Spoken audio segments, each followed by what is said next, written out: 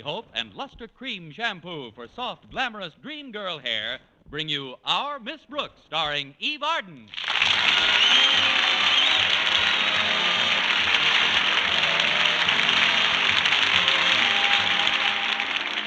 Our Miss Brooks teaches English at Madison High, and though she's fond of her work and her pupils, these last few days have been rather hectic. In fact, she's even had to neglect her favorite faculty member, biology teacher Philip Boynton. And when I have to neglect Mr. Boynton, you can be sure things are hectic. Of course, like most scientific men, he's rather preoccupied. But he doesn't spend all his time looking at frogs and white mice in his laboratory. No, indeed. Every Friday, he goes to the zoo and looks at frogs and white mice. But in spite of his apparent absorption in scientific matters, I can't help feeling that deep down underneath, there's a definite lack of interest in me. But I keep trying. Now, take this past week, for example. I had to get the midterm examinations ready, but I wanted desperately to get my work done by Thursday afternoon so I could keep a date we had for that evening. But maybe I'd better start at the beginning. Thursday morning, my landlady, Mrs. Davis, woke me promptly at 7:30. Oh, Connie, it's 7:30. You've got to get up. Come on in, Mrs. Davis. Time to rise and shine, my dear. Oh, I may rise, but you'll have to get your own shine. I'm glad you got me up on time, though. Maybe I can make up a few questions before my first class. I don't think you should do anything before you finish your work at school. You've been going at this midterm examination too hard, Connie. I don't like to scare you, but I'm worried about your health. Oh, it's sweet of you to take such an interest in me, Mrs. Davis, but work doesn't bother me. I'm healthy as a horse. Well, just the same, overwork isn't good for anyone, even a horse. You wouldn't want to get gray around the mane, would you? Oh. Heaven forfend. But I figured I'll be all right if I keep my fetlock shampooed regularly. Luster cream shampooed, that is. You've got to build yourself up, Connie. Here, I brought you some juice to drink before breakfast. Taste it and tell me what you think it's made of. I should know better, but here goes. Oh, that's stronger than usual. What's in it, Connie? Well, I would say you took a raw potato, 1 hard-boiled egg, some rye crisp, a cup of kidney beans, and some spinach, and threw them into the mixmaster. You're slipping, dear. You forgot the hominy grits. Well, I think I'll skip the juice this morning, Mrs. Davis. I've got to hurry. Walter Denton's picking me up in his car. Oh, is yours in the shop again? Oh, definitely. But the repair job this time won't cost me as much as the fine I had to pay. $20 for parking. $20? Where in the world did you park? The lobby of the Stevens Hotel. But how did you ever get in there? Just like anybody else, through the revolving door.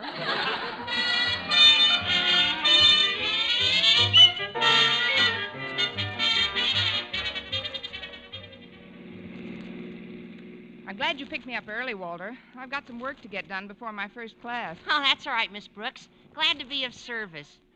But did you say you've got work to do before your first class? Yes, Walter, I'm preparing questions for your midterm exams. It's rather difficult getting the right ones. Well, if I may make a suggestion, why don't you forget about the difficult questions and think up the simple ones? That would make it easier on you, wouldn't it? Yes, but frankly, I question your motives. Oh, I wasn't thinking of myself, Miss Brooks. It's just that I've been looking at you while I'm driving here out of the corner of my eye, sort of, and, well, you... Walter, look out for that truck! Oh! Sorry. Guess I looked out of the wrong corner. Anyway, I've noticed that you've changed a little. Changed, Walter? Yeah. I remember when you first got to Madison High, Miss Brooks. You were so vibrant. You were actually pulsating with life and energy, and, well, gosh, you always seem to be sort of shimmering. And that's not all. I come in 6 delicious flavors. I'm not kidding, Miss Brooks. You've got to watch your step. How long do you think the bloom of youth will cling to your cheeks?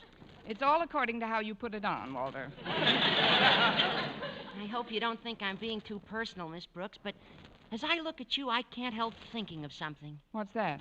Did you ever drive out in the country and come to an old deserted pasture? Well... And did you ever see at the end of the pasture one lonely old horse with sad brown eyes staring staring over the fence rail. I knew I should have shampooed those fetlocks.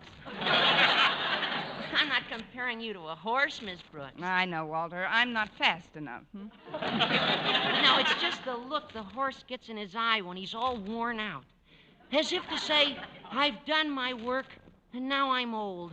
Just an old, tired, beat-up, lonely horse with nothing to show for my years of faithful service. It's his own fault. When he was young, he probably made a man's neck out of himself.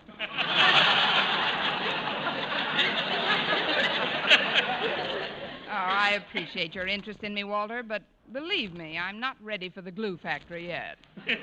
I hope you're not offended, Miss Brooks. Oh, of course I'm not, Walter. You know how I feel about you. Gosh, I think you're a thoroughbred. I mean, I just don't want you to get run down. I won't, Walter. I'm used to hard work. I've been working since I was a young girl. Really? I didn't think they let girls work way back in those days. That is, what kind of work did you do then? I helped my mother mostly. They had mothers in those days, too. What did you do for your mother? While Father was out hunting dinner, I used to help clean up our cave. You sound a little sore, Miss Brooks. Oh, don't be silly, Walter. Why should I be sore? Well, the way I word things sometimes, it's a little unfortunate. Like the stuff about the horse and all. I know you meant it for my own good. Forget it, Walter. I have.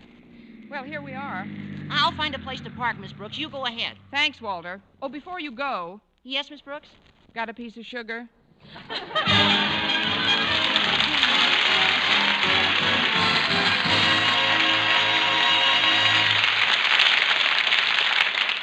Our Miss Brooks, starring Eve Arden, will continue in just a moment. But first, here is Vern Smith with an important announcement.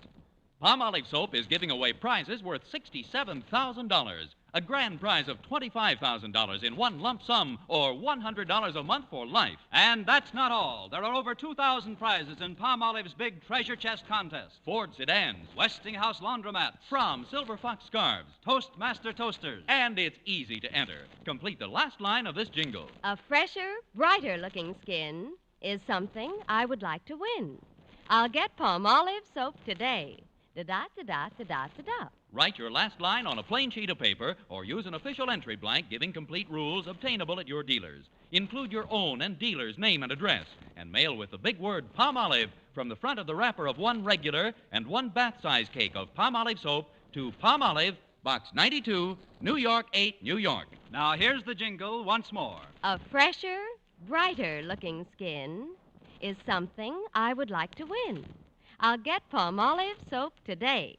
Da-da-da-da-da-da-da-da. Mail your entry to Palmolive, Box 92, New York 8, New York. But hurry! Contest closes November 20th. Enter this week. Get Palmolive soap for a lovelier complexion. Remember, doctors prove Palmolive's beauty results.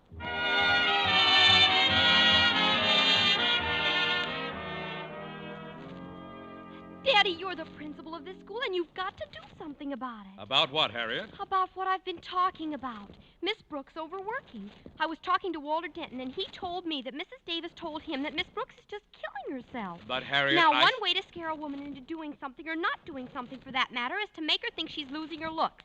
And another way is to get her interested in doing something other than the thing you want her to stop doing. It's as simple as that. That isn't simple enough. What are you talking about, Harriet? Look, Daddy. We've got to try and get Miss Brooks interested in something outside of schoolwork. Now, I'll talk to Mr. Boynton first. Then as soon as I find Miss Brooks, I'll send her in here to talk to you. Agreed? Absolutely not. Good. I knew you'd see it my way.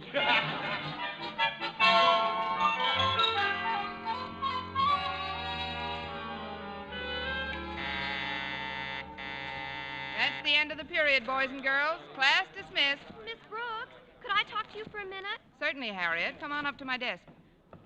Miss Brooks, as one woman to another, I'd like the privilege of being frank with you. Go ahead, Harriet. Well, you're working too hard, Miss Brooks, and it's beginning to show. Where? Oh. I don't mean you're falling apart physically or anything. It's just your attitude. Since these midterm exams have to be written, you're almost constantly preoccupied. You don't seem to have your old sparkle and crackle. Oh, great. Now I'm a bowl of cereal. I know conditions in school are pretty awful nowadays, and, well, you've got a big load to pull. Here we go again. Giddy up, Miss Brooks. There's a look you get sometimes, like a... Oh, don't say it, Harriet. Oh, I wouldn't hurt your feelings for the world, Miss Brooks. There's nothing really radically wrong with you. It's just that you're taking this exam too seriously. Why, I noticed you yesterday in the cafeteria with Mr. Boynton. He just seemed to nibble at your food. Oh, that's just to make Mr. Boynton feel at home. He's very fond of rabbits, you know. You should forget about work when you're at lunch. Today I want you to relax. Sit down at that table and really tie the feed bag on. I'll cut those fetlocks off, that's what I'll do. Oh, by the way, Miss Brooks, Daddy would like to see you in his office. Mr. Conklin? What does he want to see me about, Harriet? Well, I'm sure I don't know.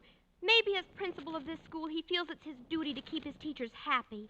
Of course, you've got to know how to handle Daddy. What do you mean, Harriet? Just take the bit in your teeth and don't let him drive you too hard. Okay.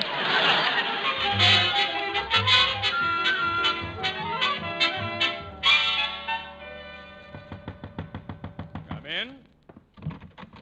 Oh, it's you, Miss Brooks. Have a chair. Thank you, Mr. Conklin. I was just finishing this report from the school board. Will you excuse me for a moment? Certainly, sir.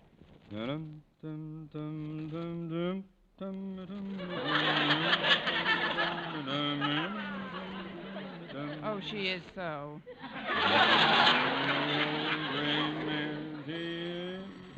Excuse me, Miss Brooks. Hello? Hello, is that you, Osgood? Oh, yes, my dear. I'm glad you got my message to call me back.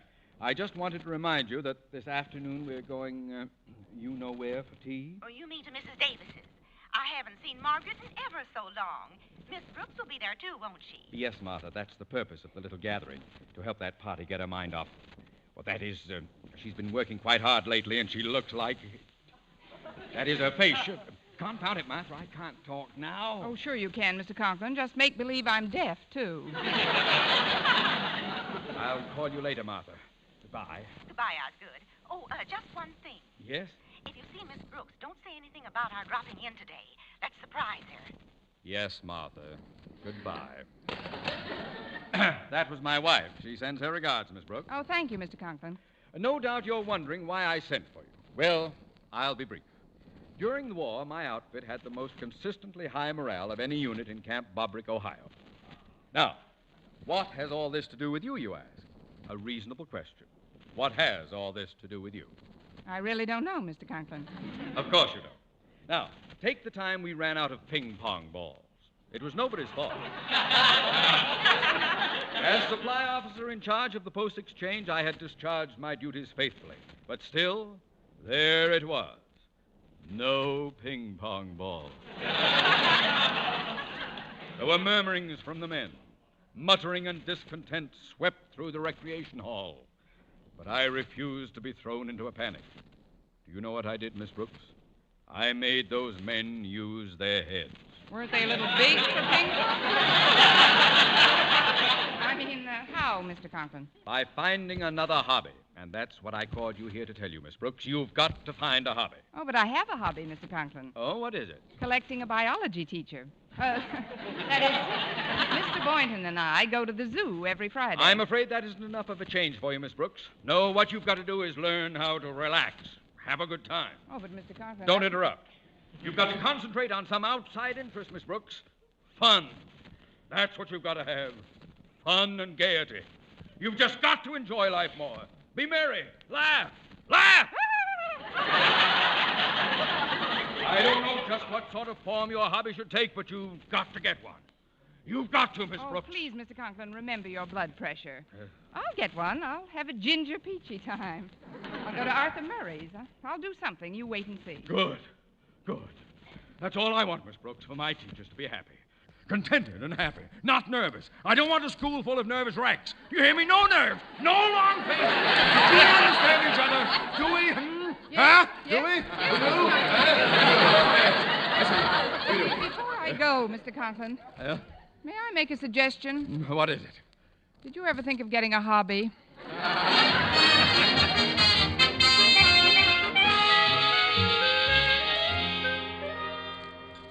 The cafeteria is pretty crowded today, Miss Brooks. I don't know how you managed to get this table. Oh, it wasn't hard, Mr. Boynton. I just told the 2 students who were sitting here I'd flunk them if they didn't leave. Oh, you wouldn't do that, Miss Brooks. No, not actually. I'll get our lunch, Miss Brooks. Just tell me what you want. Oh, I'll go along. It's fun to shove the little tray along the little railing. Gives me a feeling of power. No, I'd rather you sit here and take it easy.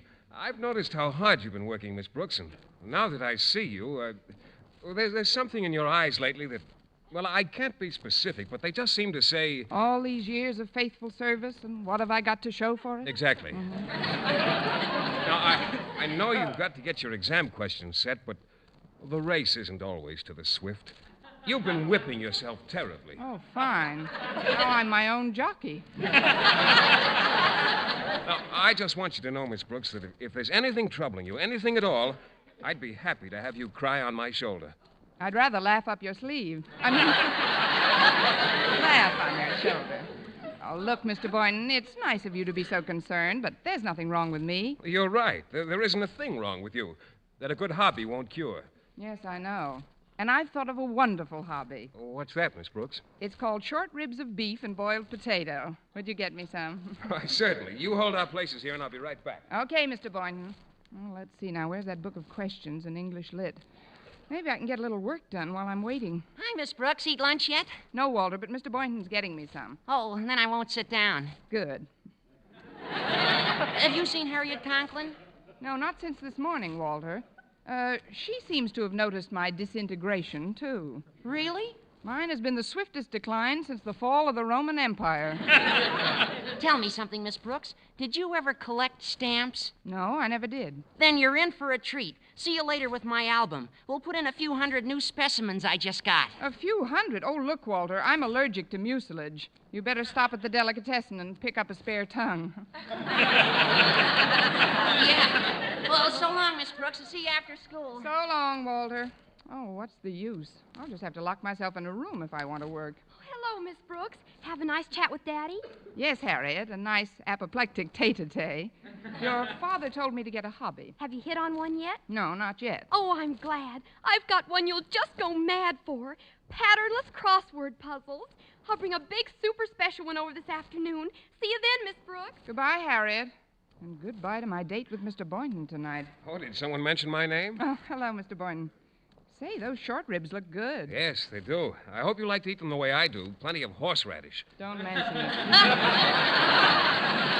Well, let's begin. Here's your dish, and here's your knife and fork. Oh, thank you.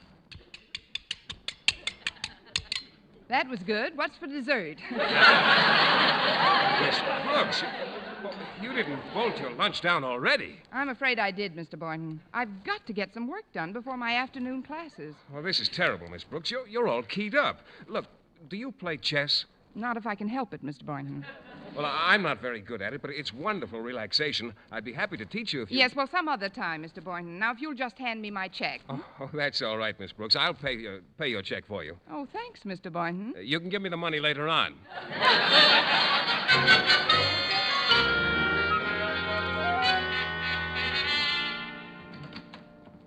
I'm home, Mrs. Davis. Yoo-hoo, Mrs. Davis. I'm in the living room, Connie. Come on in. Well, I didn't get much of my test prepared at school, Mrs. Davis, so I've got to get to work right That can wait. I've got the yarn right here and 2 sets of extra large needles. Just look at them. My seconds will call on you at dawn.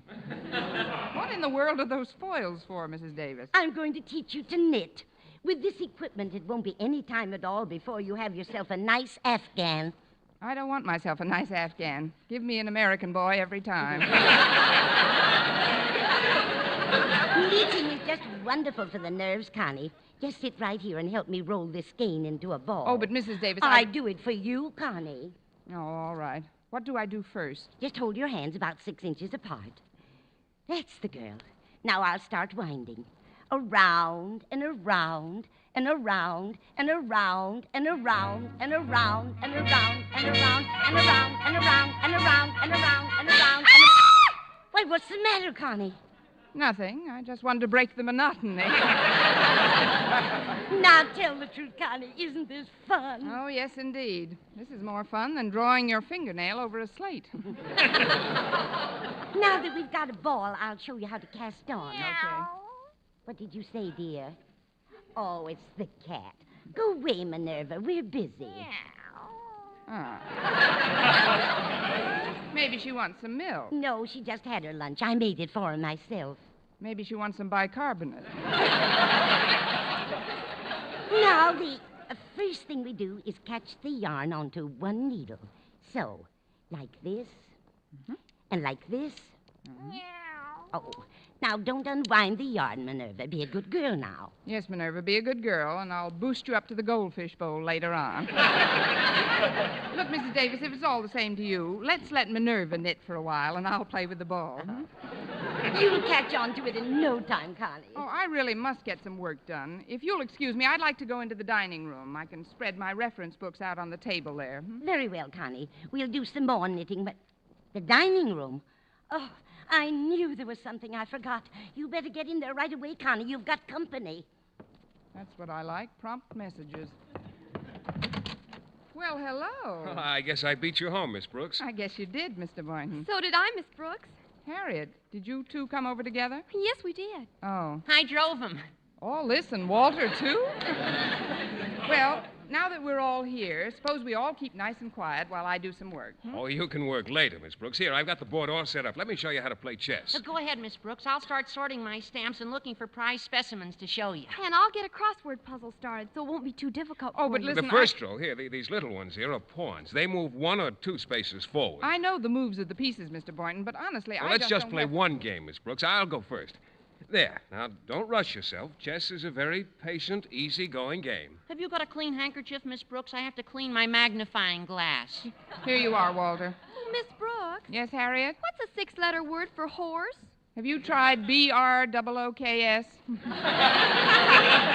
Oh, I've got an EQUINE. Look at this sesquicentennial Dutch Guiana, Miss Brooks. You can tell by the cancellation it's legitimate. Oh, look through the glass. Oh, very pretty, Walter. It's your move, Miss Brooks. What? Oh, the game. I'll just go here. Oh, here's a funny coincidence, Miss Brooks. I need a 6-letter word for hobby. MURDER. Boy, look at this one. I'll bet there aren't 3 like it in the whole country. Is that good? I'll get it. Hello, Margaret. Well, Martha Conklin and Osgood. Hello, Margaret. Where's the hobby room? Well, it's in the dining room here, Osgood. Come along, folks. Here we are. Miss Brooks, guess who's here? Dr. Gallup looking for a new hobby. It's Mr. and Mrs. Conklin. Greetings, all. Greetings. How Well, let's not waste any time. We'll get right down to our hobbies. I brought over a bag of toys to be fixed for Christmas. I do this work every year. And I help Mrs. Conklin with my portable carpentry set.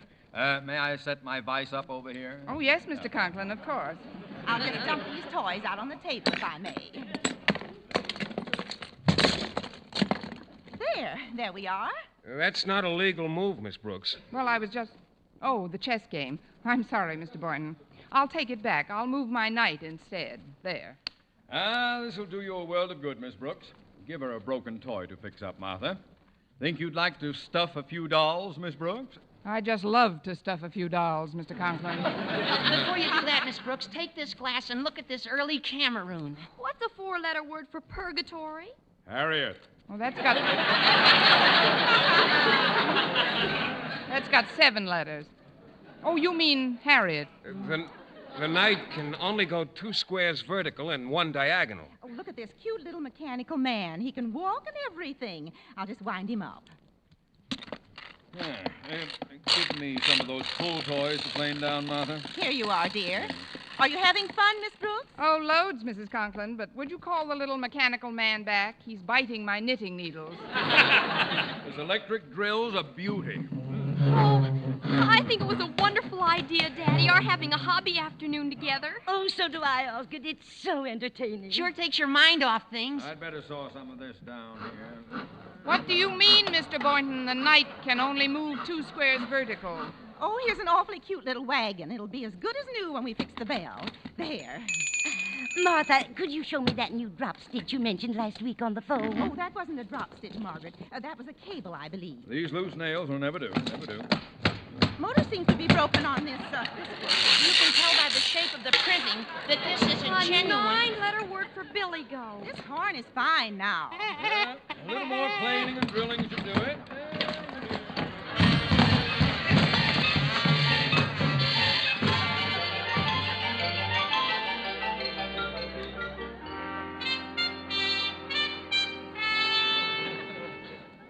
Well, that does it. The last toy is fixed. Yes, and the dolls are all stuffed and painted. It's been a lovely afternoon, Mrs. Davis. Thank you, Osgood. It was nice to have you over. Well, the main thing, of course, is that we were able to interest Miss Brooks in something that could take... Miss Brooks? Miss Brooks? She isn't here. Well, that's funny. Where could she be? I'll answer it. Hello? Hello, Mrs. Davis. This is Miss Brooks. Connie, where in the world are you? I've discovered a wonderful hobby, Mrs. Davis. What is it, Connie? Making up examination questions in the balcony of the Bijou.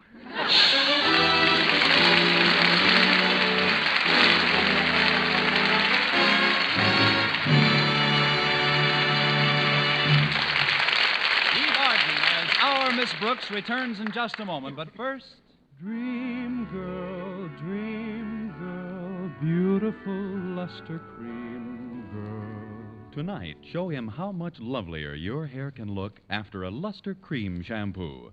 Only Luster Cream brings you Kay Dumat's magic formula blend of secret ingredients plus gentle lanolin. Gives loveliness lather even in hardest water. Glamorizes your hair as you wash it. Luster Cream, not a soap, not a liquid, but a dainty cream shampoo. Leaves hair fragrantly clean, free of loose dandruff, glistening with sheen, soft, manageable. Gives new beauty to all hairdos or permanents. 4-ounce jar, $1. Smaller sizes, either tubes or jars. Tonight, try Luster Cream Shampoo and be a Dream girl, beautiful luster cream girl. You owe your crowning glory to a luster cream shampoo. And now, once again, here is our Miss Brooks. Well, I didn't get many questions done, but I did see Rita Hayworth in Loves of Carmen. I knew, of course, that with the examination questions still to be done, I'd have to cancel my date with Mr. Boynton. But that was almost inevitable from the beginning. When I finally reached home, I knew I'd have to buckle down. So I headed right for the dining room, opened the door, and turned on the light. Of course, you can move the night too horizontal. Why, Mr. Boynton, if I'd known you were still here, I'd never have turned the lights on.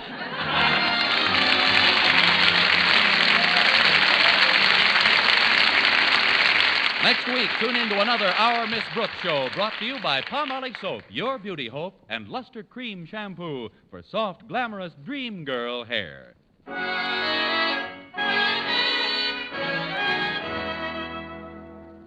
Dentists know what cleans teeth best, and over 4,000 dentists say Colgate tooth powder with a 2-minute routine gets teeth sparkling and super clean. So to remove dull film and get your teeth shining clean, just brush teeth 2 minutes morning and night with Colgate tooth powder. Brush inside, outside, and biting surfaces. Always brush away from the gums. See how quickly this gets teeth naturally bright. It removes dull film that improper brushing misses. And Colgate tooth powder also sweetens your breath. Try it. Buy Colgate tooth powder today.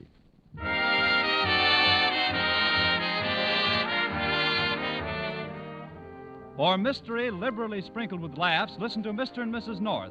Tune in Tuesday evenings over most of these same stations.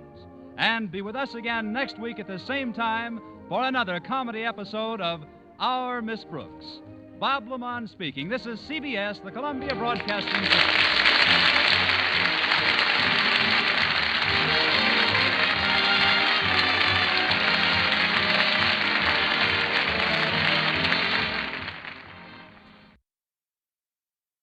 Palmolive Soap, your beauty hope, and Luster Cream Shampoo for soft, glamorous dream girl hair bring you Our Miss Brooks, starring Eve Arden.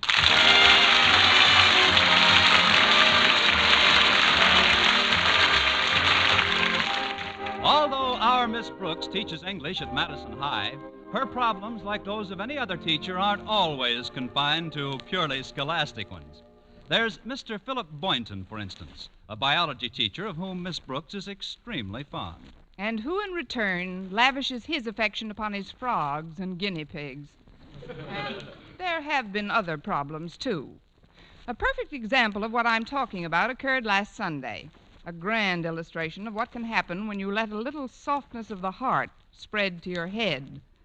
The day started off innocently enough when my landlady, Mrs. Davis, knocked on my door around 9:30 in the morning. Connie! Oh, Connie! Get up, Connie. It's 9:30. Oh, come on in, Mrs. Davis.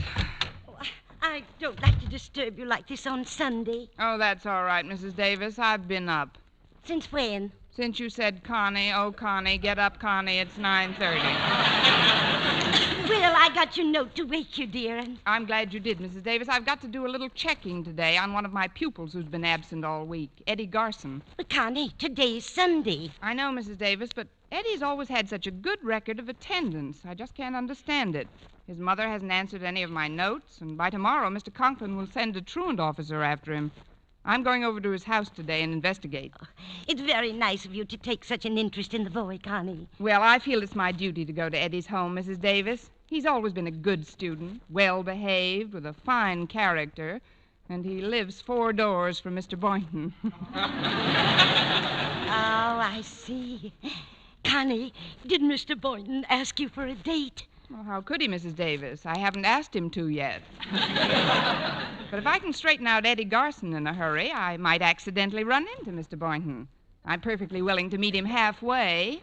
Of course, if his door opens outward, I'm liable to get a broken nose. But I understand that Mr. Boynton likes to take his Sunday morning constitutional by himself. Well, that's what's nice about a constitutional. You can always amend it.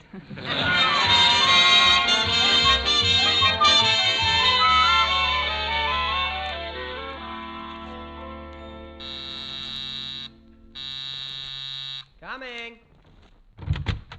Miss Brooks. May I come in, Eddie? Oh, yeah, sure. Sit down, Miss Brooks. Thank you, Eddie. I'm glad to see you're not sick. I came over to find out why you haven't been in school all week. Well, frankly, Miss Brooks, I've been pretty busy. Oh, well, I guess I can go home now. You know, it's no joke trying to raise kids. Kids?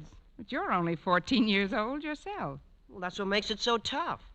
Oh, well, I guess I can go home now. I've been taking care of my kid brothers, Miss Brooks. You see, my father's on the road and my mother's in the hospital. Oh, I'm sorry, Eddie. Is there anything I can do to help? Oh, there sure is, Miss Brooks. Mom's over in the Clay City Hospital, and I'd like to hitch a ride out and see her today. If there was only someone to stay with the kids. Well... You will? Oh, gee, that's wonderful, Miss Brooks. Hey, Mike. Hey, Mike. Hey, Danny, will you come here?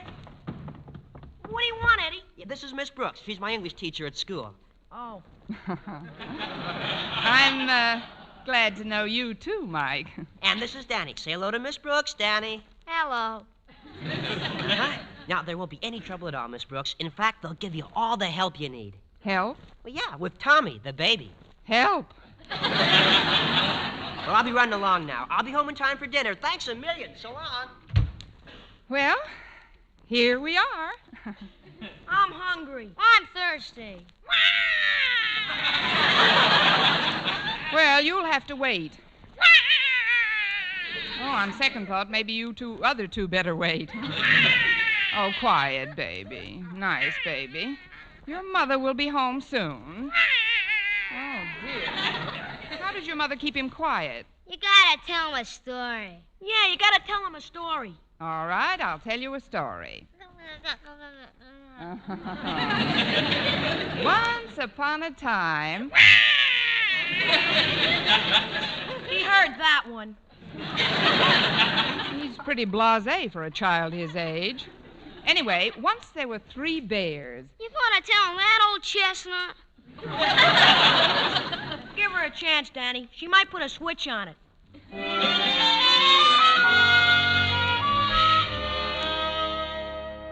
And so Snow White and the Prince lived happily ever after. I'm glad for him. I wonder why Eddie ain't home. You wonder why Eddie ain't home. Some English teacher.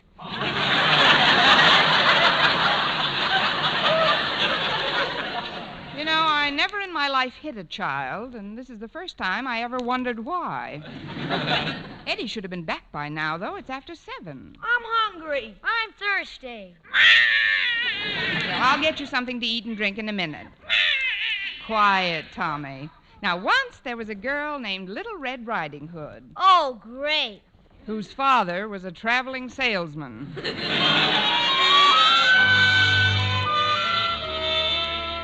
And the glass slipper fit right over Cinderella's foot. Oh, well, thank goodness they're all asleep. Now, if I only knew where Eddie was. Oh, shh. Hello? Hello, Miss Brooks. Well, gee, I had a wonderful visit with my mother, thanks to you. Oh, I'm glad, Eddie, but where are you now? Well, I'm still in Clay City, Miss Brooks, with some friends of mother's. The doctor said she can go home tomorrow, and if you'll just stay with the kids overnight... Oh, but Eddie, I haven't got any, We're one of mother's. Well, gee, I sure appreciate this, Miss Brooks. I'll see you tomorrow. Oh, well, it's in a good cause. I'm hungry. I'm thirsty. Once there were 3 little pigs. Let's not bring personalities into this.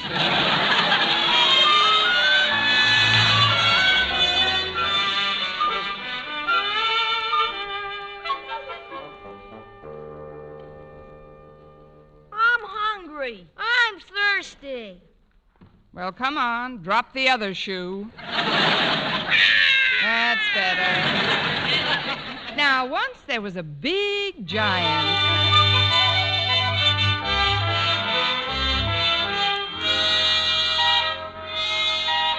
Oh, what a horrible night. Let's see now. I better see what's in the kitchen before hungry, thirsty, and screamy wake up.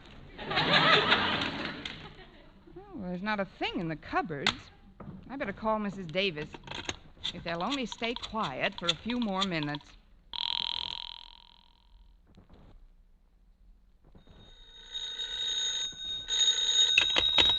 Hello? Hello, Mrs. Davis. This is Connie. Connie, I've been worried sick. Where in the world have you been? I have no time to explain now, but I want you to do me a favor. When Walter Denton comes by to take me to school, send him over to 225 Park Street. 225 Park Street? Yes, Mrs. Davis, I can't make it to school today. But, Connie... I'll tell you all about it when I see you.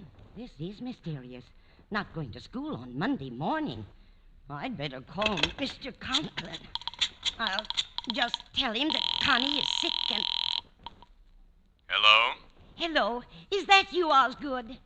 This is Mr. Conklin speaking.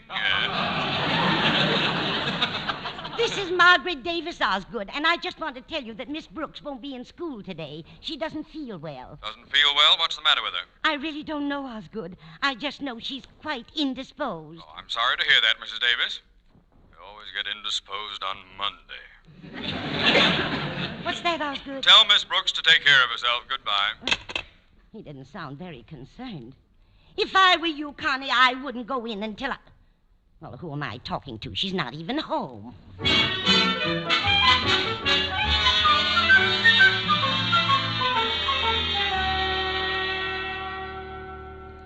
are we going to eat, Miss Brooks? As soon as I send one of my students to the store, Mike. You playing hooky today, Miss Brooks? I guess I'll have to until your brother Eddie comes home.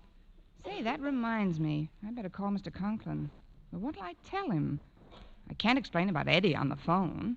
Besides, there's no proof of his story until his mother comes back. I wish you'd talk to us for a while. You're making me very nervous. I'm sorry, Danny. I know what I'll do. I'll make believe I'm Mrs. Davis and tell him I'm sick. Hello? Hello, Mr. Conklin. This is Mrs. Davis. Margaret? Yes, I just wanted to tell you that Miss Brooks doesn't feel very well. What's the matter? Is she taking a turn for the worse? Who? Miss Brooks. Yes? Oh, that is, she's no worse than she's ever been. Have you had a doctor? Yes, but how did you know she was sick? You just told me a few minutes ago. I did? Oh, of course I did. Well, I'm terribly upset about this. Now, for heaven's sake, Margaret, don't go to pieces. Oh, quiet, Margaret. Tommy. I'll be all right. Goodbye, Mr. Conklin. I wish my mother was here. I want my mother. I want my mother. I could use my mother, too.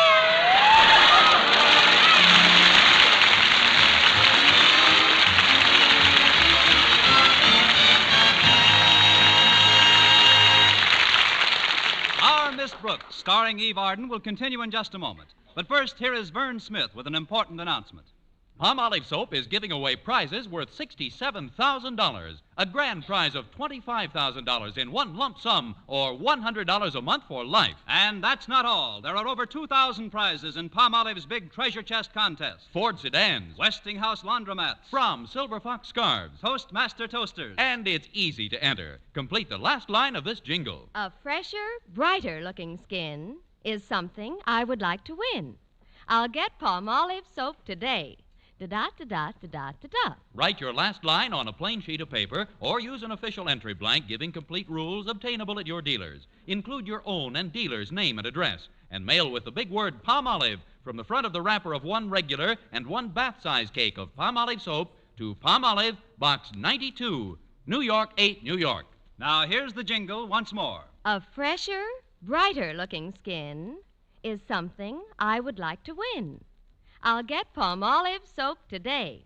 Da-da-da-da-da-da-da-da. Mail your entry to Palmolive, Box 92, New York 8, New York. But hurry, your last chance. Contest closes next Saturday. Get Palmolive soap for a lovelier complexion. Remember, doctors prove Palmolive's beauty results.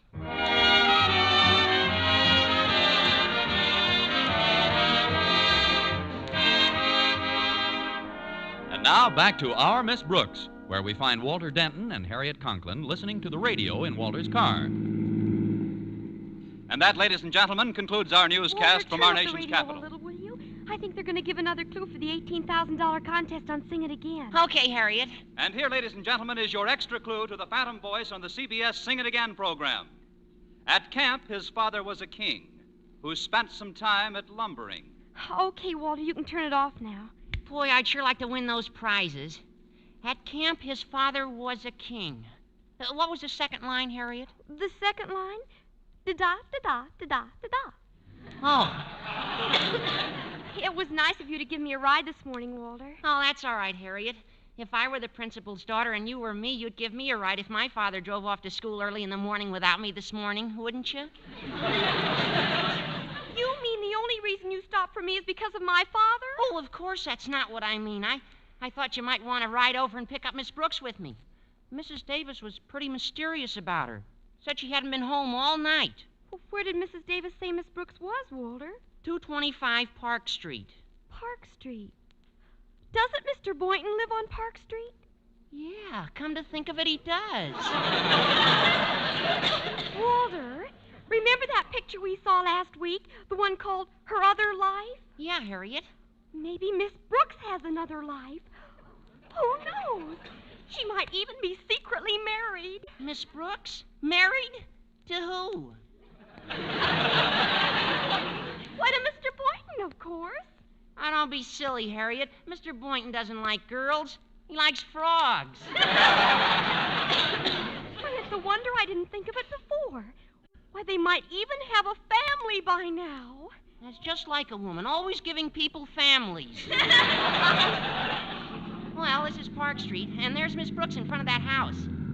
Hiya, Miss Brooks. Here we are. Hello, Walter. Harriet, I'm glad you could... Harriet, I didn't know you'd be along. But now that you are, I've got to take you into my confidence. Harriet, can you keep a secret? Oh, certainly, Miss Brooks. Even from your father? Especially from my father. Oh, good.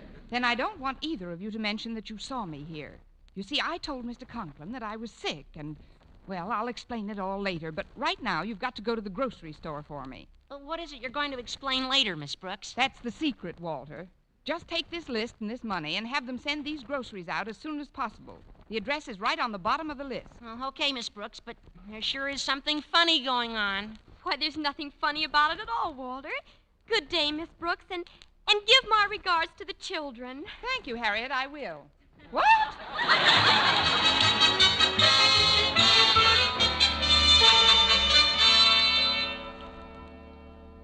Now, do you believe me, Walter? Look at this order we've just given. 4 bottles of milk, 1 dozen cans of strained vegetables, 2 chocolate milkshake bars, a large box of pablum, and some Swyback. That sure is suspicious, all right. Nobody eats Swyback if they're not married. Look who just came into the store, Walter. Oh, it's Mr. Boynton. Hiya, Mr. Boynton. Oh, it's Walter Denton and Harriet. How are you today? We're fine, Mr. Boynton. How are you all? Oh, well, as could be expected, we're anticipating a blessed event at any time now. Another one? Well, yes. Of course, Patricia has quite a big family now. She's even changing her name. Oh, yes, Patricia's one of my favorite frogs. Oh. Those bundles look pretty heavy, Walter. Can I give you a hand with one of them? Oh, yeah, thanks, Mr. Boynton. We just bought them for Miss Brooks. Miss Brooks? Well, why didn't she come down herself? Oh, she looked pretty upset when we saw her last, Mr. Boynton. Here, you better take both of these bundles and get right over there. Me? But get right over where? I guess you never heard of 225 Park Street? Park Street? I live on Park Street.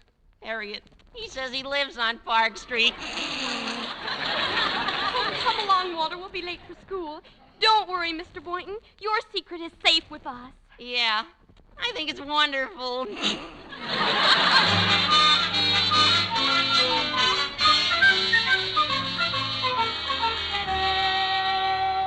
And while Sleeping Beauty was waiting, Prince Charming came to her door. Come in, Prince. Oh, it's the doorbell. I guess you got carried away by the story. It should happen to me. At last, the groceries. Hello, Miss Brooks. And Mr. Boynton right behind them. Come in, won't you? He's a big one, ain't he? Ain't he? There she goes again. Miss Brooks, who are these... Children will do, High Pockets. Oh, they're terribly bright. Now, boys, run to the kitchen and play with the meat cleaver until lunch is ready. All right. But please make it snappy, because I'm hungry. And I'm thirsty. Oh, did you have to turn that on? Oh, excuse me, Mr. Boynton. There, little baby. There. Shh. Oh, I guess I'll have to pick him up. No. Miss Brooks, I don't want to pry, but where did all these children come from? Why, any biology teacher knows that. The stork.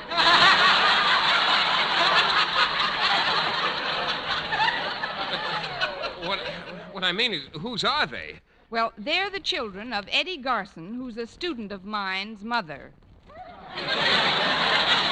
What? Which their father is a traveling salesman. Miss Brooks, I'm afraid you're upset. Oh, well, of course I am. You'd be upset, too, if you had breakfast crying and 3 children cooking on the stove. Well, isn't there anything I can do to help? Yes, there certainly is, Mr. Boynton. You can help me get this house tidied up before Eddie brings his mother home from the hospital. But, Miss Brooks, I've got to go to school. You're smart enough now. In some ways. Call Mr. Conklin and tell him you're ill. But I'm not ill. Well, stick around a while. Your chances will improve. Well, I don't know what this is all about, Miss Brooks, but if you're in trouble, the least I can do is stand by and lend a hand. Give that boy a box of merit badges and 2 tickets to the next Olympic Games. Thank you.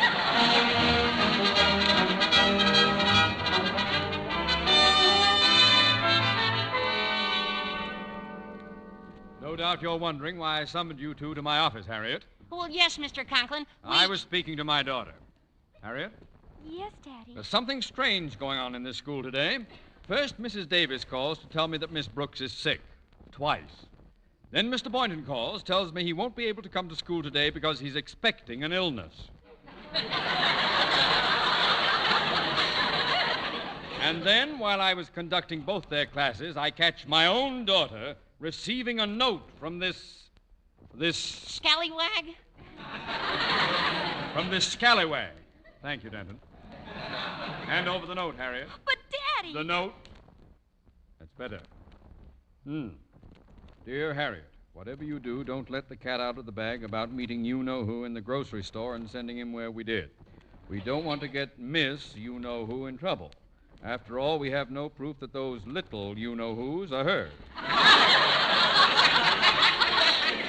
Nor are we positive that 225 Park Street is a love nest.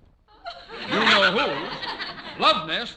What's the meaning of this, Harriet? Well, you wouldn't want me to betray a confidence, would you, Father? Yeah, you wouldn't want her to do that, would you, Father? Mr. Conklin? Quiet! I'll find out what's going on at 225 Park Street.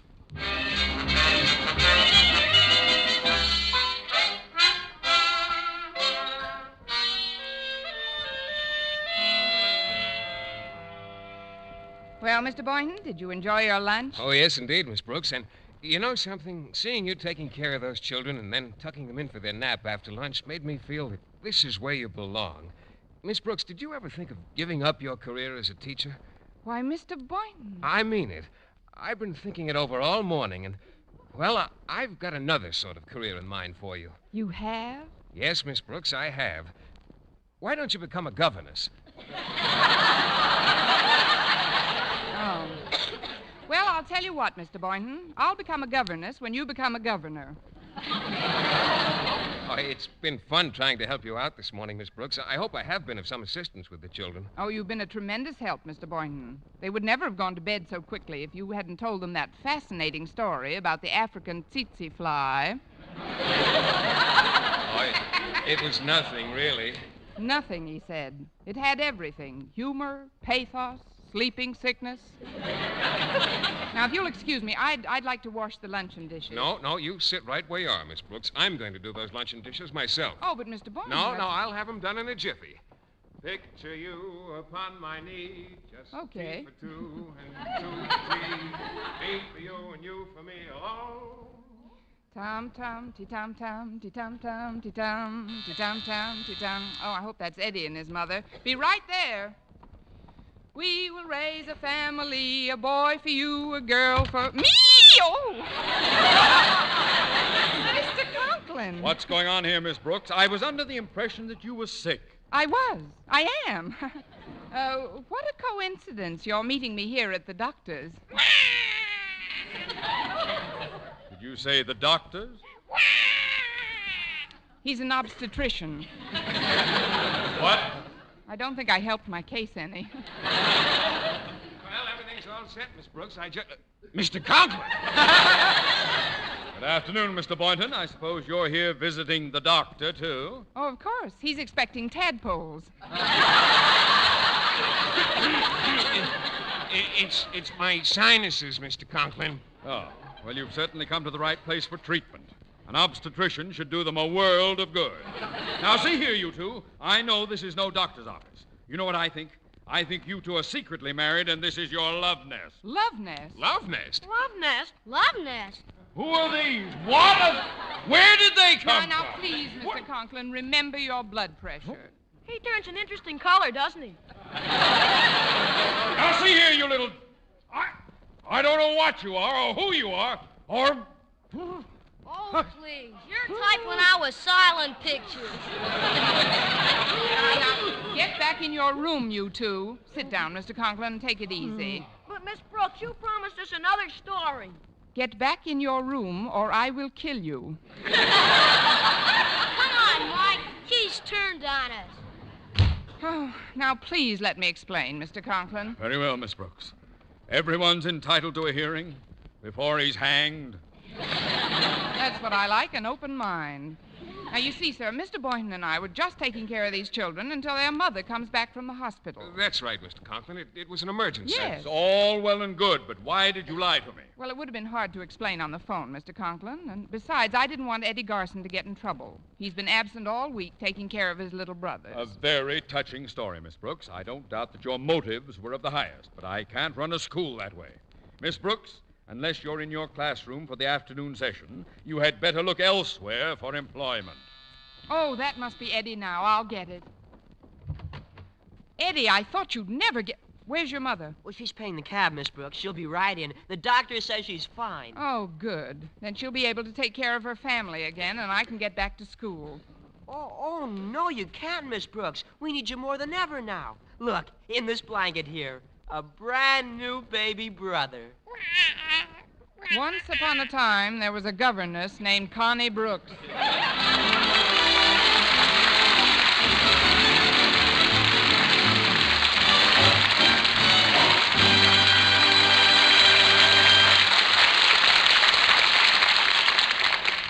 Eve Arden as our Miss Brooks returns in just a moment. But first, Dream girl, beautiful luster cream girl. Tonight, show him how much lovelier your hair can look after a Luster Cream shampoo. Only Luster Cream brings you Kay Dumit's magic formula blend of secret ingredients plus gentle lanolin. Gives loveliness lather even in hardest water. Glamorizes your hair as you wash it. Luster Cream. Not a soap, not a liquid, but a dainty cream shampoo. Leaves hair fragrantly clean, free of loose dandruff, glistening with sheen. Soft, manageable. Gives new beauty to all hairdos or permanents. 4-ounce jar, $1. Smaller sizes, either tubes or jars. Tonight, try Luster Cream shampoo and be a Dream girl, beautiful luster cream girl. You owe your crowning glory to a luster cream shampoo.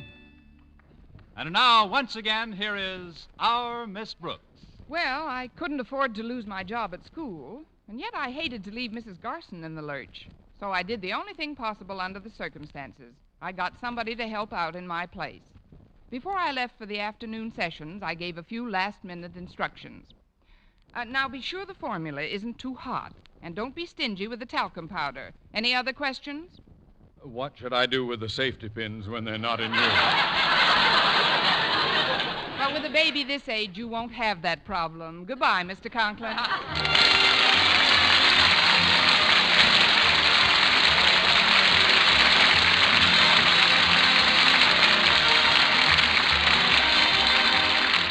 Next week, tune into another Our Miss Brooks show brought to you by Palmolive Soap, your beauty hope, and Luster Cream Shampoo for soft, glamorous dream girl hair. Our Miss Brooks, starring Eve Arden, is produced by Larry Burns. Written and directed by Al Lewis with music by Wilbur Hatch. Mr. Boynton was played by Jeff Chandler. Mr. Conklin by Gail Gordon. Others in tonight's cast were Jane Morgan, Dick Crenna, Gloria McMillan, Tommy Cook, Sandra Gould, Bobby Ellis, and Jeff Silver.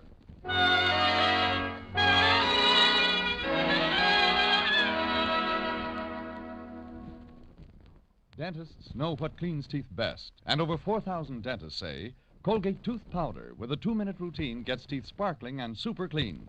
So to remove dull film and get your teeth shining clean, just brush teeth 2 minutes morning and night with Colgate tooth powder. Brush inside, outside, and biting surfaces. Always brush away from the gums. See how quickly this gets teeth naturally bright. It removes dull film that improper brushing misses. And Colgate tooth powder also sweetens your breath. Try it. Buy Colgate tooth powder today.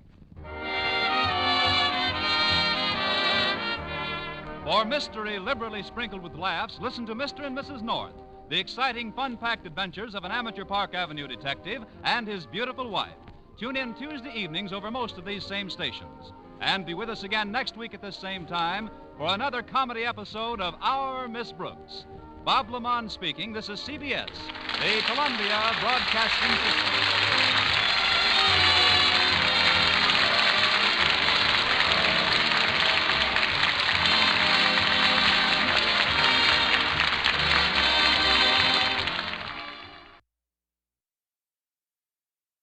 Palmolive Soap, your beauty hope, and Luster Cream Shampoo for soft, glamorous dream girl hair bring you Our Miss Brooks, starring Eve Arden.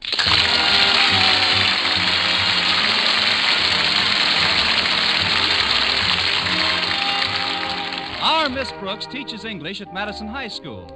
And although one day in the life of a school teacher is pretty much the same as the next, at night well, perhaps we'd better let Connie Brooks speak for herself. Although one day in the life of a schoolteacher is pretty much the same as the next, at night, you wish you were dead. Not that I'm bored. How could I be with Mr. Philip Boynton teaching biology at Madison? Of course, every new frog he gets in his laboratory represents an arch rival. But I shouldn't complain. It gives me an added interest in life. Each morning before I get out of bed, I look down to see if I'm getting webbed feet. Somehow, ever since we've been on the faculty together, Mr. Boynton just doesn't seem to think of me as a woman. I can't quite understand that, because when I think of Mr. Boynton, I always think of me as a woman. And I almost always think of Mr. Boynton, or dream about him, like the other morning around 7:25. Oh, of course, Philip. I'd love to go dancing with you. When will you come for me? That's quick work. Connie, it's me, Connie. May I come in? Oh, it's Mrs. Davis. Come in, Mrs. Davis.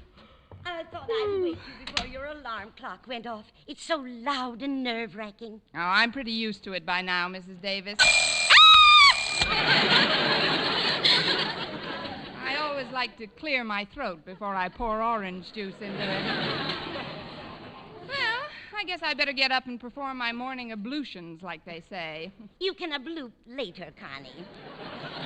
You stay right where you are. Oh, but Mrs. Davis, it's 7:30. No, it isn't. I set the clock a half hour ahead. But why? Snap. Snap? That's right. They want pictures of you from the minute you first wake up till you go to sleep. Who does? Snap. You're faded.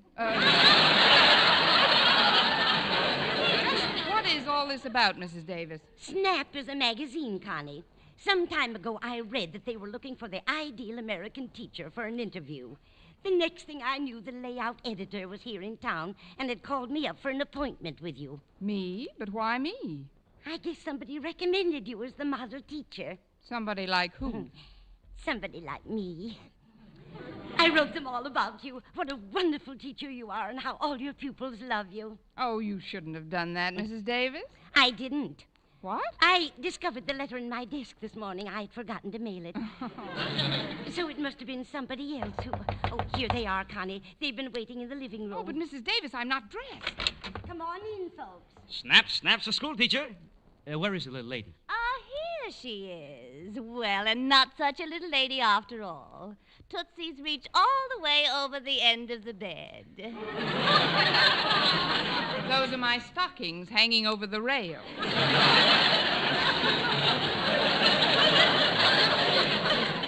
My name is Peterson, Pete to my friends, and this is Miss Forrest. How do you do? If you'll just wait in the living room for a few minutes, I'll get myself assembled. Well, frankly, Miss Brooks, we'd rather start in here. You see, I'm the layout editor. That's nice, but before you lay me out, I'd like to comb my hair and wash my face. I wish you wouldn't. Just put your head back on the pillow for a minute, will you? Oh, but You pose the way the folks want you to, Connie.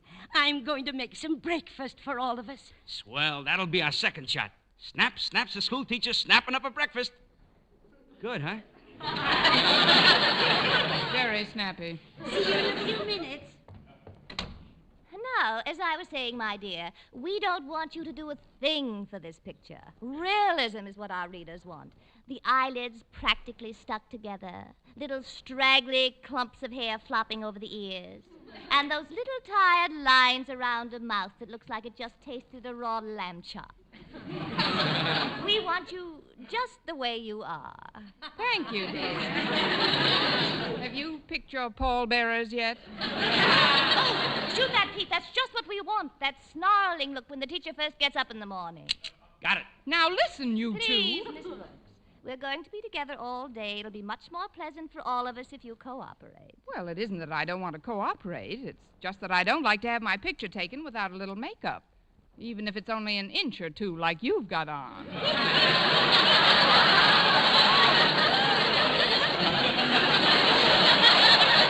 You're exaggerating a little, aren't you? I use very little makeup. A dab here and a dab there. Here a dab, there a dab, everywhere a dab. No, Miss Forrest, I'm not sure I really want this spread. I know, dear, but when a woman reaches a certain age, some spread is inevitable. Oh! You mean in the magazine? Oh, yes. Well, let's talk about it after breakfast. I'm starved. Good. Will you join us at the table, or do you want your saucer of milk on the back fence?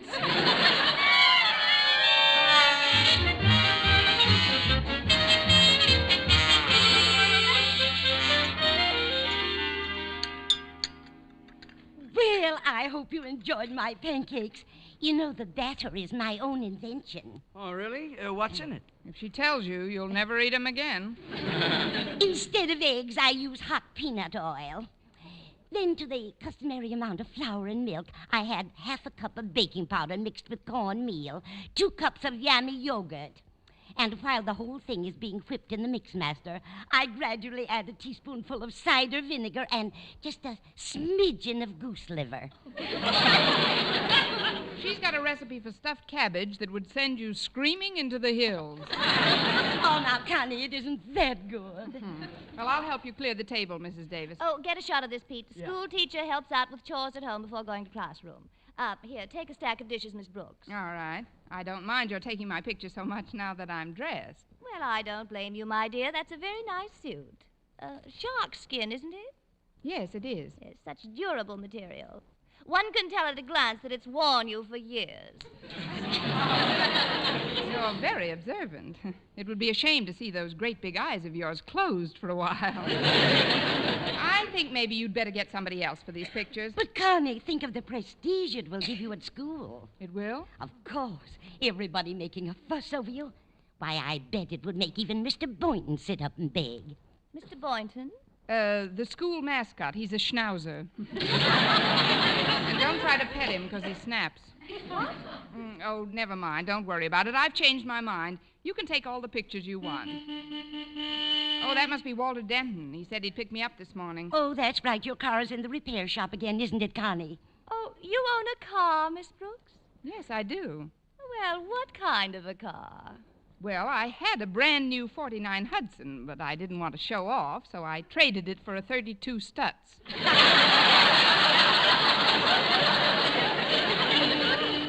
Coming, Walter! Oh, Walter, eh? Must be nice to have a man call for you in the morning. Who is he? The well-known absent-minded professor? No, dear. This one's more your type. Oh? 16 years old, and he can't run very fast. Say, you think Walter will mind if we ride down to school with you, Miss Brooks? Oh, I guess it'll be all right. Come along. Goodbye, Mrs. Davis. Goodbye, Miss Forrest. Thanks for breakfast. See you after school, Mrs. Davis. I'll help you sterilize the mixmaster. Well, good morning, Walter. Boy, somebody looks yummy this morning. Why, Walter, do you really think so? I sure do, Miss Brooks. Where did you meet her? Oh, you mean Miss Forrest. Miss Forrest, Mr. Peterson, meet Walter Denton. They're with Snap magazine, Walter. Glad to know you, Walter. Hi. Well, I'm certainly glad to make your acquaintance, Mr. Denton. What subject do you teach at Madison High? Teach? Oh, I'm not a teacher. Although I do coach some of the younger students in subjects that just naturally come easy to me. Like lunch period and study hall. Well, it was a natural mistake. You seem so gallant, so worldly, Mr. Denton. Just call me Walter. Well, all right, Walter. Then you must call me Stephanie. I must? Gosh, do you really think I'm worldly, Stephanie? I certainly do. I knew this morning was going to be different, even though it started out like all the other crummy mornings in my life. On my way over here, I just felt that something romantic was going to happen. And sure enough, here you are. Why, Walter, what a lovely speech. It's not a speech. It's merely what I feel, Stephanie. Shall we go to school now, Walter, or just stay here in the Casbah?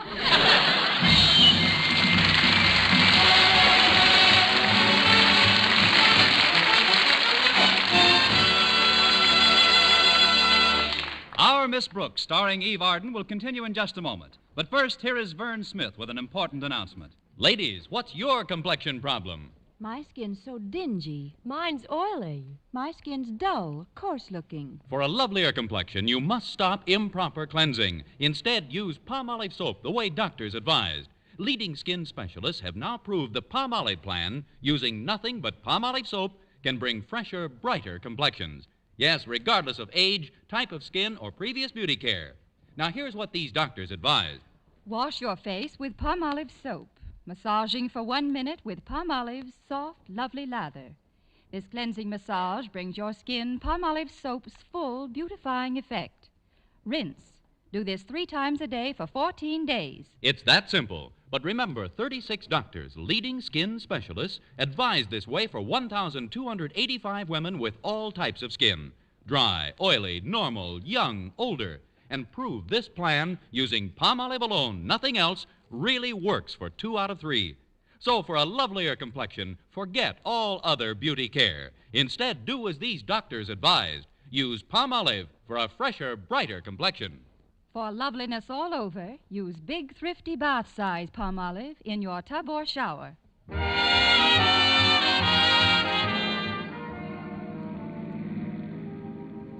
You know, folks, when I read that Snap magazine was looking for a model teacher, I was going to write in and suggest Miss Brooks.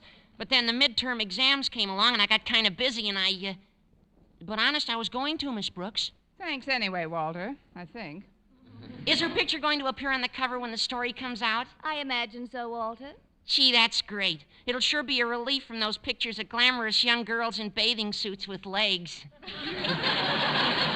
It may come as a shock to you, Walter, but I've got legs myself. You have? Yes. Of course, they may not be as pretty as Marlene Dietrich's, but then I'm not a grandmother either. You're not? Now, look, rancid one. Maybe we'd better change the subject. Miss Forrest, Stephanie, after you get through taking pictures of Miss Brooks at school, you ought to get some at the faculty student malt hop this afternoon. Malt hop? Well, the faculty call it a tea dance, but we call it a malt hop because it's held in Weber's malt shop. Well, sounds fascinating. Yeah, they serve a wonderful malt there. Their slogan is, "Our malts are too thick to sip through a straw. You have to eat it with a spoon." Some of them are even too thick to eat with a spoon. Some of them are even too thick to dance in. We've got a swell jukebox and a cute little dance floor. Before we get to school, Stephanie, I'd like to ask you, could you... She would and she could, and she'll be there 10 minutes ahead of you. Well, Miss Brooks, you sound a little put out. You weren't by any chance expecting Walter to ask you to the hop. Me? Oh, heck no. I go with a girl. Why, Walter, I'm surprised at you. What do you think Miss Brooks is? A blackboard eraser with teeth. Gee, I didn't mean to hurt your feelings, Miss Brooks. No, you didn't, Walter. I'm used to it. I was just wondering about Harriet Conklin. Didn't you have a date with her for this afternoon? Oh, sure, but there was nothing definite about it. I merely asked her if she wanted to go to the hop, and she said yes. Oh. I didn't know it was that tentative. I guess you're going to the dance with Mr. Boynton, huh, Miss Brooks? Oh, did they let schnauzers in? Schnauzers? Oh, it was just a joke, Walter. I referred to Mr. Boynton as our mascot. He's really the biology teacher at Madison, Miss Forrest. And what a teacher. Boy, is he good looking. Oh, really, Walter? Yeah, he's tall, dark, handsome. Stoop-shouldered, knock-kneed, cross-eyed. Hey, isn't this the school? Oh, yeah, I almost passed it. Yes, I was looking at somebody on my right. Well, if you'll just turn your head, Walter, you'll see Harriet approaching on your left. Good morning, Walter. Miss Brooks. Oh, I didn't know you had passengers. Oh, this is Miss Forrest and Mr. Peterson, Harriet. They're here from Snap magazine. How do you do? Hi. If you'll excuse me, I'd like to get some atmosphere shots of the campus. Oh, yes, do that, Pete. Snap has picked Miss Brooks as a model American teacher. Oh, that's wonderful, Miss Brooks. And what a coincidence. Coincidence, Harriet? Yes. When I read about it, I sat right down and wrote them a letter recommending you. Well, thank you, Harriet. But of all the silly things to do, I forgot to put a stamp on it. It just came back the other day. That's just like a child of your age, Harriet. What do you mean, child, Walter? You see, Stephanie, this is the infant I allow to toddle at my heels when I'm not involved with some more glamorous creature like yourself. Walter Denton, what's gotten into you? On this crummy morning, Walter's become a man of the world. Well, I'd better find a place to park. All those that want to better get out here, Miss Brooks. Hinter you. Well, I'll go with you, Walter, and then walk you back to school. I was hoping you would. Miss Brooks, I don't like the way that woman looks at Walter. I don't like the way that woman looks, period. She certainly is chic, in a cobra-like sort of way. Has she seen Mr. Boynton yet? Bite your tongue, girl. Well, I think you ought to get permission from Daddy before you go through with this interview. After all, he is Madison's principal. Harriet, you've given me an idea. I must admit I kind of liked all the attention because I thought it would make Mr. Boynton sit up and take notice. But I never stopped to think that he might sit up and notice the wrong thing. Well, maybe Daddy won't consent to the interview. Then she'll have to clear right out. Harriet, you are wise beyond your years. Now, if you'll excuse me, I'm off to beg for your father's unpermission.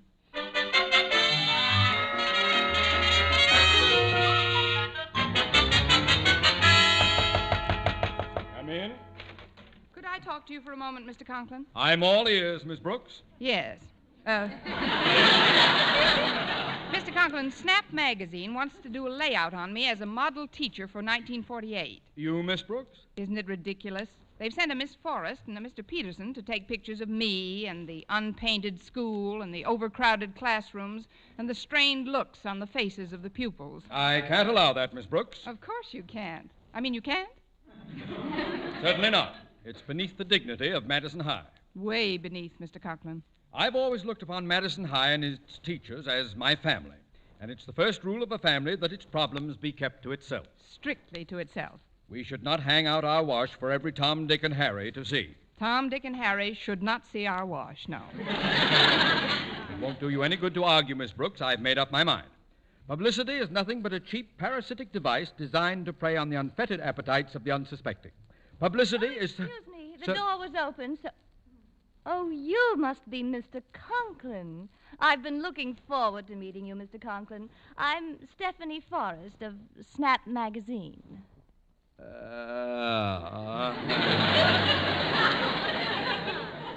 Won't you sit down, Miss Forrest? I'll be with you in a moment. As I was saying, Miss Brooks, publicity is the foremost blessing of our century. It makes the unknown known.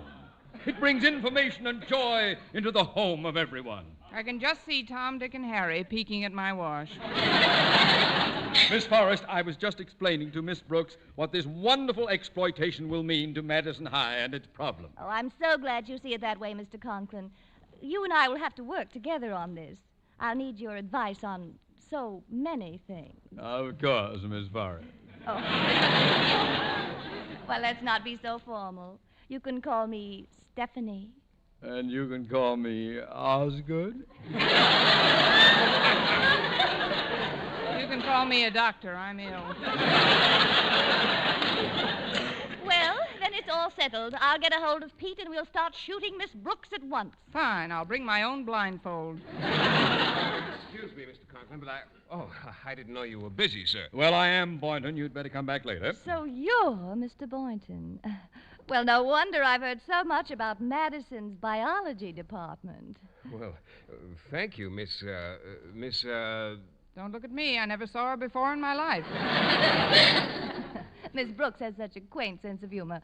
My name is Stephanie Forrest. But you can call her Miss Forrest, if you want to live to see your frogs again. Oh, what's that, Miss Brooks? Never mind, Miss Brooks, now, Boynton. What do you mean now? Miss Brooks, will you stop mumbling? Boynton, Miss Forrest here is going to do a story on Miss Brooks for Snap magazine. Oh, really? Then they must have picked you as the model teacher. Well, that's wonderful, Miss Brooks. You know, I was going to write in and suggest your name myself, but then I got all wrapped up in my pigmentation experiments and neglected to do so. Well, it's nice to know that you thought of me. Well, now that you're here, Boynton, what is it you wanted to talk to me about? Well, sir, it's something I need for my guinea pigs, but I'd rather talk to you when you're alone. Oh, come now, Mr. Boynton. You mustn't keep anything back from a reporter. What is it you need for the creatures, Boynton? I'd rather not say in mixed company, sir. Oh, come now. We're over 21. Some of us are way over.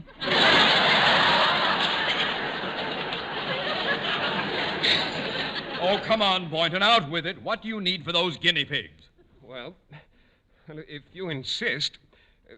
Hormones. Well, that's peculiar behavior. You ran right out of the room. Well, I guess I'd better be running along too, Mr. Conklin. Just a minute, Miss Forrest. Shouldn't we give the quarry a few minutes head start? Right you are. Now. Now.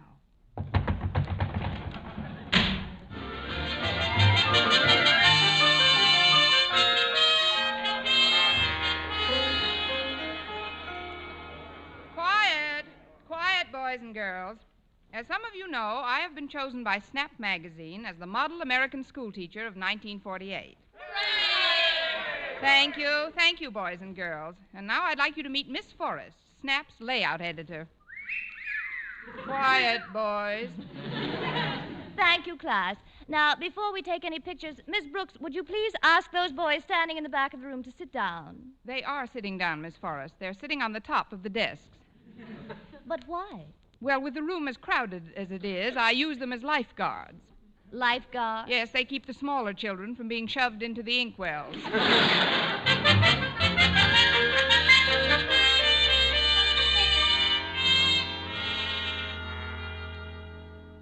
Snap magazine sits in while Miss Constance Brooks acts as faculty advisor to a student club. The meeting of the Socrates Philosophy Club will now come to order. Thank you, Walter. Miss Brooks, I must ask you to stop combing your hair and fixing your makeup between classes. You're making yourself look like a human being, and this layout is supposed to feature a school teacher. Well, I'm sorry, Miss Forrest. It's just that so many school teachers I've met bear such a marked resemblance to human beings. Well, we'll just stick a few pencils in your hair and throw a little chalk dust on your suit. There, that's better.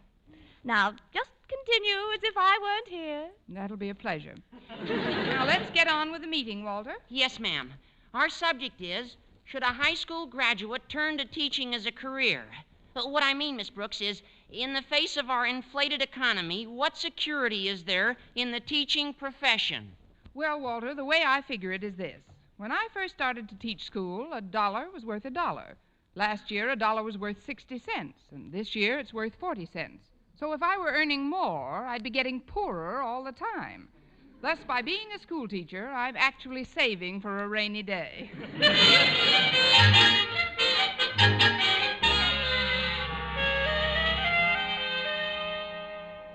Snap joins Miss Brooks for lunch in the school cafeteria. Thanks so much for getting my lunch, Mr. Boynton. You're very welcome, Miss Brooks. Here's your change. Ah, let's see. I'm the Swiss on rye.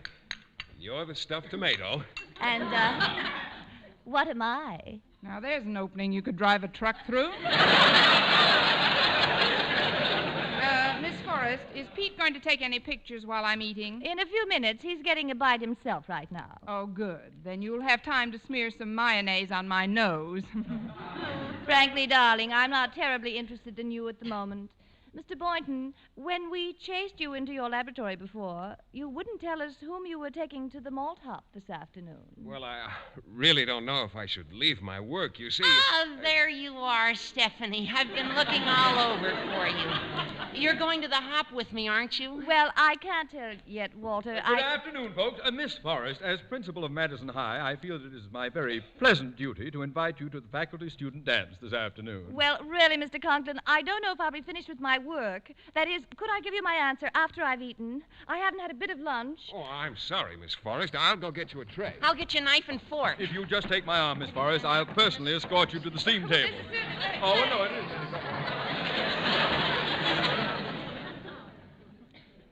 Hi, Miss Brooks. Shall we have lunch together?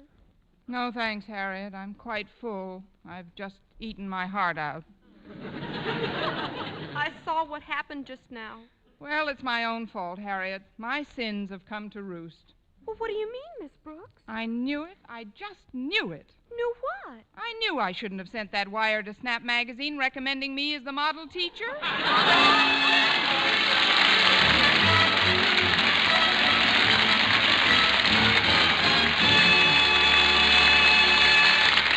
Eve Arden as our Miss Brooks returns in just a moment. But first... Dream girl, beautiful luster cream girl. Tonight, show him how much lovelier your hair can look after a Luster Cream shampoo. Only Luster Cream brings you Kay Dumit's magic formula blend of secret ingredients plus gentle lanolin. Gives loveliness lather even in hardest water. Glamorizes your hair as you wash it. Luster Cream, not a soap, not a liquid, but a dainty cream shampoo. Leaves hair fragrantly clean, free of loose dandruff, glistening with sheen, soft, manageable. Gives new beauty to all hairdos or permanents. 4-ounce jar, $1. Smaller sizes, either tubes or jars.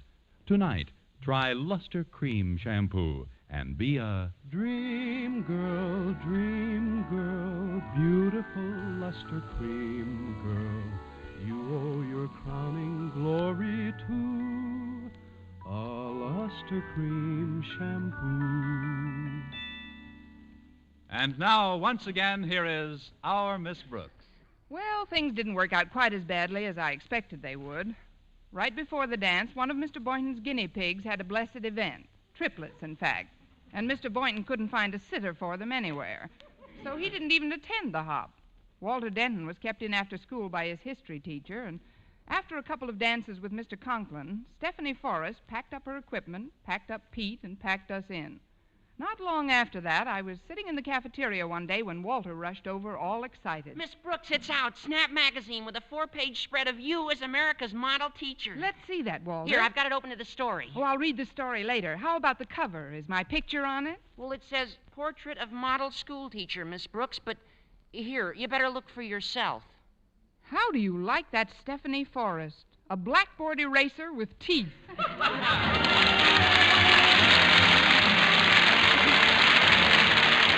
Next week, tune into another Our Miss Brooks show brought to you by Palmolive Soap, your beauty hope, and Luster Cream Shampoo for soft, glamorous dream girl hair. Our Miss Brooks, starring Eve Arden, is produced by Larry Burns, written and directed by Al Lewis, with music by Wilbur Hatch.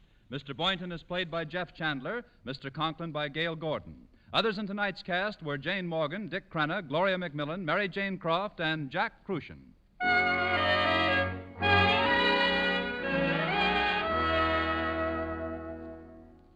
Dentists know what cleans teeth best. And over 4,000 dentists say Colgate tooth powder with a 2-minute routine gets teeth sparkling and super clean. So to remove dull film and get your teeth shining clean, just brush teeth 2 minutes morning and night with Colgate tooth powder. Brush inside, outside, and biting surfaces. Always brush away from the gums. See how this gets teeth naturally bright. It removes dull film that improper brushing misses.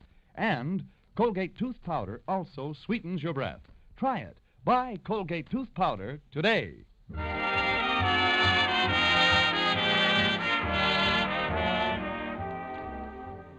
For mystery liberally sprinkled with laughs, listen to Mr. and Mrs. North, the exciting, fun-packed adventures of an amateur Park Avenue detective and his beautiful wife. Tune in Tuesday evenings over most of these same stations. And be with us again next week at this same time for another comedy episode of Our Miss Brooks. Bob Lamont speaking. This is CBS, where 99 million people gather every week, the Columbia Broadcasting System.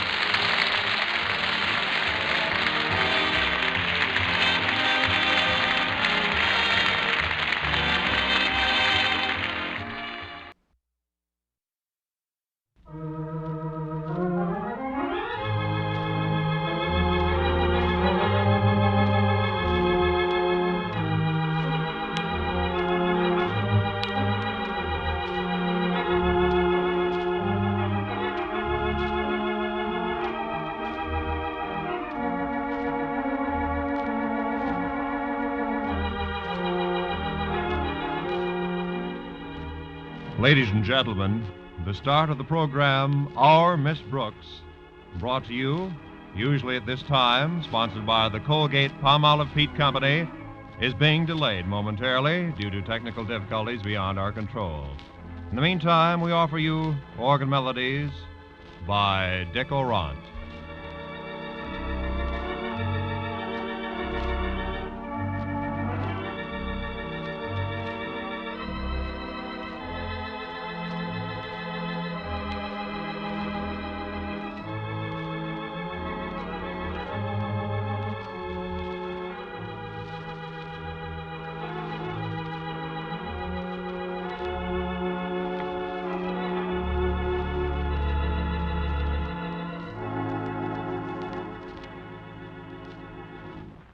And now, Dick Orant offers Strike Up the Band.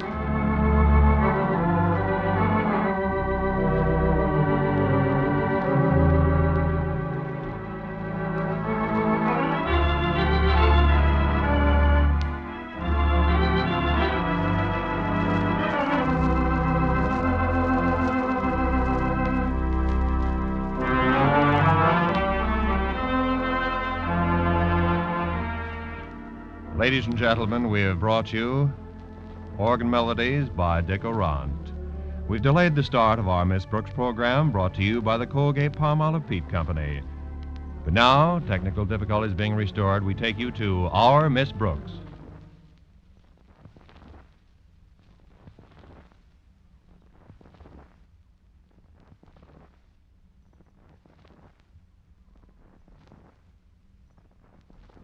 Yes, Mrs. Davis, something pretty important's come up that I've got to discuss with Mr. Boynton. I'm meeting him at the zoo right now. Tell you all about it when I come back. Goodbye. Oh, Connie, you left a couple of letters on your dresser. Huh. She must be in a hurry. She didn't even open her mail, except this one. Huh. Dear Miss Brooks, as principal of Sunnydale Finishing School, I shouldn't be reading Connie's mail. I'll get on with my vacuuming. First, I'll get this corner here. Still, it's pretty dirty over by that dresser. As principal of Sunnydale Finishing School, I hereby acknowledge your application for a position. Oh, I'm terrible. I better get over to the other side of the room. Still pretty dirty around Connie's dresser. Application for a position as an English teacher at our school. This is to inform you. Oh, I better shut this thing off. I can hardly hear what I'm reading. This is to inform you that we have an opening at Sunnydale, and we're looking forward to a personal interview. Very truly yours, Jonathan F. Margaret Davis, don't you dare read another word of this letter. No wonder Connie was so excited. Sunnydale is one of the most exclusive schools in the country. But that would mean her leaving Madison High. Oh, this is awful. I better phone Osgood Conklin. As principal of Madison High School, he ought to know about this. Hello? Hello, Martha. This is Margaret Davis. Oh, hello, Margaret. How are you on this fine day after Thanksgiving? Well, frankly, Martha, I'm a little upset. Well, so is Osgood. He ate himself into a coma yesterday. Oh, then maybe you better not tell him today. Tell him what? That our Miss Brooks may be leaving Madison High to take a position at Sunnydale Finishing School. Sunnydale Finishing School? How do you know, Margaret? Did Miss Brooks tell you? Not exactly, but I got it from the principal of Sunnydale himself, Jonathan F. Jonathan F. who? Hold the wire a minute.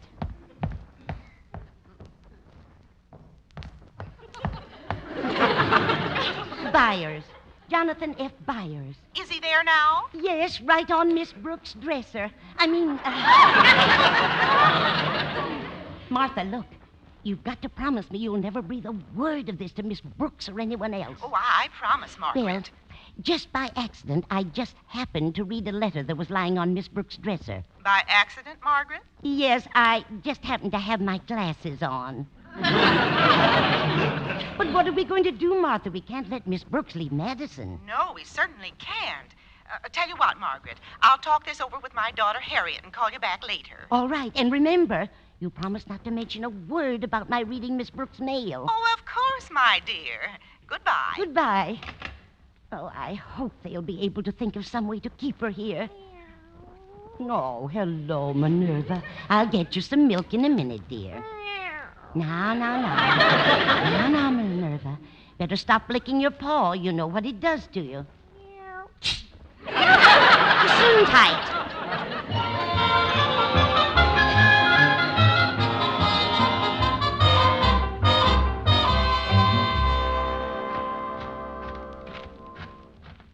Yoo-hoo, Miss Brooks. Here I am, over here by these birds. Oh, of course, Mr. Boynton. I thought you were a little tall for a pelican. It was nice of you to meet me. How'd you get over here so quickly? It was simple. I dressed on the way over. But now that I'm here,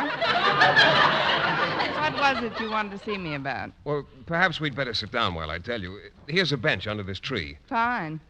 There. You comfortable? Perfectly. Miss Brooks, Yes, Mr. Boynton? Well, you must forgive me if I seem overexcited, but frankly, I never thought this day would come. You didn't? No, I didn't. Oh. Well, before it goes, why didn't you think it would ever come?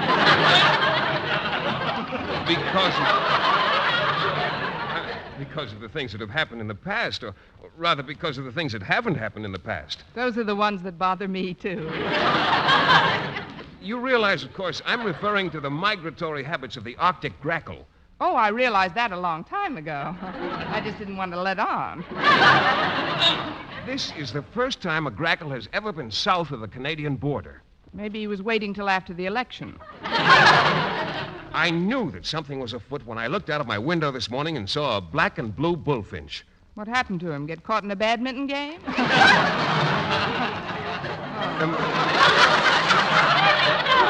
The movements of the grackle can be very accurately charted by closely observing the bullfinch, since they are, in the truest sense of the word, full cousins to the mottled thrush. Where did he come from? Hudson Bay.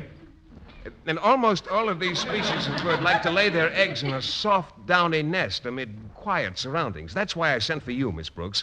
Good. I'll take my hat off and keep my mouth shut. Now, I know this sounds terribly involved, but actually it's quite simple. You see, my uncle's farm in Boonville is a perfect nesting ground for both bullfinch and thrush. How does your aunt feel about that? Well, they both love birds. They've built a sanctuary for them, and I have an idea that if I get right up there, I may stumble into some grackle eggs. Sounds like fun if you don't mind albumin on your Oxfords. That's why I asked you to meet me, to say goodbye. Goodbye? But, Mr. Boynton, haven't you heard the old saying? 2 grackle hunters are better than 1? Oh, but you couldn't come along with me. It's a 10-hour drive to Boonville, and we'd have to stay overnight. Oh, but we'd certainly be well chaperoned, what with your aunt and uncle and all those bullfinches. Yes, they did have 600 of them up there last year, but I don't know, Miss Brooks. Even with the chaperones, you know how people talk, and unless we didn't say anything about it, but even then they might find out, although we'd only be gone a couple of days. Still, if the rumor got around that we were... Of course, we wouldn't be. But then there are those who might... Oh, but how could they? What do you think, Miss Brooks? Why should I butt in? Decide among yourselves.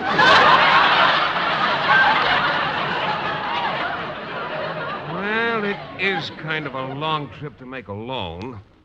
Maybe you're right, Miss Brooks. Why, with the two of us traveling together, time will fly. We can chat together, eat together, yes, and Mr. pay Boynton? for the gas together. I still insist that no one should hear about it, though. For the sake of both our reputations, absolute secrecy is essential. Not a word of this must cross our lips. Can I depend on you not to divulge our plans to a living soul? On your honor, Miss Brooks? Get out your penknife and let's exchange blood.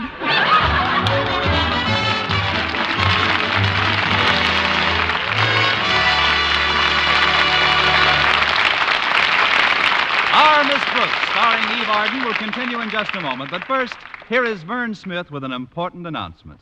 Attention, ladies. Regardless of age, skin type, or previous beauty care, doctors prove you, too, may win a lovelier complexion with Palmolive soap.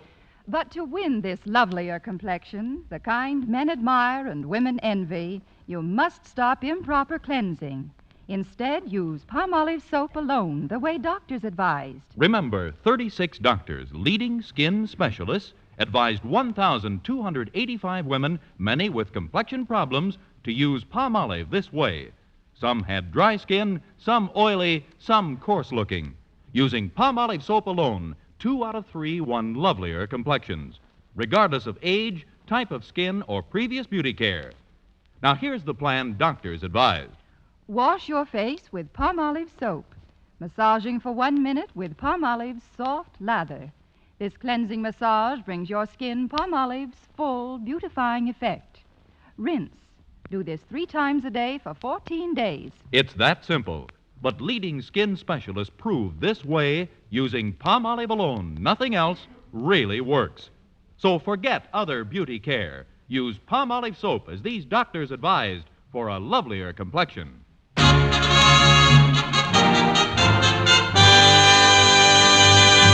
Last night on the CBS Sing It Again program, you were promised an additional clue to the Phantom voice and the $24,000 prize. Here it is. The Phantom is a famous ghost who galloped far from post to post. Yes, there's the clue for the $24,000 prize on the CBS Sing It Again program on Saturday night. The clue again, the Phantom is a famous ghost who galloped far from post to post. And now, as she quietly prepares for a weekend in the country, our Miss Brooks is blissfully unaware of the furor caused by the 5-year-old letter which she left on her dresser. Let's look in now on Martha Conklin as she discusses the situation with her daughter Harriet. So you see, Harriet, it looks very much like your favorite teacher will soon be leaving Madison High. Oh, that's terrible, Mother. Have you told Daddy about it yet? Not yet, Harriet. I'm waiting until he recovers from his Thanksgiving dinner. You know how upset he gets when we mention the shortage of teachers. Oh, yes. Golly, Mother, he's been lying over there on the couch for hours. Do you think he's all right? Oh, of course he's all right. He's just sleeping. Aren't you, Osgood? I say, aren't you just sleeping, Osgood? What? No. Take it away. Take it. Oh. I guess I was having a nightmare. A nightmare, Daddy? Yes, I dreamt I was still eating. I swear I don't know how those pilgrims did it. Did what, Osgood? Ate all that turkey and fought Indians besides. I'm surprised at you, Daddy. That's not the real Thanksgiving spirit. A lot I've got to be thankful for. Well, you've got us, Daddy. Mother and me. Yes. I've got you all right. I've also got the school. A school full of overcrowded classrooms and a horde of unreasonable teachers constantly screaming for a living wage. Now, Osgood, don't work yourself up into a stew. Oh, please, Martha. Don't even mention words like that. You haven't got the right attitude, Daddy. Nowadays, if you can hang on to the good teachers you've got, anything else you get is gravy. Please, not you too. Maybe we ought to go out and let your father sleep a while longer, Harry. Yes, that's a splendid suggestion, Martha. Oh, this couch feels good. Oh, I'll get it. Coming. Oh, hello, Walter. Come on in. It's Walter Denton, Mother. Hiya, Harriet. Hello, Mrs. Conklin. Hello, Walter. And how are you, Mr. Conklin? You certainly look peaceful. I was, Denton. Did you finish your lunch, Harriet? I just finished mine. We had plenty of turkey left over from yesterday, and I just ate the part that went over the... Oh, no! Harriet, take him out of here! What's the matter with your father, Harriet? Doesn't he feel good? Not too good, Walter. Let's go into the other room. Okay. I hope you feel better, Mr. Conklin. I guess it was a mistake to hash over Thanksgiving again. Come on out in the kitchen, Walter. There's something we want to tell you.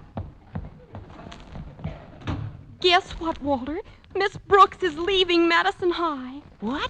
How do you know, Harriet? Mother found out from Mrs. Davis. Mrs. Davis? But how does she know? We can't repeat that, Walter. Repeat what? That Mrs. Davis read a letter Miss Brooks left on her dresser. It was a letter offering her a position at Sunnydale Finishing School. Sunnydale? But that's 500 miles from here. Oh, we've got to do something. Maybe we can cook up some kind of a scheme to make her stay. I know. We'll pretend I've become a delinquent. But do you think it'll work? It's got to work. Have you told Mr. Conklin about this? Not yet. We didn't want to upset him. Well, he'll find out sooner or later, and there's no sense in waiting until it's too late. Somebody ought to tell him right away. I agree. Don't you, Mother? Yes, Harriet, I do. Somebody ought to tell him. Walter, don't look at me. If I go in there now, you'll bite my head off. Don't be silly, Walter. Mr. Conklin won't eat anything for 2 more days.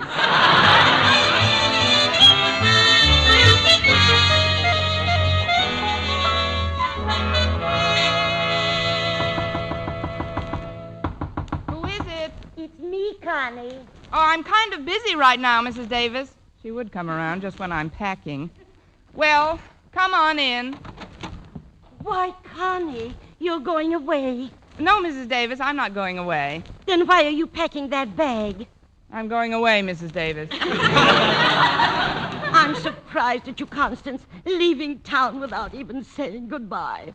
And after we've been so close. Oh, please don't feel that way, Mrs. Davis. I just didn't want to discuss it right now. You see, I have a lot of things to do. Oh, I don't want anybody to see me like this. You answer the door, Connie. I'm going into the kitchen and make some tea. All right, Mrs. Davis. Hello, Miss Brooks. I've just got to talk to you for a minute. Come in, Harriet. Let's sit here in the living room. I can't stay very long, but Then it's true. You are leaving town. Leaving town? How did you know, Harriet? What's the difference? I know. And I realize it might be a pretty good opportunity for you. Pretty good. With half a break from the grackle, it's perfect.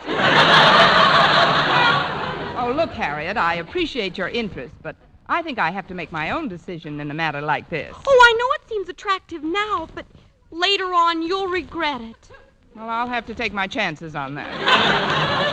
Well, if you won't consider yourself, consider the ones who care for you. Think of Walter Denton. Is that a must?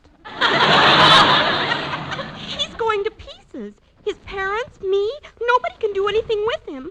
You've got to straighten him out, Miss Brooks. What in the world are you talking about, Harriet? It's the career he's decided upon. Walter's been reading a big book lately about the Treasury Department and counterfeiters and... Well, that's nothing to be alarmed about. Every boy his age wants to be a T-man or a G-man or some kind of a letter man. But he doesn't want to be a T-man. He wants to be a counterfeiter. A counterfeiter? Oh, I'll get it. Hello, Walter. Come in. Hiya, Miss Brooks. I'm glad I nailed you before you took it on the lamb. Let's ankle into the living room. Oh, hello, Harriet. How's my little Confederate to be, huh? See, Miss Brooks, see how funny he acts? What is all this nonsense, Walter? What do you mean, nonsense? I'm making money hand over fist. The only trouble is scratching the green goods ain't enough. It ain't? Nah. You gotta get a good queer shover to help you pass the boodle. A queer shover? Sure. A paper hanger. You know, snide pitcher. You can have the best cognacer in the world make your slush, but if you ain't got a top bill poster to push the flash, you might as well slough the screwy and scramble for the McCoy. You follow me? Yes, but if I could find my way back alone, I'd leave now. You've got to do something, Miss Brooks. Walter wasn't cut out for a life of crime. Oh, now listen, you two. I don't know what's behind all this, but this is... Oh, it's simple. When you get to where you're going, I'll send you a few stacks of hot to shove. I don't want to shove no hot. I mean... I wish somebody would tell me what's coming. It's a good thing I never built a better mousetrap. Good afternoon, Miss Brooks. Why, it's Mr. Mousetrap. I mean, Mr. Conklin.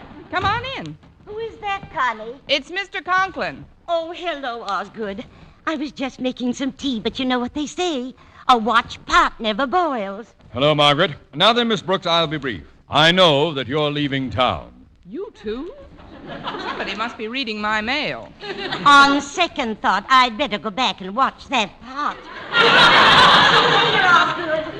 Miss Brooks, I think I can say without fear of contradiction that I know how to run a school as well as any principal in the country. Well, I guess you do, Mr. Conklin. That's why I'm here, to ask you to reconsider this proposition you've had. Proposition? Yes. I can offer you anything he can.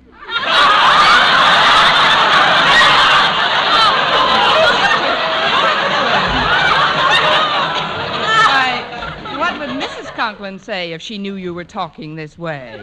She's all for it. What? And so's my daughter, Harriet.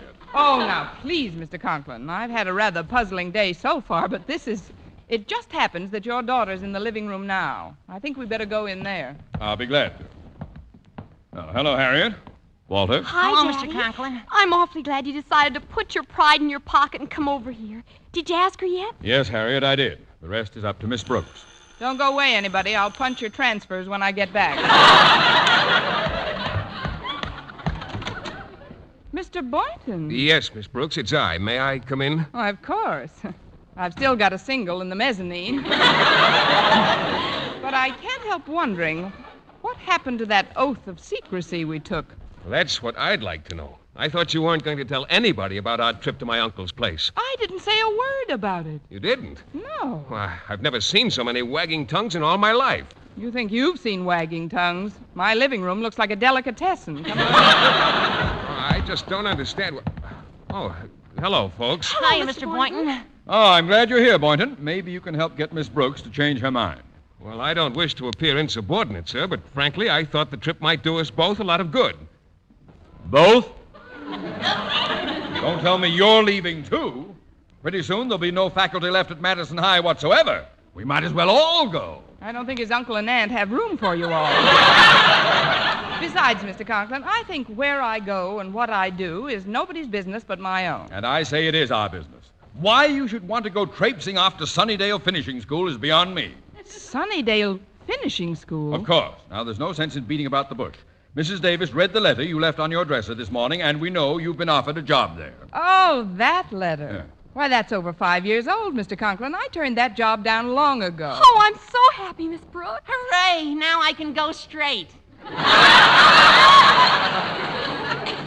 But then what were we talking about?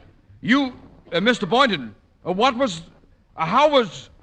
did Miss Brooks, just where were you and Mr. Boynton going together? That, Mr. Conklin, is a secret between Mr. Boynton, myself, and 600 bullfinches.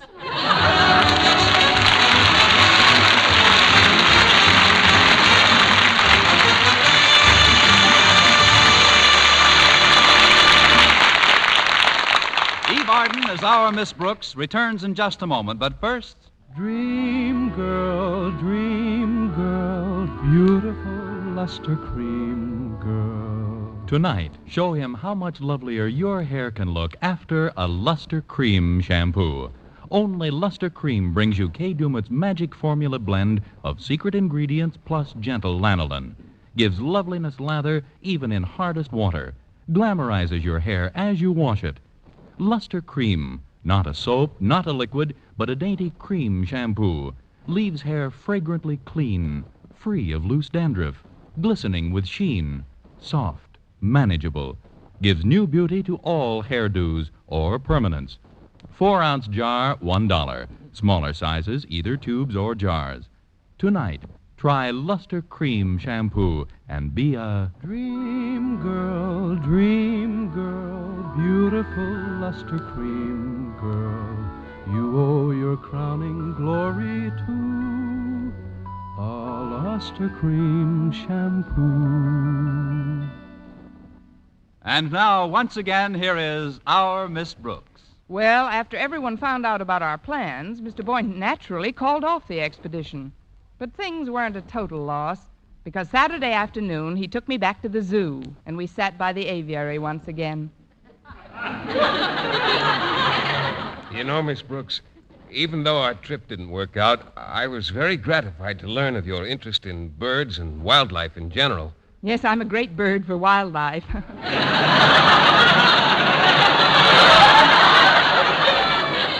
Well, since this common interest of ours has brought us so much closer together, there's something else I want to tell you, Miss Brooks. Something I think you ought to know. What's that, Mr. Boynton? There's a pelican here who holds 18 pounds of fish in his beak. What's he waiting for, the price to go up?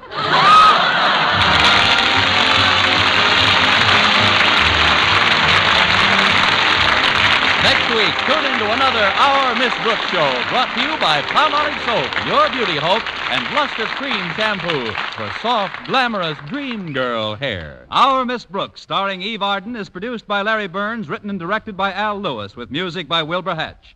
Mr. Boynton is played by Jeff Chandler, Mr. Conklin by Gail Gordon.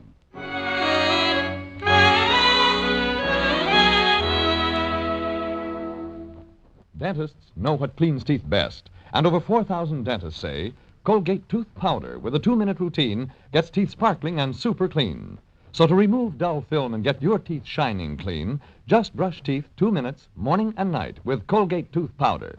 Brush inside, outside, and biting surfaces. Always brush away from the gums.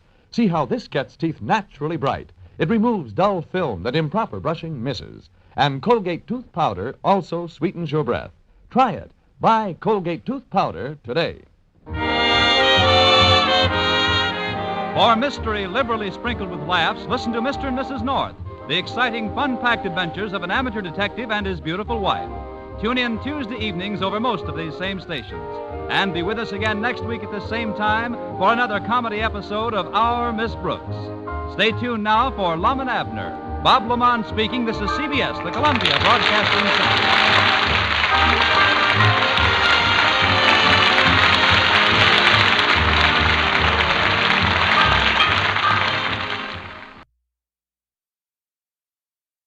Palmolive Soap, your beauty hope, and Luster Cream Shampoo for soft, glamorous dream girl hair bring you Our Miss Brooks, starring Eve Arden.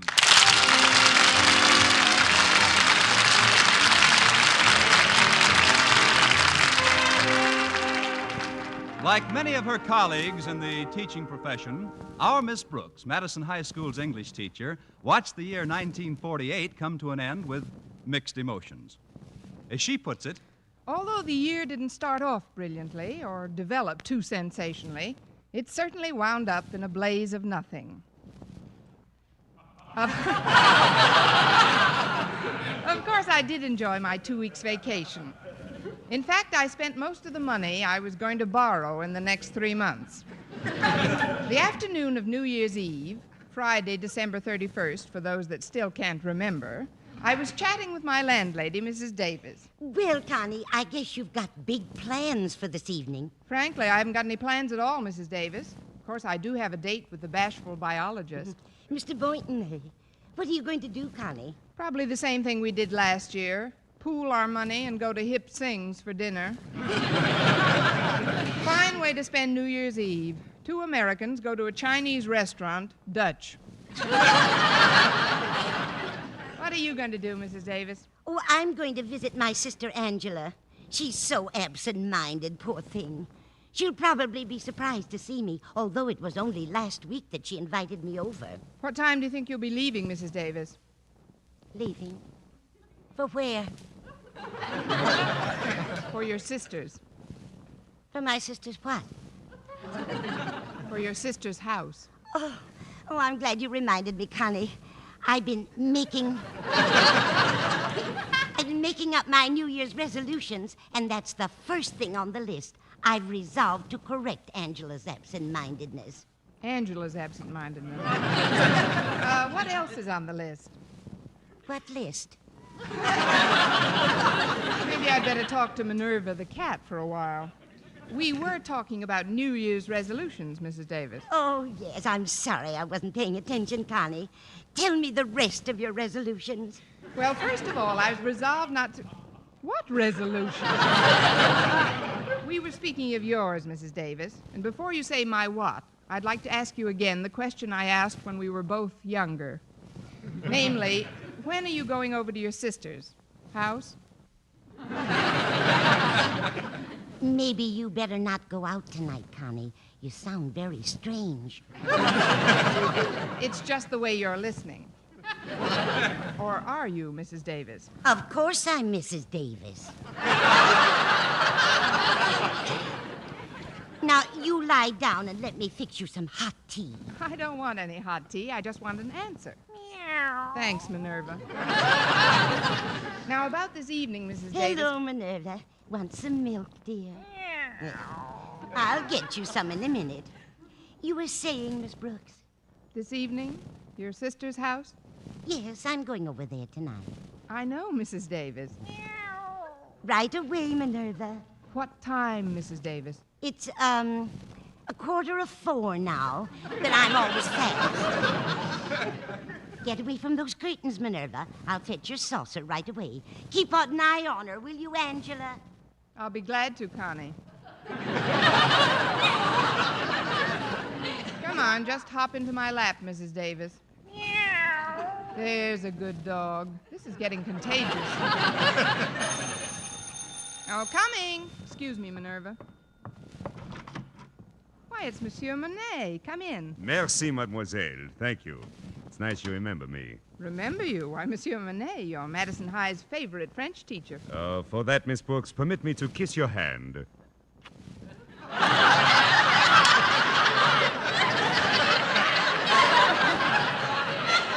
Well, let's not give the other hand a complex.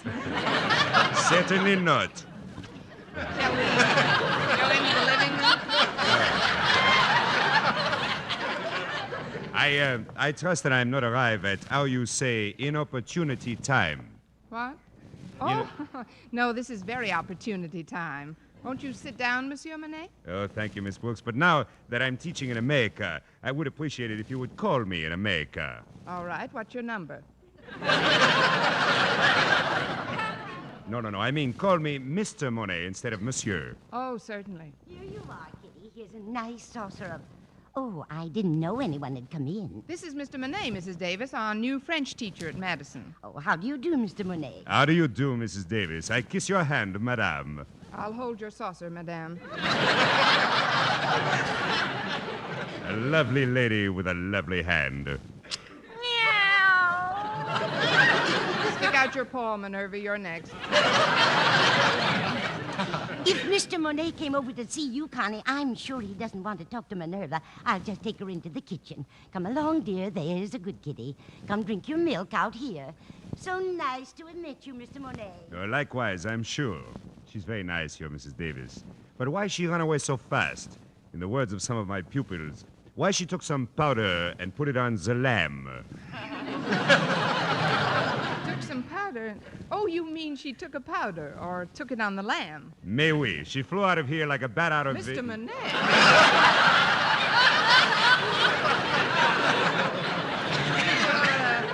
You're learning faster than you're teaching. No, Mrs. Davis was just being tactful. I guess she thought you wanted to be alone with me. Alone with you? But why, Miss Brooks? I'm a married man.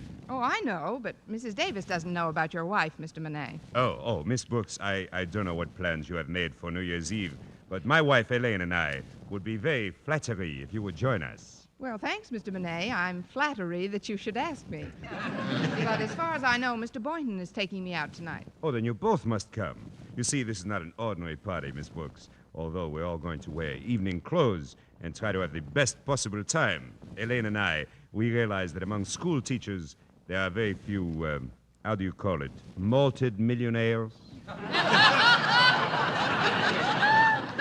Some of us are too thick to drink with a straw.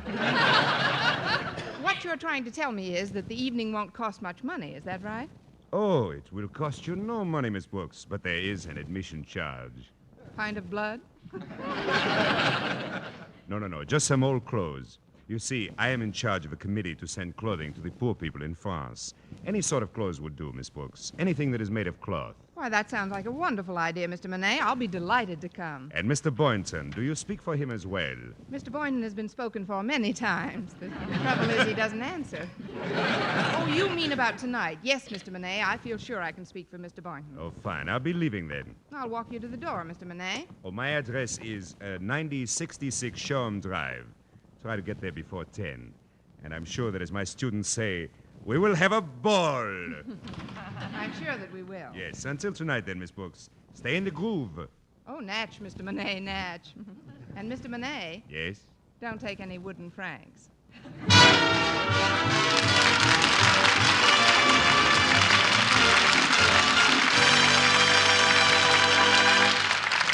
Our Miss Brooks, starring Eve Arden, will return in just a moment. But first, here is Vern Smith.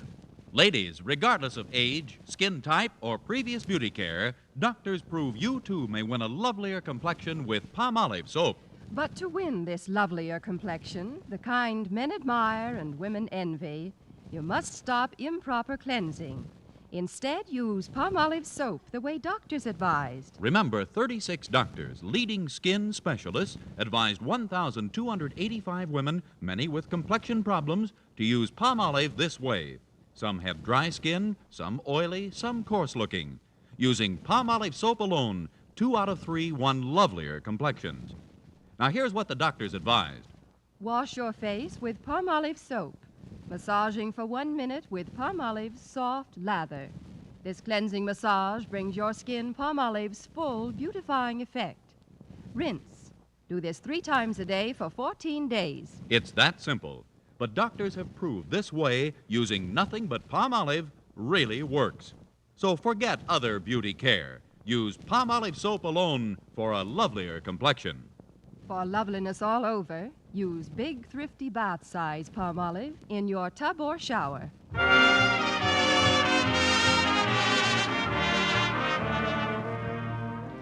After Mr. Monet left, I tried to get Mr. Boynton on the phone to tell him about the invitation. But ours is a party line, a 4-party line to be exact, and every time I picked up the receiver, it was in use. Always careful not to lose my temper, I sat by the phone and drummed lightly on the top of the table until my 5 fingernails were impaled in the mahogany. Then I tried it once more. As sure as my name is Lucy Schofield, that's the only way to treat men, Emma. Believe me, if I had to do it all over again, Emma, oh, excuse me a minute, dear. I think I smell my roast burning in the kitchen. Now, that's a coincidence, Lucy. I smell my drapes burning in the living room. Hang up now. I'll call you back. So much for Emma and Lucy. I'll try it again. Oh, it worked. At least I can dial now. I hope Lucy doesn't think Emma was kidding her. Happy New Year, Daisy. Is Fred there? This isn't Daisy, and Fred isn't here. Will you please get off the line? What do you mean, get off the line? Just what I said. Get off this line. Oh, Mrs. Telephone Company, huh? Look, this happens to be a party line, and I happen to be the party using it at the moment. Oh, well, that's different. If you want me to come to a party, I'll be glad to talk to you. My name is Frank Pollock. What's yours? It doesn't matter. I only... Say, Frank, are you still there? Sure, I'm still there. That was mighty nice of you to call me, Daisy. What do I think of the way I treated you? The shameful, horrible way I treated you. Don't cry, Frank. I had it coming. No. Now, will you please hang up? Your bottle is falling out of the chandelier. Well, thanks, Daisy. You're a great girl. And tell Fred to give me a buzz when he gets in. Bye now. He's getting an early start. When a body meets a body, he's had too much ride. Hello? Hello, Mr. Boynton. This is Miss Brooks. I assume we still have a date for tonight. Tonight? Oh, this is Friday, isn't it? Yes, December 31st. 31st, eh? Yes, you know, the day we celebrate the appearance of the first enchilada north of Laredo, Texas. I know it's New Year's Eve, Miss Brooks. What are we going to do to kill a few hours together? We'll think of something, you mad, impetuous boy. As a matter of fact, that's why I called. Mr. Monet and his wife are having a little impromptu party at their house, and they've invited us. What kind of party? Well, you have to have some old clothes, and then you should... Hello? Is that you, Emma? I didn't quite understand you before. No, this is not Emma. This is your friendly, cooperative party line neighbor. Oh, the magpie. Miss Brooks, who are you talking to? I'm talking to Nonstop Nellie, the human dial tone. Now, will you please stop this filibuster and get off the line? Well, the phone company will hear about this. Are you there, Miss Brooks? Yes, Mr. Boynton. As I started to tell you, although it's a formal party, we're supposed to have some piece of apparel that we can... Happy New Year. Oh, not again. Who's that? Well, it's about time you got home, Fred. That is not Fred. Oh, it isn't, huh? No, it isn't. Then as Fred's oldest and closest friend, I demand to know who it is.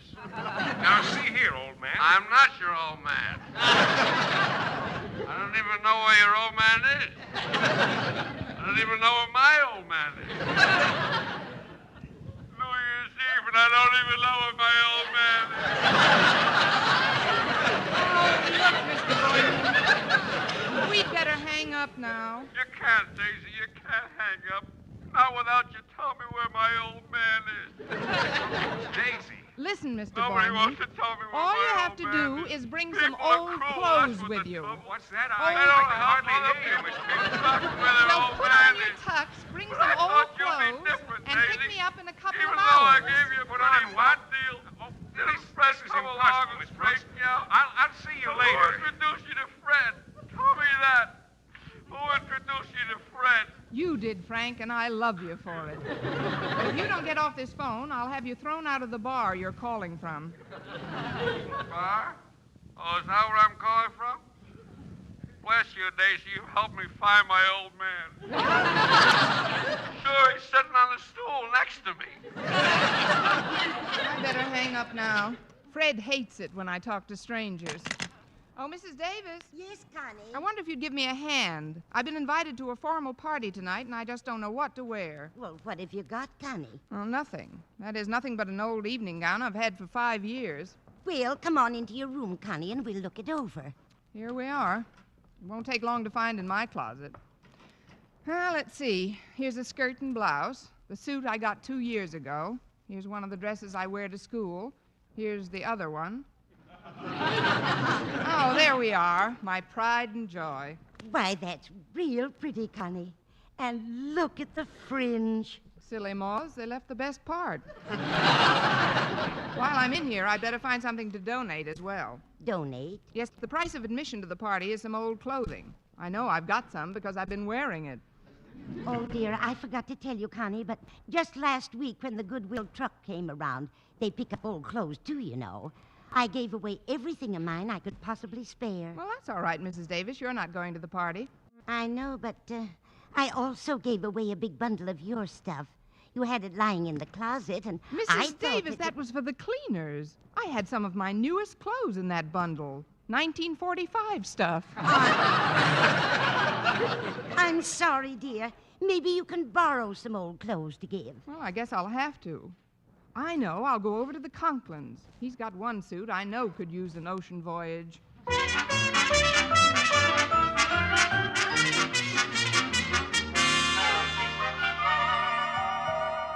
Coming. Why, it's Miss Brooks. Come on in. Thanks, Harriet. Are your folks at home? Mother's out shopping, but Daddy's upstairs taking a nap. Come on into the living room, won't you? Walter Denton and I were just playing Pass It. Look who's here, Walter. Well, if it isn't my favorite English teacher. Sit down, Miss Brooks. Harriet and I were just playing Pass It. So she told me. What's Pass It? Well, it's a game we read about. Lots of high school kids play it. All you do is take a piece of Kleenex and hold it to your nose by sniffing. And then with both hands behind your back, you pass it down a long line of kids by sniffing it away from your neighbor. Oh. Sounds fascinating. But where's the long line of kids? Oh, it's just as much fun with the two of us. More. Yeah, saves wear and tear on the Kleenex, too. Harriet and I go steady. That's why I'm here. But what brings you to the dread sanctum sanctorum of your school principal during a holiday? Please, Walter. You make Daddy sound like an ogre. Yes, Walter. Just because Mr. Conklin is my superior at school is no reason for me to live in dread of him. Harriet! What is it, Daddy? Try to be a little more quiet, can't you? I've got to get some sleep. Sorry, Daddy. We'll be more careful. I don't think now is a good time to tell him you're here, Miss Brooks. You see, he's going to a big party tonight and wants to get some rest. Well, then maybe you kids can help me out. I've just got to get some old clothes somewhere right away. Why, Miss Brooks? The ones you've got on look fine. Thanks, Walter, I think. But I'm talking about clothes I can donate. Golly, Miss Brooks, Mother just gave away every stitch we could possibly spare to the Salvation Army. Wait a minute. Daddy's new tuxedo is being delivered today. And he's got an old suit of evening clothes that I'm sure Mother would love to see given away. Say no more, Harriet. Do you think you can get it without waking your father? Well, sure. It's right here in the hall closet. Here it is, Miss Brooks. This is the suit Daddy wore when he first became a principal. Let me look at that. I'll bet he was a sensation in these tales. Why? There are 3 of them. Let's see. Oh, that's just where one of them is torn. You could patch that up in a jiffy. Thanks very much, Harriet. It's cloth anyway. Well, I'll be getting along home now. Mr. Boynton's picking me up soon, and I've got to see if my evening gown still fits me. I've had it for over 5 years. Oh, I think that's nice, Miss Brooks. What's nice, Walter? How you and your evening gown have grown old together. Well, not that you're falling apart at the seams or anything. I mean, well, to me, you're still all wool and a yard wide. You have just failed in English for 1949. Would you care to try for 50?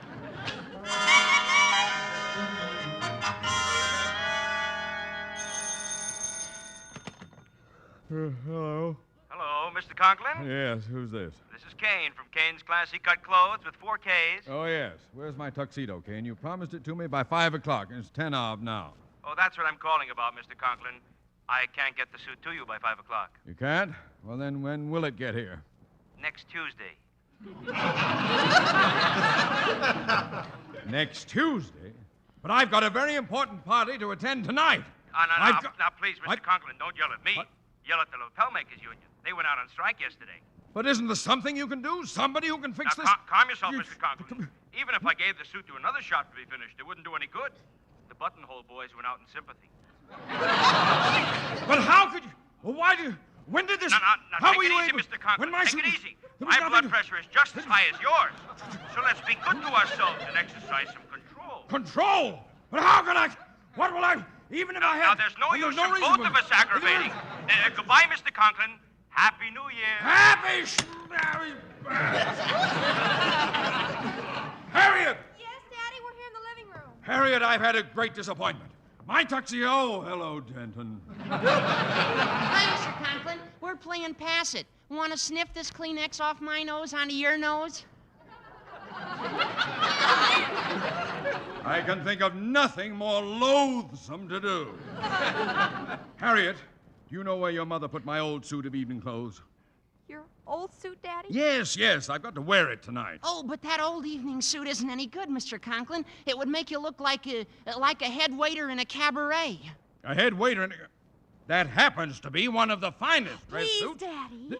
I gave it to Miss Brooks just a little while ago. She and Mr. Boynton are going to a party where you have to bring some old clothes to get in. What? That does it! Not only do my teachers openly flaunt my wishes about fraternizing, but they take my evening clothes along with them. Children, do you know what I'm going to do? No, we don't. But I know one thing. If I was Miss Brooks, I'd hop in bed and pull the covers up over my head.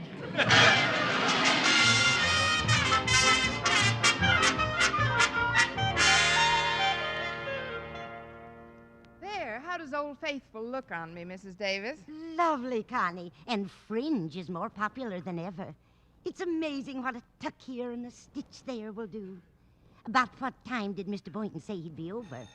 About this time, Mrs. Davis. I'll get it.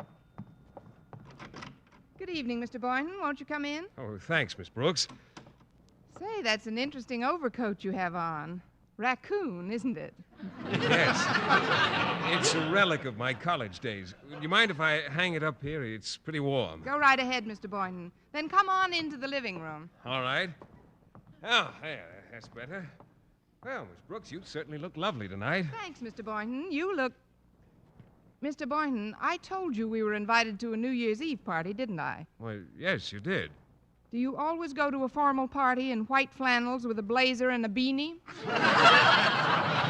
Formal, but you said you had to have some old clothes to get in. Some odd piece of wearing apparel is what you told me. Oh, great. I hope your sneakers are vulcanized. I don't understand, Miss Brooks. Just what kind of a party is this? It's a formal party, Mr. Boynton, but the price of admission is some old clothes to be shipped abroad. Oh, well, I don't know. I don't usually go to parties on New Year's Eve. You don't?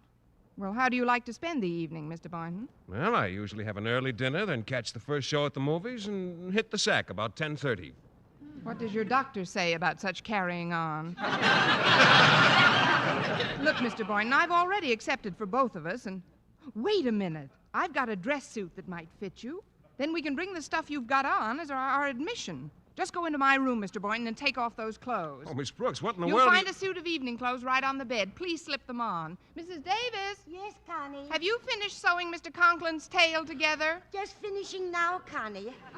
Here it is, as good as new. It would make any head waiter proud. Oh, hello, Mr. Boynton. My, what a nice beanie. 3 propellers. I wish you'd tell me what this is all about, Mrs. Davis. Well, you're going to an ideal source for information. Just take this suit and put it on, Mr. Boynton, please. Well, all right, Miss Brooks, but this is all highly irregular. Now, Mrs. Davis, let's go into your room. I want you to fix my hair in the back. I'm wearing it up, you know, and it's not quite high enough. My goodness, Connie, how high do you want it? High enough so that I'll have to stand on a chair to pull it down.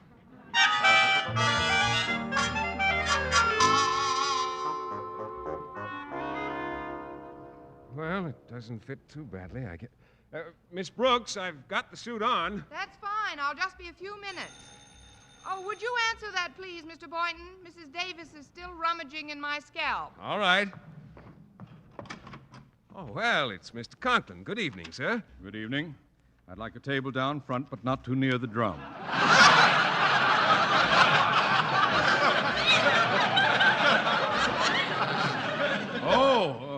Oh, it's you, Boynton. Yes, sir. Won't you come in? No, I won't come in. Boynton, how did you... When did you... Who gave you... If it what are you wasn't doing? New Year's Eve, I'd swear that Mr. Conklin had come by. Oh, it is you, Mr. Conklin. Miss Brooks, I demand the return of my evening clothes at once. Your evening clothes? I cannot tell a lie, Mr. Boynton. Take it off. Take it off? Take it off! Well, don't just stand there, Mr. Conklin. Applaud a little.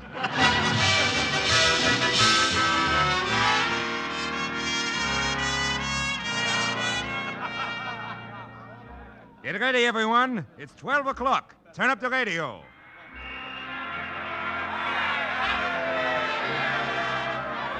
Well, Miss Brooks, nice party, no? Oh, very nice, Mr. Monet. Ah, but it's midnight now. The band is playing Auld Lang Syne, and everyone should be kissing someone. Where's your Mr. Boynton? Oh, haven't you heard, Mr. Monet? He hit the sack at 10:30.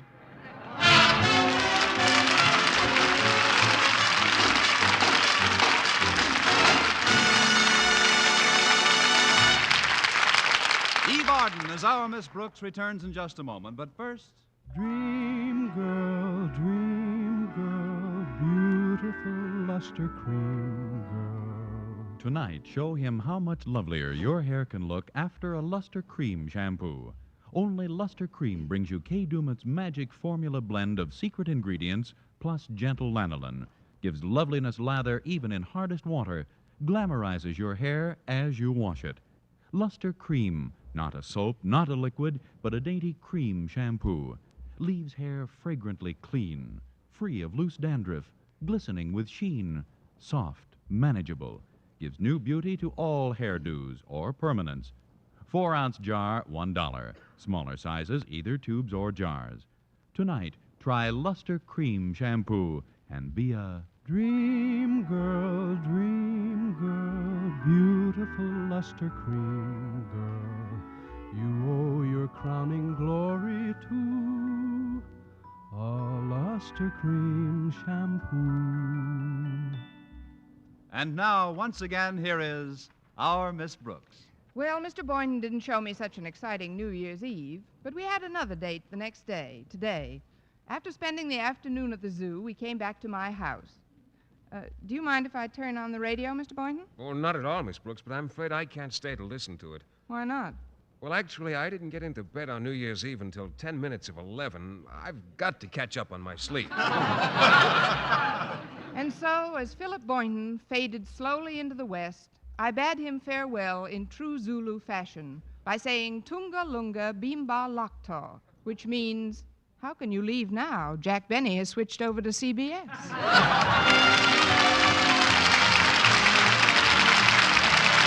Next week, tune into another Our Miss Brooks show brought to you by Palmolive Soap, Your Beauty Hope, and Luster Cream Shampoo for soft, glamorous dream girl hair. Our Miss Brooks, starring Eve Arden, is produced by Larry Burns, written and directed by Al Lewis, with music by Wilbur Hatch.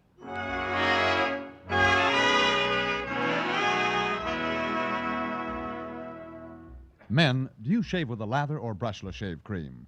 Palmolive shaving cream comes both ways, and whichever way you prefer to shave, you'll find that using either Palmolive brushless or Palmolive lather shaving cream can bring you more comfortable, actually smoother shaves. Here's the proof. 2,548 men tried the new Palmolive way to shave described on the tube. And no matter how they had shaved before, 3 out of every 4 got more comfortable, actually smoother shaves. Get Palmolive brushless or Palmolive lather shaving cream today.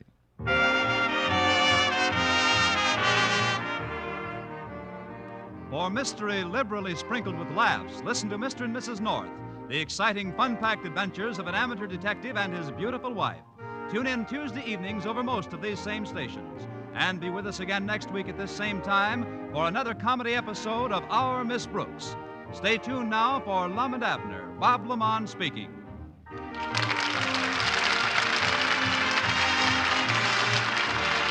This is CBS, the Columbia Broadcasting System.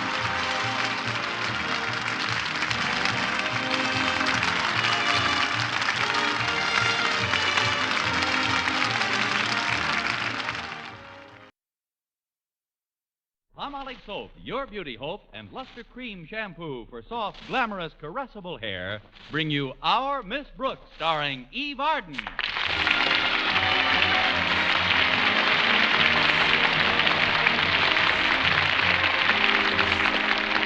Our Miss Brooks teaches English at Madison High School, and like many other teachers, started a brand new semester last Monday.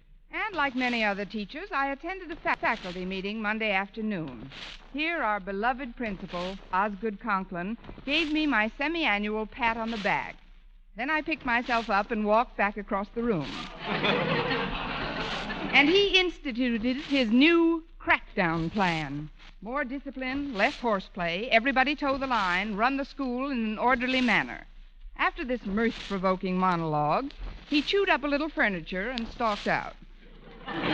Well, maybe it was the faculty meeting, or then again, maybe it was the watercress and cucumber sandwich I had before retiring. At any rate, I remember lying in bed Monday night and dozing off, when suddenly I seemed to be awakened by a loud pounding at my door. What is it? Who's there? It is I, Osgood Conklin, your beloved principal. I'm coming in. Mr. Conklin, is anything wrong? Wrong? There's plenty wrong. We've got to crack down. More discipline. Less horseplay. Everybody toe the line. Run the school in an orderly manner. But, Mr. Conklin, is this your idea of less horseplay? I was fast asleep. Oh, then I hope I'm not disturbing you. I'll go right on sleeping. Good. Miss Brooks, I've got to talk to you. Well, pull up a cucumber sandwich and sit down. Thank you. Mr. Conklin, you're biting the arm of my chair. Yes, so I am. Sorry, but you know how I get when I'm upset. Now then, Miss Brooks, we've got to have more discipline. Got to have discipline. Got to have discipline. Got to have discipline. You hear me, Miss Brooks? I just heard 4 of you. You're right. There are 4 of me. More discipline, Conklin. Less horseplay, Conklin. Toe the line, Conklin. And run the school in an orderly manner, Conklin. I wish I could add just one more. Which one? Rest in peace, Conklin. Enough of these pleasantries, Miss Brooks. As you know, our profession teaches us that we must learn by doing. So, here we go. Everybody up, up, up, up, up. Rise and shine. Leave the sack. Leave the sack? Mr. Conklin, are you telling me to get up now? Miss Brooks, do I have to dump your bed? No, sir, I'm getting up. That's better. Now then, setting up exercises. Hands on shoulders. Place. Now touch the floor. 1, 2. Sound off. 3, 4. Open the door. 5, 6. Why don't I pick up some sticks and beat him over the head with them? You're nervous, Miss Brooks. Overwrought. You should get more rest.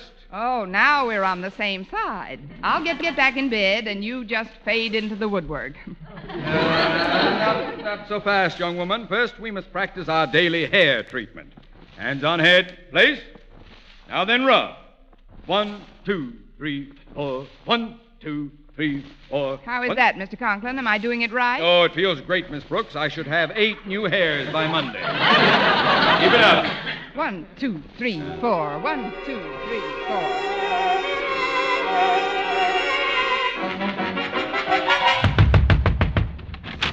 Time to get up, Connie. 1, 2, 3, 4. 1, 2, 3, 4. Connie. 1. Why are you massaging that pillow? It's got to have 8 new hairs by morning. Connie, wake up. Huh? Oh, has he gone? Has who gone? Oh, well, just forget about it, Mrs. Davis. It isn't important. On the contrary, I think it's intriguing. Has who gone? Please, Mrs. Davis, it was just one of my nightmares. Oh, was it a bad one, dear? It was in Technicolor and starred Osgood Conklin. I spent half the night rehearsing how to get up in the morning. That's why I was so nervous when you woke me. Oh, I know how dreams can affect you, dear, but you must put them out of your mind when you wake up. Why, I had some bad dreams last night myself. You did? Yes, I was in a jungle somewhere surrounded by lions and tigers. But if my cat Minerva walked in now, I wouldn't jump up on the chandelier. I mean, you must have better control of your nerves than I have. See if we need any new bulbs up there, Mrs. Davis.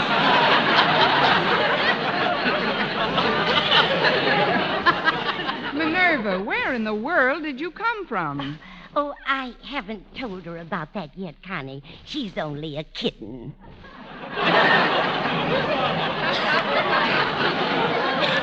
Well, you'd better have a little talk with her. She's been running around with a pretty old crowd. Oh, please, Connie, don't talk that way in front of her. Minerva's very high-strung. Yes, I know. Lately, that cat's been as jumpy as a person. Now let's forget about nerves and bad dreams and hurry in for a nice breakfast. I've got a brand new secret recipe for you. A secret recipe, Mrs. Davis? Yes. If I tell you how I'm making your egg this morning, will you keep it under your hat? Well, it may get my hairdo a little icky, but I'll try. I'm making you a delicious watercress and cucumber omelet. Oh, no. That's what started my nightmare. Besides, I haven't time to eat breakfast now, Mrs. Davis. Walter Denton's picking me up any minute. How come Walter's calling for you today? Your car isn't in the repair shop again, is it? No, but I decided not to drive for a while after picking up a couple of hitchhikers last Saturday. But, Connie, why should that discourage you from driving? I picked him up on my bumper.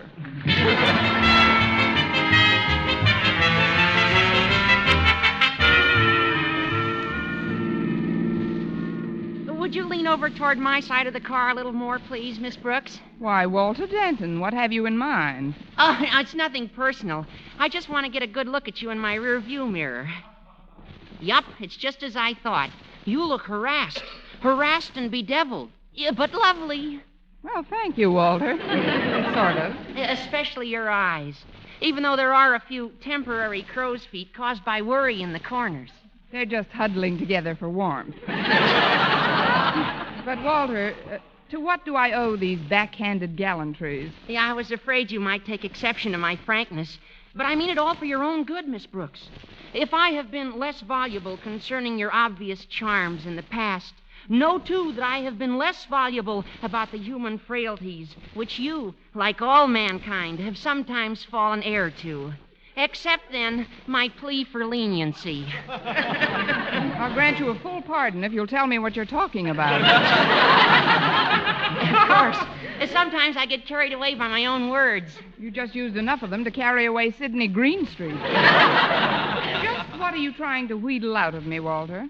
Well, now that you mention it, there is something you can do to help both of us out. I thought so. What is it? Oh, it's like this. Since this is a new term, you, like several of the other teachers, will be assigned to the stockroom during your free period to take inventory and give out supplies. I see. And what does my good friend Raffles have in mind? We split a carload of pencils and retire? Oh, no, Miss Brooks. My motives are purely altruistic. I merely want to assist an already overburdened teacher whose heart and spirit are big and willing, but whose mind and body may not long stand the strain put upon it by the forthcoming scholastic hassle. Walter, if Olivia de Havilland gets the Academy Award, you was robbed. Now come clean. What's your cut in the projected Madison High School stockroom swindle? Cut? Oh, Miss Brooks, I'm surprised at you. Surprised and chagrined. Oh, when I think of your sense of integrity, your honesty... Please, Walter, if you polish this apple any more, it'll be too slippery to pick up. Now, come to the point, Walter. Well, whoever helps out in the stockroom gets first choice of the textbooks, right? Right.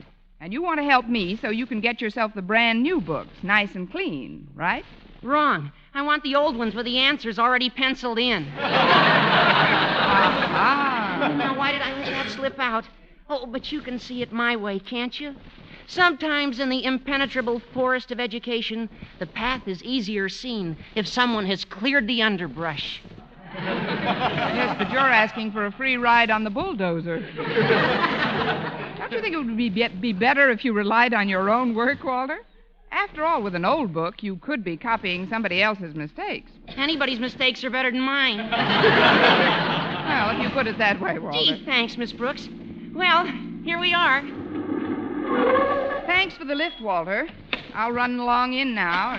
Oops. Ooh. Gosh, Miss Brooks, didn't you see that mud puddle? Of course I did. I just thought it might be fun to go wading. Can I help you scrape off the mud? Well, I haven't time now. If I can just sneak by Mr. Conklin's office, I'll clean up when I get to my room. But suppose you can't sneak by his office. That, Walter, I refuse to contemplate. Believe me, if Mr. Conklin sees me tripping through the hall on these 2 lumps of mud, my name will be Shoes. Our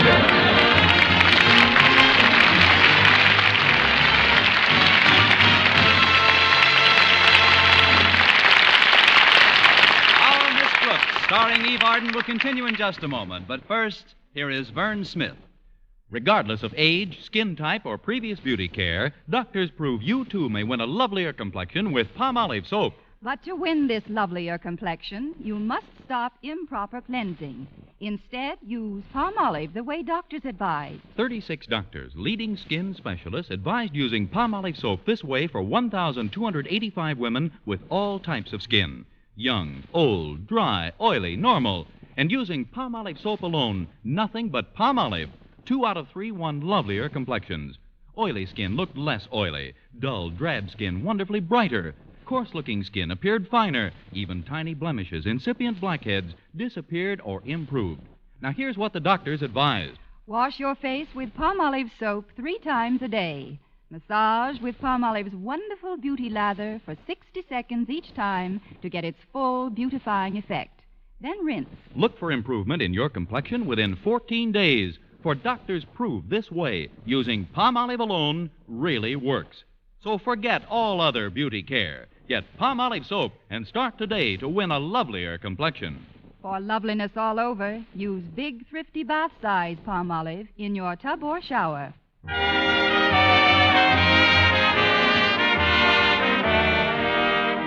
And now, while our Miss Brooks is quietly sloshing down the corridor in her muddy pumps, let's look in on Mr. Conklin, Madison's beloved principal, and adjust our wavelength to his stream of consciousness. So we come to the start of another school day. A nice muggy one at that, as if I needed bad weather to make me irritable. The teachers in this school have simply got... Now, who's that tracking her dirty shoes through our hallowed halls? Think she's going to sneak past my office, does she? Well, we'll just wait till she's even with the door. And then... Hold! Who goes there?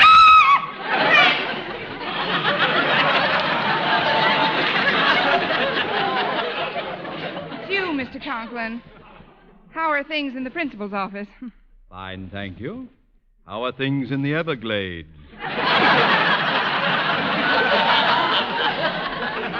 Just take those shoes off and step in here for a moment, Miss Brooks. I want to talk to you. Yes, sir. Do you, by any chance, remember what I told the faculty at the meeting yesterday? Oh, certainly, Mr. Conklin. I've been going over it in my mind all night, remember? Remember? Of course, I remember what was discussed at the meeting. The question is, do you? Oh, indeed I do, Mr. Conklin, every word. We've got to have more horseplay and less discipline. What's that? I mean, we've got to crack up, crack down. Miss Brooks, I won't have a repetition of last term's lack of discipline. There's only one way to run a school, and that's in an orderly manner. Exactly. Naturally, I need the cooperation of my staff. Hence, everybody's got to toe the line. Yeah. There's no reason why things shouldn't go off like clockwork. 1, 2... Sound off! Oh, I'm sorry, Mr. Conklin. It's just that I spent a rather restless night. In fact, we both did. That is, I'm still a bit upset. Well, there's nothing like concentrating on one's work to settle one's nerves. When is your first free period? Right after lunch. I figured I'd get a good rest then. I think not, Miss Brooks. I penciled you in for the stockroom at that time. Oh. Well, they have a lot of erasers in there. Maybe we could rub me out. No, I guess not. We're extremely short of supplies, Miss Brooks, so I want you to check every requisition very carefully before handing them out. And if for any reason you have to leave the stockroom, you know what to do? Raise my hand? You lock the door. Is that clear? Yes, Mr. Conklin, I locked the door. Well, I'll be running along now. One moment, Miss Brooks. Haven't you forgotten something? Oh, yes. Rub 2, 3, 4, rub. Mrs. Brooks, get your fingers out of my head.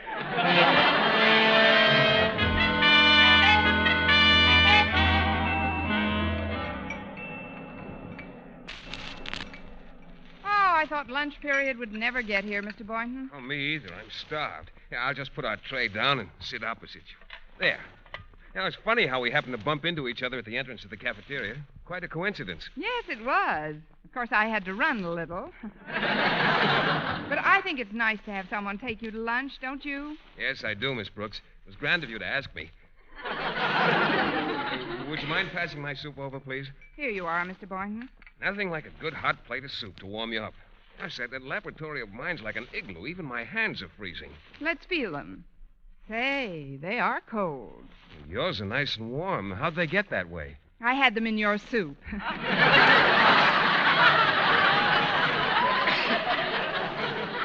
You know, it's a shame we don't have a better heating system in this school, especially in the biology lab with all those little mice and rabbits and students.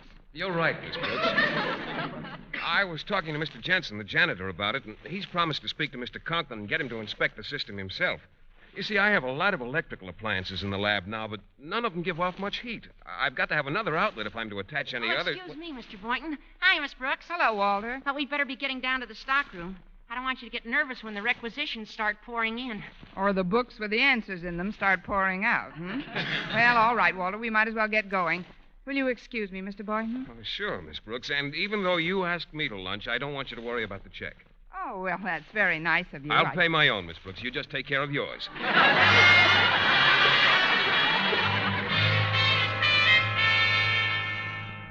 Well, the worst part of the supply rush is over, Miss Brooks. And now we can sort of take inventory of the surplus stuff that we can use. That is, you can use for your class. Like what, Walter? Oh, paper, pencils, staplers. They bring 40 to 50 cents on the outside.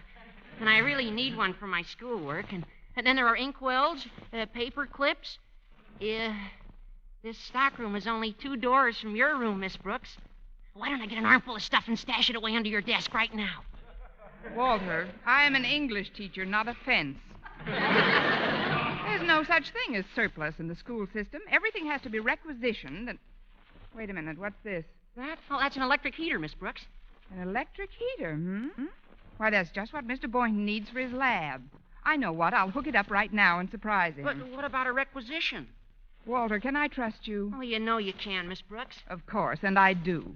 So if you'll keep quiet about this heater, I'll get you a requisition for a brand new stapler. Gee, that's swell of you, Miss Brooks. Now I can take this one out of the lining of my jacket.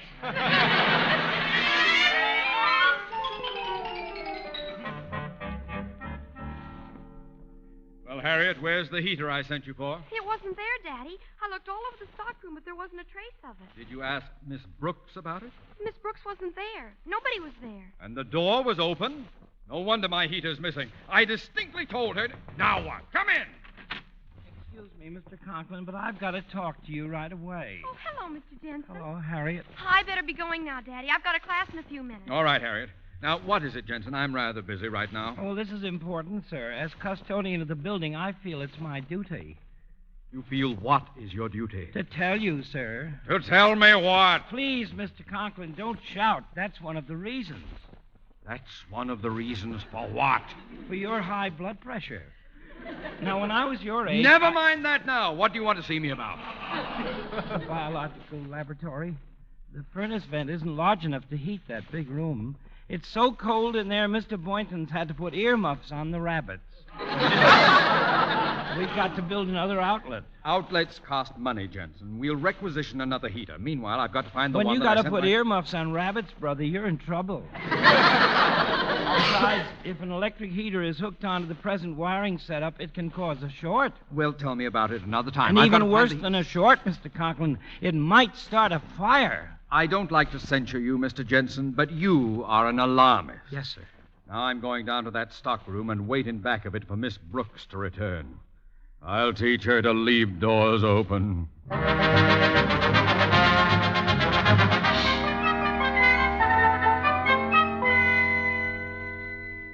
I'm glad we set up the heater in here before Mr. Boynton came back, Walter. Yeah, he'll sure be surprised, I bet. Come on, Miss Brooks. Oh, there's the next class. I've got you in English this period. That's a coincidence, Walter. I've got you, too. Oh, Walter, here's the stockroom, and the door's still ajar. Didn't you lock it when we left? No, I thought you did. Give me that key. There. Mr. Conklin would have a fit if he found this door open.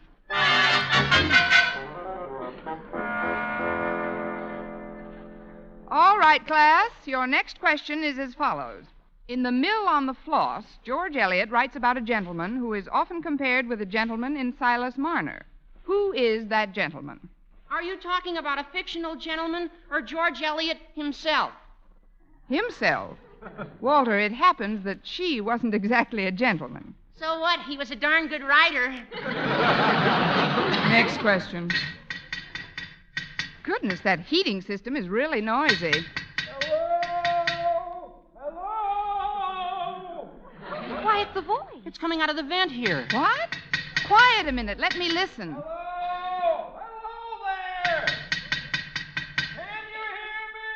Sure. What time's the break set for? Who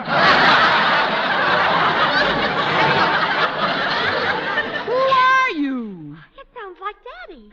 Daddy, can you hear us? Yes, get me out of here. He must be stuck in the furnace.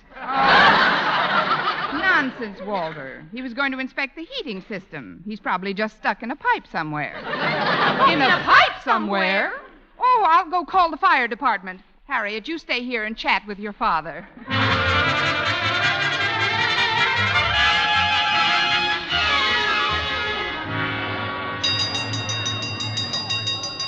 Why, Why, Mr. Boynton, what made you ring the gong for a fire drill? Well, I heard you calling the fire department, and I thought. Oh, but that's not for a fire. Mr. Conklin's stuck in a pipe somewhere, and I just called the department to get him out. Well, most of the kids are out in the street by now. I better go keep them in line. A little extra preparedness won't hurt any.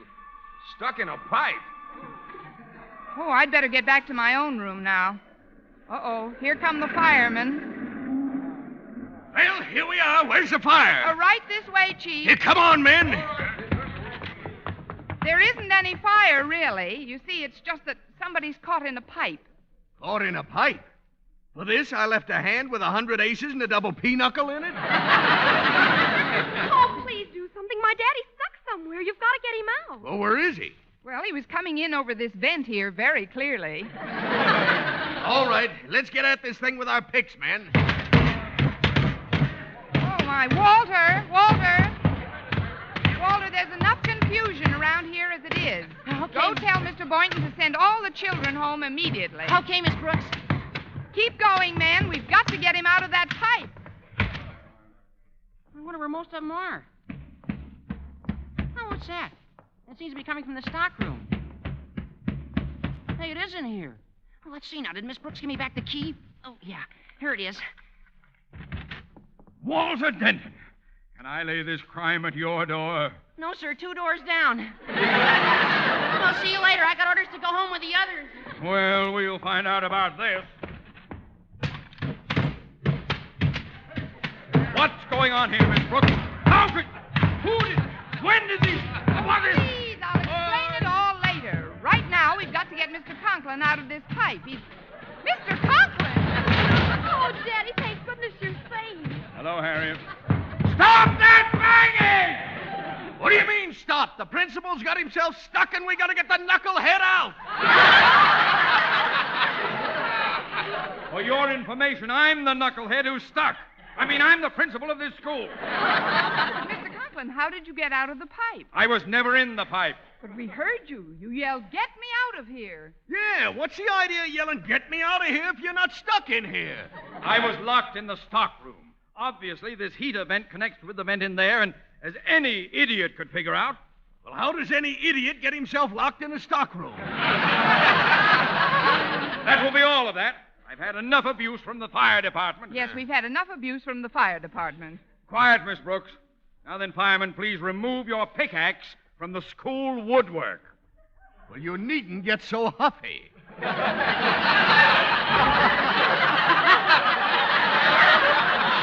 After all, it only makes a little hole. Here, I'll take it out.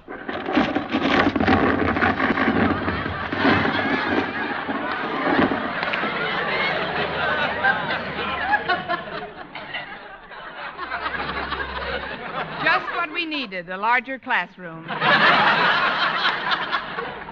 Now then, Miss Brooks, I want some explanations, and I want them fast. Yes, sir. Who locked me in the storeroom? Where are all the students? Who called the fire department? Yeah, that's what I'd like to know. Don't you realize that these false alarms cost the city money? Now we gotta pack all our stuff up. What are all you firemen standing around for? Why don't you do something? Relax, Mr. Boynton. Mr. Conklin's out now. There's nothing left to do. Nothing left to do, but my lab is on fire. What? That's more like it. Come on, man!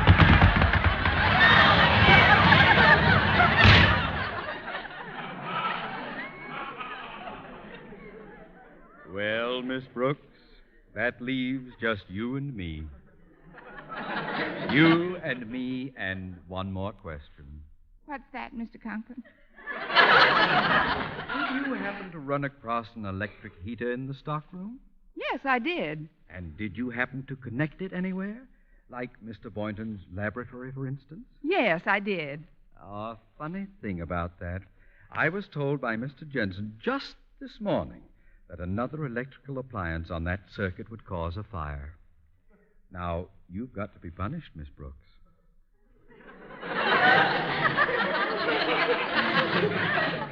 You hear me? You've got to be punished!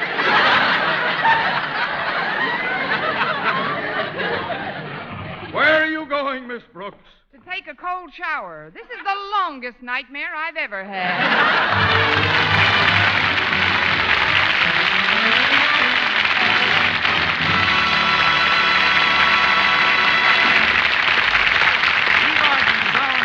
Returns in just a moment, but first, beautiful luster cream girl. Tonight, show him how much lovelier your hair can look after a Luster Cream shampoo. Only Luster Cream brings you Kay Daumit's magic formula blend of secret ingredients plus gentle lanolin. Gives loveliness lather even in hardest water. Glamorizes your hair as you wash it. Luster Cream. Not a soap, not a liquid, but a dainty cream shampoo. Leaves hair fragrantly clean, free of loose dandruff, glistening with sheen. Soft, manageable. Gives new beauty to all hairdos or permanents. 4-ounce jar, $1. Smaller sizes, either tubes or jars. Tonight, try Luster Cream shampoo and be a Dream girl, beautiful luster cream girl. You owe your crowning glory to a luster cream shampoo. And now, once again, here is our Miss Brooks. Well, it wasn't much of a fire, and as soon as they put it out, one of the firemen got a hook and ladder, climbed up, and brought Mr. Conklin's blood pressure down. When he was slightly more rational, he called me into his office again. Miss Brooks, since Mr. Boynton failed to remind me about the electric hazard in the biology laboratory, I have decided that he is almost as guilty as you are. Oh, but Mr. Conklin, he Silence. didn't You, Miss Brooks, will stay after school and help Mr. Boynton clean up the debris those firemen left behind. I don't care if it keeps you both here all evening. Mr. Conklin, is that my punishment for starting the fire? Exactly. Got a match? Tuning to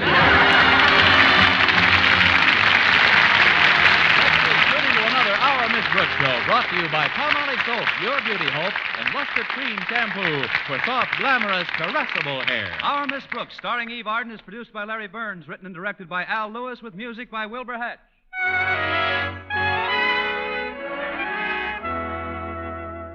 Men, here is actual factual proof of more comfortable, actually smoother shaves by using Palmolive Lather Shaving Cream. 1,251 men tried the Palmolive Lather way to shave described on the tube, and no matter how they shaved before, 3 out of 4 got more comfortable, actually smoother shaves. Try Palmolive Lather Shaving Cream. See if you don't get more comfortable, actually smoother shaves the Palmolive Lather Shaving Cream way. Listen to our Miss Brooks next week over CBS, the Columbia Broadcasting System.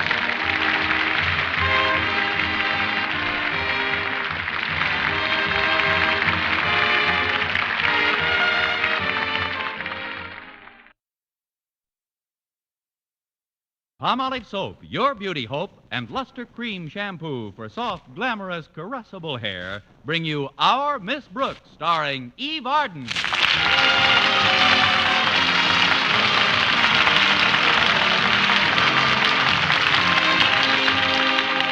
Our Miss Brooks, who teaches English at Madison High School, was as grateful as any other teacher for the Washington's birthday holiday observed last week. And far be it from me to criticize the actions of the father of our country, but I can't help wishing that he had taken more than just one day to be born. Of course, the one day off was better than nothing, but I must admit I looked forward to a weekend of not teaching with considerable anticipation. It isn't that I'm not fond of my pupils. I think they're a wonderful horde of kids. But after the events of last Friday, I seriously considered giving up teaching and taking a course in rug tatting or peanut art. It started Friday after school. Mr. Boynton, the usually bashful biologist, displayed a surprisingly different attitude when I entered his laboratory. Hello, Mr. Boynton. Oh, hello, Miss Brooks. I was just going to come down to your room. Oh, then I'll get back there right away. I wouldn't want to miss you. Well, I guess what I have to say can be said here, all right?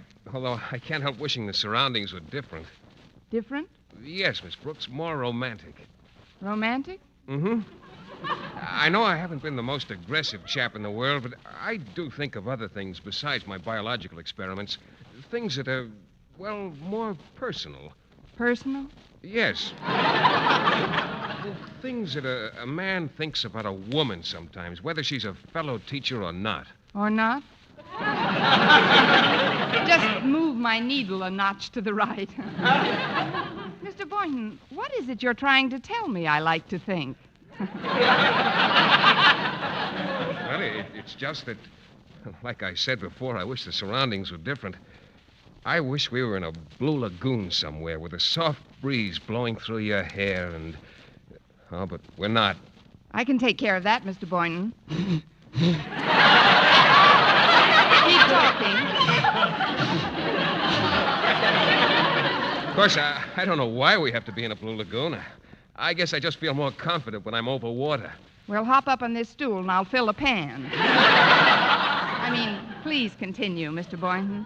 Well, as you know, Miss Brooks, I've been coaching the basketball team while Mr. Haney's been ill, and, well, we've been lucky enough to win the championship in our particular conference. Yes, I know. We've been invited to play in the state championships at Martinsville. The entire squad leaves this evening. We won't be back until next week. I just want you to know that, well... Yes, Mr. Boynton? It's terribly important that we win the championship. Oh, you'll win it, Mr. Boynton. But what else were you going to say? Well, I'm not so sure we'll win it. After all, we're playing a round robin. Well, I bet you could spot him 4 worms and beat him easily. I know you're kidding me, Miss Brooks, but I don't mind. You know, now that I'm leaving town, I've come to realize certain things about our relationship. At last. Formal recognition that we have a relationship. Well, without getting too basic too quickly, I'd like to state that in the past, whenever the situation seems auspicious for declaring certain emotional reactions I've felt, upon finding myself in close proximity to you, that is, some outward manifestation seems to... Pardon me, Mr. Boynton. Couldn't you get a little more basic more quickly?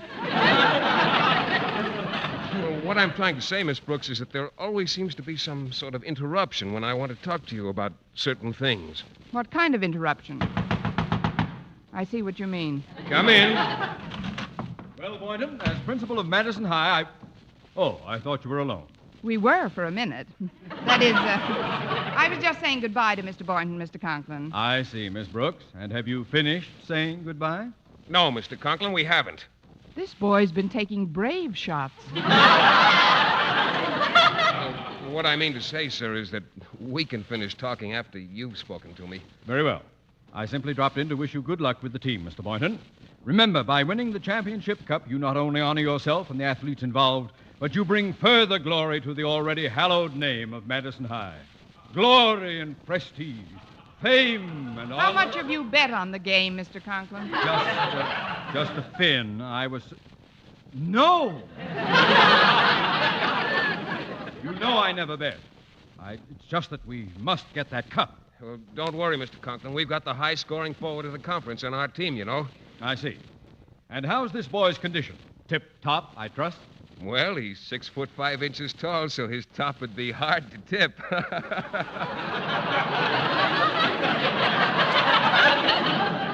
That's a joke, sir. Thank you. By the way, Miss Brooks, is this the boy we transferred from Miss Enright's English class to yours? Yes, sir. Well, tell me, how's his state of mind? What there is of it is quite happy. Well, I know he's not a brilliant student, but now that he's in your class, Miss Brooks, I'm sure he'll improve. From what I hear, the boy's an all-round athlete. I want him eligible for other sports during the coming term. Well, I'll do whatever I can, Mr. Conklin. Of course, it's difficult to give a test without any questions in it, but we'll get him through all right, Mr. Conklin. Good. Well, I'll be running along now. Best of luck, Boynton. Bring back that cup. Let's see now. Where were we? Oh, I know. You were telling me something personal. Well, I wouldn't like to repeat myself, Miss Brooks. Do you remember what it was I said last? Oh, how could I possibly remember what you said minutes ago? It was just something about you'd like to state that in the past, whenever the situation seemed auspicious for declaring certain emotional reactions you felt upon finding yourself in close proximity to me, that is, some outward manifestation seems That's right. And then you said, couldn't we get a little more basic more quickly? Right. Then you said there always seems to be some sort of interruption when you want to talk to me about certain things. And then you said, what kind of interruption? And then I wrote, whoever it is, get lost. Come in. Hiya, Coach. Oh, hello, Miss Brooks. Hello, Walter. How are you? Fine and dandy. Good. Bye-bye, Walter. I just wanted to remind Mr. Boynton about the big doings tonight. There's going to be a torchlight parade and a snake dance. You'll be there, won't you, Miss Brooks? Yes, Walter, if I can find a snake in time. Yeah. Oh, Before I go, Miss Brooks, have you seen Stretch around anywhere? Oh, no, not for the past few hours. Well, if he shows up, please send him into the gym, will you? I want to give him exact directions so he won't get lost on his way to the bus station. Knowing Stretch, he can get lost after he's got the directions. We'll send him in to you if he shows up here. Thank you, and good day, Walter Denton. Thank you, Miss Brooks. And may I suggest that you speed Mr. Boynton on his way with a salutation befitting the mentor of a sterling aggregation such as the Madison basketball team? Walter. So long, Coach.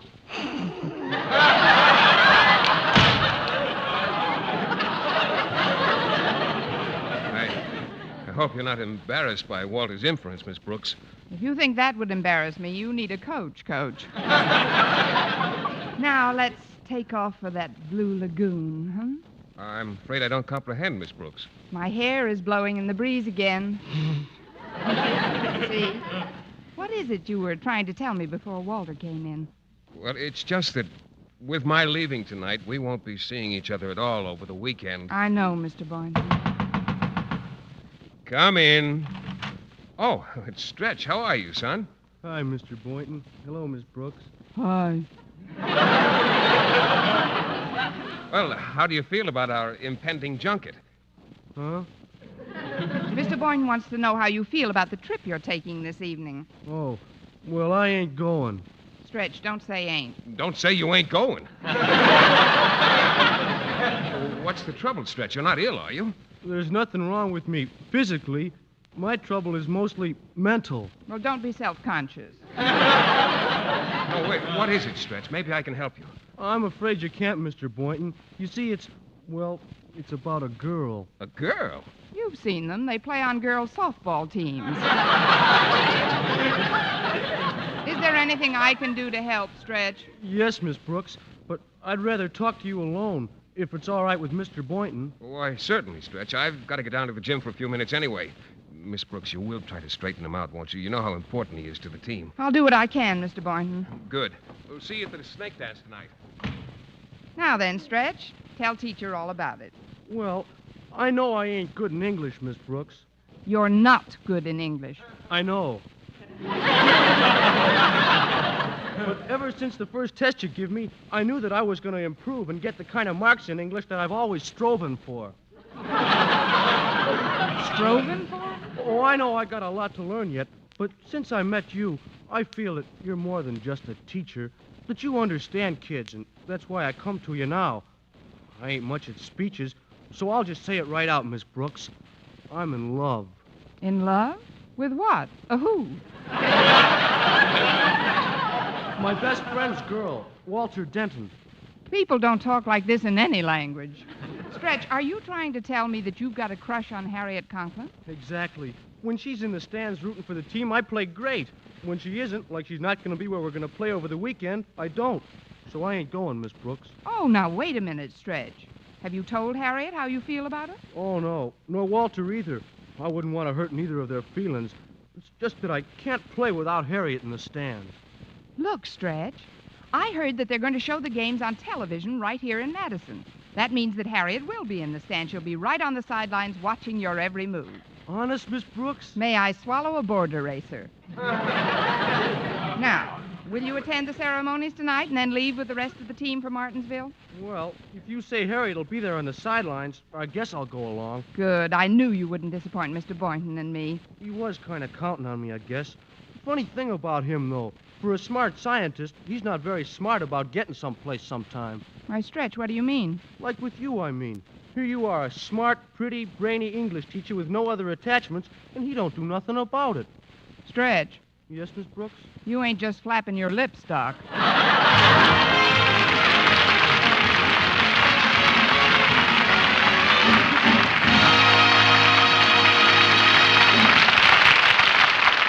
Our Miss Brooks, starring Eve Arden, will continue in just a moment. But first, here is Vern Smith.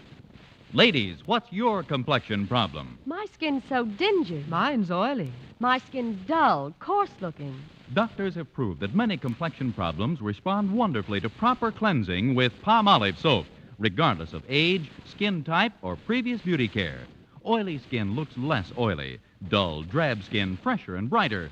Coarse-looking skin appears finer. To win such complexion improvements, simply use Palmolive soap. Nothing but Palmolive is needed, the way doctors advise. Wash your face with Palmolive soap 3 times a day.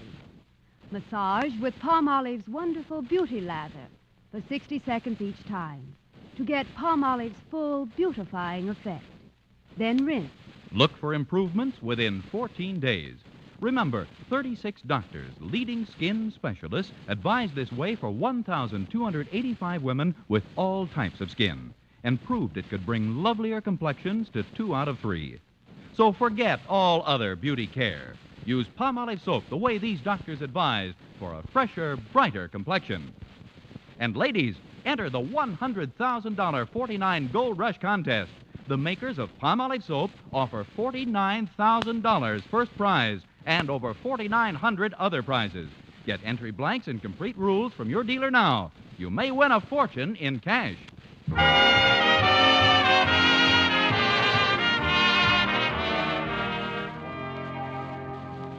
Well, the pre-victory celebration was a huge success. A 1-hour snake dance and the 6-mile torch parade came off promptly at 8 o'clock. And my feet came off promptly at 9. After seeing the basketball squad off for the bus depot, I immediately limped home for a nice, warm bath. Mrs. Davis, my landlady, was sitting in the living room when I opened the door. Good evening, Connie. How was the snake dance? Very snaky, thanks. Did you bid Mr. Boynton a fond goodbye, Connie? Yes, Mrs. Davis. What did he say? Goodbye. Oh, that man. When is he going to open his eyes and see that? I think they're opening a little bit, Mrs. Davis. This afternoon in the laboratory, he really started to make a noise like an interested party. Oh, what happened? Nothing. I got all involved with the trials and tribulations of a star basketball player and his unrequited romance.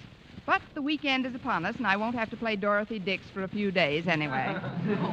What are you going to do tonight, Connie? I have some very elaborate plans, Mrs. Davis. Tonight I'm going to have myself a schoolteacher's B&B. Benedictine and brandy? No, bath and bed. If you'll excuse me now, I'll drag my carcass into the bathroom and run a tub. Oh, you don't have to do that, Connie. I've already let the water in. I was going to bathe Minerva tonight. The cat? But cats aren't supposed to get baths, are they? Oh, Minerva loves it. Besides, I've just got to bathe her. Why, are the mice complaining? No, she was walking near the sink this morning and slipped on the tile, poor dear. Fell right into some dough I was mixing for bread. Oh. Then maybe Minerva better use the water that's in the tub. She can wait. You run along, Connie, and take a nice restful... Now, who in the world can that be? Coming! Stretch, what are you doing here? Why aren't you at the bus depot? I ain't going. Again? Well, come in for a minute.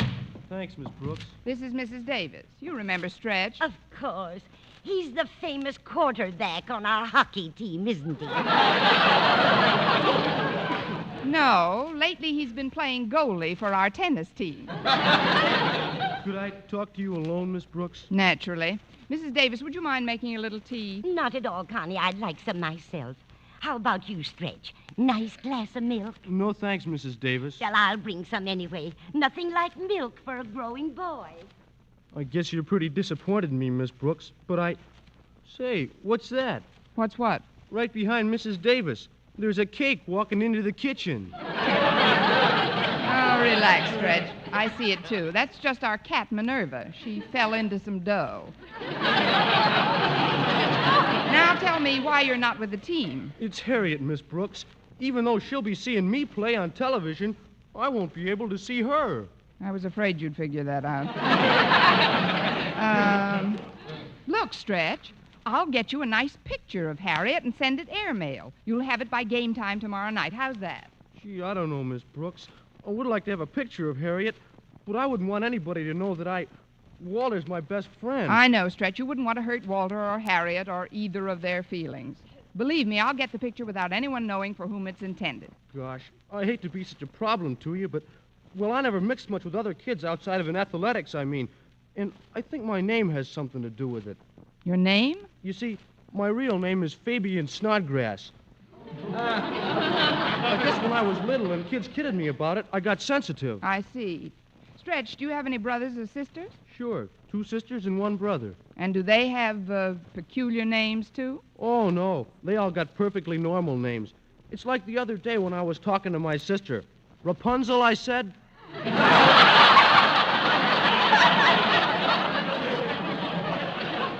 Rapunzel. Well, that does it. I'll go into your case more thoroughly when you get back from this trip, Stretch, but right now you've got to rejoin the team. Come along. You won't forget to send a picture, Miss Brooks. I won't forget, Stretch. Lots of luck and goodbye again. Rapunzel Snodgrass. Now, there's a family for you.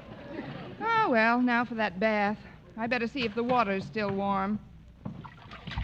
Oh, it's pretty cold. I'd better let it out and run a fresh one.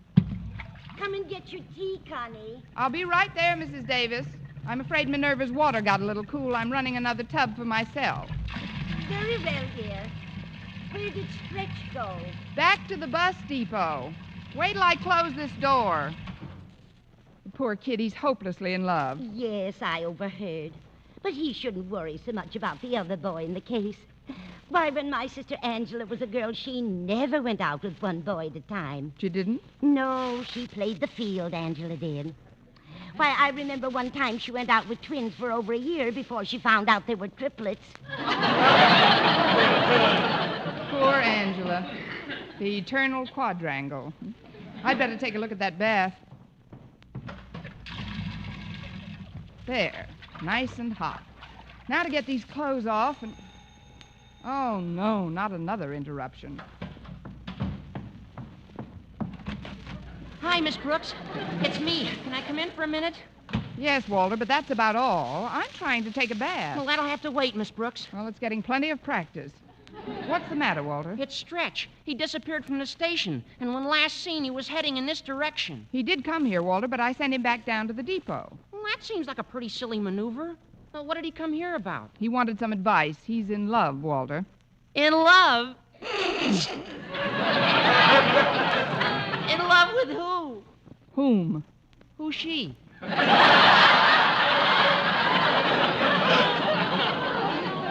He's in love with somebody that doesn't love him, a girl who goes with another fellow. Now, what kind of a girl would go with a fellow when she could go with a star basketball player like Stretch? I can't divulge the details, Walter, but Stretch was miserable about the situation. But he's not supposed to be miserable. This is a crucial time. If he likes a girl, she should go with him and brush off this other jerk. Careful, Walter. You may hate yourself for this. Look, I've smoothed his feathers and sent him back to play the game of his life. Now, you get back to the depot and don't say a word about what I've told you. Well, all right, Miss Brooks. But I wish I could get a peek at the guy that's got Stretch's girl buffaloed. You may never see him till you start shaving. And goodbye to you again, Walter Denton. Oh, let's see how this water feels now. It could be warmer. I'll let a little out and refill it. Singing in the bathtub, la-da-da-da-da, singing in the bathtub. Now we'll just put the plug back in, run some more water. I always thought that teaching was my only profession, but bathing can be quite a career, too. There, that ought to be just right. Singing in the bathtub, nothing can go wrong. Singing in the bathtub, oh, I should live so long. Come in, whoever you are. Oh, it's Mr. Boynton. Oh, I'm sorry to bother you, Miss Brooks, but Walter Denton's disappeared from the bus depot. Have you seen him? Of course I've seen him. Won't you come inside, Mr. Boynton? I haven't time, Miss Brooks. You say you saw Walter. Where is he now? On the way back to the bus depot. Oh, good. Stretch got down there before I left, and when he found Walter gone, he was quite upset. Now everything will be all right. Sorry to have troubled you, Miss Brooks. See you next week. Goodbye. Goodbye, you greyhound Lochinvar. Well, at least there's nothing to stop me from taking that bath now. I couldn't have gotten cool in that short space of time. Let's see. No, it's exactly the right temperature. I don't have to let out a drop. Wrong again. Oh, no, it's not you again, Stretch.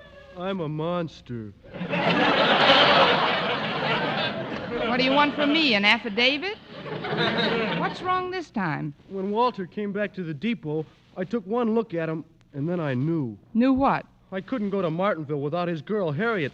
I just can't play unless she's really in the stands. All right, Stretch, I'll do my best. Go back down to the depot and wait for me. What are you going to do, Miss Brooks? I'm going to slip on a straitjacket and run over to the Conklins.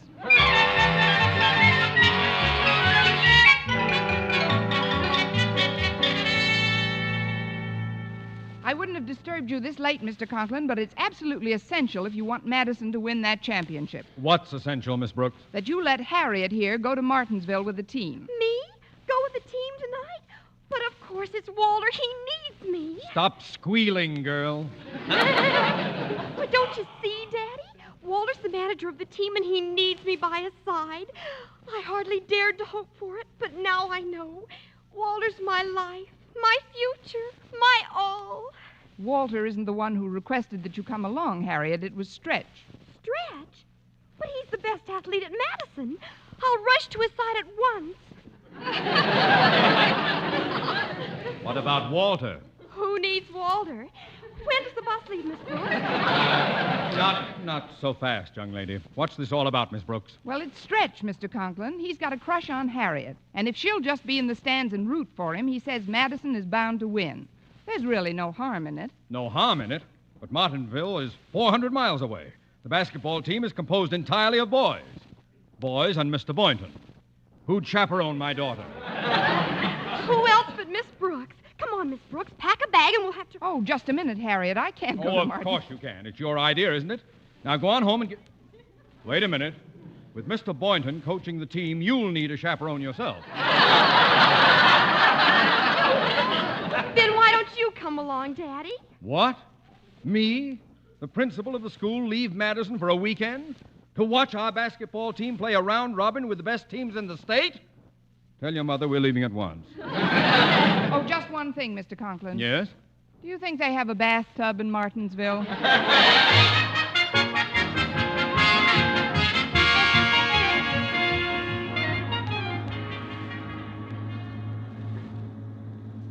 Well, I never thought when I woke up this morning that I'd be riding on the bus with you and the team tonight, Mr. Boynton. Oh, I'm glad it worked out this way, Miss Brooks. I am too. Me too. Driver, I'm Mr. Conklin, the principal of Madison High. Oh, how do you do, Mr. Conklin? My name's Fredericks. What can I do for you? Well, I'd like to open a few of these windows if nobody minds. It's kind of stuffy in here. Yeah, it is kind of crowded in the bus. You see, we didn't expect all you extra passengers. In fact, there was one kid back at the depot I couldn't even allow on. Which kid was that, Mr. Fredericks? Oh, some tall fella. Said his name was Snodgrass. Stretch Snodgrass. Well, just as long as he wasn't an important member of the team, it... Stretch Snodgrass!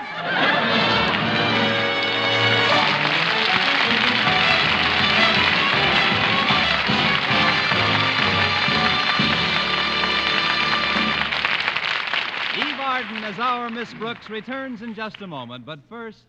Dream girl, beautiful luster cream girl. Tonight, show him how much lovelier your hair can look after a Luster Cream shampoo. Only Luster Cream brings you Kay Daumit's magic formula blend of secret ingredients plus gentle lanolin. Gives loveliness lather even in hardest water. Glamorizes your hair as you wash it. Luster Cream. Not a soap, not a liquid, but a dainty cream shampoo. Leaves hair fragrantly clean, free of loose dandruff, glistening with sheen. Soft, manageable. Gives new beauty to all hairdos or permanents. 4-ounce jar, $1. Smaller sizes, either tubes or jars. Tonight, try Luster Cream shampoo and be a Dream girl, beautiful luster cream girl. You owe your crowning glory to a luster cream shampoo. And now, once again, here is our Miss Brooks. Well, Mr. Conklin was furious, and the only way I could square myself with him was to give up my seat to Stretch when the bus returned to pick him up. Then I went home, got undressed, and steered my stubborn little course for the bathroom. Now I can really... Oh, hello, Mrs. Davis. Hello, Connie. I was going to postpone Minerva's bath till tomorrow, but she just couldn't wait any longer. Oh? When did you put her into the tub, Mrs. Davis? Just this minute, Connie. Well, I can't wait any longer either. Move over, Minerva.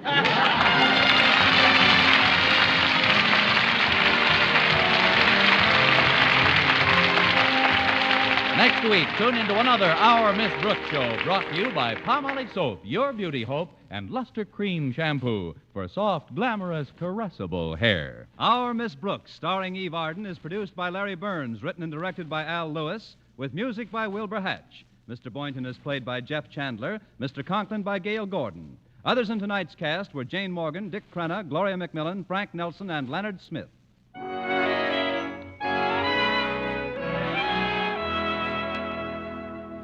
Men, do you shave with a lather or brushless shave cream?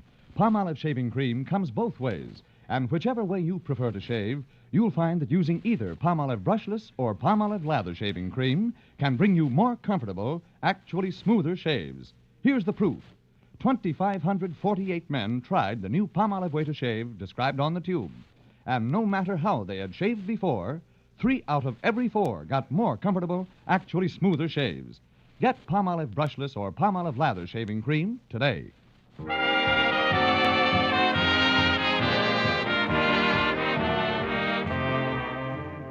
For mystery liberally sprinkled with laughs, listen to Mr. and Mrs. North, the exciting, fun-packed adventures of an amateur detective and his beautiful wife.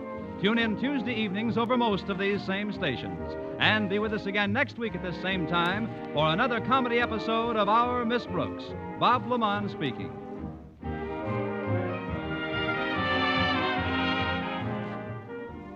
Have you ever stopped to realize how much freedom the American way of life offers you? Remember, in many countries, people have lost the freedom to work where they choose, start their own business, own their own home, invest their money as they see fit. Let's keep that free American way. Let's make it better by working a little harder on our jobs and by being better citizens of our country. Let's remember that the better we produce, the better we live. This is CBS, the Columbia Broadcasting System.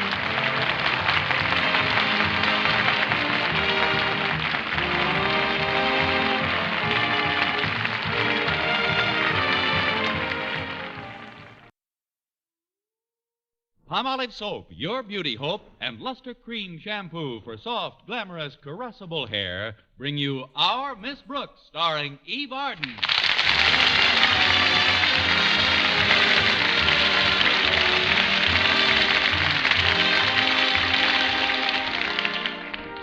Our Miss Brooks, who teaches English at Madison High School, is as sociable as the next teacher, especially if the next teacher happens to be Mr. Philip Boynton.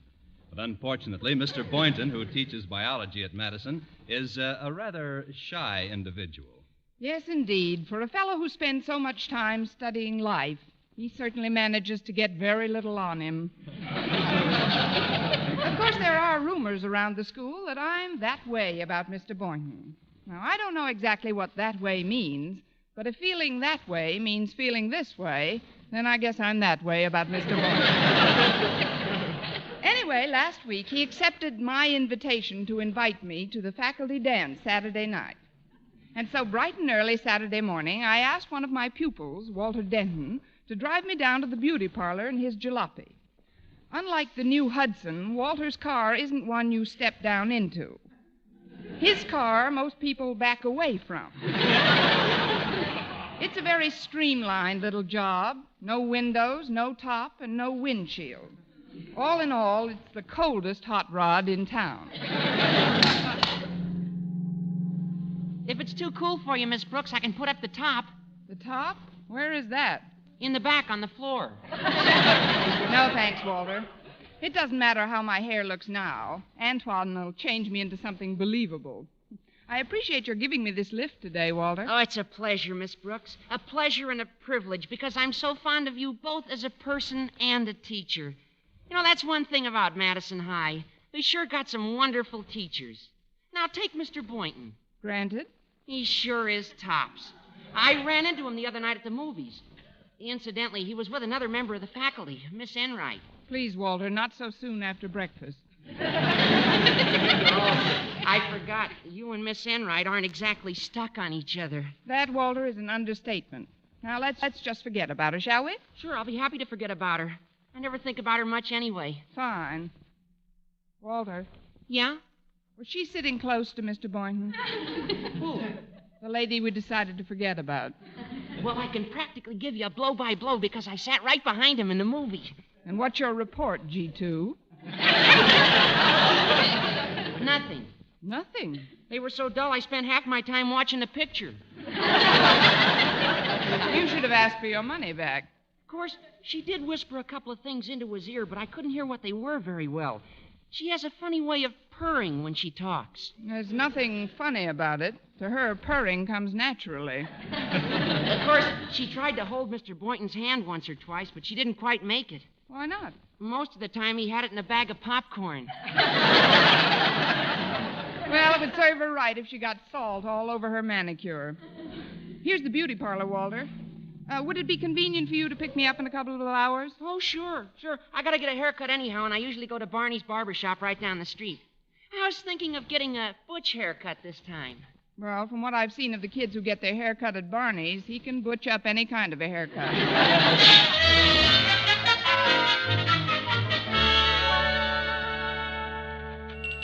Hello, Antoine. Well, if it isn't Miss Brooks. A long time no see, like the man says. What man? Oh, there you go. You're not in my shop 2 minutes and you're pulling my leg.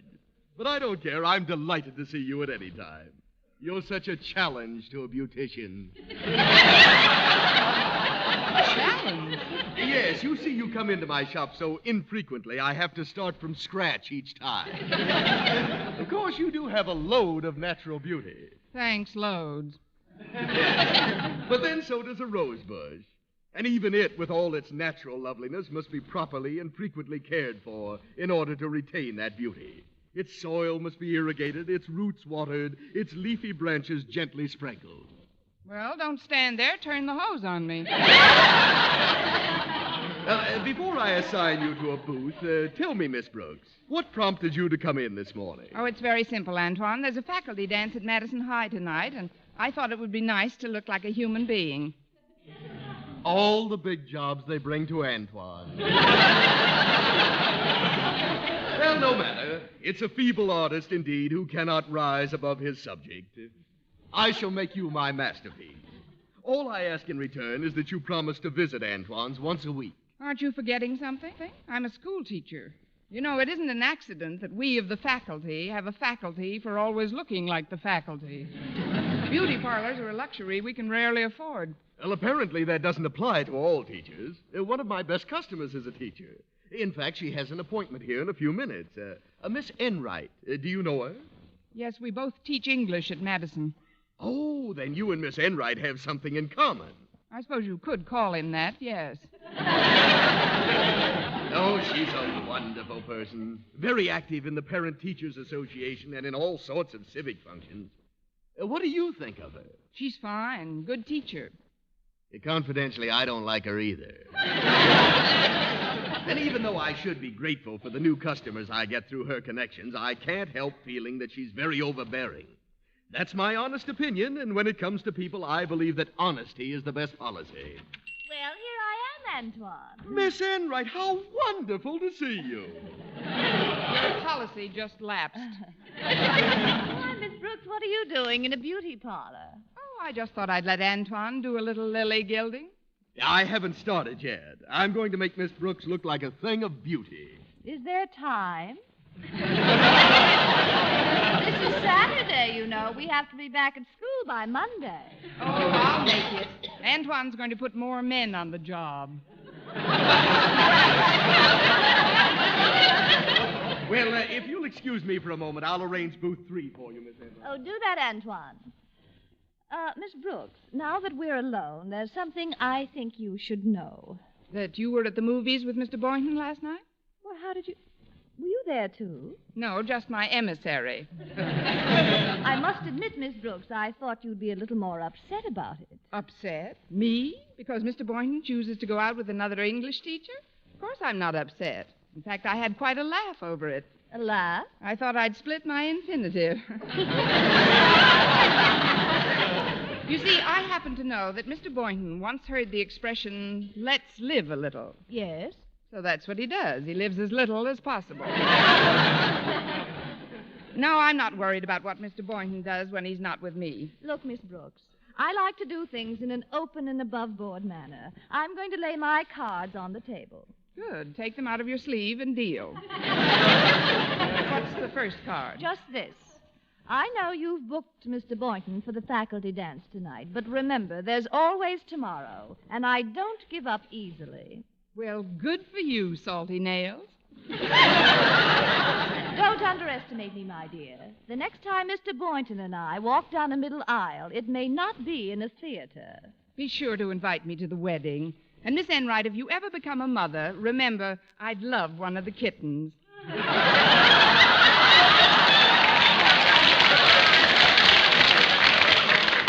Ready for you now, Miss Enright. Yes, coming, Antoine. I'll see you and Mr. Boynton at the dance, Miss Brooks. I'll be looking forward to it with considerable revulsion. Booth 3. Here it is. Sit right down here, Miss Enright. Antoine, before you do anything for me, I want you to take care of Miss Brooks. But your appointment... I'll wait. There's a certain way I want you to take care of Miss Brooks.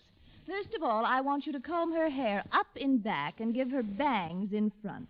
But that wouldn't suit her face at all. Exactly. Then I want you to be sure and see that she's got pounds of makeup on. Plenty of rouge, eyeshadow, everything. But she won't like that. Neither will Mr. Boynton. I know the type. And whatever you do, don't let Miss Brooks look into a mirror. Tell her to wait for her first reaction from a member of the opposite sex. But, Miss Enright, suppose she doesn't want me to... She'll agree to anything you suggest. She knows you're an expert beautician. Well, then how can I betray her faith in me? I'd feel like a traitor. A despicable traitor. Antoine, dozens of women patronize this shop at my suggestion, and at my suggestion they go elsewhere. Now, are you going to give Miss Brooks the works or not? Well, Benedict Arnold made a nice living for years.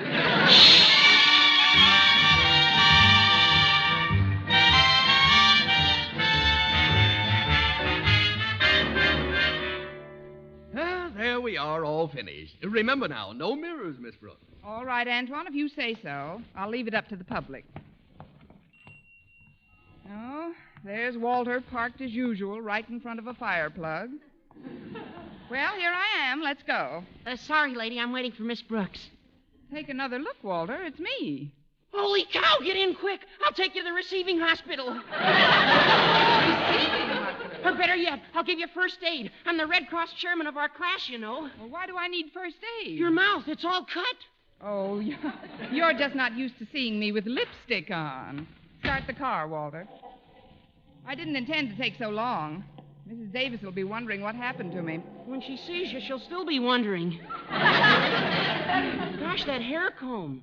Those bangs. What's wrong with these bangs? Are they too long? Well, in all the time you've known me, Miss Brooks, have I ever consciously been fresh or tried to hurt your feelings? No, Walter, never. And I can answer your question honestly. They're not long enough. They're frustrating, Miss Brooks. What are you talking about, Walter? Well, they start out all right, but just when they really get going, boom, they stop. Right at the tip of your nose. Oh, that's just a few hairs that were blown out of place in this hopped-up pie plate of yours. How do I look otherwise? Well, frankly, Miss Brooks, I thought you were more beautiful without all that stuff. I mean, well, gosh, with your natural beauty, you could have been a famous stage actress or even a model or a big movie star. I've often wondered, what made you become a school teacher anyway? I couldn't resist the money.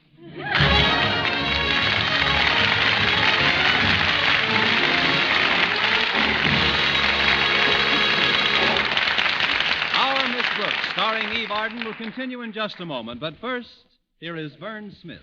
Regardless of age, skin type, or previous beauty care, doctors prove you, too, may win a lovelier complexion with Palmolive soap. But to win this lovelier complexion, you must stop improper cleansing. Instead, use Palmolive the way doctors advise. 36 doctors, leading skin specialists, advised using Palmolive soap this way for 1,285 women with all types of skin. Young, old, dry, oily, normal. And using Palmolive soap alone, 2 out of 3 won lovelier complexions. Oily skin looked less oily. Dull, drab skin wonderfully brighter. Coarse-looking skin appeared finer. Here's what the doctors advised. Wash your face with Palmolive soap 3 times a day. Massage with Palmolive's wonderful beauty lather for 60 seconds each time to get Palmolive's full beautifying effect. Then rinse. Look for improvement within 14 days, for doctors prove this way, using Palmolive alone, really works. So get Palmolive soap and start today to win a lovelier complexion. And ladies, enter the $100,000 49 Gold Rush contest. The makers of Palmolive soap offer $49,000 first prize and over 4,900 other prizes. Get entry blanks and complete rules from your dealer now. You may win a fortune in cash.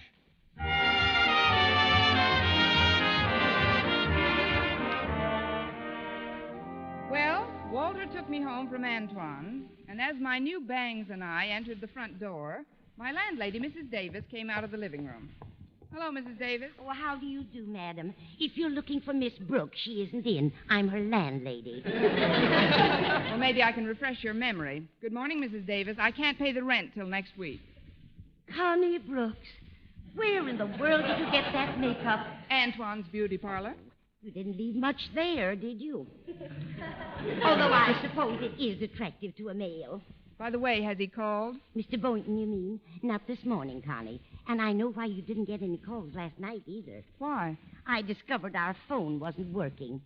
But I fixed it about an hour ago. You fixed it? Yes, I went downtown and paid the bill. You know, Connie, as one gets used to your new look, it's not half bad. Well, I should hope not. After spending 3 hours in a hot booth, the least I can expect... I'll get it.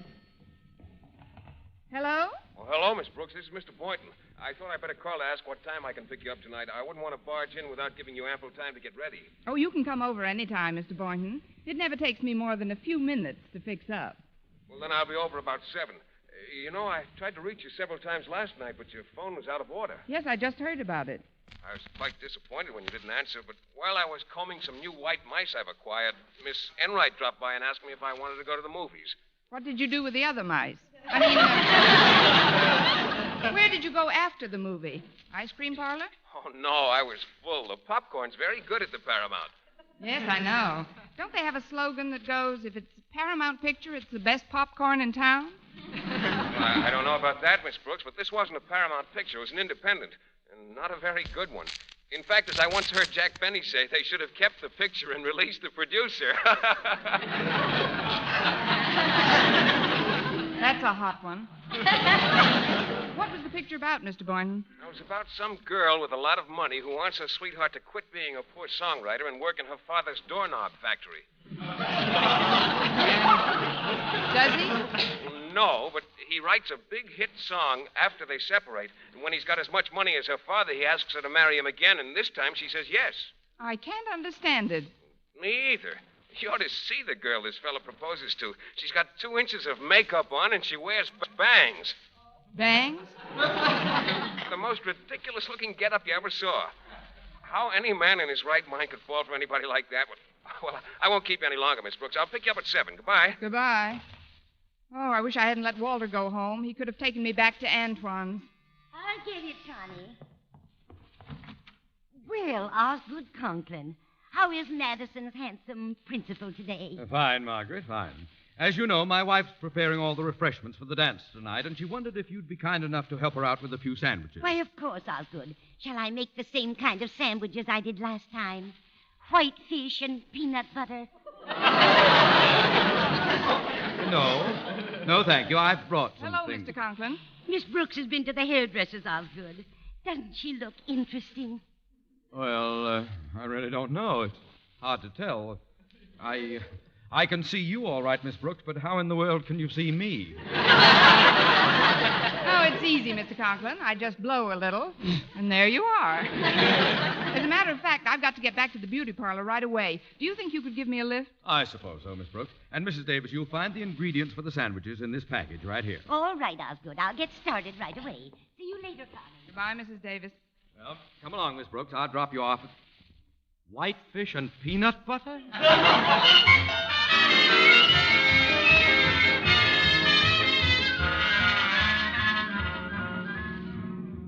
As I recall, Mr. Conklin, the beauty parlor's only a couple of blocks past your house, so I won't be taking you too far out of your way. That's perfectly all right, Miss Brooks. I hope you'll forgive me for seeming so taken aback when you first came in, but, well, you did look quite unlike a school teacher. Is that bad? On Saturdays, no. In fact, I rather admire a woman who takes the time to enhance her charms. Confidentially, I've been trying to stampede Mrs. Conklin into a beauty salon for years, but she just can't see it. Doesn't believe in powder, rouge, lipstick, none of the refinements. What does she want with refinement? She's got you. That is, she's got you. Excuse me, we're just passing my house. I always honk the horn when I'm in the neighborhood. It gives my wife and daughter a feeling of security.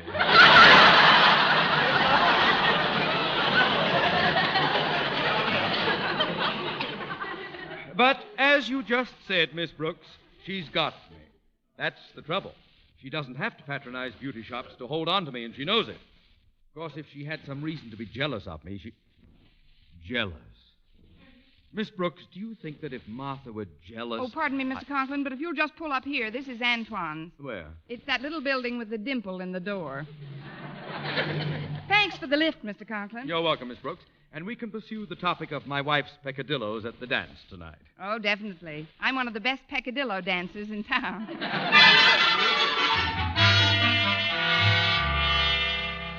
Well, that does it, Miss Brooks. Am I completely plain again, Antoine? If you were any plainer, you'd fade right into the woodwork.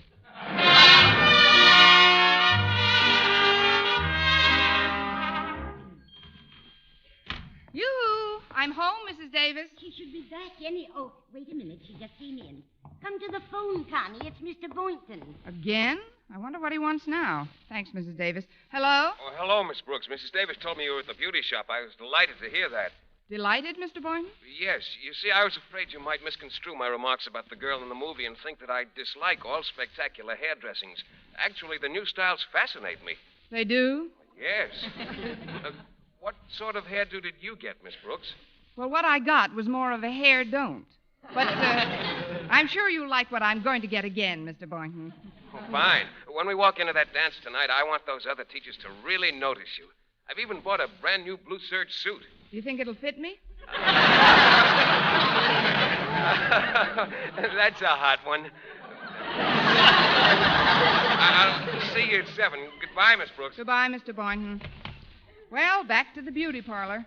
You know something, Mrs. Davis? What, Connie? In moments like these, I almost wish I was Mrs. Conklin. What am I saying?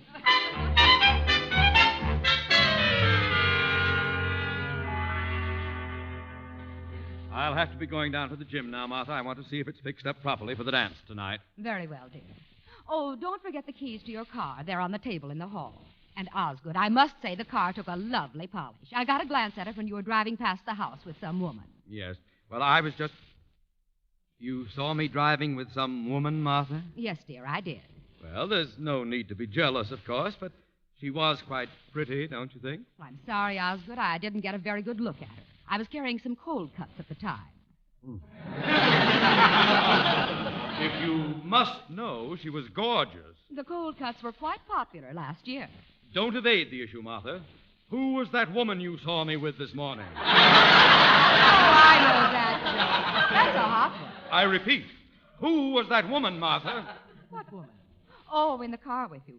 Well, really, Osgood, you drive so many women from the Board of Education around. This one wasn't from the Board of Education. Far from it. Oh, please, dear. You're leaning against the potato salad. Why don't you admit it, Martha? You're jealous. 5 loaves of white. That should be enough. Martha, I said you were jealous. Yes, dear. Now, where did I put the rye bread? Martha, you're not even listening to me. Hello, Dad. Hello! Oh, sorry. Hello, Harriet. Harriet, you've been crying. Is something wrong, dear? Oh, everything's wrong. Walter Denton told me he had to pick up Miss Brooks, but when I saw him, he was riding around with some creature in fangs. I'm going up to my room now, Mother. And if Walter calls, just tell him I've taken a slow boat to China. All right. But after you've brooded a while, please come down and help me find the rye bread. Oh, Mother! Now, there's a girl who will make some man a fine wife. Insanely jealous. Oh, here's the rye bread. I do hope I win the door prize this year. Don't think I'm past noticing pulchritude, Martha. I'm still just a boy at heart. You know why I gave that other woman a lift in my car? Because she'd just come from the beauty shop. You hear me, Martha? I was bedazzled. If it hadn't been for all the powder and that store-bought hair... That man of mine wouldn't have gone nowhere, nowhere. Oh, what's the use?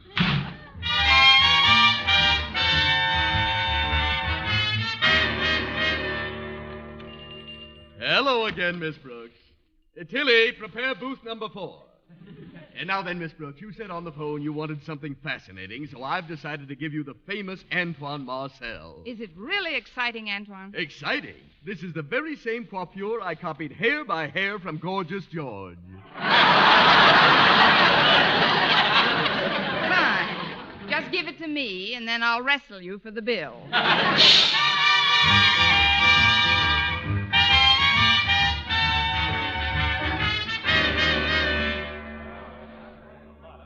Well, this ought to be a very successful dance, Miss Brooks. Quite a few people in the gym. Yes, indeed, Mr. Boynton. And at the sound of the next voice, there will be one people too many. Oh, there you are. Good evening, Mr. Boynton. Oh, good evening, Miss Enright. The next number is a waltz, Mr. Boynton. Is it? Yes, and I'm just dying to waltz. Well, you do that. Mr. Boynton and I will be right behind you.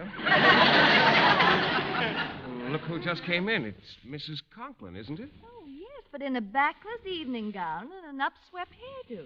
And I thought I was overdone. Alongside of Mrs. Conklin, I look like Carrie Nation after a bad night. Hello, everyone. Oh, good evening, Mrs. Conklin. Hello, Mrs. Conklin. Don't let me scare you. I got myself up like this to teach Osgood a lesson. I wonder what he'll say when he sees me. Well, you won't have to wait long to find out. He's coming over now. Hello, folks. I see we have a newcomer in our midst, and a very charming one at that. Osgood Conklin at your service, Miss... It's Mrs. Conklin. Well, I'm delighted to make your... Mrs. Conklin? Hello, Osgood. Ma! What in the world? Your hair, well, if that is... Your face is... Of all the... You look lovely, my dear.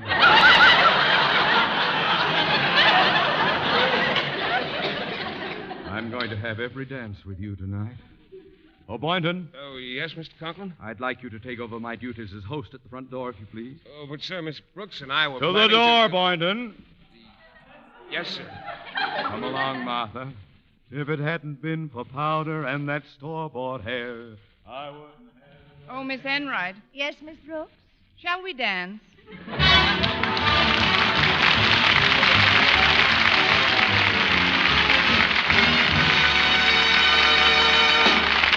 Arden as our Miss Brooks returns in just a moment. But first... Dream girl, beautiful luster cream girl. Tonight, show him how much lovelier your hair can look after a Luster Cream shampoo. Only Luster Cream brings you Kay Dumit's magic formula blend of secret ingredients plus gentle lanolin. Gives loveliness lather even in hardest water. Glamorizes your hair as you wash it. Luster Cream. Not a soap, not a liquid, but a dainty cream shampoo. Leaves hair fragrantly clean, free of loose dandruff, glistening with sheen. Soft, manageable. Gives new beauty to all hairdos or permanents. 4-ounce jar, $1. Smaller sizes, either tubes or jars. Tonight, try Luster Cream Shampoo and be a... Dream girl, beautiful luster cream girl. You owe your crowning glory to a luster cream shampoo. And now, once again, here is our Miss Brooks. Well, Mr. Boynton got away from the door just in time to ask me for the last half of the last dance. You look lovely tonight, Miss Brooks. I feel I put you to a lot of trouble today. Oh, it was nothing. Of course, I did lose about 5 pounds, but it was mostly around the scalp. Attention, please. Ladies and gentlemen of the faculty, it is my pleasure at this time to announce the winner of the door prize. She is none other than our Miss Brooks. Congratulations, Miss Brooks. Thank you, Mr. Conklin. I know you're all anxious to find out what the door prize is. Well, I have here a ticket, Miss Brooks, entitling you to 1 free treatment at Antoine's Beauty Parlor. Mr. Conklin, would you tell me one thing? What's that, Miss Brooks? Is this for putting on or taking off?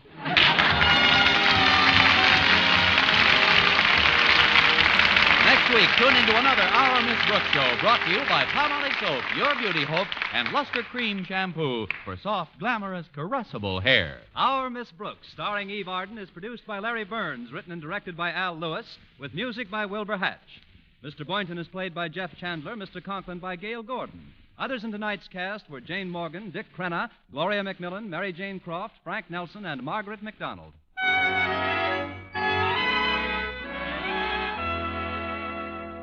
Men, here is actual factual proof of more comfortable, actually smoother shaves by using Palmolive lather shaving cream. 1,251 men tried the Palmolive lather way to shave described on the tube. And no matter how they shaved before, 3 out of 4 got more comfortable, actually smoother shaves. Try Palmolive lather shaving cream. See if you don't get more comfortable, actually smoother shaves the Palmolive lather shaving cream way. For mystery liberally sprinkled with laughs, listen to Mr. and Mrs. North, the exciting, fun-packed adventures of an amateur detective and his beautiful wife. Tune in Tuesday evenings over most of these same stations. And be with us again next week at this same time for another comedy episode of Our Miss Brooks. Bob Lamont speaking. This week marks the 37th anniversary of the Girl Scouts, and the Colgate Palmolive Peat Company takes this opportunity to wish a very happy birthday to all Girl Scouts of America, whose fine program trains the girls of today to be better citizens in the world of tomorrow. This is CBS, the Columbia Broadcasting System.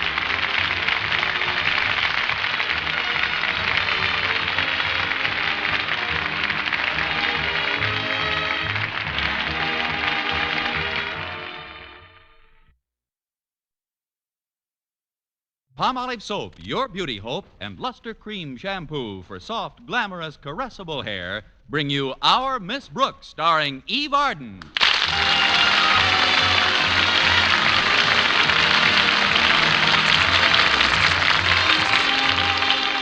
Our Miss Brooks teaches English at Madison High School. And like most other teachers, she tries to stay on the best of terms with her principal, Mr. Osgood Conklin. This isn't always easy. You see, Mr. Conklin has high blood pressure, and it's wise to take him with a grain of salt. Of course, it's wiser not to take him at all. Anyway, on Thursday, he gave me a little honorary assignment to take care of on my own time, which consisted of a report he had to submit to the school board. I was to rephrase, punctuate, and proofread the 25 pages by morning. And sure enough, I got it all done by morning. In fact, when Mrs. Davis, my landlady, awakened me, I had been sleeping like a baby for over 20 minutes. You seem all upset, dear. What's the trouble? Nightmare? No, daymare. I was up all night with some extra work Mr. Conklin gave me. Oh.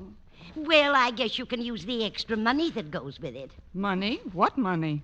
Surely there must be some compensation for working away from the school. Oh, there is, Mrs. Davis. The satisfaction of a job well done, the thrill of helping my colleagues in their time of need, and the gratification that comes with the knowledge that I've assisted my superior officer on the battlefield of life. And you know something else, Mrs. Davis? What, Connie? The next time I work at home, it'll cost him a fin. Well, remember this, dear. Money won't buy back your health and good looks once they've gone. If I were you, I'd flatly refuse to do any extra work at all. Oh, but I can't do that. Mr. Conklin's my principal. That doesn't give him the license to make a beast of burden out of you. Why, for 2 cents, I'd advise you to quit. And if I had 2 cents, I'd take your advice. No, Mrs. Davis, even a beast of burden has to earn oat money. Well, hurry with your shower, Connie. I've got a nice breakfast all planned for you. Oh, I won't have time for breakfast today, Mrs. Davis. Walter Denton's taking me to school in his car so I can get this report to Mr. Conklin. What's the matter with your car, Connie? I had a little trouble with the steering wheel. What kind of trouble? It came off.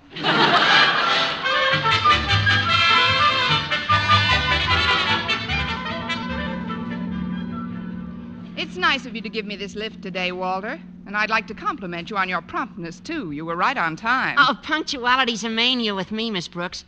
Besides, if I wasn't on time, you'd let some other kid pick you up. Like I always say, the early bird catches the worm. Well, Like I always say to the other worms, let's get some men and go fishing. Confidentially, Miss Brooks, you look like you could use a little help. You seem bushed. Frankly, I think you're work happy, Miss Brooks. Work happy? Yeah. What did you do last night after you got home from school? I worked on a report for Mr. Conklin. Aha! I knew it. Mr. Conklin shouldn't give you extra things to do. Why don't you tell him about it, Walter? Oh, I'm not kidding, Miss Brooks. If you let him, Mr. Conklin will make a beast of burden out of you. You gotta put your foot down. I may put all 4 of them down. And I've been reading in the papers that there's quite a shortage of good teachers. You don't have to tow-cow to anybody. I don't have to what, Walter? Tow-cow. It's Chinese slang for polishing the apple. Well, Walter, I don't tow-cow to Mr. Conklin. It's just that he's my principal. And Excuse me, Miss Brooks, but he's only your principal at school. After hours, he's just... before I quote what I'm going to quote, I'd like to make a prior statement. Proceed. Well, any remark I make now is merely something I overheard in my daily contact with other members of the student body and does not necessarily reflect the opinion of the repeating eavesdropper. Well, repeat away, eavesdropper. I've heard sundry other pupils refer to Mr. Conklin as... Like I said, Miss Brooks, this isn't necessarily my opinion of him. You've made that very clear, Walter. Good. Well, some of the kids have spoken of Mr. Conklin as... After all, I go with his daughter, Harriet, you know. Yes, I know. It might not be the right thing to do to talk about my father-in-law. Walter, you're not married yet. Well, that's right, too. Well, I've heard him called it... Gee, I wouldn't want Harriet to know about this. My lips are sealed, Walter. Now go on. Okay. Now, Mr. Conklin, in the eyes of some of the undergraduates at this high school, is nothing but a... Gosh, if I was Harriet's father and he was going to marry Harriet, I wouldn't want him to go repeating things about me. Then again, he'd probably be the first one to do it. Sure he would. So I'll tell. Tell! A kid in the cafeteria called Mr. Conklin a big inflated bag of ego. There, I said it. Give that boy a new Nash and a pair of pajamas to drive it in. You won't ever mention my mentioning this, will you, Miss Brooks? Oh, of course not, Walter. I wouldn't even want anyone to hear me thinking it. Mr. Conklin may be rather a disciplinarian, but he does have quite a job on his hands, too. Running a high school these days is difficult work. Now, just between you and me, Walter. Yes? How would you go about deflating a big bag of ego? Well, the first thing I'd do is not let him think I was afraid of my job. I'd walk in with whatever work I'd done for him last night, throw it on his desk, and say, "There you are. That's the last work I do outside of my regular school duties. Take it or leave it, Buster." Well, that sounds like sterling advice, Walter, but there's just one more thing I'd like to ask you. What's that, Miss Brooks? If Buster decides to leave it... Yeah? Where's the nearest local of the Beasts of Burden Union?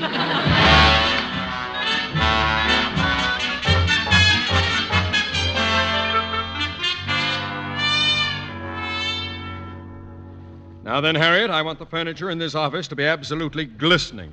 But, Daddy, it's as neat as a pin now. Harriet Conklin, when your father and principal asks you to polish something, grab a dust rag, girl. But why, Daddy? Because Mr. Jason Brill, the principal of Clay City High School, is paying me a visit. You know how sarcastic and critical he can be. But why is he coming to Madison? Well, I'm not positive, Harriet, but I think the old pirate is here to raid one of my teachers. It's a deplorable practice, but he stole a Spanish teacher right from under the nose of Colton's principal. But, Daddy, didn't you get our new math teacher, Mr. Fain, away from Clay City? That, Harriet, is just a rumor. Mr. Fain came to Madison of his own free will. You mean he joined our faculty before you gave him your own study at home to sleep in, and promised him your car whenever he wanted it, and told him about having all his meals with us free of charge and 2 movies a week thrown in? Consider the subject closed. Now, if that Brill thinks he can sneak in here like a thief in the night... I and beg rob... your pardon. Why, it's... Just call me Kettle. I'm the kettle that was being called black by that pot over there. Now, see here, Brill. I won't... Oh, excuse me. That will be all, Harriet. Yes, Daddy. Goodbye, Mr. Brill. Goodbye, Harriet. Poor girl. What do you mean, poor girl? If you've come here to get my goat, Jason Brill, on the contrary, Osgood. It's not a goat I'm after. It's an English teacher I've got my eye on. An English teacher? This is war, Osgood. But remember, you crossed my frontier first. I don't know what you're talking about. I'm talking about Mr. Fane, a good, if flighty, math teacher. Okay, you've got Fane, but I'm going to get the best English teacher at Madison, Miss Constance Brooks. Miss Brooks? But what made you pick her out? I'm attracted to her syntax. Very interesting, Brill, but an altogether impossible task. Why should Miss Brooks want to work for any other principal when she's used to the benevolent, tender, warm-hearted guidance of a person like myself? That's one of the things I'm depending on. Another one is a secret weapon, Osgood. You'll find out all about it when it's too late. Secret weapon? What secret weapon? It's a secret, Osgood. But believe me, it's going to work. Jason, you're being absolutely childish. There isn't the remotest possibility of Miss Brooks making any such ridiculous change as you suggest. There isn't, Dad. No, there isn't. Hey, look, Osgood, I don't want to be an old I told you so, but that's just what they said right before Jack Benny switched to CBS.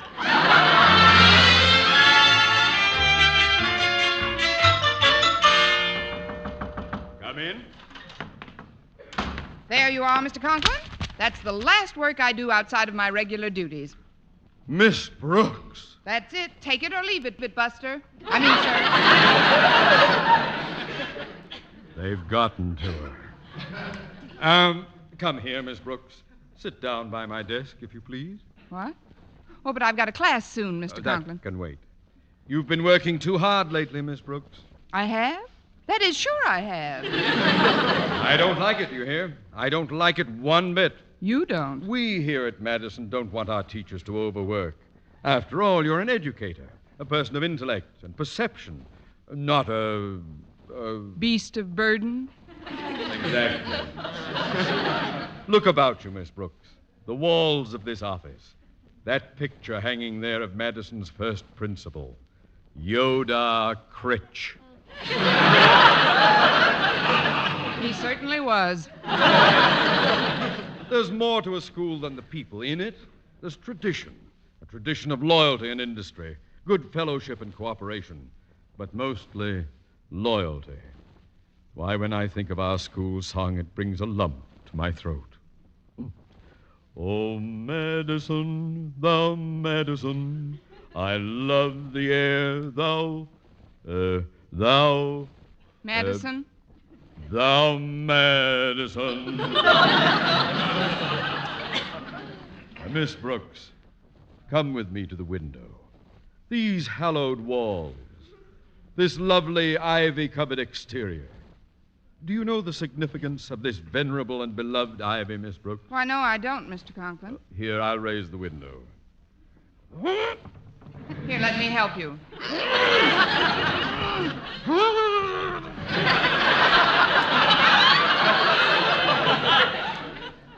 It's caught in that scummy ivy.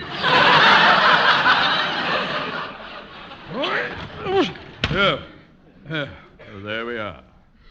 Now look, Miss Brooks. Look at this beautiful campus. As far as the eye can see, green grass. Now, there's one thing I want you to do before you do anything else. No. What? No, I won't do it. Won't do what? I absolutely refuse to mow that lawn. Our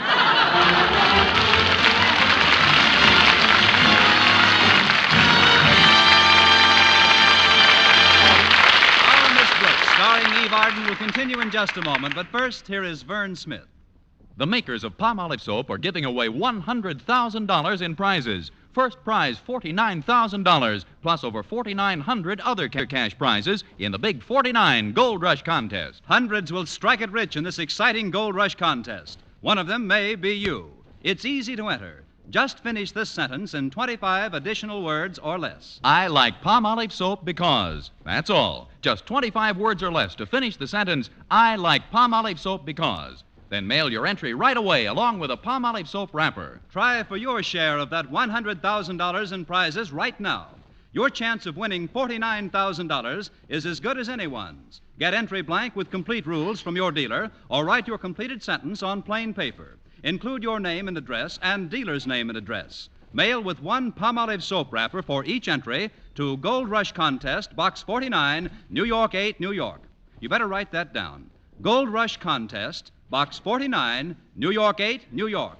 Enter as often as you like, including one wrapper with each entry. But hurry, the contest closes a week from next Saturday. Mail your entry right away. Get Palmolive soap right away to help win a lovelier complexion. And try for your share of the $100,000 in cash prizes.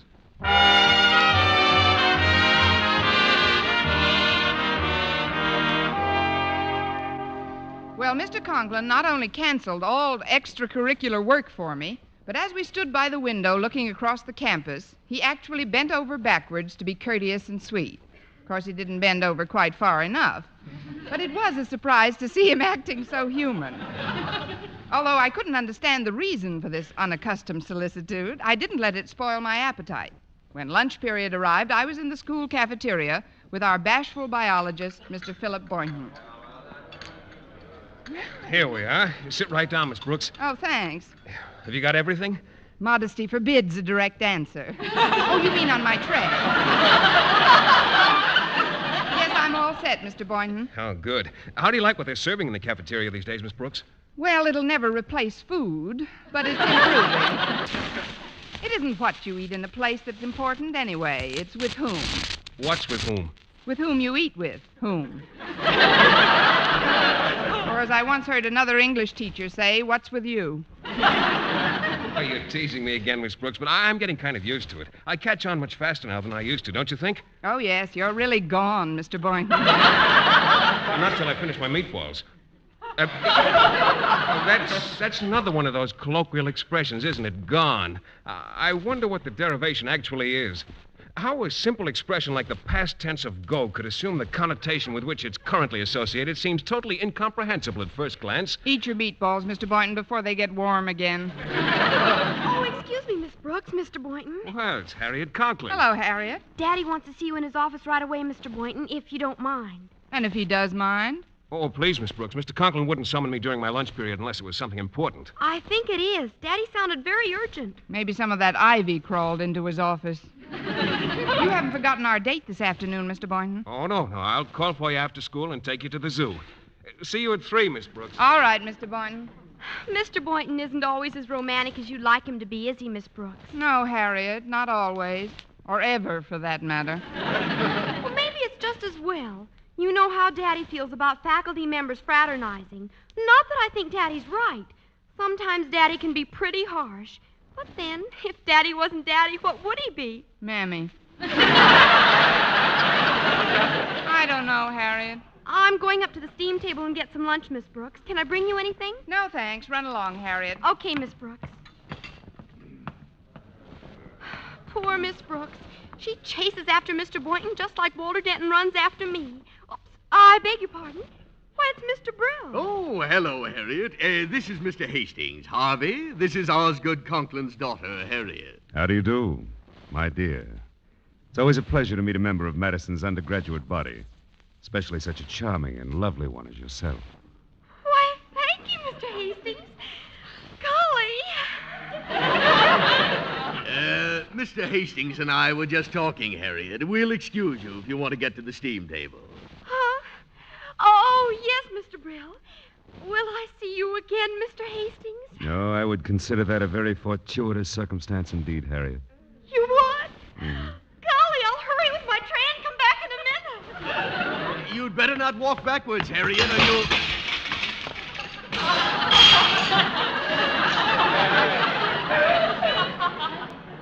She did. Hastings, it's marvelous. You've got something that makes women drop whatever they're doing and concentrate on you. Oh, I don't know, Mr. Brill. I just try to be pleasant to everyone. Uh-huh. Well, you keep it up. We'll have Connie Brooks in our English department in no time. And now, look, this is a good chance for you to meet her. She's seated at that table over by the wall, and she's alone. Don't tell her too much right now, but make an appointment for tea. Then we'll really go to work on her. Well, if you say so, Mr. Brill, but it does seem like a kind of dirty trick with teachers so hard to get nowadays. I think... Secret weapons don't think. They act. Now, there's Miss Brooks, Hastings. Sick her. Yes, sir. And when I bring her back and place her at your feet, I expect a whole case of strong heart.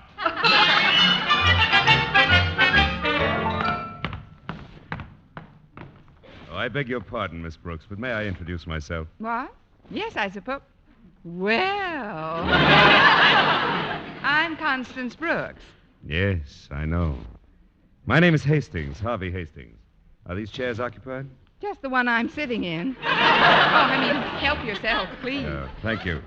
I'm not going to be in town very long, Miss Brooks, and I'll have to move rapidly, so may I take you home after school? That's a little too rapidly. Just who are you, Mr. Hastings? Well, I'm a sort of a friend of Mr. Conklin's. He has? I dropped over today with Mr. Brill. Oh, the principal of Clay City High. What are you doing here, slumming? That must be the famous Brooks wit I've heard so much about. You can stop now. I have. Seriously, Miss Brooks, I think that your undergraduate body is wonderful. Mr. Hastings. No. The kids. Oh, the kids. Great bunch. Your faculty's nice, too. Yes, I still have them all. Oh, the teachers. Miss Brooks, there's one thing I just can't understand. How does a youthful, intelligent, lovely-looking person like yourself happen to be lunching alone? I beg your pardon? Didn't you hear what I said, Miss Brooks? You lost me after youthful. No, really, I just can't figure it out. All by yourself in this big cafeteria. Oh, a thing like this could never happen at Clay City. Oh, thank you, Mr. Hastings. Miss Brooks, I'm writing a book on the teaching of English in our high schools, and I'd certainly like to include an interview with Madison's outstanding authority on the subject. Oh, an interview.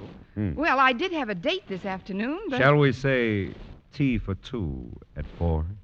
Well, I guess so, but there's something I can't help thinking. Oh, what's that, Miss Brooks? Tea for 2 at 4 will mean zoo for 1 at 3.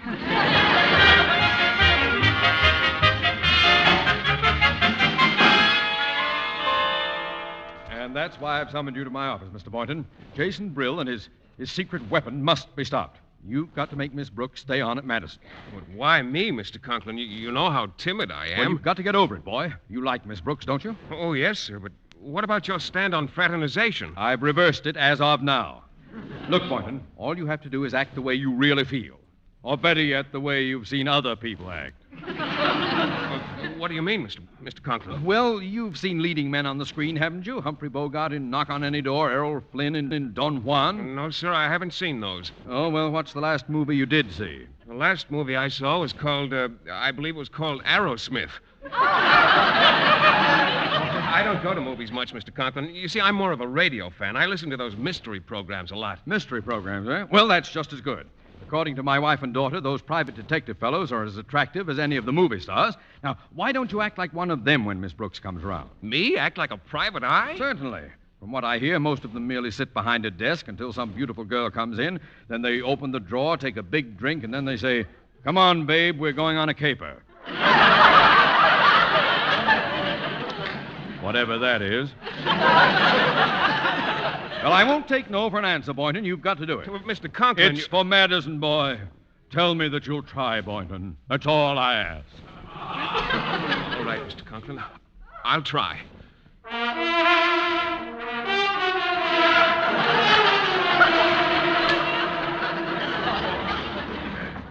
Come in. Oh, it's me, Mr. Boynton. I'm glad I caught you before you left school for the day. I won't be able to go to the zoo with you this afternoon. Mr. Boynton, did you hear what I said? What are you doing at that desk?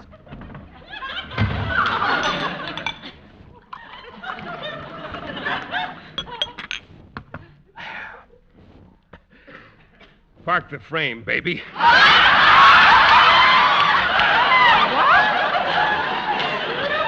Stash it. Right there. Now, what's the caper, sweetheart? The caper? Now, look, I know the opposition's trying to put the heist on certain persons, but we've got a few angles, too. Angles? They can't get away with it, see? Now, we've got them covered like a bubble dancer in Boston, see? And that comes right from Mr. Big, see? Thank you, Edward G. Robinson. you've got to stay here, Miss Brooks. You can't leave Madison. I don't know what their secret weapon is, but... Just a minute. Who are we now, Buck Rogers? No, it's me, Mr. Boynton. That was just distilled water I drank. Distilled water? I don't know what Mr. Brill's planning, but don't you... Then perhaps I'd better explain it myself. You'll excuse us, I know. The door was open. I believe you've met Mr. Hastings, Miss Brooks. Oh, yes, I have. This is Mr. Boynton, Mr. Hastings. How do you do? Hello. We've got to get back to Clay City a little earlier than I'd planned, Miss Brooks, so I'm afraid your interview will have to be postponed. However, I'm sure that we can take up just where we left off, and we are all together in Clay City, huh? Clay City? Yes. As you know, a good teacher is always in demand, Miss Brooks. Oh, there, Brill, you teacher snatcher. What has he told you, Miss Brooks? Don't listen to him. Don't listen to anybody. Well, that isn't hard. Nobody's saying anything. What is all this, anyway? Well, Mr. Hastings here is head of the English department at Clay City, Miss Brooks. Aha! Then he's your secret weapon, huh? Well, if you want to put it that way, actually, I'm a very simple man. Yes, you are, in a jet-propelled sort of way. Now, see here, Brill. I won't have... You can't do it. I'll have you... Oh, stop puffing, Osgood. You've come to a station. What do you say, Miss Brooks? Would you like to transfer to Clay City? Transfer? Well, come to think of it, I have been overworking lately. I might consider a transfer at that. Oh, you can't, Miss Brooks. Oh, why can't she? Have you got some extra chores she can do without pay? How about it, Mr. Conklin? Any more extra work? No, Miss Brooks, none at all. It's very pleasant at Clay City, Miss Brooks. Say you'll come. Say you won't. Which is it, Miss Brooks? Well, it's quite a problem. But now I'd like to ask a question, Mr. Brill. If I were a biology teacher, would you want me to come to Clay City? A biology teacher? Well, frankly, no. There's no opening for a biology teacher. That's all I wanted to know. Good day, gentlemen. I'm remaining at Madison. Well, we tried. Come on, Hastings. Goodbye, Miss Brooks. Ah, good for you, Miss Brooks. Old Madison, the Madison. As old as Thomas Addison.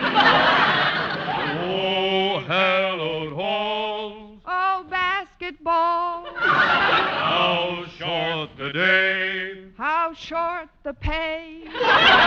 When we've gray hair at Madison, we'll still be there at Madison. Hello, Clay City.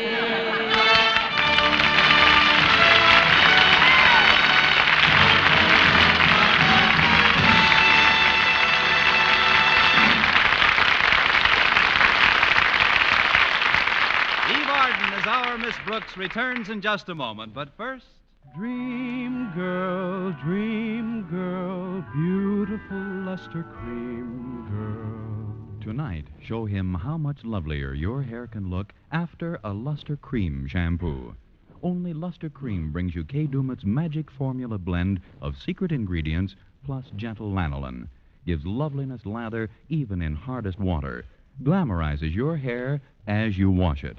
Luster Cream, not a soap, not a liquid, but a dainty cream shampoo. Leaves hair fragrantly clean, free of loose dandruff, glistening with sheen.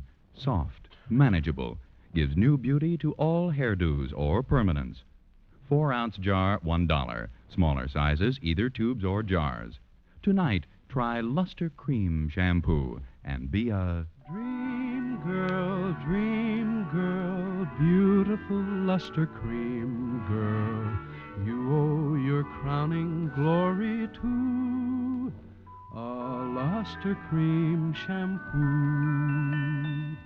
And now, once again, here is our Miss Brooks. Well, Mr. Conklin finally left us all alone in Mr. Boynton's laboratory. Oh, gosh, Miss Brooks, you sure had me worried. Were you really afraid I'd leave, Mr. Boynton? Oh, sure. I couldn't even talk. I was so nervous. You didn't get much of a chance. But now that we're alone, Mr. Boynton, is there anything else you want to say to me? Yes, Miss Brooks, there is. What? If we don't hurry, we'll be late for the zoo. Where are you going, Miss Brooks? What are you doing at my desk?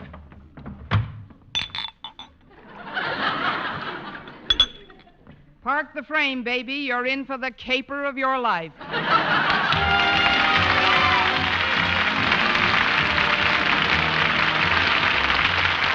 Next week, tune in to another Our Miss Brooks show brought to you by Palmolive Soap, Your Beauty Hope, and Luster Cream Shampoo for soft, glamorous, caressable hair. Our Miss Brooks, starring Eve Arden, is produced by Larry Burns, written and directed by Al Lewis, with music by Wilbur Hatch. Mr. Boynton is played by Jeff Chandler. Mr. Conklin by Gail Gordon. Others in tonight's cast were Jane Morgan, Dick Crenna, Gloria McMillan, Gerald Moore, and Frank Nelson.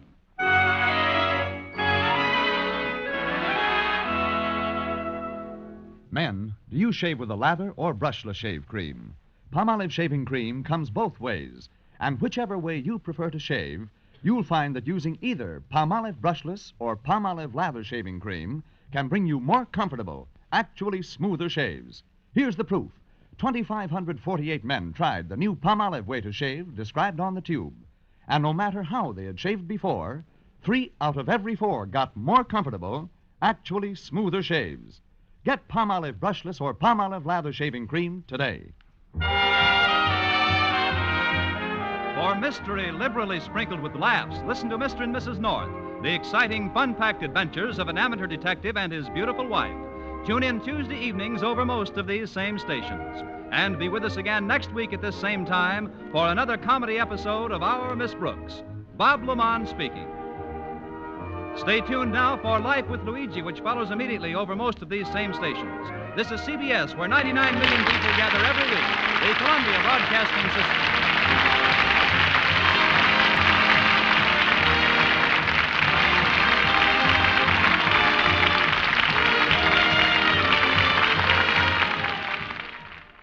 Palmolive Soap, Your Beauty Hope, and Luster Cream Shampoo for soft, glamorous, caressable hair bring you Our Miss Brooks, starring Eve Arden.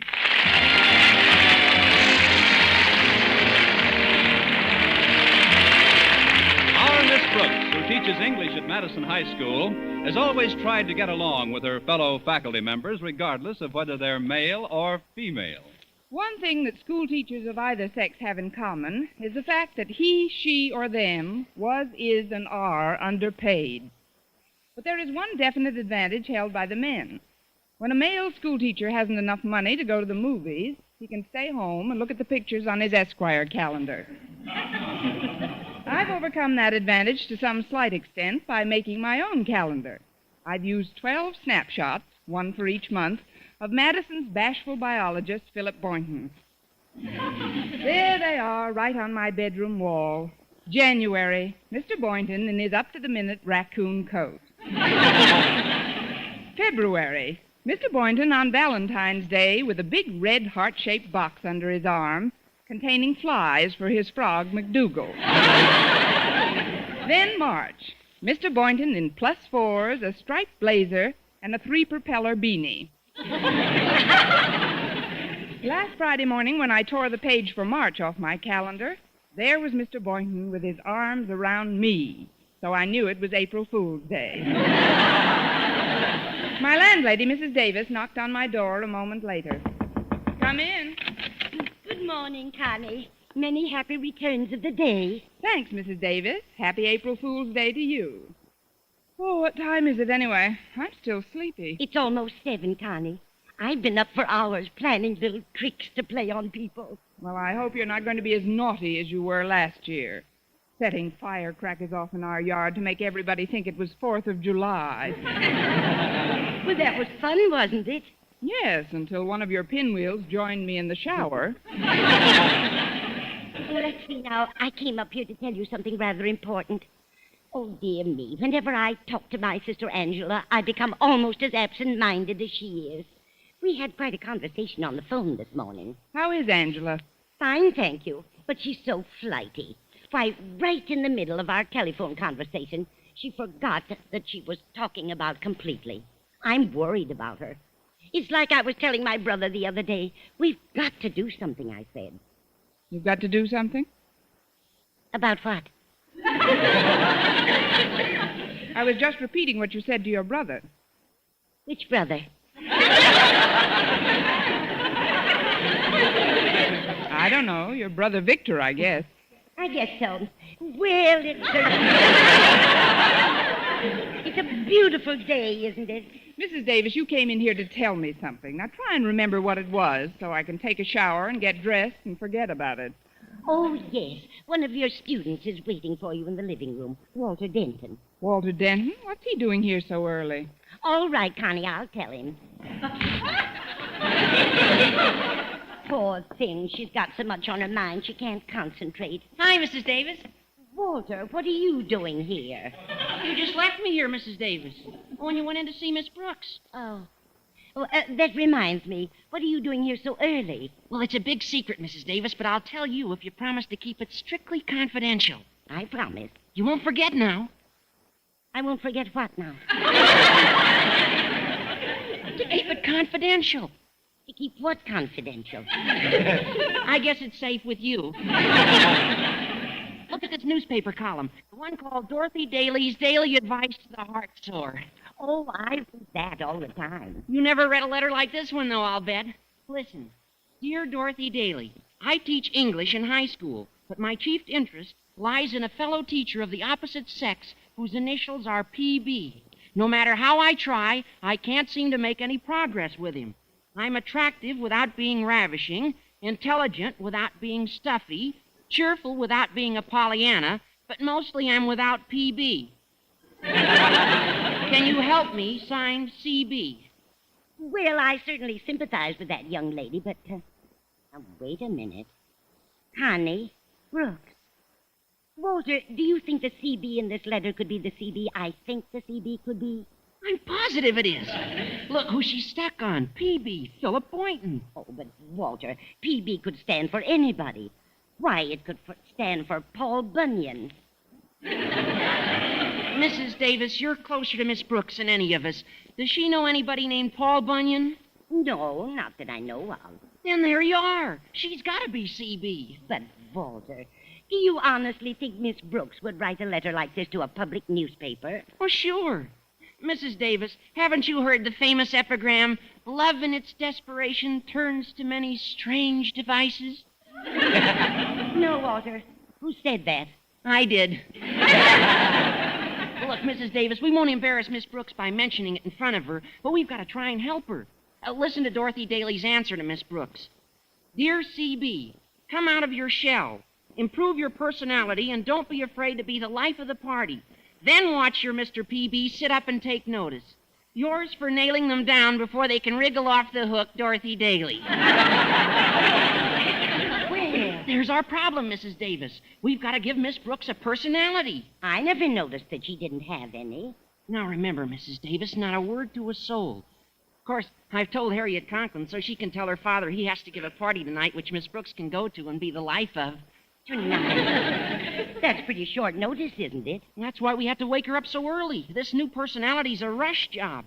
Oh, careful, here she comes. Hiya, CB, how's everything? Okay? Well, no, WD, it's NG. NG? I didn't get enough SLEEP. What? Sorry, SLEAP. Oh, sleep!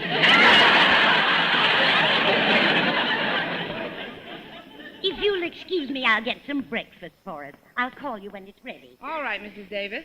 Now then, Walter, what's the crisis? Crisis? Oh, there's no crisis. I just thought it would be nice to have a little chat. In the middle of the night? Now, look, Walter, this April Fool's business leaves me pretty cold. So if you're playing any pranks... Oh, this has nothing to do with April Fool, Miss Brooks. It's just that I've been making a study of personalities lately, and I've come to the conclusion that we should all come out of our shell. Good, but let's not come out until 8 o'clock in the morning. Now, there's nothing like parlor magic to make anybody the life of the party. For instance, have you seen the disappearing quarter trick? Look, I hold this quarter between my thumb and third finger like this. Then I make a few magic passes, and presto! Where's the quarter? On the floor. Well, I haven't practiced enough yet, but a trick like this you could learn easy. I could learn it easily. I knew you'd go for it. Now, here, take the quarter in your left hand. Look, Walter, making money disappear is no trick for a school teacher. Let's get some way to make some appear, then we'll have something. Breakfast is ready. Oh, come on into the dinette, Walter. Just sit right down. You sit here, Walter. Thanks, Mrs. Davis. Drink your juice first, and I'll bring the rest out in a minute. All right, Mrs. Davis. That's funny. This is orange juice. What's funny about that? The last breakfast Mrs. Davis prepared for me began with marinated olive juice. recipes, all right. Oh, say, I just thought of another great party trick. It's called the spoon in the empty glass trick. Here, I've got 2 spoons right here. Now, I place the back of one behind the front of the other, and by means of leverage, plop it right into the empty glass. So.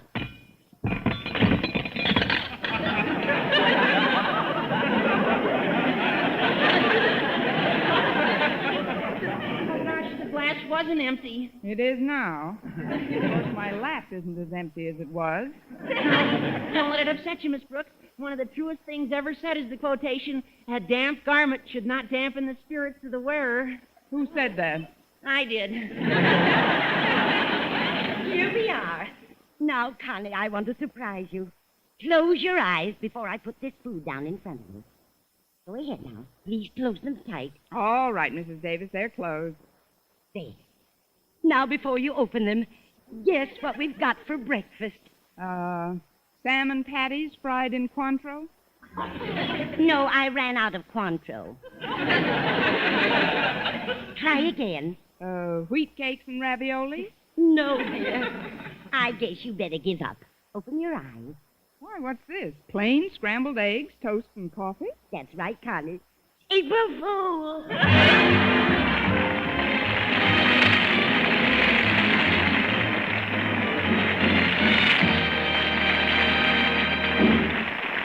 Our Miss Brooks, starring Eve Arden, will continue in just a moment, but first, here is Vern Smith. Want to win $49,000 in cash? That's right, $49,000 in cash. The first prize offered by the makers of Palmolive soap in their big, exciting 49 Gold Rush contest. Second prize, $4,900. And there are 4,949 other cash prizes. What a chance to win $100,000 in cash prizes, and it's easy to enter. Simply finish this sentence, "I like Palmolive soap because," in 25 words or less. That's all. Just 25 words or less to finish the sentence, "I like Palmolive soap because." Then mail your entry right away along with the Palmolive soap wrapper. Easy, isn't it? And remember, thousands will strike it rich in this big 49 Gold Rush contest. Enter as often as you like. Get entry blanks and complete rules from your dealer, or send your entries on plain paper with your name and address and dealer's name and address, plus 1 Palmolive wrapper for each entry. Mail to Gold Rush Contest, Box 49, New York 8, New York. You better write that down. Gold Rush Contest, Box 49, New York 8, New York. But hurry, your last chance. Contest closes next Saturday. Get Palmolive soap right away to help win a lovelier complexion and try for your share of the $100,000 in cash prizes.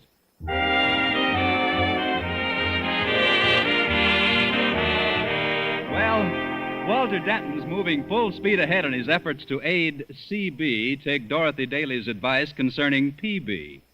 Let's look in now on another of the conspirators, Harriet Conklin, as she speaks to her father in the principal's office. So all you have to do, Daddy, is to invite this party to the party when she comes by this morning. But I don't see any reason for it, Harriet. I'm getting sick and tired of this constant round of parties. One mad whirl after another. Daddy, the last party you gave was on Thanksgiving. Oh, this is vital, Daddy. I can't go into embarrassing details, but we've got to bring somebody out of herself. Oh, you've just got to invite Miss Brooks to our party. Miss Brooks? But she has a party every day, all day long. It only seems that way because of her pleasant exterior. Believe me, there are days when her heart is sorely beset beneath that gay surface and lies in her bosom like a dead thing. That must be Miss Brooks now. Well, I won't go through with it, Harriet. I absolutely refuse to have any... Listen, Daddy. You promised Mother you'd go on a diet, didn't you? Yes, but what has that got to If do with... you don't invite Miss Brooks to our party tonight, I'll take that bar of fudge out from under your desk blotter and show it to Mother. Come in, my dear. I was told that you wanted to see me, Mr. Conklin. Oh, hello, Harriet. Hi, Miss Brooks. Daddy has something he wants to tell you. Yes. I've been coerced into having a little party at our place tonight, Miss Brooks, and if you have nothing else to do, we'd like you to come. Well, thanks, Mr. Conklin. I'd love Of course, if you can't come, we may just drop the whole thing. Daddy, I think I'll change the blotter on your desk right now. No. That is, I'm sure it'll be nice to get together. All right, Mr. Conklin. Then if that'll be all, I'll see you tonight. I'll be looking forward to it. Dismissed. I'll walk out with you, Miss Brooks. Thanks, Daddy. And next time, try the ones with the nuts in them. Quiet, girl. You know, Miss Brooks, there's nothing like a party to bring a person out of her shell. You too, Harriet? I'm beginning to like it in here. Now, the next thing you have to do, Miss Brooks, is to meet us in the music appreciation room as soon as lunch period gets here. The music appreciation room? You know the old saying, music has charms to soothe the savage breast. Yes, but I've been dating very few savages lately. Look, Harriet, what in the world is this all I've got to get to my French class now, but I'll see you at lunchtime. And remember, if you want PB to eat out of your hand, you've got to cooperate, CB. SOS.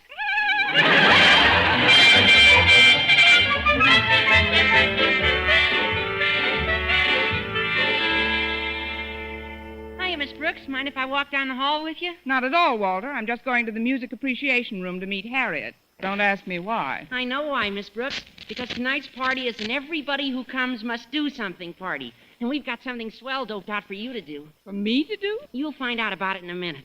Here's the music room, Miss Brooks. Let's go in.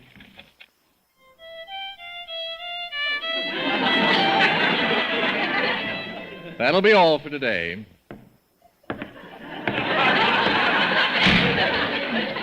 Well, he came a long way to practice. Very clever. Very clever. I'm sure he'll make a fine musician if he concentrates on his violin and stops telling jokes. Hello, Miss Brooks. Well, we're all set. We are? Did you bring it, Mr. Pringle? Got it right in his case, Walter. Good. You know, Miss Brooks, tonight's an everybody who comes must do something party. Yes, I know, and I think I know what I'm going to do, too. What? Stay home. Oh, don't be ridiculous, Miss Brooks. You know how well Miss Enright plays the piano, don't you? What has Miss Enright's playing the piano got to do with me? Well, plenty. She's coming to the party tonight, and you know how she likes to show off in front of Mr. Boynton. But we're going to see to it that you're the life of the party. Well, come on, Harriet. We got some more arrangements to make. Okay, Walter. You just put yourself in Mr. Pringle's hands completely, Miss Brooks. That's right. If you put yourself in Mr. Pringle's hands now, who knows? You may wind up in Mr. Boynton's arms later. I'll see you tonight, CB. I don't know what this is all about, Mr. Pringle. Take it easy, Miss Brooks. All the children want you to do is learn a very simple little specialty for the party tonight. Now, tell me, do you have any musical education at all? Well, when I was a little girl, I played in our Girl Scout band. Really? What instrument? The tuba. I didn't keep at it, though. It did something to my lips. Oh, you must have started too young. It's a difficult instrument to master. Yes, for months after I gave it up, I couldn't drink a malted without swallowing the straw. Well, what I've got in mind for you won't offer any difficulties, I'm sure. Now, this is a ukulele. It's the only instrument upon which a novice can pick out a simple tune in no time at all. Now, here, just place one finger on this fret. So, now this one here. That's right. Now play a chord. Go ahead, try it. Well, all right, I'll try.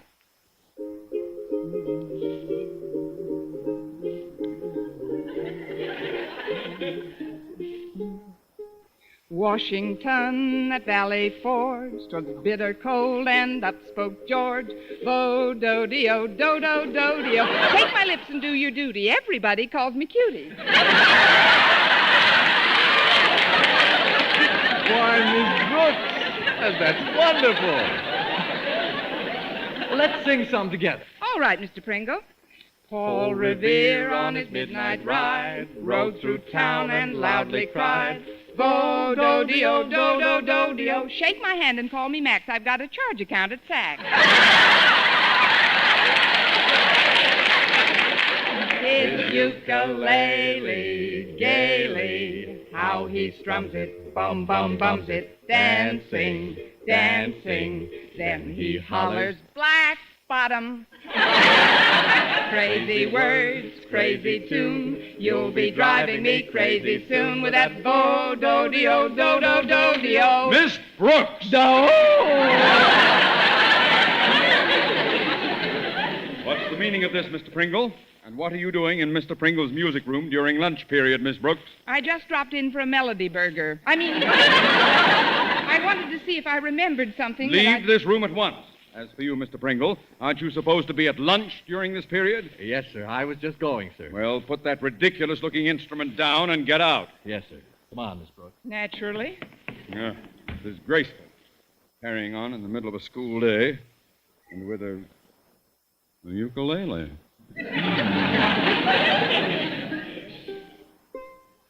My dog has fleas.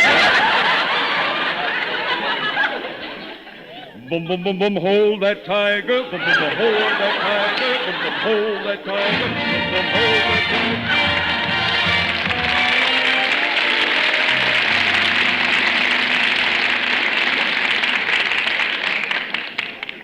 Well, what do you think of the party so far, Mr. Boynton? Oh, it's very nice, Miss Brooks, but I'm a little worried. Everybody's supposed to get up and do something, aren't they? Well, that's the idea. Gosh, there isn't anything I could possibly do to entertain anybody. Oh, I don't know.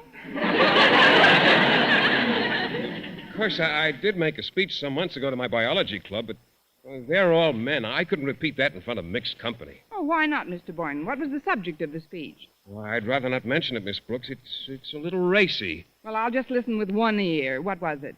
Well, it was called The Primitive Urge of the Sturgeon to Swim Upstream.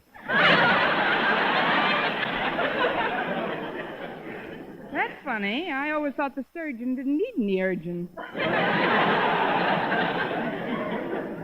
Look, Mr. Boynton, I'm as nervous as you are about getting up and doing anything, but maybe we could do something together. Like what, Miss Brooks? Well, I just happen to have with me tonight this ukulele.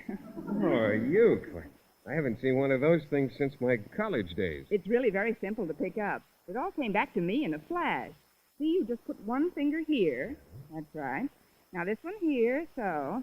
Now try it. Strum it, Mr. Boynton. All right. I'll see you in my dreams.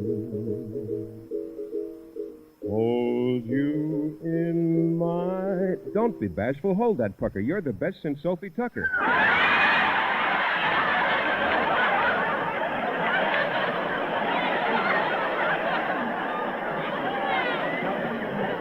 Where in the world did that come from?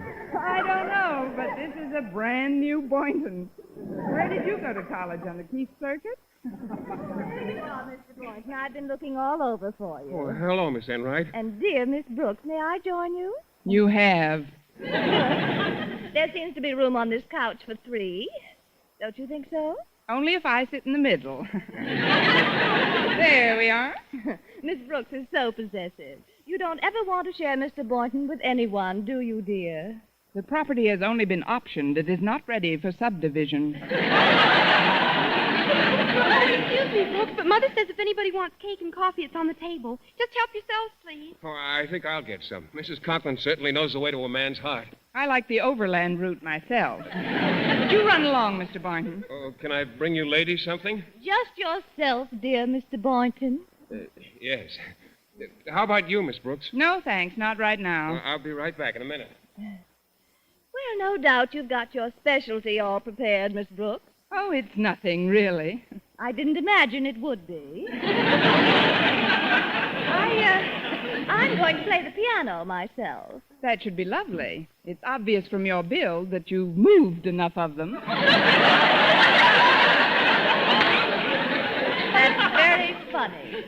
I wonder how funny you'll feel when I get up and read this letter in Dorothy Daly's column. Letter? Yes, I've got the clipping right here.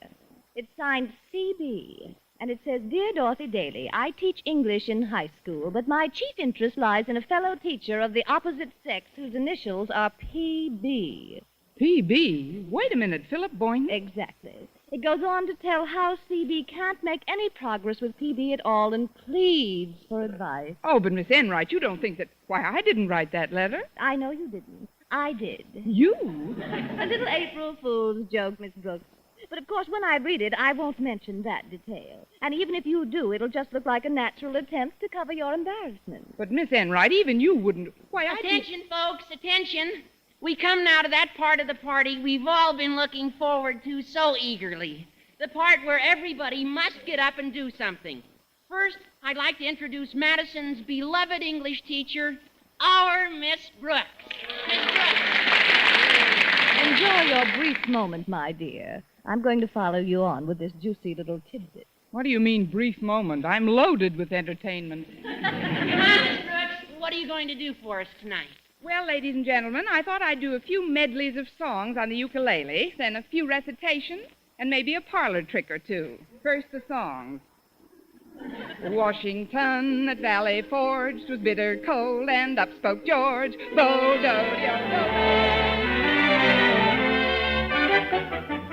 So much for the songs.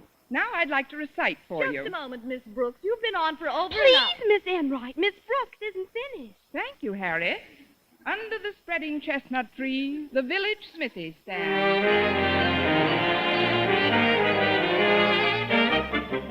We hold these truths to be self-evident, that all men are created equal.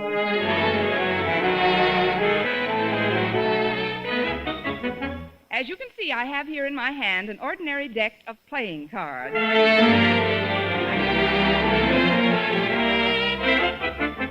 And now I'd like to show you a fascinating parlor game. Mr. Conklin, do you have a phone book I could borrow? Why, yes, Miss Brooks. There's one right here on this table, but don't you think it's a little late to phone anyone? It's almost 12 o'clock. Oh, I'm not going to phone anyone. Walter, get a piece of paper and a pencil, please. Okay, Miss Brooks. Well, I think this is the most... Please, Miss Enright. You're interrupting Miss Brooks. Thank you, Walter. Now, the idea of this game is to guess which name in the phone book I'm thinking of. We'll start with the A's. If you get a feeling that I've said the one I'm concentrating on, just call out. Ready? Go. Abbott, Abernathy, Ackerman, Addison.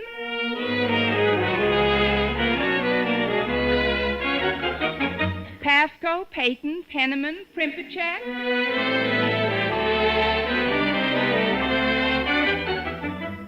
Zimmerman. Zimmerman A, Zimmerman B. Hasn't anyone got a feeling yet? Mr. Boynton, how about... Mr. Boynton, where are you? Mr. Boynton went home, Miss Brooks. He went home? When? Right after Mr. and Mrs. Conklin went to bed. He said he didn't want to disturb him, so Miss Enright drove him home. Miss Enright drove... Well, that's the last straw. You know, of course, Walter, that it was Miss Enright who wrote that Dorothy Daly letter. Miss Enright? That's right, Walter. She signed my initials, but it was her letter that Dorothy Daly answered in her column. Boy, what a dirty trick. I'm sorry you were so embarrassed, Miss Brooks. You think I was embarrassed tonight. Just wait, Walter, till you see me tomorrow when Dorothy Daly answers the letter I wrote her.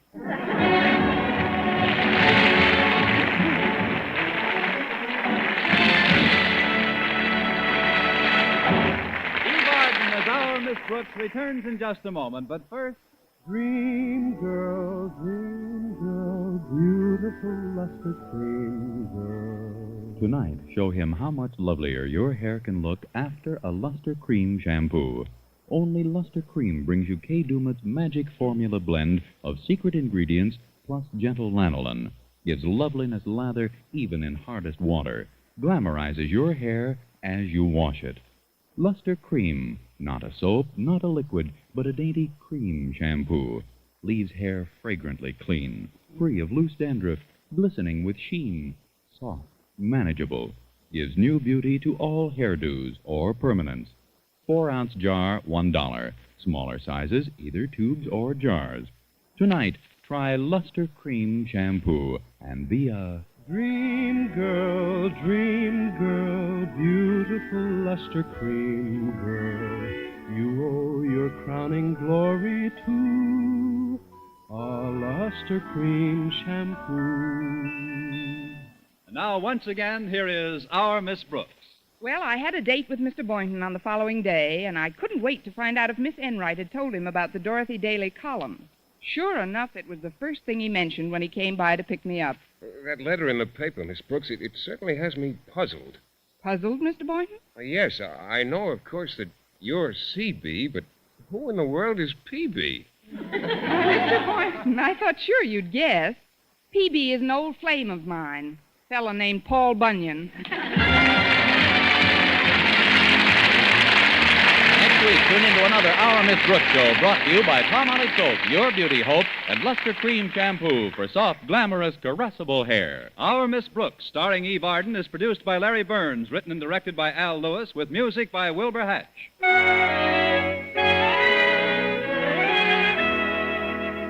Men, here is actual, factual proof of more comfortable, actually smoother shaves by using Palmolive lather shaving cream. 1,251 men tried the Palmolive lather way to shave described on the tube. And no matter how they shaved before, 3 out of 4 got more comfortable, actually smoother shaves. Try Palmolive lather shaving cream. See if you don't get more comfortable, actually smoother shaves the Palmolive lather shaving cream way. For mystery liberally sprinkled with laughs, listen to Mr. and Mrs. North, the exciting, fun-packed adventures of an amateur detective and his beautiful wife. Tune in Tuesday evenings over most of these same stations. And be with us again next week at the same time for another comedy episode of Our Miss Brooks. Cancer causes a death every 3 minutes, and unless the present cancer death rate is reduced, 18 million living Americans will die from it. This will affect, on the average, 1 out of every 2 families in the United States. You can help stop the further spread of cancer by helping the American Cancer Society to provide more surgery, X-ray, and radium treatments. So give generously to the American Cancer Society today. Stay tuned now for Life with Luigi, which follows over most of these same stations. This is CBS, the Columbia Broadcasting System.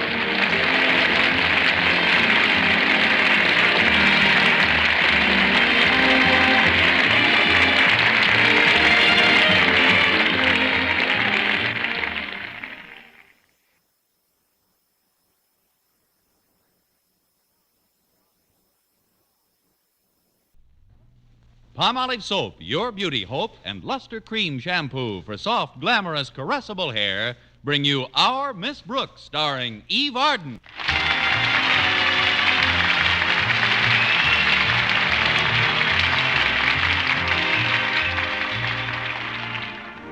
A welcome respite from daily duties. But our Miss Brooks, Madison High's English teacher, didn't take any vacation. Week working at our local Board of Education office. They had asked for volunteer assistance during the holidays to make vacations possible for their already overburdened staff. The reason I worked was a dress, the most beautiful Easter Sunday dress of all time. And the reason for the dress? Mr. Philip Boynton, the most beautiful biology teacher of all time.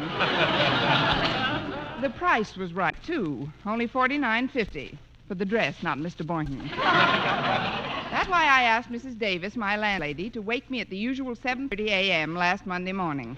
Oh, Connie, it's time to get up, Connie. Oh, thanks, Mrs. Davis. I want to get down to the board office early. Are you sure you ought to work during your holiday, Connie? After all, you do need a vacation pretty badly. Not as badly as I need a new dress for Easter. You know, I'm expecting Mr. Boynton to ask me out walking in the Easter parade on Sunday. Oh, I'm sure he will, Connie. But clothes are so expensive nowadays. Isn't there something you could do to the black tailored suit of yours with the green braid trim? Well, I could burn it. Oh, but wait till you see the one I've got my eye on. I saw it in Sherry's window last week. It's a powder blue crepe. I think I've seen it, Connie. Is that the dress with the snugly fitted bodice, V-neck line, and a flared full skirt with enchanting accordion pleated inset in front? Don't wrap it up. I'll eat it here. But, Connie, that looks like it costs a lot of money. Just $49.50, Mrs. Davis. And the job I'm taking this week pays $50. With the little I've put by, I figure I can get the dress and still have enough to live on through Easter Sunday. But what about next Monday? If Easter Sunday turns out the way I'm hoping it does, I won't have to live next Monday.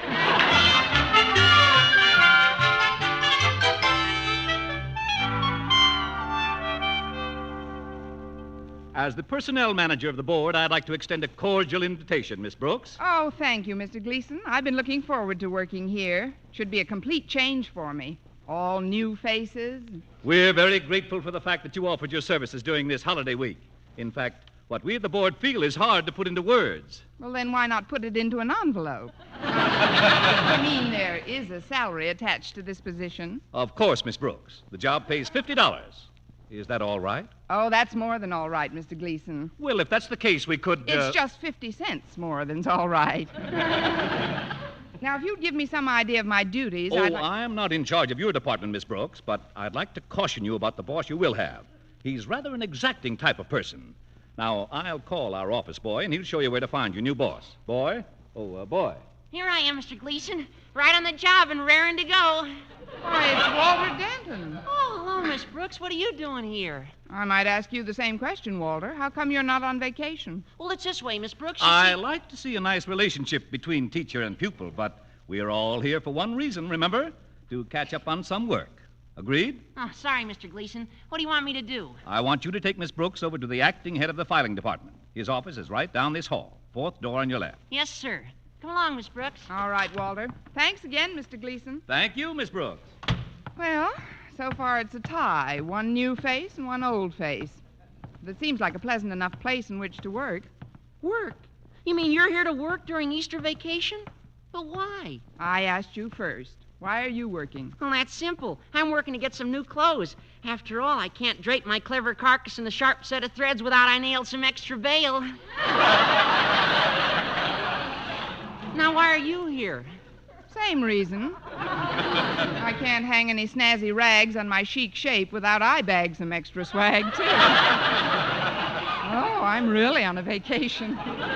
Say, who is this new boss I'm working for, Walter? Well, I don't know, Miss Brooks. He's one of us extra helpers, but he didn't get down yet this morning. Here's his office. Let's go in. It's a pretty nice office. Could use a little air, though. I think I'll open the window for my new boss. Nice view, isn't it? Yes, indeed. Say, that's very interesting. I've never had such a close look at the ventilator in a Chinese restaurant.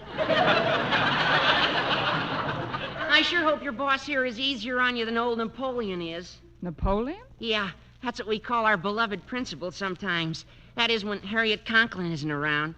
She doesn't like us to call her father Napoleon.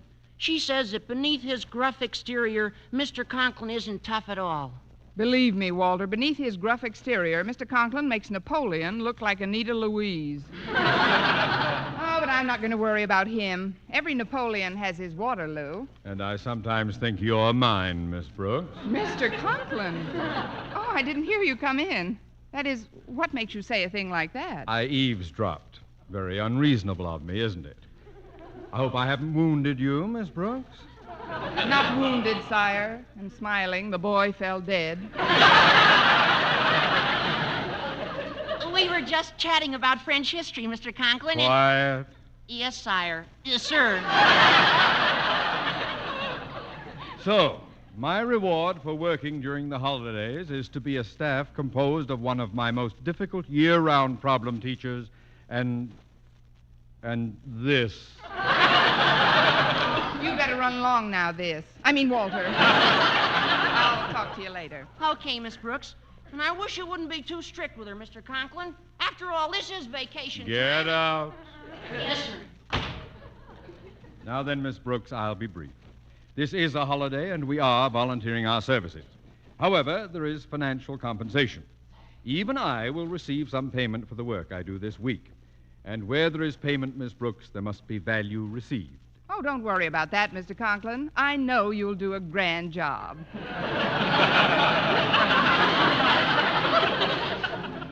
I'm not worried about my doing a job, Miss Brooks. It's you. I expect you to conduct yourself here with the same enterprise, concentration, and serious-minded effort that you put into your... No. It had better be more than that. Now, if you'll just step down the hall, my secretary will show you the filing room. Yes, sir. Oh, before I go, Mr. Conklin, would you mind telling me why you're working this week? Not at all, Miss Brooks. I'm working to acquire a new Easter outfit for myself.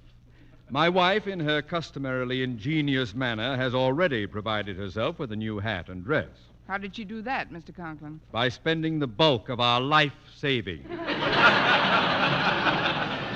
Now, I've got to get some new clothes or look like a rag picker by comparison. Well, that's a very human reaction, Mr. Conklin. Not a bit Napoleonic. Well, I must say you're an observant person, Miss Brooks. I've always tried to be just a plain, straightforward human being. As a matter of fact, my favorite slogan is the good old American saying that goes, Liberté, égalité, fraternité. Bonjour, mademoiselle. See you at Elba, monsieur. Let's see, now, where's that secretary who was talking? Miss Brooks, can I help you? Harriet Conklin. Well, this is a real Madison reunion, isn't it? I'm just acting as Daddy's secretary during the holiday, so I can latch on to some lettuce to bribe the Easter Bunny. Clothes? Check.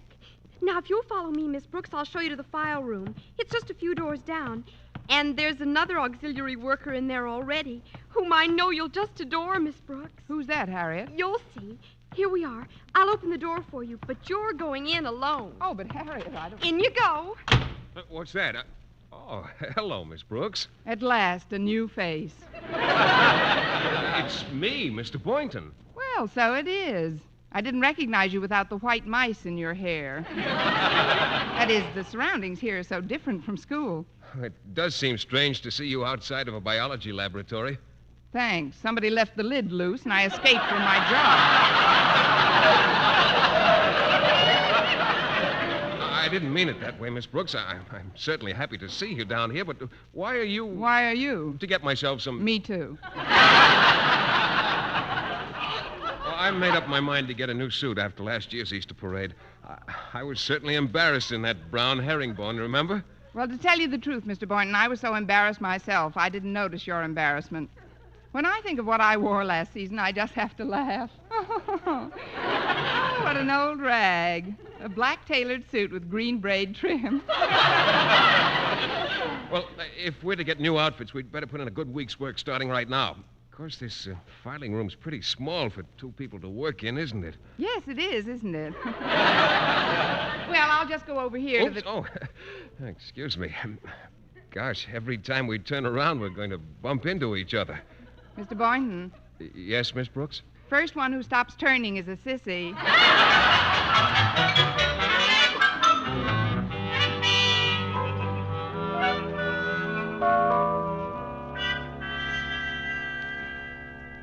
Gosh, we started work on Monday, and here it is Friday already. The time sure went fast. It seems as if I only worked an hour. You worked less than an hour. Here's the pay window, Miss Brooks. You can get in line right behind Walter and me. Thanks, Harriet. Keep the line moving, please. Next. Oh, that's me, Mr. Gleason. Denton Walter. Here's your check, Denton Walter. Happy Easter. Thank you, sir. I'm next. Brooks, Constance. Brooks Constance. Here you are, Brooks Constance. Happy Easter. Thank you. Easter happy to you, Gleason mister. Well, let's see now. With this $50, I can... Oh, wait a minute. Excuse me, Mr. Gleason. Something wrong, Miss Brooks? Why, yes. This check is for $37.50. I thought I was to receive $50. Deductions, Miss Brooks. Withholding tax, Social Security, unemployment. Then, of course, there's the $5 contribution, which all volunteer workers at the Board of Education must make to the pension fund for old teachers. Pension fund for... Mr. Gleason. Yes, Miss Brooks? Give me mine now. I just aged 30 years.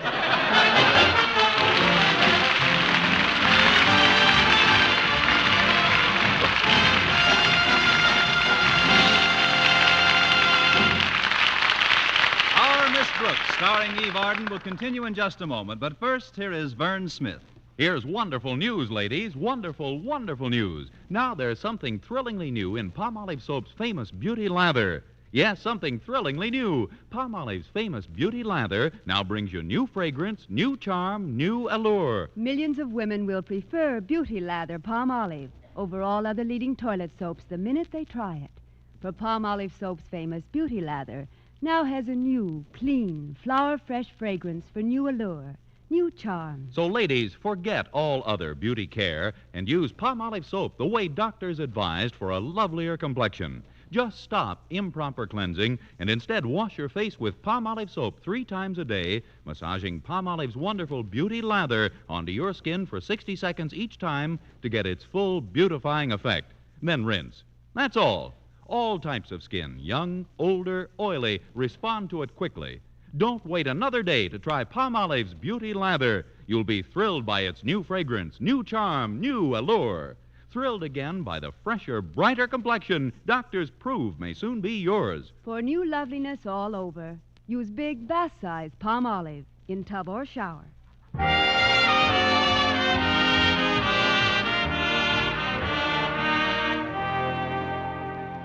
Well, Saturday morning finally rolled around, but the $12.50 between me and my blue crepe Easter dress didn't roll around with it.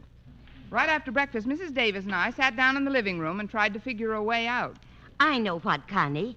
Maybe Sherry's department store will let you owe them the $12.50. You know, pay it off on time. I'd rather not ask them, Mrs. Davis. But why not? They might bring up the $14 I owe them for my black suit.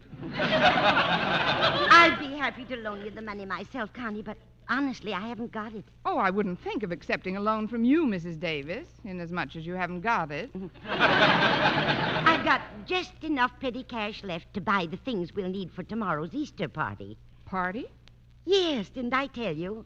I've asked some of our friends in for a little egg hunt and Easter luncheon. I'm going out to get the eggs and coloring in a few minutes. Sounds like fun. I'm going to write the names of all my favorite people on the eggs and hide them individually. But there are 2 names which I'm going to hide right next to each other. Guess which ones, Connie? Mr. Boynton and myself? No, Lum and Abner.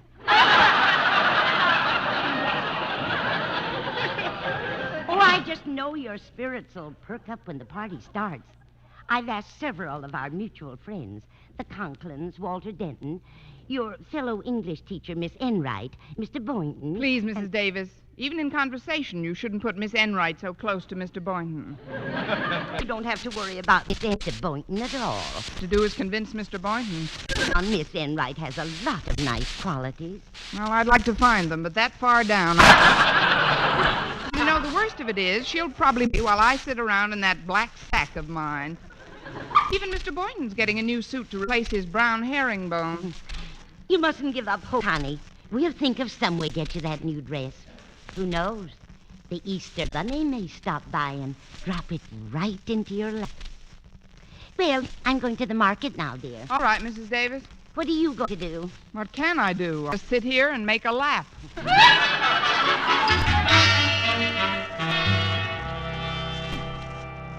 Well, all right then.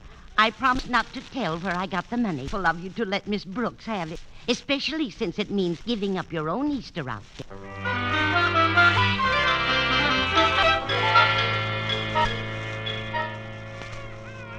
Oh, rocking chairs got me, cane by my side.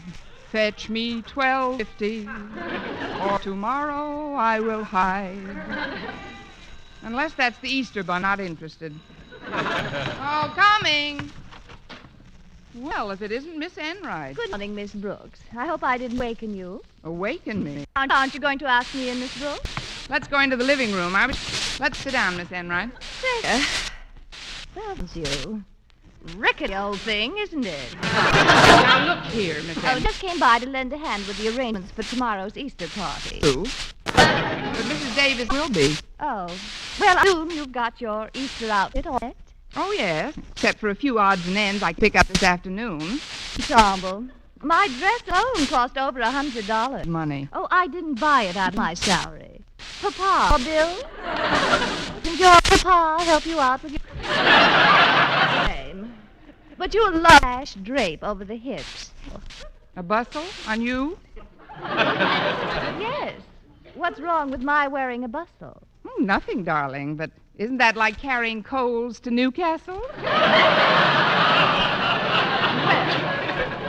that's how my friendly overtures are received, I'll just be running along. See you to the door, Miss Enright? No, thanks, Miss Brooks. You'd better stay in your rocker and exercise your wits. Goodbye, darling. I don't care what she wears. If I were Mr. Boynton, I'd ask me out instead of her any day.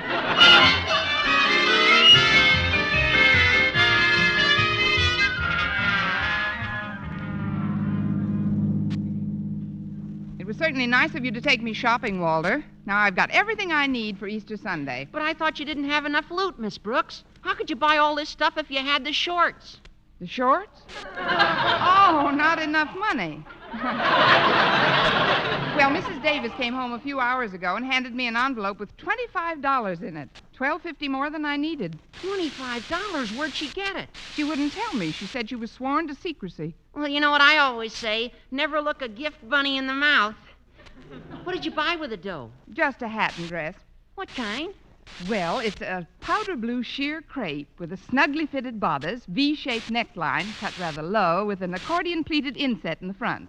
And what kind of a dress did you get? An off-the-face straw with a belt in the back.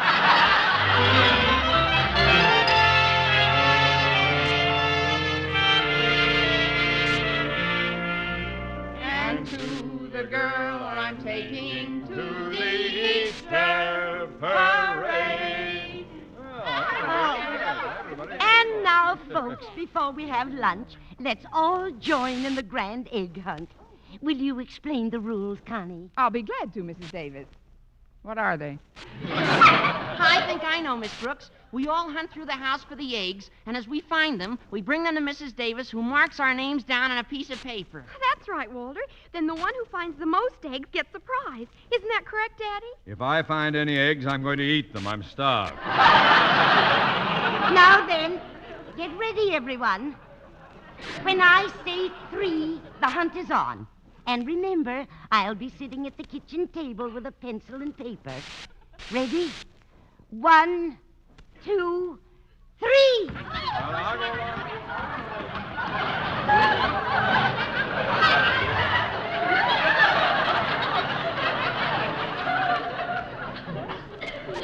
Miss Brooks. Yes, Walter? Could you give me a hint where some of the eggs might be hidden? Have you tried looking in Miss Enright's bustle? She's got enough room back there to hide the hens that laid them. That bustle certainly is a scream. Confidentially, Miss Brooks, your new Easter gown is much prettier than Miss Enright's. Well, thank you, Walter. It's such a beautiful shade of blue. And those pleats are really a smash. And I'm not just talking this way because you're an English teacher and that's a subject which I'm not completely at home in always, and I'm afraid maybe I'll flunk in.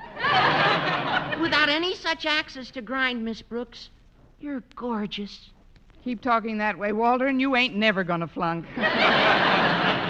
I really mean it, Miss Brooks. When Mr. Boynton gets here and sees you in that outfit, I'll bet he jumps right out of his skin. You better not. Miss Enright'll jump right into it. I wonder what's keeping Mr. Boynton. He should have been here by now. I gathered that from Miss Enright's attitude. Half of the morning she's been facing the door in a running position. Well, I'd better join the happy egg hunters. Would you excuse me, Miss Brooks? Certainly, Walter. Good luck. Well, hello, Miss Brooks. I see the egg you're hunting for hasn't rolled in yet. If you're referring to Mr. Boynton, Miss Enright, I'm not a bit worried about missing him. The minute your quarry makes an appearance, I'm sure your bustle will come to a point. Miss Brooks, let's let bygones be bygones, at least for a little while. May I compliment you on your gown? Oh, please do. It's lovely. Well, don't puff up like a powder pigeon. I merely said the gown was lovely. Oh. The regrettable fact remains that no matter how lovely the gown we wear, some of us still manage to make it look like the bag it came in. That does it. You have just bygoned your last bygone. You're just full of bon mots, aren't you?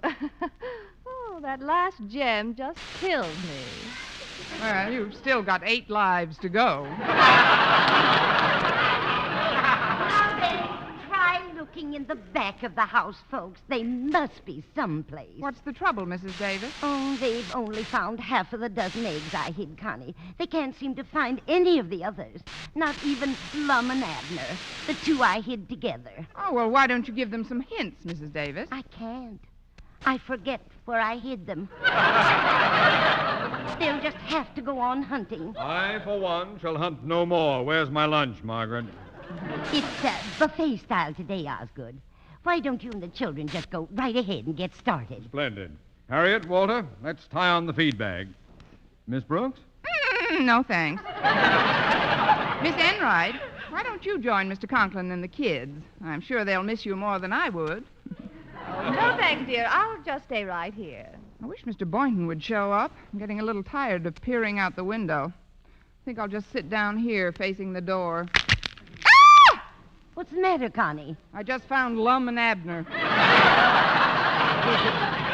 what a shame, darling. The eggs splattered all over your blue dress. Oh, this is awful. These eggs weren't even boiled, Mrs. Davis. I'm sorry, Connie. I must have forgotten. Oh, dear. Oh, that reminds me. There was something else I forgot to tell you. What? Mr. Boynton called while you were in the shower and said he wasn't coming over. But would you meet him in the park near the zoo right away? Meet him in the park? But my dress is ruined. What'll I wear? Does it matter, really, darling? Remember, there's another Easter parade next year.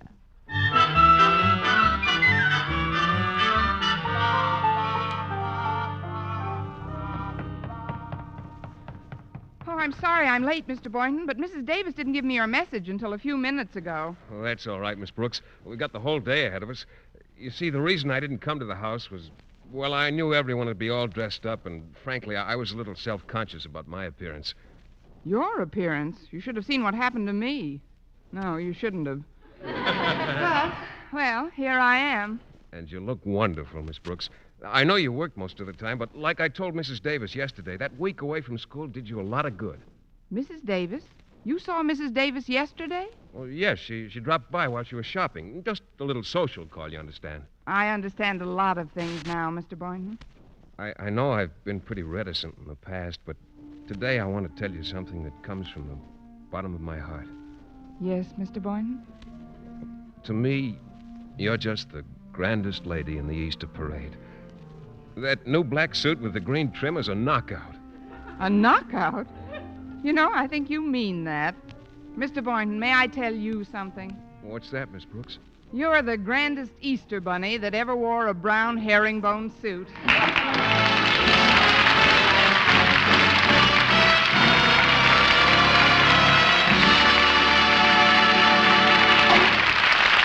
Eve Arden as our Miss Brooks returns in just a moment, but first...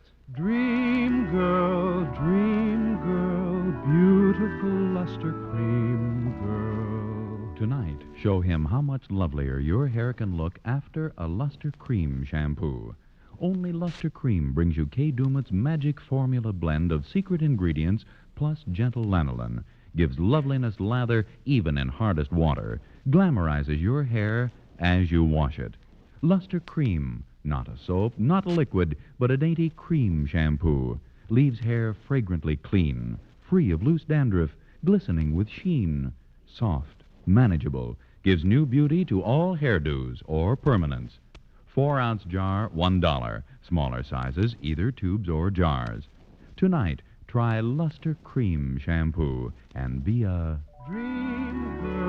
Dream girl, beautiful luster cream girl. You owe your crowning glory to a luster cream shampoo. And now, once again, here is our Miss Brooks. Well, the Easter parade was a big success. And after staying out in the air all day, Mr. Boynton and I got pretty hungry. So as soon as we got home, we headed right for the kitchen. Oh, I don't want you to go to any trouble, Miss Brooks. Oh, no trouble at all, Mr. Boynton. There must be something left from the luncheon. Oh, can I do anything to help? No, thanks. You just sit down, and I'll tell you all about the egg hunt. Okay, I'll sit right here. What's that?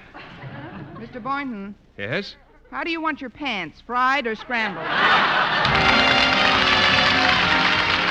Next week, tune into another Our Miss Brooks show brought to you by Palmolive Soap, your beauty hope, and Luster Cream Shampoo for soft, glamorous, caressable hair. Our Miss Brooks, starring Eve Arden, is produced by Larry Burns, written and directed by Al Lewis, with music by Wilbur Hatch.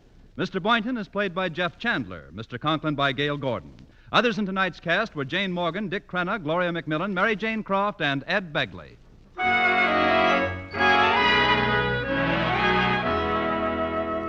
Here's good shaving news. 3 men out of every 4 can get more comfortable, actually smoother shaves with Palmolive brushless shaving cream. This is not just a claim. Here's the proof. 1,297 men tried the Palmolive brushless way to shave described on the tube. And no matter how they shaved before, 3 men out of every 4 got more comfortable, actually smoother shaves. Try Palmolive brushless yourself. See if you don't get more comfortable, actually smoother shaves the proved Palmolive brushless way. For mystery liberally sprinkled with laughs, listen to Mr. and Mrs. North, the exciting, fun-packed adventures of an amateur detective and his beautiful wife. Tune in Tuesday evenings over most of these same stations. And be with us again next week at this same time for another comedy episode of Our Miss Brooks. Bob Lamont speaking. Now stay tuned for Welcome Back Baseball, which follows over most of these same stations. This is CBS, the Columbia Broadcasting System.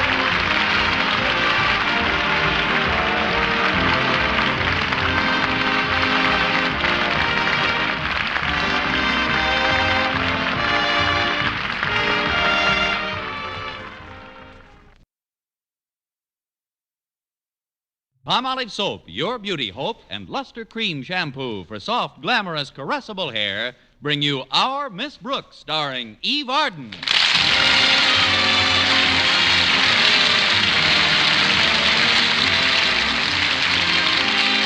For most teachers, the first few school days after the Easter week vacation posed a problem in readjustment to routine.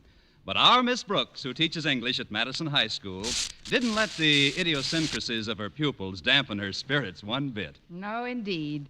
In fact, last Friday, after my final class, I just smiled, bowed to the students, and went quietly out of my mind. But I'm a little ahead of my story. It all started when the undergraduate body declared last week to be Let's Dress Up Week. Contained in this malevolent Mardi Gras were such jolly daily fiestas as Clashing Colors Day, in which anyone caught wearing an outfit that matched was severely punished by his or her fellow students, and Dye One Leg of Your Trousers Blue Day, which is self-explanatory.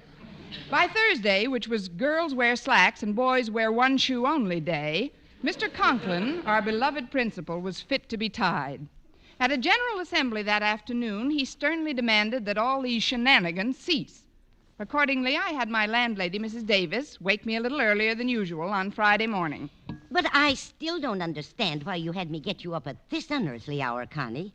Why, it's only 7:15, and you're all finished with your shower and everything. Oh, not everything, Mrs. Davis. I've still got to find a pair of stockings that haven't got a run in them. Let's see if there's a pair hiding in this drawer. You see, Mrs. Davis, Mr. Conklin's in a rampage over the way the kids at school are dressing. He says it's up to us teachers to put a stop to it. How about these stockings, Connie? They have no runs in them. Let's see. Say, they are in good shape at that. Too bad they're gloves. Gloves? Gloves? Isn't it a shame? And me without a thumb on either foot? I never saw anyone get so many torn stockings as you do. How do you do it, Connie? I have help, Mrs. Davis. That desk of mine at school has an insatiable appetite for nylon. I begged Mr. Conklin to requisition a new desk, but he says the school has more vital needs than the new desk for my room. Like what, for instance? Like a new desk for his room. Oh, here's a pair of stockings I can wear. The runs are all in the back. Good. Now I'll make you some breakfast and... Oh, that reminds me. I forgot to tell you something while you were in the bathroom, Connie. What's that, Mrs. Davis? Oh, it's terrible how absent-minded I'm becoming.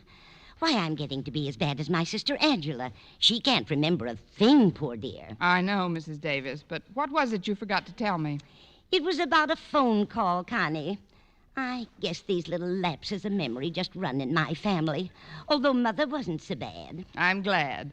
Now, about this phone call, Mrs. Davis. What phone call? The one I received while I was in the bathroom. What a strange place to receive a phone call. I didn't receive it, Mrs. Davis. Oh, that's too bad. Well, I'll start breakfast now. Oh, Connie. Yes, Mrs. Davis? Walter Denton phoned while you were in the bathroom. He said he's going to be unavoidably detained, but he's sending Stretch Snodgrass to drive you to school. Stretch Snodgrass? Yes. Why? I didn't know he could drive. He's a wonderful athlete, of course, but driving a car requires a certain amount of brain power. In some states, that is. He isn't a very bright student, I know, but Stretch is a nice boy, Connie. He really looks up to Walter Denton, doesn't he? Scholastically, that shouldn't cause him any eye strain. Oh, stay there, Mrs. Davis. I'll answer it. Well, it's Harriet Conklin. Come in, Harriet. Thanks, Miss Brooks. I'll just take a minute to tell you what I want. It's that black dress with the green trim you had to wear on Easter Sunday when you splattered eggs on your new Easter dress. The one you said you were so sick of, remember? How could I forget? But what do you want with it, Harriet? Well, I need it for domestic science class. We've got to remodel something, and I wondered if you'd mind my borrowing it. I guess it's okay, Harriet. It's right here in this chair in the hall. Well, that's convenient. What's it doing there? I was going to send it to a cleaning establishment I know that loses things pretty regularly. Here, take it. Oh, thanks a lot, Miss Brooks. Believe me, the next time you see it, you won't recognize it. If that's a promise, you're welcome, Harriet. Bye. Goodbye. Now, that's funny. She was wearing slacks, and her father is distinctly anti-girls wearing slacks to school. Are you talking to me, Connie? Why not? I just wondered why Harriet Conklin's wearing slacks today. Coming. That must be Stretch. Greetings, Miss Brooks. I have a rove. Is it Stretch? It ain't Laurence Olivier. Come in, Stretch. Thanks, Miss Brooks. Walter's Unavoidably detained. You're going to drive me to school. That's right, Miss Brooks. Stretch, before we do anything else, I'd like to know why you're wearing that yellow and green bandana wrapped around your forehead. You know how Mr. Conklin feels about these crazy costumes. This isn't any costume, Miss Brooks. It's just to cover up a bad cut on my head. I don't want the other guys to see the bandage on it, or they'll think I'm a sissy if that's why I didn't win. Didn't win what? The hamburger eating contest we had yesterday after school. That's how come I got a cut head. Let's take it nice and slowly now. You say you got a cut head in a hamburger eating contest? That's right. I ate 19 of them. I ate 19 of them. Gosh, you wasn't even in the contest. I mean, you ate 19 of them. I guess winning that contest was pretty important to you. Oh, I didn't win. I came in 5th. Congratulations. But about the cut on your... Like I said, I was just getting ready to eat my 20th hamburger when I began to see little circles in front of my eyes. Probably onion rings. Then everything got kind of dark, and I slowly toppled off my stool onto my head. And you know something? Those other guys in the contest kept right on eating hamburgers. If it hadn't been for that, I'd have won first prize, sure. Just for the record, Stretch, what was the first prize? A banana split. That did it. I won't be eating any breakfast today, Mrs. Davis. Let's go, Stretch.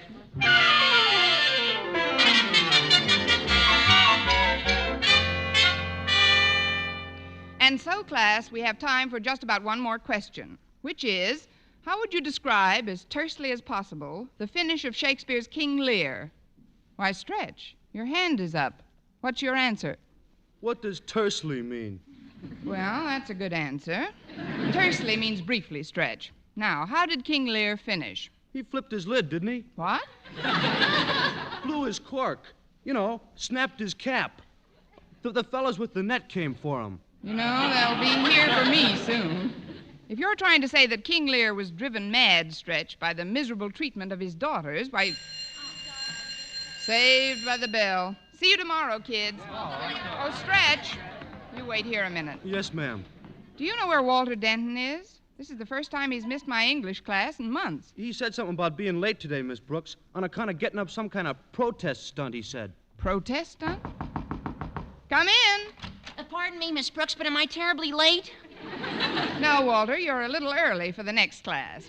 I'm sorry, Miss Brooks, but this is vital. Hiya, Stretch. Hi, Walter. Think up something good? A knockout. Miss Brooks, as editor of the Madison Monitor, I cannot but deplore the disciplinary action taken by Mr. Conklin in forbidding the girls at this school to wear slacks, including his own daughter. Well, they would be awfully crowded that way. But what's the protest, Walter? You're going to wear that yellow slicker all day? Oh, no, ma'am. I'm going to take it off right now. There. Walter, you got a dress on. My dress? Walter, what in the world are you... It's my protest gesture, Miss Brooks. As editor of the Madison Monitor, I am not only a firm believer in freedom of the press, but in freedom of dress. Hence, I refuse to wear any apparel that is taboo for the distaff side of Madison. Listen to that guy talk. Walter, you know this won't work. Mr. Conklin's upset enough as it is without your... I'm sorry, Miss Brooks. This thing is bigger than Mr. Conklin. It's... Let me look out the window a minute while I collect my thoughts. That's what Daniel Webster always did before he made a speech. As I look out upon the hallowed grounds of our beloved school, I can't help thinking of the principles upon which it was founded. Well, you sound like Daniel Webster, all right, but you look like Betsy Ross. You'd better take off that dress, Walter, or Mr. Good morning, Miss Brooks. Mr. Conklin. I was just passing by and wondered if you'd done anything about these outfits. Snodgrass, Yes, Mr. Conklin? what's the meaning of that outlandish turban? It's just to cover up a cut, Mr. Conklin. I tied it too tight, but I'll take it off as soon as I can get the knots out. Well, see that you do. And who's this over by the window? Now, there's a little girl who knows how to dress for school. A simple black frock with nice green braid trim. What's your name, dear? Come. I won't bite you. Now, turn around. There. Now, what's your name? Walter Denton. I see. Well, that's a lovely dress you have on, Walter. I wish some of us... That's a lovely dress you have on, Walter! Well, that's one thing about Walter. He looks good in anything he wears. Quiet! Denton, what is the meaning of this disgraceful exhibition? It's a protest, sir, against your refusing to let the girls wear slacks. In my opinion... I am not interested in your opinion, Denton. Where did you get that dress? This belongs to Miss Brooks. Miss Brooks! Thanks, Walter. For a minute, I thought I wasn't going to get any billing. Miss Brooks didn't lend it to me, Mr. Conklin. She'd given it to your daughter, Harriet, for a sewing class. But when I told Harriet about my protest plan, she gave it to me gladly. I can't believe it. My own flesh and blood mixed up in a nefarious scheme like this. I don't see what difference it makes what you wear, as long as you keep learning stuff. Indeed. Miss Brooks, I believe that 70% is the passing mark in examination. That's right, Mr. Conklin. Tell me, what mark did Denton receive on his English midterm exams? 45. Boy, 45. What a brain.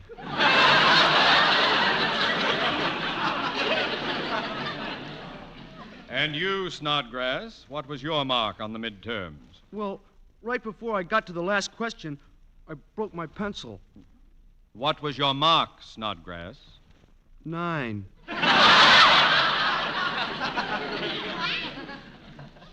9. You see, Mr. Conklin, what difference does it make what you wear as long as you keep learning stuff?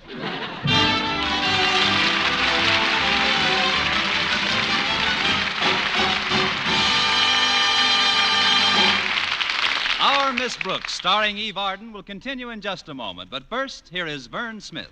Here's wonderful news, ladies. Wonderful, wonderful news. Now there's something thrillingly new in Palmolive Soap's famous beauty lather. Yes, something thrillingly new. Palmolive's famous beauty lather now brings you new fragrance, new charm, new allure. Millions of women will prefer Beauty Lather Palmolive over all other leading toilet soaps the minute they try it. For Palmolive Soap's famous Beauty Lather now has a new, clean, flower-fresh fragrance for new allure, new charm. So, ladies, forget all other beauty care and use Palmolive soap the way doctors advised for a lovelier complexion. Just stop improper cleansing and instead wash your face with Palmolive soap 3 times a day, massaging Palmolive's wonderful beauty lather onto your skin for 60 seconds each time to get its full beautifying effect.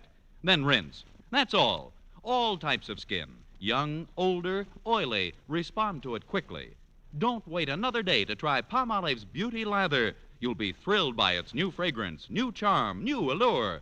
Thrilled again by the fresher, brighter complexion doctors prove may soon be yours. For new loveliness all over, use big bath-size Palmolive in tub or shower.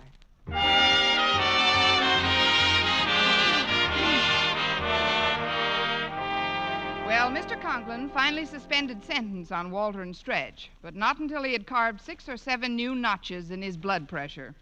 By lunch, I was so dizzy from having been on the ball all morning that after the bell rang, I just sat at my desk with my head in my hands. Excuse me, Miss Brooks. What? Oh, it's Mr. Boynton. I didn't hear you coming, which is very unusual for me. Your door was ajar, so I thought I'd drop in for a minute. Well, do, Mr. Boynton. Come on in. I am in. Oh, you can come in further than that. You won't be tagged out if you take both feet off the threshold. I just wanted to ask you to lunch, Miss Brooks. The cafeteria has meatballs today. You're just incurably romantic, aren't you? I'll be glad to come. That is, if Mr. Conklin isn't up there on an inspection tour. Inspection tour? What do you mean, Miss Brooks? If they know what's good for them, the lamb chops will be wearing trousers instead of those little paper panties. He's really on a clothes kick, Mr. Boynton. Well, you needn't worry about Mr. Conklin any more today, Miss Brooks. I just saw him a minute ago, and he told me he was going over to the Board of Education to see Mr. Stone. Mr. Stone, the president of the board? Maybe Mr. Conklin's been called up on the carpet. No, the Board of Education hasn't got a carpet. Just nice cement floors and an early American whipping post for naughty teachers. I don't know what this is all about, Miss Brooks, but I'm sure you'll feel a lot better after you've had something to eat. I guess so, Mr. Boynton. Excuse us, Miss Brooks. Oh, hiya, Mr. Boynton. Oh, hello, Walter. Stretch. Hi, Mr. Boynton. What can I do for you two that hasn't gotten me into enough trouble already? I just wanted to explain about the dress I borrowed from Harriet that belonged to you. In taking it off, my massive shoulders kind of shredded it. See? Oh, great. Well, it's no good to me now. Just hang it neatly in the nearest wastebasket. We thought maybe you'd want to go to lunch with us, Miss Brooks. Today is meatball day. Don't tell me you're going to dress up like meatballs now. No, Miss Brooks. We're just going to eat. You want to come? Oh, thanks just the same, Walter, but I promised to have lunch with Mr. Boynton. I'll just close up this desk, and we're off for lunch. That's what I say. Just mail me a meatball special delivery. Is it a bad rip, Miss Brooks? Oh, no. Very good. All the way. Well, any suggestions? Well, this is terribly embarrassing. I'd better go get you a sandwich until you can get your skirt repaired. Please bring a sandwich with plenty of lettuce. Lettuce? Yes, I may have to wear some. Walter, you try and find Harriet. She may be able to loan me something to wear. Okay, Miss Brooks. Stretch, you stay here and keep Miss Brooks company till I get back. All right, Walter. Well, here we are. What do you want to do, Miss Brooks? Well, we can't dance, Stretch. Let's try to think. That is, let me try to think. I got an idea, Miss Brooks. Not so loud, it'll get away. Harriet Conklin always leaves her gym bloomers in your coat room when she's not taking phys ed, doesn't she? Why, yes, I believe she does. Then if you changed into them, I could take your skirt up to the domestic science room and have it sewn up by the time lunch period is over. Stretch, I've been underestimating you grossly. I can't for the life of me see how you didn't get a mark of at least 12 on the midterms. Well, how do I look in Harriet's gym bloomers? That's how I thought I'd look. I'll just sit up real close to the desk like this, and nobody'll know the difference. Well, I'll take the skirt over to the... So we meet again. Oh, hello, Mr. Conklin. This is an informal call, Miss Brooks. You needn't bother rising. Don't worry, I won't. How is everything, Mr. Conklin? I just wanted to tell you... Snodgrass, what are you doing with that skirt over your arm? Skirt? Now, see here, young man. I've had about enough protest gestures for one day. Hand it over. Oh, but Mr. Conklin, it doesn't belong to him. Then to whom does it belong? It belongs to him, all right. He looks lovely in it. This has been a very confusing day for me, but I'm trying to control myself. Hand over the skirt, boy. Or better yet, take it to my office and wait for me.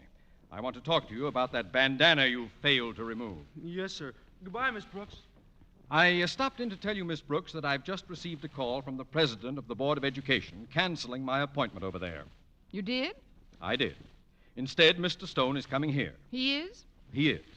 He's going to personally inspect both the student body and the faculty. The faculty? The faculty. There seems to be an echo in here. It must be the deep inkwells. I cannot impress upon you too vehemently, therefore, the necessity for the ultimate in neatness and simplicity of apparel. Do I make myself clear? You make yourself clear, Mr. Conklin. Good. Good. Now cut that out! I don't like to threaten people, Miss Brooks, but you've got to toe the mark. Oh, please don't bang on my desk, Mr. Conklin. You'll get a fistful of splinters. Oh, I'm sorry. I mustn't lose control. But you've got... Oh, excuse me, I knocked your pen off the desk. Oh, don't bend down. I'll get it for you, Mr. Conklin. Don't bother. No bother at all. I'll just kneel down here and I'll get... Good heaven! Something wrong? This floor is filthy. Look at the knees of my trousers, dust and chalk marks. Oh, I'm sorry, Mr. Conklin. Let me see if I can reach that There's pen. an easier way, Miss Brooks. The desk is on casters. We'll just roll it out of the way. But, Mr. Conklin, you... Here it is. Now I'll... Miss Brooks. What are you doing in those bloomers? Well, it's like this, Mr. Conklin. On Decoration Day, the drama class is putting on a play. Poppycock. No, sir. Snow White and the Seven Dwarfs. And I've been asked to play the part of the prince, and dress rehearsal is right after school. More poppycock. Yes, sir. The truth is, I ripped my skirt on this splintery old desk and just put these on till I could get something else. My goodness, Mr. Conklin, it could happen to anyone. Then why doesn't it? No, Miss Brooks, these things only happen to you. Only to you! You hear me? Only...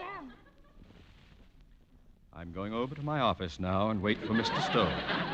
And you'd better get something to put on besides those black laundry bags.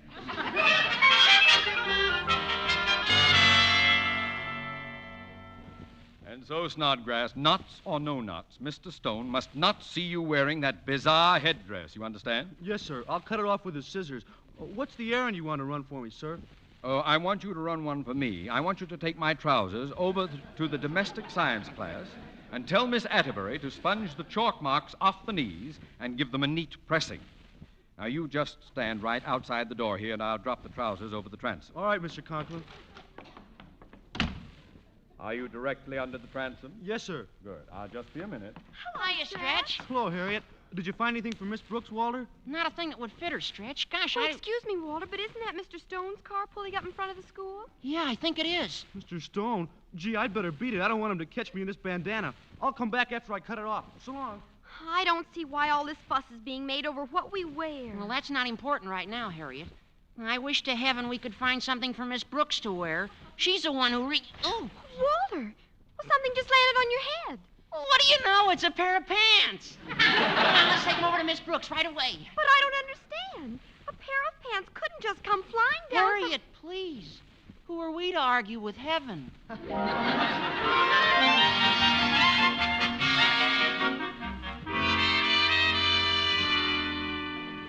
Well, they're a little dusty, but they're better than the bloomers. You look like an ad for trims in those slacks, Miss Brooks. Real slim. Of course, you don't fill them out all over, but... Well, why don't you take a couple of geography books and put them in... Never mind. I only have to wear them until I can get my torn skirt out of Mr. Conklin's office and have it fixed. Right now, though, he's still too angry. Well, I cut the bandana off. Now I can... Say, what are you doing in Mr. Conklin's pants, Miss Brooks? Mr. Conklin's pants? Yeah. I was going to get them pressed for him, but Mr. Stone came by and Walter, this is awful. You took Daddy's trousers, and now he must be marooned in his office in his shorts. Gee, I'm sorry, Harriet, but I didn't know they were his. Oh, well, calm down, kids. We'll get everything straightened out I beg your pardon, but is this Miss Brooks' room? Mr. Stone. Well, yes, sir. I'm Miss Brooks. We've met several times. In fact, I spent my Easter vacation working at the Board of Education. Miss Brooks, do you always dress this way at school? Oh, no, sir. I dress this way all the time. That is, these even aren't my trousers. They're not hers, Mr. Stone. They belong to Mr. Conklin. Mr. Conklin? But how does he feel about you wearing his trousers? Chilly. Right now, he must be pretty annoyed, Mr. Right Stone, but now, you're coming across the hall to his office, Miss Brooks. Oh, but Mr. Stone, Mr. Conklin doesn't expect us. Somebody ought to go on ahead. I'll go, Miss Brooks. You children will sit down in this room and be still. Now then, Miss Brooks, after you. You certainly are. I'm coming, Mr. Stone.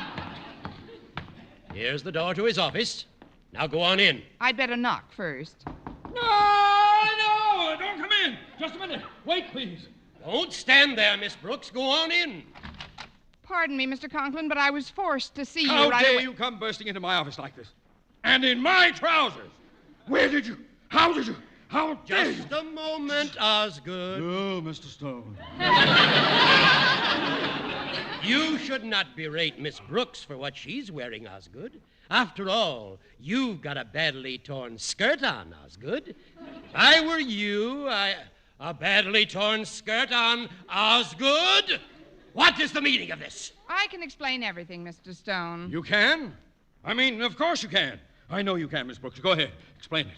You see, Mr. Stone, each year on Decoration Day, the Drama Club gives a play. This year it's called It Also Happens to You. Isn't that right, Mr. Conklin? Anything. Yes. Yes. It also happens to me. What about this play? Well, faculty and students both take part, and Mr. Conklin's going to act in one of the very important scenes, a scene called Poppycock on Parade. Yes, that's it. It's a beautiful scene. It's a lovely scene, yes. But this torn skirt. What has this torn skirt... Rehearsal. There's a rehearsal right after school in full costume. I was just getting ready. That's right, Mr. Stone. Mr. Conklin plays the part of a lonely native girl on Poppycock Island. It's one of the Hawaiian group. One of the smaller ones. What is all this? If you're pulling my leg, Osgood, I'll... Oh, I don't think Mr. Stone is convinced you're a thespian, Mr. Conklin. Perhaps you'd better do the little dance you do in the show.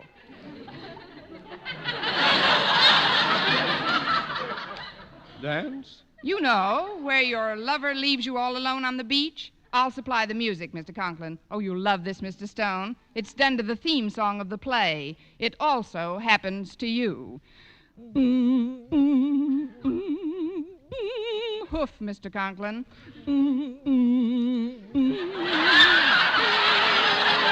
Now together. It also happens to you.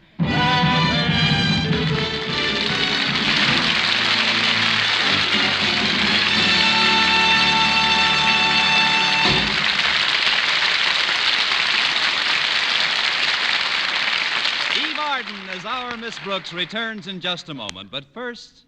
Dream girl, beautiful luster cream girl. Tonight, show him how much lovelier your hair can look after a Luster Cream shampoo.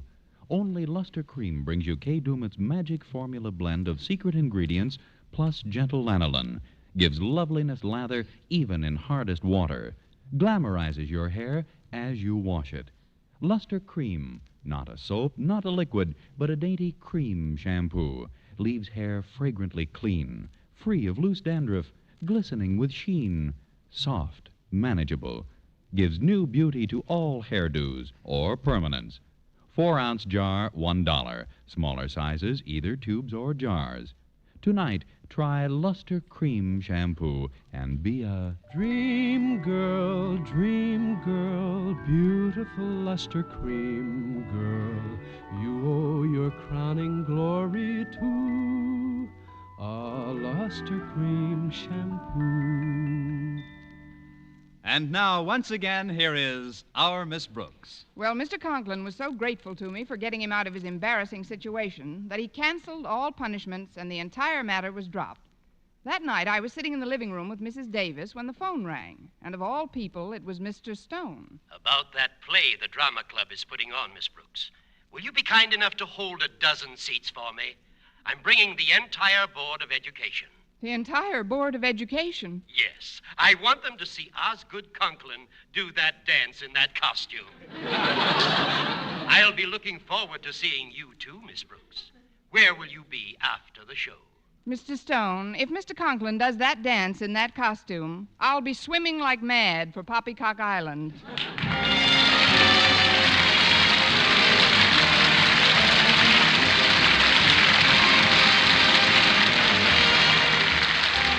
Next week, tune in to another Our Miss Brooks show brought to you by Palmolive Soap, your beauty hope, and Luster Cream Shampoo for soft, glamorous, caressable hair. Our Miss Brooks, starring Eve Arden, is produced by Larry Burns, written and directed by Al Lewis, with music by Wilbur Hatch. Mr. Boynton is played by Jeff Chandler, Mr. Conklin by Gail Gordon. Others in tonight's cast were Jane Morgan, Dick Crenna, Gloria McMillan, Leonard Smith, and Earl Ross.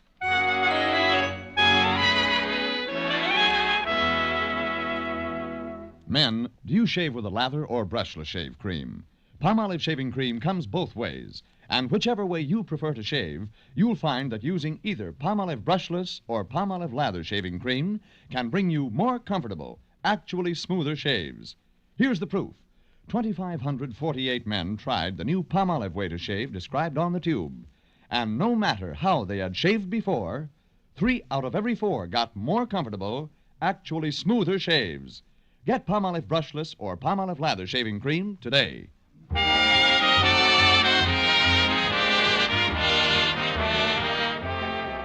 For mystery liberally sprinkled with laughs, listen to Mr. and Mrs. North, the exciting, fun-packed adventures of an amateur detective and his beautiful wife. Tune in Tuesday evenings over most of these same stations. And be with us again next week at the same time for another comedy episode of Our Miss Brooks. Bob Lamont speaking. Stay tuned now for Life with Luigi, which follows over most of these stations. This is CBS, where 99 million people gather every week, the Columbia Broadcasting System.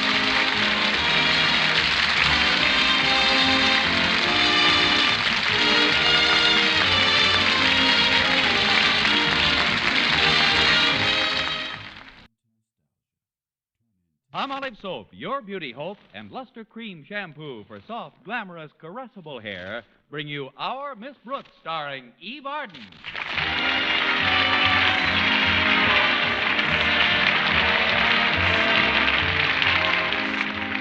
Most teachers take a pretty active interest in their school's various athletic teams. But our Miss Brooks, who teaches English at Madison High School, could never get too enthusiastic about the baseball team. That is, until Mr. Boynton, Madison's bashful biologist, took over the coaching job. Then I watched every game with avid interest.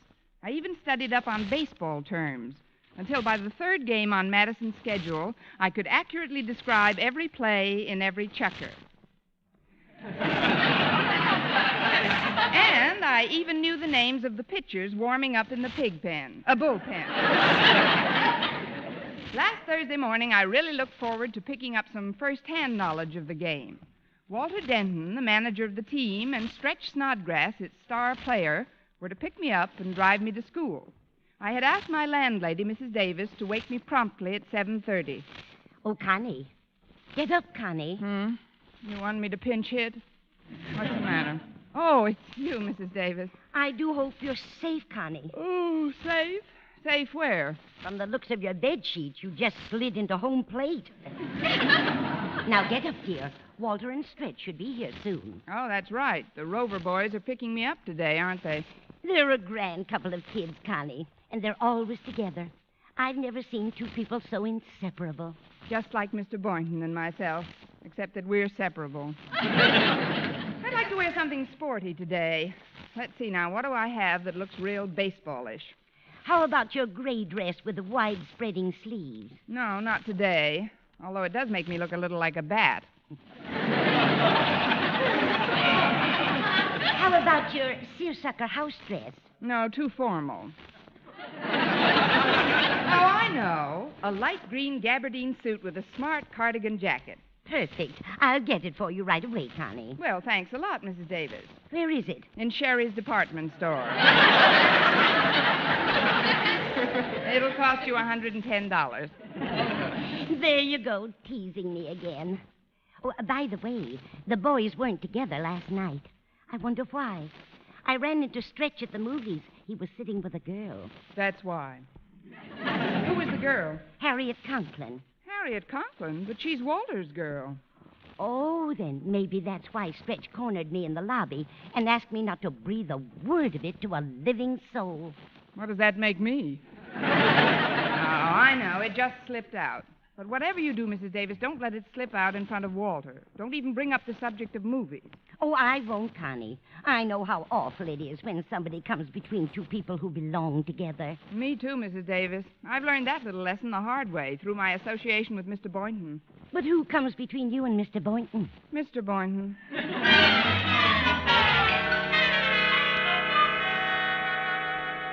I'll get it. Hello, boys. Come in. Hello, Miss Brooks. Well, how are Damon and Pythias today? Demon who? Damon and Pythias. They were good friends, Stretch, like you and Walter. Oh, did they go to Madison? Well, if they did, it was before my time. Now, Miss Brooks was just acknowledging the fact that we're pals, Stretch. You know, like Lenny and George in Of Mice and Men. Oh, I like that. Stretch, don't tell me you read Of Mice and Men. No, Walter read it to me. I like the part where George tells Lenny about the rabbits. You got to read that to me again sometime, Walter. I will, Stretch. You know, in a lot of ways, you two are just like Lenny and George. Especially Lenny. You think so, Miss Brooks? Gee, I don't. How could Walter get to be manager of the baseball team if that's all the smart he was? Walter wasn't my candidate for Lenny. Oh, hello, boys. Hello, Mrs. Davis. How are you this morning? Oh, we're fine, Mrs. Davis. Sounds like the world's smallest choir.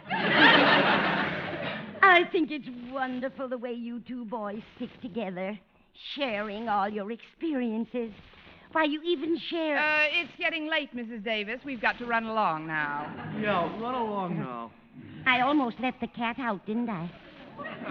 What cat? Our cat, Minerva. She almost slipped out between Mrs. Davis and the kitchen door. Yeah, the kitchen door. That's right, Walter. I'm getting so absent-minded lately. Can't even remember what I did one day ago. Of course, I remember going to the movies last night. That's where I saw... Oops. You saw what? Oops, it's an Eskimo movie. Starring Ingrid Eek. Come on, boys, we'll be late for school.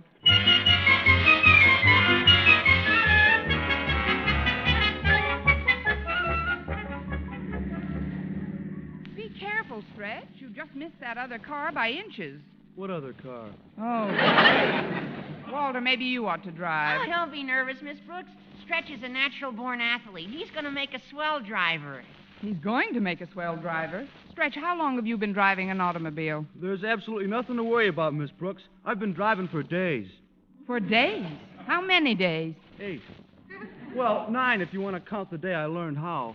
I use a cinch to get it down pat, Miss Brooks. He remembers everything I taught him, don't you, Stretch? I sure do, Walter.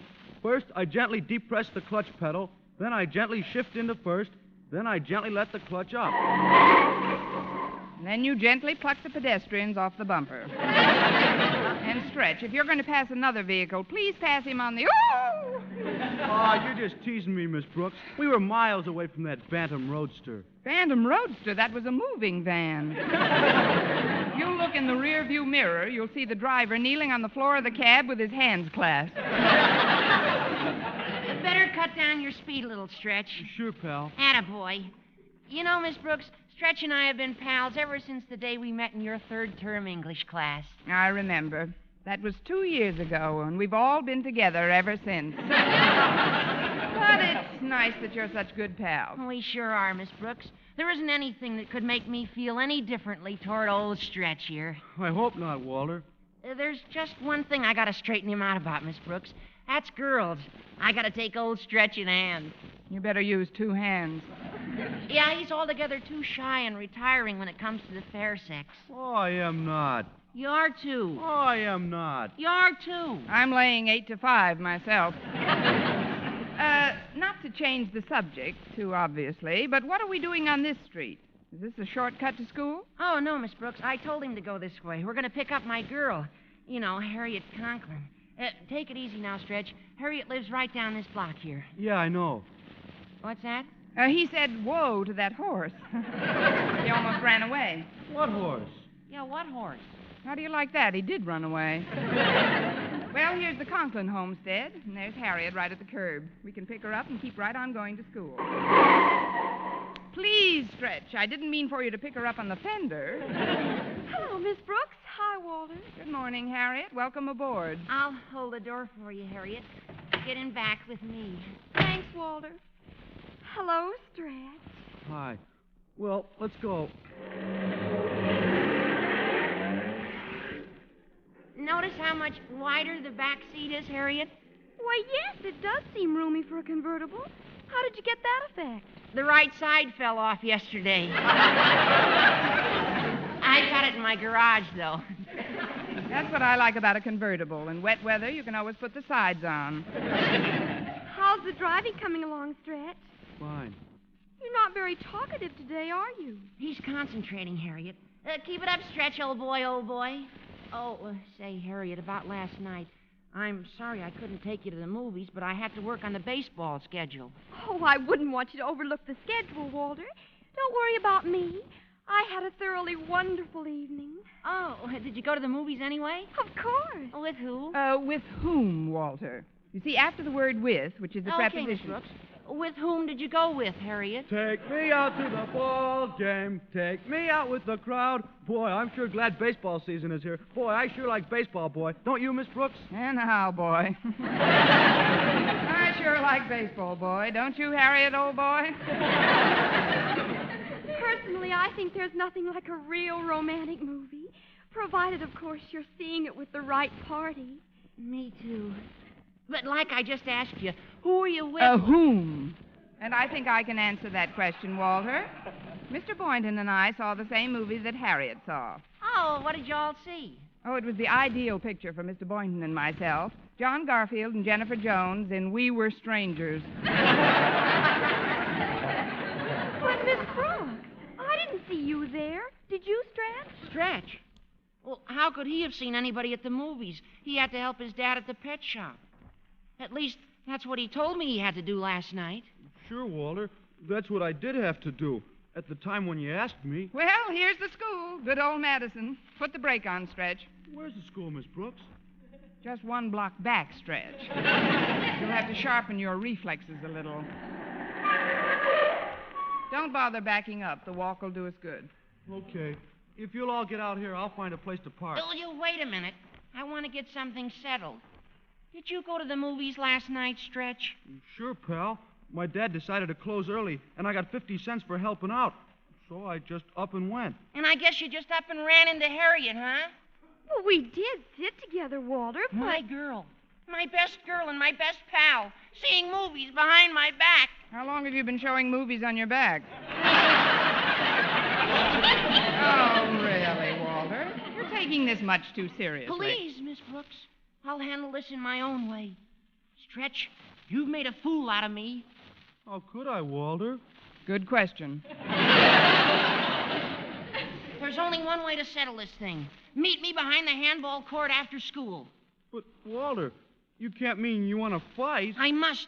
I must get satisfaction. Satisfaction? You'll get fractured. Now, let's discuss this thing calmly. There's nothing more to discuss. I'll see you after school, you false friend. Walter, wait. I'm going with you. I want to talk to you. Go ahead, Harriet. Tell him that we just... See you later, Stretch. Goodbye, Miss Brooks. Goodbye, Harriet. Oh, this is awful. What'll I do, Miss Brooks? I just bumped into Harriet accidentally, and she insisted that we sit together. I can't fight Walter. I'm almost a foot taller than him. And besides, I ain't mad. Well, just relax, Stretch. I think there's a way out of this impending duel. You see, inasmuch as he challenged you, you've got the choice of weapons. I have? Certainly. And I think I know a way you two can battle without anyone getting hurt a bit. How's that, Miss Brooks? You'll fight a battle of wits.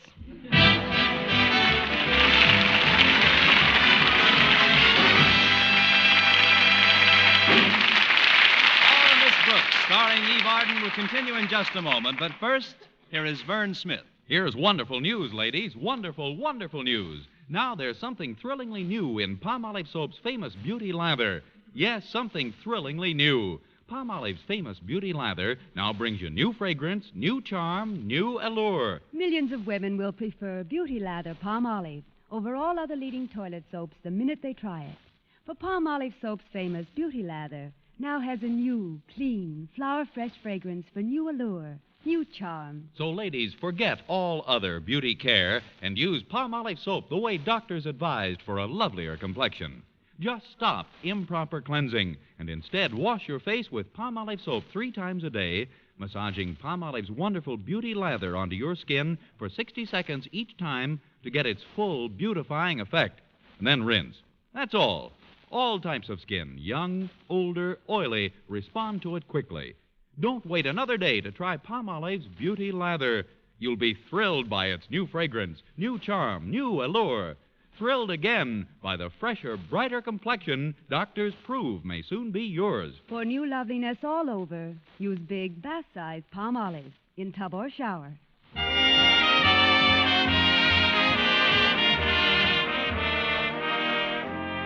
Well, by lunchtime, the news of the impending grudge match between Walter and Stretch had spread throughout the school. Interest was at fever pitch. In fact, you'd think that Joe Lewis had just announced that he was going to fight again.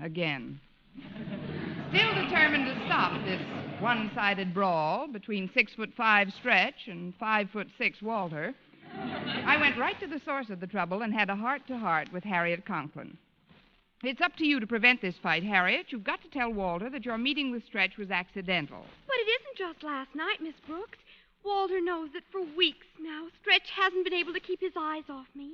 How does Walter know that? I reminded him. Besides, they won't really hurt each other, Miss Brooks, and it'll do Walter a lot of good to fight. Win or lose, it'll make a bigger man out of him. I agree, Harriet, but only until the swelling goes down. Golly, Miss Brooks, think of the romance of it. 2 knights of old jousting for their lady fair. I'll bet you'd like it if Mr. Boynton was fighting for your favor. Mr. Boynton? Well, yes. Can't you just picture Mr. Boynton in a suit of armor? Can't you just see him riding forth to do battle? Yes, I can, Harriet. Mounted on a big, fiery frog. No, I don't think Mr. Boynton would. Or would he? But don't you see, Miss Brooks? I've got to make myself more desirable to Walter because of Daddy's feelings toward him. What are Daddy's feelings toward him? Loathing, mostly. You should have heard how Daddy described Walter the other day when he drove me home from school. Right to his face, he called him a teenage waste of time on wheels. Well, I didn't know your father had it in him. But I've got to stop this fight whether you like it or not, Harriet. And your mentioning Mr. Boynton has given me a good idea. In fact, it's given me a couple of good ideas, but that one will have to wait.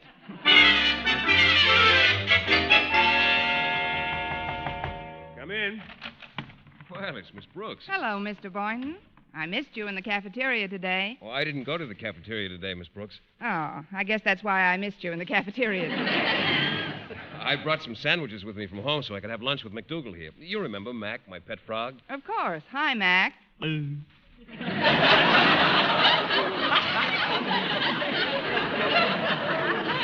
sounds like he enjoyed his sandwich. Mr. Boynton, the reason I came into the laboratory was to...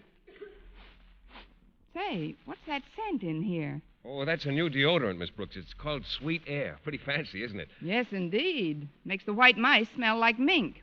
But as I started to say, Mr. Boynton, I stopped in here to ask you to do something for me. Anything, Miss Brooks? Well, Did you say anything, Mr. Boynton? Yes, I did. Then, Mr. Boynton... Now, cut it out, Connie, one thing at a time. Mr. Boynton, I came here to ask you to stop a fight. A fight? Oh, you mean between Stretch Snodgrass and Walter Denton? You know about it? Oh, the whole school knows about it. But I'm afraid it's too late to stop it, Miss Brooks. In fact, I've arranged to get the boxing gloves and have a temporary ring built in the gym during the next period. A ring? Why, then you're actually promoting this ridiculous... Well, now, take it easy, Miss Brooks. It's better than having them fight in the street with their fists. This way, they'll get it all out of their systems and be better friends afterwards. But they're the best of friends now, up to this morning, anyway. Why, Stretch worships Walter Denton. Well, a few rounds of boxing won't change that. In fact, after the fight, Stretch will be closer to Walter than ever before. Only if he acts as a pallbearer. Stretch is almost a foot taller than Walter, Mr. Boynton. Oh, that's nothing. It just means that Walter will have to get in close under his opponent's guard.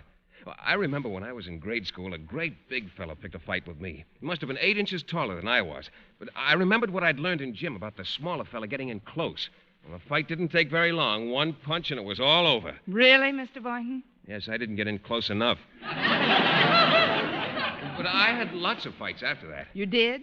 Tell me, Mr. Boynton, in these boyhood fights of yours, were there any girls involved? Gosh, no, Miss Brooks. I wouldn't hit a girl. Well, bravo for you. Well, what I mean is, take now, for instance. If you walked into a movie some night and saw me with another man, what would you say to him? Do I know the man? Certainly not. Well, then I wouldn't say anything to him. I don't believe in talking to strangers. Of course, if you introduced me to him, It just happened that this man picked me up in front of the movies. Oh, that isn't very nice. The least he could have done was pick you up at home. Let me paint another picture for you, Sir Galahad. You and I have a dinner date. As we're going through the door of the restaurant, a tall, dark man with a big black mustache purposely jostles me. What do you do, Mr. Boynton? Are we going into the restaurant or coming out of the restaurant? I've got one more picture to paint, and then I'm going to throw away my easel. You and I are seated in a parked car on Lakeview Drive. All of a sudden, a man's face appears on your side of the car. I know. He's a cop. He's holding a flashlight on us, and he says, "What are you two doing in there?" And then I say, "Nothing, officer." And he says, "Then you get out and hold the flashlight." That's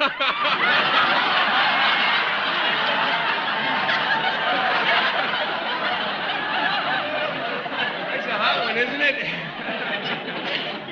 Well?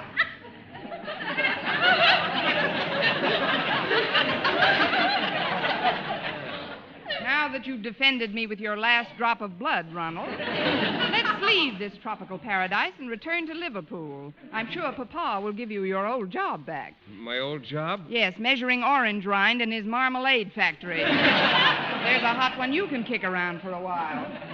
Now, I'm going down to Mr. Conklin's office. He'll put a stop to this fighting nonsense. Oh, but Miss Brooks... Goodbye, Mr. Boynton. Then you get out and hold the flashlight. Oh, fine. He just got it.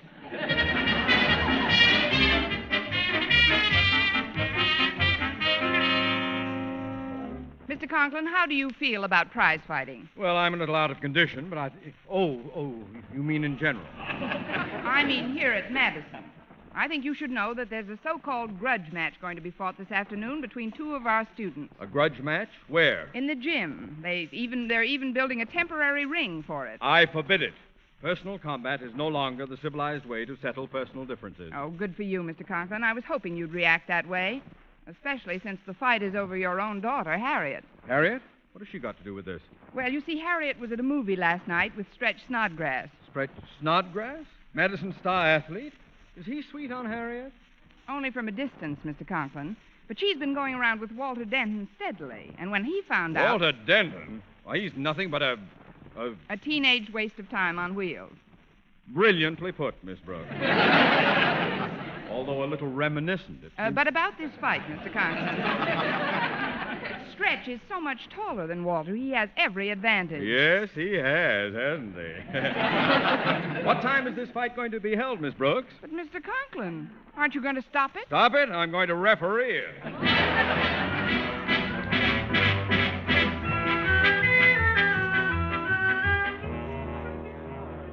Attention, please. Quiet, please. Miss Brooks, if you'll just ring the bell for me, please. Yes, Mr. Conklin. Now, as you all know, this is a grudge fight between two members of our undergraduate body. On my left, wearing purple trunks and weighing 128, I give you Madison's outstanding athlete, a four-letter man of whom any school should justly be proud, Stretch Snodgrass. And on my right, wearing black trunks and a catcher's mask, I give... Take that mask off, Denton. I give you Walter Denton. I will referee the bout while counting for the knockdowns. We will have our Miss Brooks. Now, inasmuch as many of you couldn't get close enough to this temporary ring to see the contest, Miss Brooks will also officiate at the PA system to bring you a blow-by-blow account of the proceedings. Are you all ready, Miss Brooks? 1, 2, 3. Woof, woof. Testing. Woof. All set, Mr. Conklin. Then if you boys will join me in the center of the ring, I'll give you your final instructions. As the fighters go to the center of the ring, just a word of reminder. Boys, if, like Walter Denton, you're about to get your head knocked off, why not put an Adam's hat on it first? And now let's listen to the referee's instructions. Markers of Queensbury rules. I am here for one reason and one reason only, to see that fair play is strictly observed. You will at all times be honestly and impartially judged. Now then, Stretch. Yes, Mr. Conklin? I want you to be sure and go to a neutral corner every time Denton is on the floor. And you, Denton? Yes, sir? Where do you want your bodies? Oh, well, I have you. Now then, you two, I want a good, clean fight, and may the better man win. And win quickly, Stretch. Go to your corners. Come out fighting. There goes the bell, folks. Oh, Walter's down. Fell over his shoelace. Now it's tied, and the two men meet in the center of the ring. They're cautious at first. Walter is dancing lightly around, left arm extended. Stretch is dancing around. Now they're dancing around together. Mr. Conklin breaks them, and once more they circle around carefully. Now, here it is, the first exchange. Well, come on, Stretch. Why don't you throw a punch? Oh, I don't want to hit you first, Walter. You hit me first. No. You hit me first. No, you hit me first. They're going at it hammer and tong. Mostly tong. Come on, fight. I ain't mad at you, Walter. Come on, men, mix it up, mix it up. This crowd came here to see a fight. Oh, gosh, Miss Brooks. It looks like they're really going to start hitting each other. Not while I'm at the bell. And there's the end of round one. Walter Denton is in the corner right above us. How do you feel, Walter? He didn't lay a glove on me. I know. Let's see how Stretch is doing over in his corner. His seconds are just giving him a good gargle. He can use it. He was pretty eloquent in that last round. Now he's on his feet, and Mr. Conklin is motioning for the second round to begin. There they go again. Both men still pretty fresh and ready for each other's best dialogue. Now, listen, you two. You've got to do some fighting this round. Yes, sir. Come on, Walter. Take a poke at me. No, Stretch. You take a poke at me. I can't. Not while I'm looking at you. Me. We'll just close our eyes and swing, and then the crowd will think we're really fighting. Come on. He's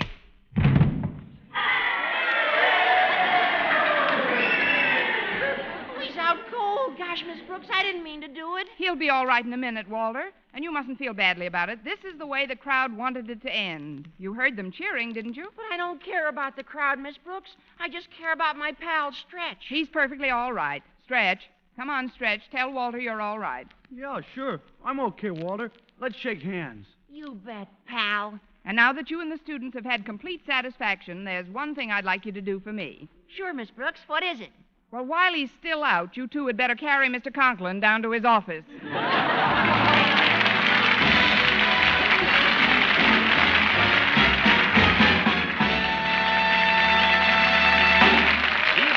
Our Miss Brooks returns in just a moment, but first... Dream girl, beautiful luster cream girl. Tonight, show him how much lovelier your hair can look after a Luster Cream shampoo.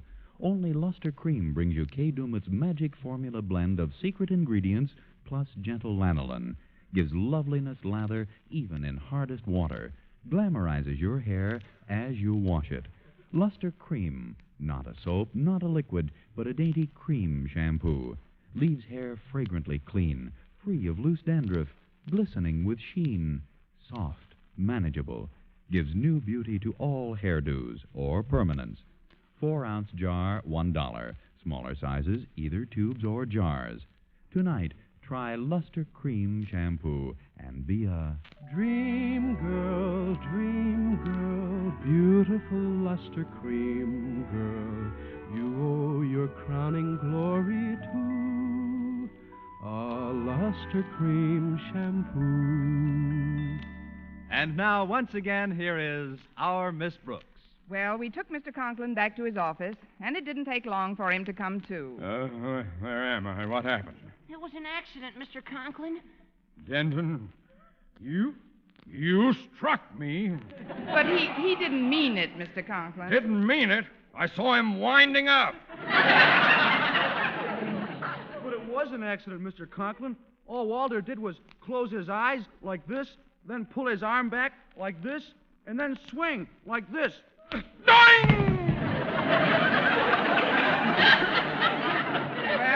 Madison isn't the only high school you boys can attend.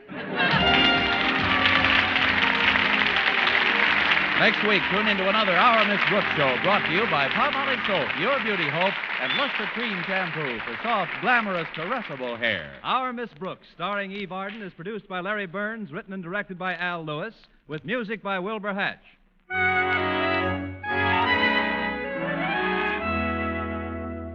Men, here is actual, factual proof of more comfortable, actually smoother shaves by using Palmolive Lather Shaving Cream. 1,251 men tried the Palmolive Lather way to shave described on the tube. And no matter how they had shaved before, 3 out of 4 got more comfortable, actually smoother shaves. Try Palmolive Lather Shaving Cream. See if you don't get more comfortable, actually smoother shaves the Palmolive Lather Shaving Cream way. For mystery liberally sprinkled with laughs, listen to Mr. and Mrs. North, the exciting, fun-packed adventures of an amateur detective and his beautiful wife. Tune in Tuesday evenings over most of these same stations. And be with us again next week at this same time for another comedy episode of Our Miss Brooks. Bob Lamont speaking. Stay tuned now for Life with Luigi, which follows over most of these stations. This is CBS, the Columbia Broadcasting System.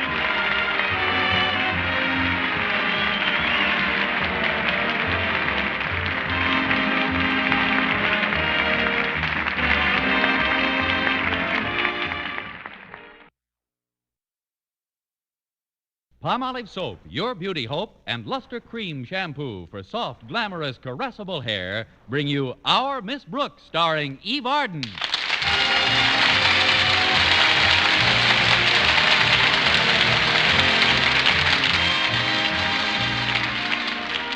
The daily problems of most teachers are not restricted to the ones they face at school. Our Miss Brooks, who teaches English at Madison High School, is no exception to this rule. No, indeed. Many of my problems don't begin until I leave school or before I start to school. This, in spite of the fact that my home life consists of just A, my landlady, Mrs. Davis, and B, our cat, Minerva. Unfortunately, A is extremely absent-minded, and B is allergic to cat hair. Last Friday morning, the three of us were having breakfast together. Careful, dear. Don't drink so fast or you'll get milk all over you. Thanks for reminding me, Mrs. Davis. May I have that napkin, please? Oh, here you are, Connie. You look pretty silly with your whiskers all white. Well, who wouldn't? Oh, you're talking to Minerva. Yes. All finished, Minerva. There's a good girl. Now go on into the kitchen and wait for me. While you're out there, do the dishes. All right, I'll do the dishes. Oh, don't bother, Connie. You better get ready to go to school. Walter Denton should be picking you up any minute. Of course, you could dust the living room for me if you've got a minute. Those andirons I bought yesterday are pretty dusty. Andirons? But, Mrs. Davis, we haven't got a fireplace. That's what I told the salesman, Connie. But he'd carried them all the way up to our door by then. From where? From his car. He said it was his first time in this neighborhood. A door-to-door andiron salesman. Well, that's a new wrinkle. Yes, he was, Connie. And rather gray, too. That's why I just had to buy them. You'll find the set over by the piano. There's a brush and a sifter came with them. Well, what are we waiting for? Let's burn the piano. I'm sorry, Mrs. Davis. What you buy is your own business, but I don't like to see people take advantage of you all the time. Oh, but, Connie, nobody takes advantage of me. Certainly they do. You're always doing favors for somebody, and most of the time they're practically strangers. Like that night you consented to sit for that couple down the street. You sat all right till 5 a.m. But they couldn't find anybody else to stay with their children. A fine litter it was, too. 2 sets of twins, 8 months old and 2 years old. Oh, it wasn't so bad. They had a lovely phonograph, and I listened to music all evening long. It had a record changer and everything. You probably set a few changing records yourself that night. Mrs. Davis, you've just got to learn how to say no to people. Oh, I guess I'm just an easy mark. Well, I'll get on with these dishes. Oh, that's probably Walter now. Coming!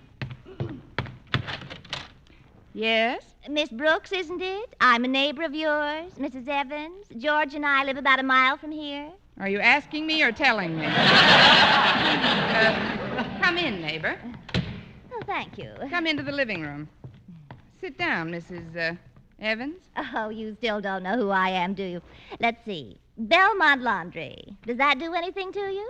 Well, they tear my slips once in a while. Oh, I knew that would do it. It is good to chat with you again, Miss Brooks. Again? When did you chat with me last, Mrs. Evans? Right after the holiday. The Easter holiday? No, dear. Last Thanksgiving. We were both at the Belmont Laundry to complain about the service. And on the way out, we had a conversation.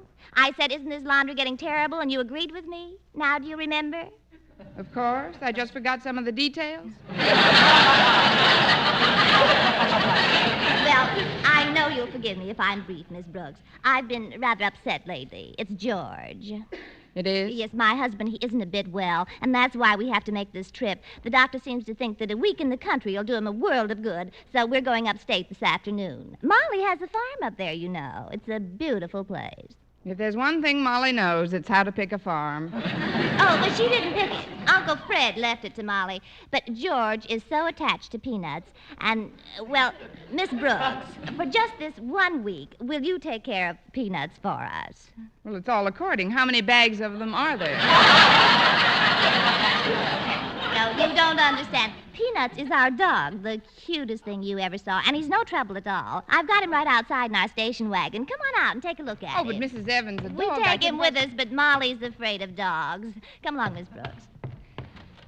I took the liberty of parking in your driveway. Yes, I see. Who's that at the wheel, your husband? No, that's Peanuts. Oh. Did he drive you down? I mean, what kind of a dog is that, Mrs. Evans? He's a Dane, of course. I should have known. He's built just like Lauritz Melchior. Come here, Peanuts. Come on, boy. How can he get out? The windows are closed. Well, he opens the door with his teeth. We taught him how when he was just a little puppy, and he's never forgotten it. He's got a wonderful memory. He should have. His father was an elephant. Where are you going, Miss Brooks? I left a crossword puzzle up this tree. Don't be afraid. He likes you. You see, he wants to make friends. He's talking to you. Does he talk like that to all his friends? Come on, Peanuts. There's a good boy. Give Miss Brooks your paw, Peanut. No, thanks. I've got a couple. Look, Mrs. Evans, I don't think we Well, could let's possibly... go in the house now so I can give you a few last-minute instructions. Come on, Peanut. You might as well get used to your new home. You're going to be here for a week. Oh, but Mrs. Evans, I can't accept the responsibility for a dog this size. Besides, this isn't my house. I just rent a room here. Mrs. Davis owns the place, and she couldn't possibly have a dog the dishes, Connie, and... Oh, I didn't know you had company. Who are these folks, Connie? These folks, Mrs. Davis, are Mrs. Evans and her dog, Peanuts. How do you do? So we meet again, Mrs. Davis. Again? We all take from the same laundry. You know, I was just telling Miss Brooks here how little trouble Peanuts is around the house. He's really a lap dog, you know, but he doesn't require any special attention whatsoever. He'll eat some of whatever you eat, get up when you get up, and go to sleep when you go to sleep. I hope he's got his own toothbrush. Look, Mrs. Evans, this cottage belongs to Mrs. Davis, and it's up to her. Oh, don't think about me, Connie. If you want this lovely dog, please take him. Good night, all. Oh, thank you, Miss Brooks. And you won't be sorry. Peanuts is loads of fun. Well, I'd better be running along now. Oh, but where do we get in touch with you if won't Peanuts have to has... get in touch with us. We'll contact you as soon as we return from the farm. Goodbye, my dear. Now you've done it, Mrs. Davis. I've done it. Why, Connie, Mrs. Evans is your friend. My friend? I only met her once in my life. Well, it's done now, Connie. Might as well make the best of it. By the way, where is the dog? Well, he's probably in the kitchen. The door is ajar. Well, that's funny. I left it closed. He opens it with his teeth. They taught him when he was a puppy. Come on. There was a whole leg of lamb on the stove, Connie. Was right, Mrs. Davis. Peanuts, you didn't eat that whole leg of lamb.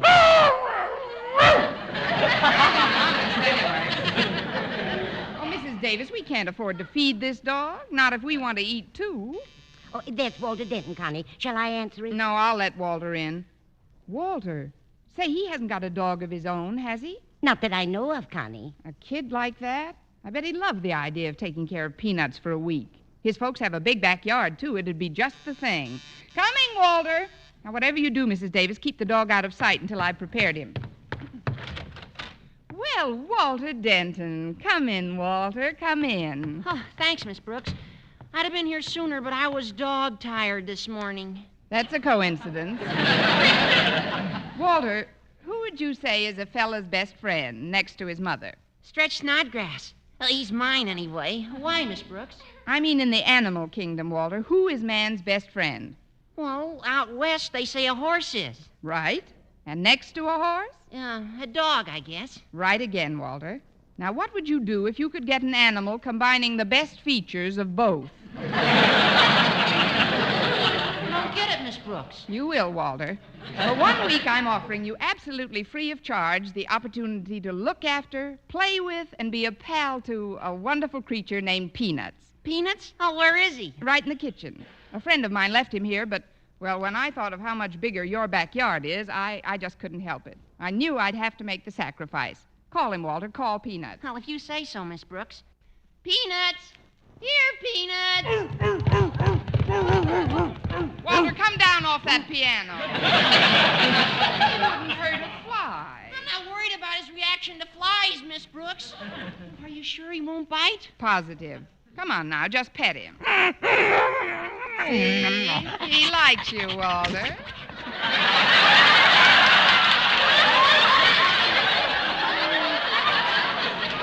Now, give him your paw, boy. Go on. Give him your paw. Not you, Walter. Say, he's all right. Oh, but I couldn't take him home even for a week, Miss Brooks. My folks have started a garden out in the back. A garden? Yeah, that's why I haven't got my own dog right now. Oh, I wish I knew what to do with him. Frankly, Walter, I just can't afford to feed him for a week.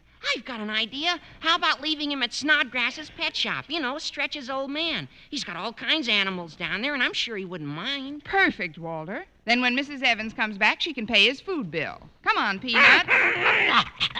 Oh, just one thing, Walter. I'd better drive today. You can sit in back with Peanuts. In back? But there isn't room back here for both of us, Miss Brooks. Sure there is. He's a lapdog, Walter. You can sit in his lap.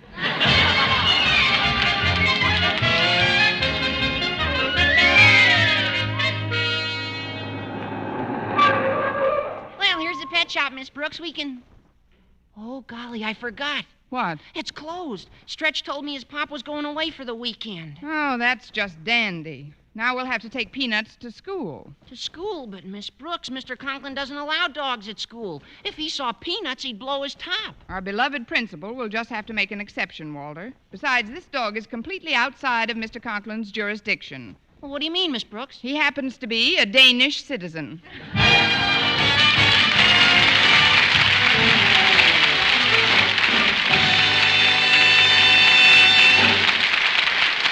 Our Miss Brooks, starring Eve Arden, will continue in just a moment. But first, here is Vern Smith.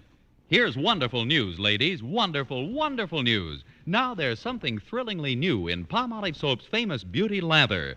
Yes, something thrillingly new. Palmolive's famous Beauty Lather now brings you new fragrance, new charm, new allure. Millions of women will prefer Beauty Lather Palmolive over all other leading toilet soaps the minute they try it.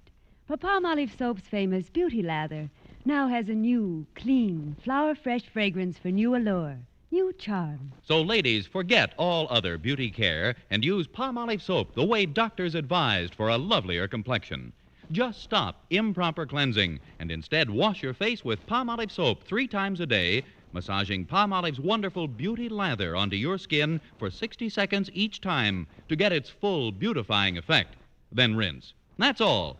All types of skin, young, older, oily, respond to it quickly. Don't wait another day to try Palmolive's Beauty Lather. You'll be thrilled by its new fragrance, new charm, new allure. Thrilled again by the fresher, brighter complexion doctors prove may soon be yours. For new loveliness all over, use big bath-size Palmolive in tub or shower.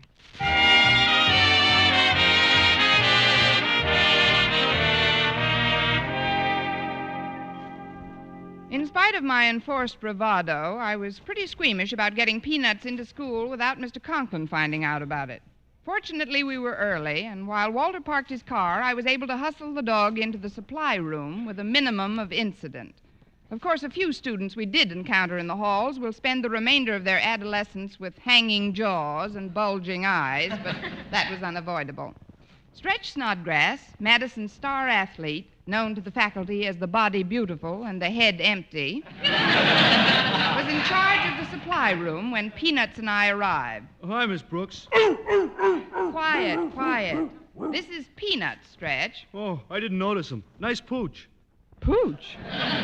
But you're not seeing him at his best, Stretch. He usually carries a barrel around his neck with a St. Bernard in it.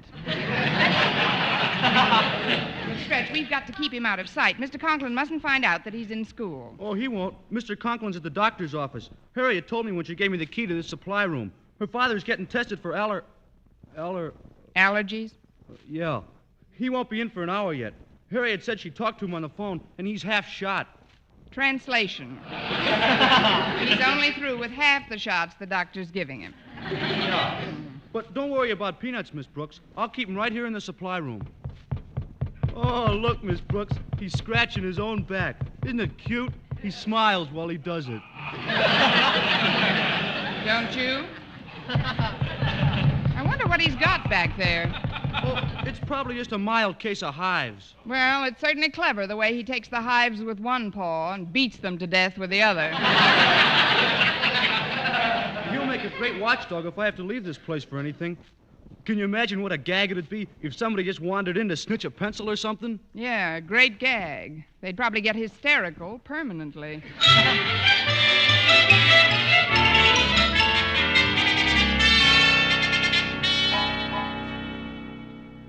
I've sent for you, Miss Brooks, because I feel that you, of all the personnel at Madison, can keep a cool and level head in time of crisis. Well, thank you, Mr. Conklin, but I'm what is trying it- to be calm myself, Miss Brooks. And I shall make every effort to acquaint you with the facts in as brief and concise a manner as is possible. Yes, sir. First of all, I returned from the doctor's office about an hour ago, some allergy shots. I was jotting down some possible prizes for the community chest raffle and found myself in need of another notebook. Yes, Mr. Conklin? Pending your opinion, Miss Brooks, I have so far failed to notify the police or fire departments. It is my belief that if we can successfully avoid any and all panic, we can ourselves remove the student body and faculty to a place of safety from this danger. What danger? Miss Brooks, there's a leopard in the supply room. Oh, is that all? I mean, that's impossible, Mr. Conklin. Impossible? But I tell you, I saw it. Mr. Conklin, you said yourself you've just had some shots. Isn't it possible that what you saw could have been an illusion? Miss Brooks, I slammed the door on the creature as soon as I saw it, but not until I'd gotten a good look. When I think of those slavering jaws, what they could rend. What they've already rent. That is, I'm sure the shots had Come something... with me, Miss Brooks. I'll prove to you the shots had nothing to do with it. But for the life of me, I don't comprehend. Miss Brooks, what do you suppose that leopard is doing in the supply room? Maybe he ran out of something.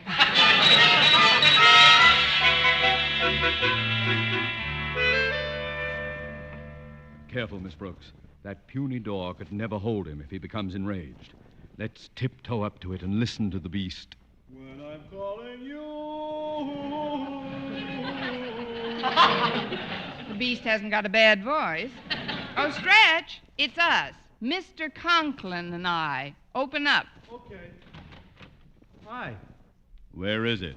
Where's what, Mr. Conklin? The beast. There was a big... It had... Oh... How long have you been in this room, Snodgrass? Me? Oh, right along, Mr. Conklin. All morning. You see, Mr. Conklin, it was those shots after all. Now, why don't you go back to your office and lie down for a while? But I can't understand it. I saw him as clearly as I see you. Clearer. Maybe I'd better get back to my office at that. A lot to do today. I've still got to find a suitable prize for that raffle. Maybe I'll call my doctor. Yes, that's what I'll do. I'll call the doctor. That's what I'm going to do it. The doctor. Stretch, quick, Stretch. Get him out from under and let's go. Get who out from under what, Miss Brooks? Peanuts. You hid him, didn't you, when I told you that Mr. Conklin was with me? Oh, no, Miss Brooks. Peanut's blue. He blue? Yeah. I didn't want to admit it in front of old man Mr. Conklin. But I left the supply room for about 10 minutes, and when I got back, the dog had taken a powder. He could use some powder. Oh, but this is terrible, Stretch. We've got to find him before Mr. Conklin sees him again. You'd better go directly to the cafeteria and look for him. Cafeteria? But it isn't lunch period yet, Miss Brooks. For him, it's lunch period all day. Some of our younger students are still pretty tender, you know. I'll look in Mr. Boynton's biology laboratory. Maybe something in the lab attracted Peanuts. I know there's something that attracts me in there. Now, suppose you get going, Stretch. Okay, Miss Brooks. I'll report back to you if I find him. Yes, do that, Stretch. I'll just close up this supply... Excuse me, Miss Brooks, but I just ran into Daddy in the hall. He's very overwrought. Well, that's better than being underwrought. Your father's just a little nervous, Harriet. He's been to the doctor, you know. Yes, I know. That's why he asked me to tell you that you've got to pick out a prize for the community chest raffle tickets we sold last week. Me? Yes. The drawing's this afternoon. Later on, Harriet. Right now, I've got to see a real man about a real dog.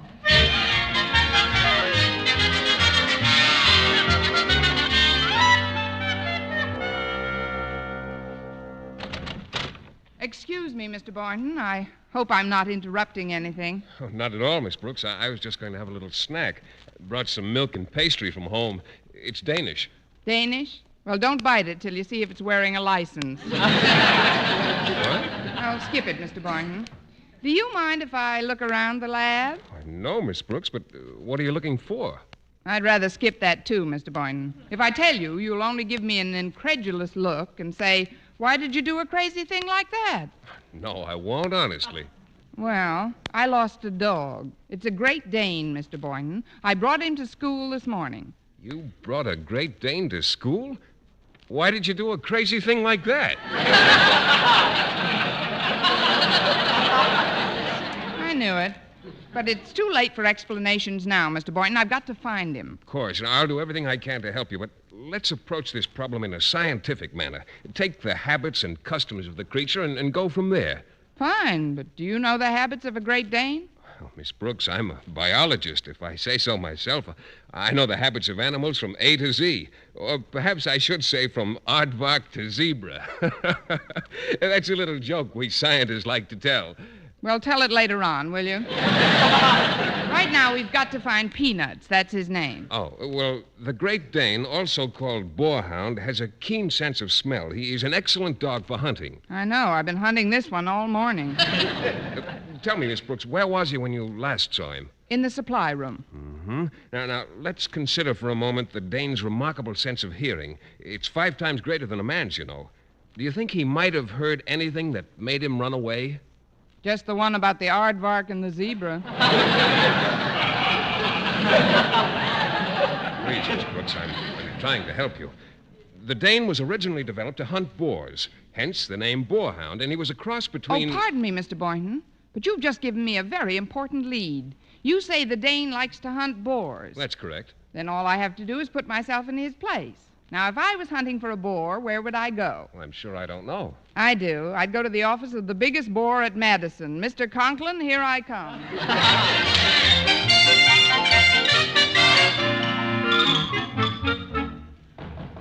Come in. Hello, Mr. Conklin. Could I talk to you for a moment? I suppose so, Miss Brooks. Sit down. This has been a trying day for me, a very trying day. Yes, I know, Mr. Conklin. They haven't been able to isolate my particular allergy, and the doctor says it may take some time. Excuse me. Hello, Mr. Allergy speaking. Conklin. Hello, Mr. Conklin. This is Mrs. Davis. I wouldn't disturb you at school like this, but it's terribly important. I've got to speak to Miss Brooks. Oh, she's right here, Mrs. Davis. It's for you. Thank you. Hello, Mrs. Davis. Hello, Connie. I've just some distressing news for you. Mrs. Davis called and said her husband's doctor discovered that he's allergic to dog hair. Mrs. Evans? What? Naturally, they can't keep Peanuts any longer, so Mrs. Evans told me to tell you that he's yours. Mine? Oh, but I can't... Where is Mrs. Evans? I'll call her back. I'm afraid that's impossible, Connie. They've just left town for the summer. Left town? But, well, I'll talk to you about it later on, Mrs. Davis. Thanks, if you'll forgive a lie, for calling. Everything all right, Miss Brooks? Huh? Oh, yes. Everything is dandy, Mr. Conklin. Good, good. Now, about this prize for the community chest raffle, I've been racking my brain. Have you been able to think of anything? Pardon. What did you say, Miss Brooks? Me? I didn't say anything, Mr. Conklin. What did you say? I said... I thought that's what you said. Mr. Conklin, I think I've got the answer to both your problems. What? Well, first, your allergy. Mr. Conklin, do you hang your coat in the closet over there? Yes, I do. And did you wear a tan topcoat to school today? That's right. How tall is it? Tall? Has it got soft brown buttons? Yes, I think they're brown. With long eyelashes? Miss Brooks, what are you trying to... Grip the arms of your chair tightly, Mr. Conklin. Peanuts! Here, Peanuts! Lemon! Take it away! Take it away! This is Mr. Conklin. Meet Mr. Conklin, Peanuts. Mr. Conklin, shake hands with the first prize in the community chest raffle. Eve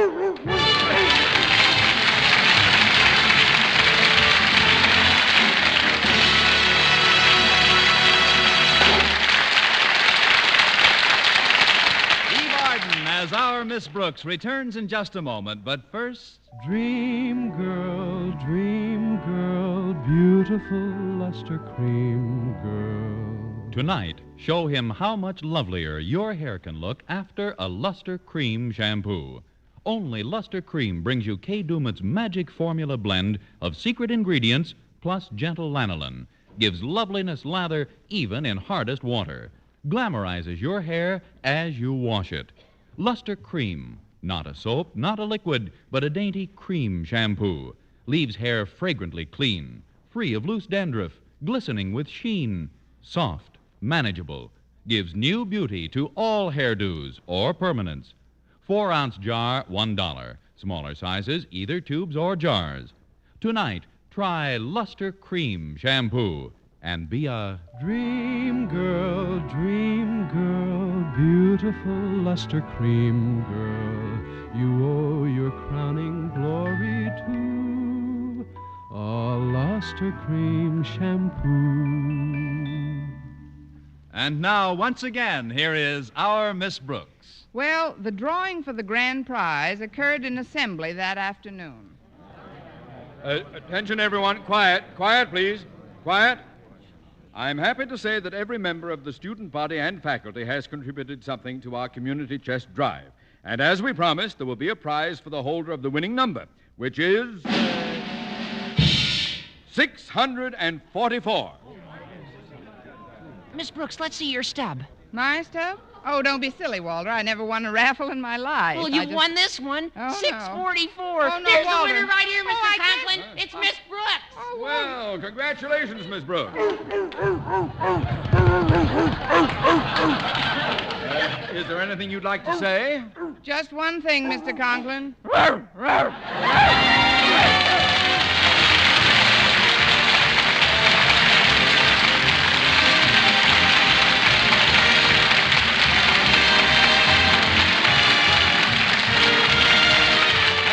Tune into another Our Miss Brooks show brought to you by Palmolive Soap, your beauty hope, and Luster Cream Shampoo for soft, glamorous, caressable hair. Our Miss Brooks, starring Eve Arden, is produced by Larry Burns, written and directed by Al Lewis, with music by Wilbur Hatch. Mr. Boynton is played by Jeff Chandler, Mr. Conklin by Gail Gordon. Others in tonight's cast were Jane Morgan, Dick Crenna, Gloria McMillan, Leonard Smith, Mary Jane Croft, and Pinto Colveg.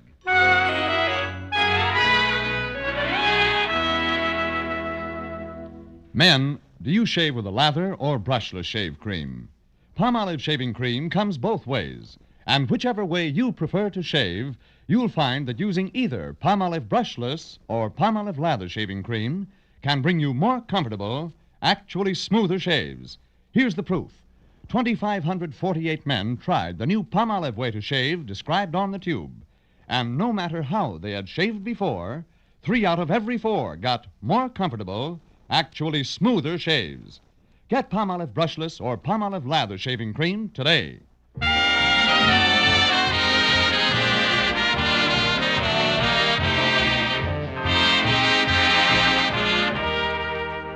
For mystery liberally sprinkled with laughs, listen to Mr. and Mrs. North, the exciting, fun-packed adventures of an amateur detective and his beautiful wife. Tune in Tuesday evening over most of these same stations. And be with us again next week at this same time for another comedy episode of Our Miss Brooks.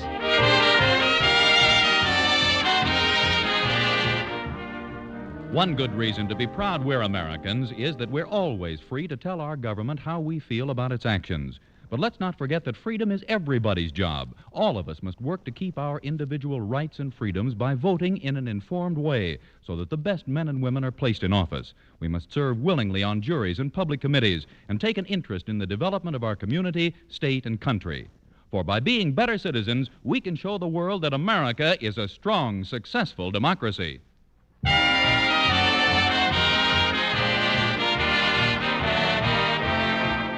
Stay tuned now for People's Choice, which follows over most of these same stations. This is CBS, the Columbia Broadcasting System.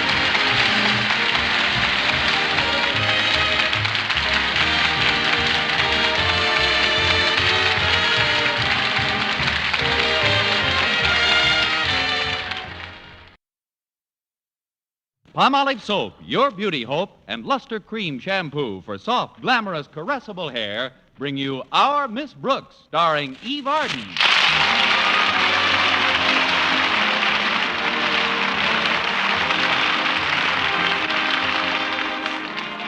Not very many of us like to get up early in the morning, but our Miss Brooks, who teaches English at Madison High School, doesn't seem to mind at all. No, in fact, I get quite a kick out of waking up in the morning because it offers proof positive that I managed to live through the day before.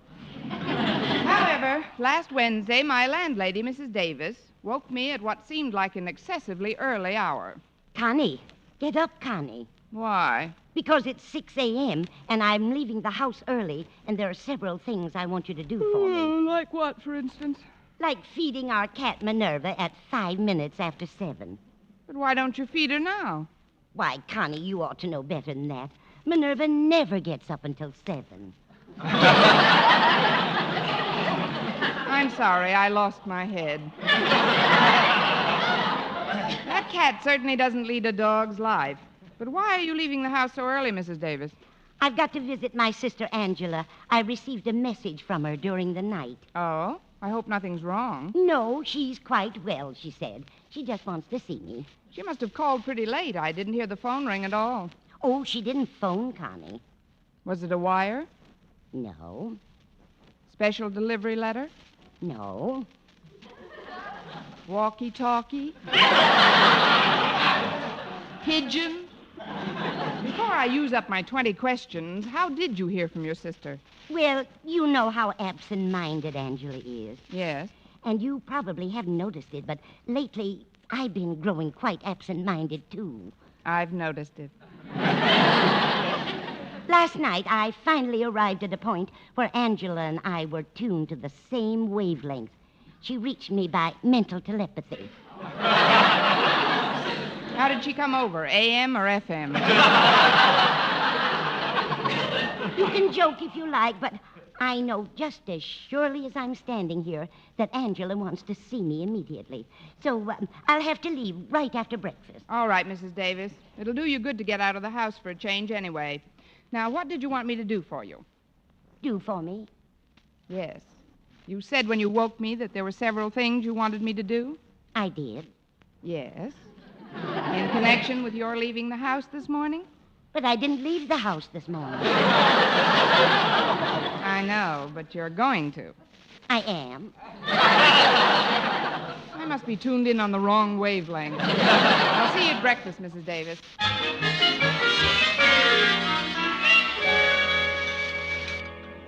Well, how did you like your breakfast, Connie? Fine, Mrs. Davis. Now, if you'll excuse me, I'll get ready to go to school. Mr. Boynton's picking me up.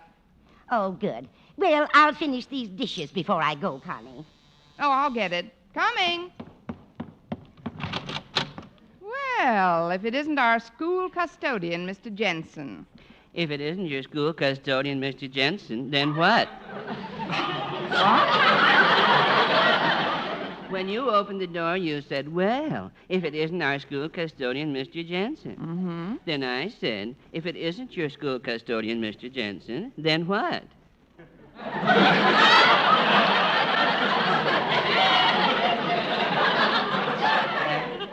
Catching people saying things that don't take any real meaning is a hobby of mine. Oh, that's very cute, Mr. Jensen. Won't you come in? Oh, thank you, Miss Brooks. Oh, that's better. What's better? Look, Mr. Jensen. Look at what? I don't mean look, I mean listen. I'm in kind of a hurry. What kind?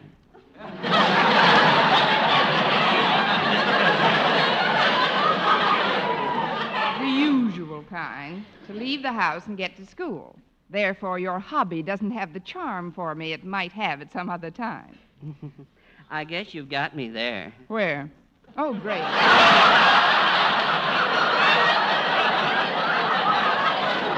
got me doing it. Never mind, Mr. Jensen. What can I do for you? Well, you can open up the school this morning if you will, Miss Brooks. I talked to Mr. Conklin on the phone, and he said to give you the key. Oh. Here it is. It's this fat little devil with the blue ribbon on it. Oh, I thought that was your tie.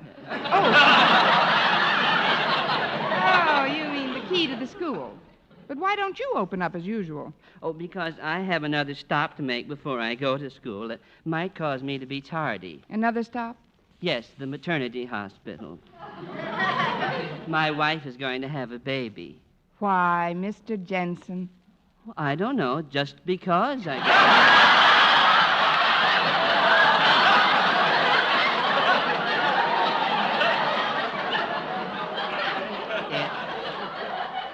It's our 6th child, Miss Brooks. Honestly, Mr. Jensen? Well, I didn't steal them, if that's what you mean.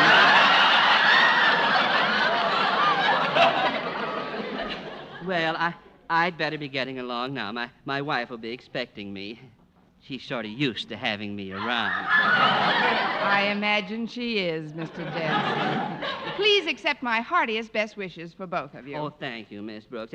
May I remind you to be prompt in opening the school? I wouldn't want Mr. Conklin and the students to be kept waiting. Oh, they won't be, Mr. Jensen. And be sure and let me know whether your wife has a boy or a girl. I will, Miss Brooks. Good day, Mr. Jensen. Yes, it is, isn't it? I'll just put this key on the hall table here so I don't forget it. Oh, Connie, will you come into the kitchen a moment, please? Yes, Mrs. Davis. I'm all finished with the dishes, and I'd like to leave immediately. Now, Connie, when you wake Minerva, be sure to wake her gently. She's been quite sensitive about noise ever since she fell into my new Speed Queen washing machine. I don't know why. It did a very good job on her.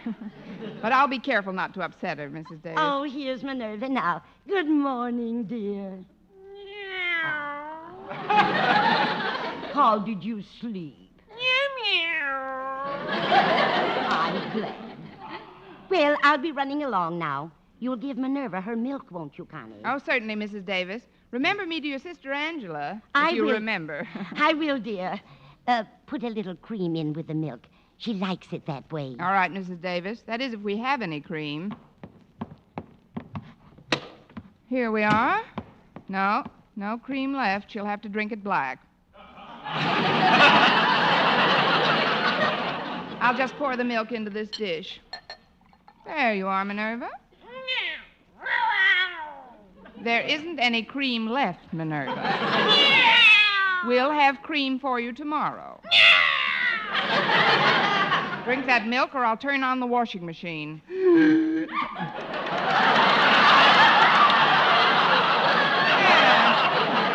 I thought that would do it. I'll get it. I'm on my way out anyway.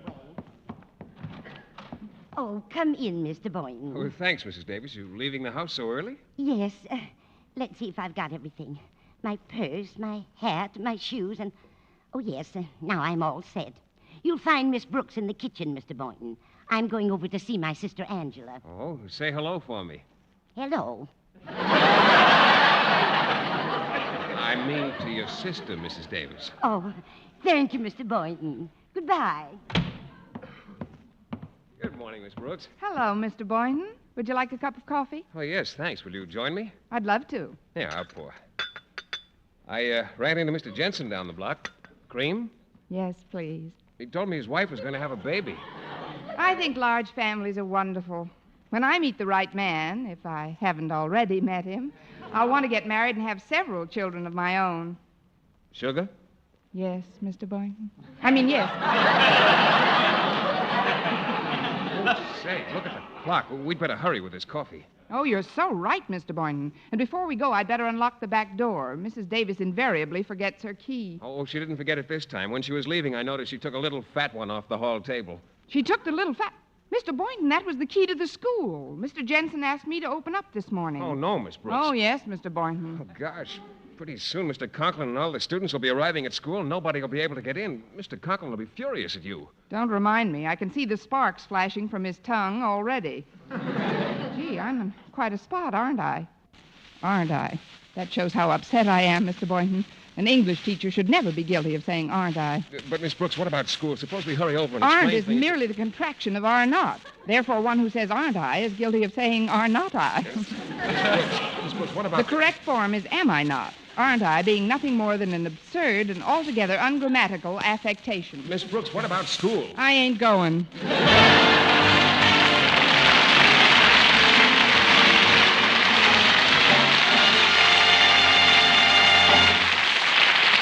Our Miss Brooks, starring Eve Arden, will continue in just a moment. But first, here is Vern Smith.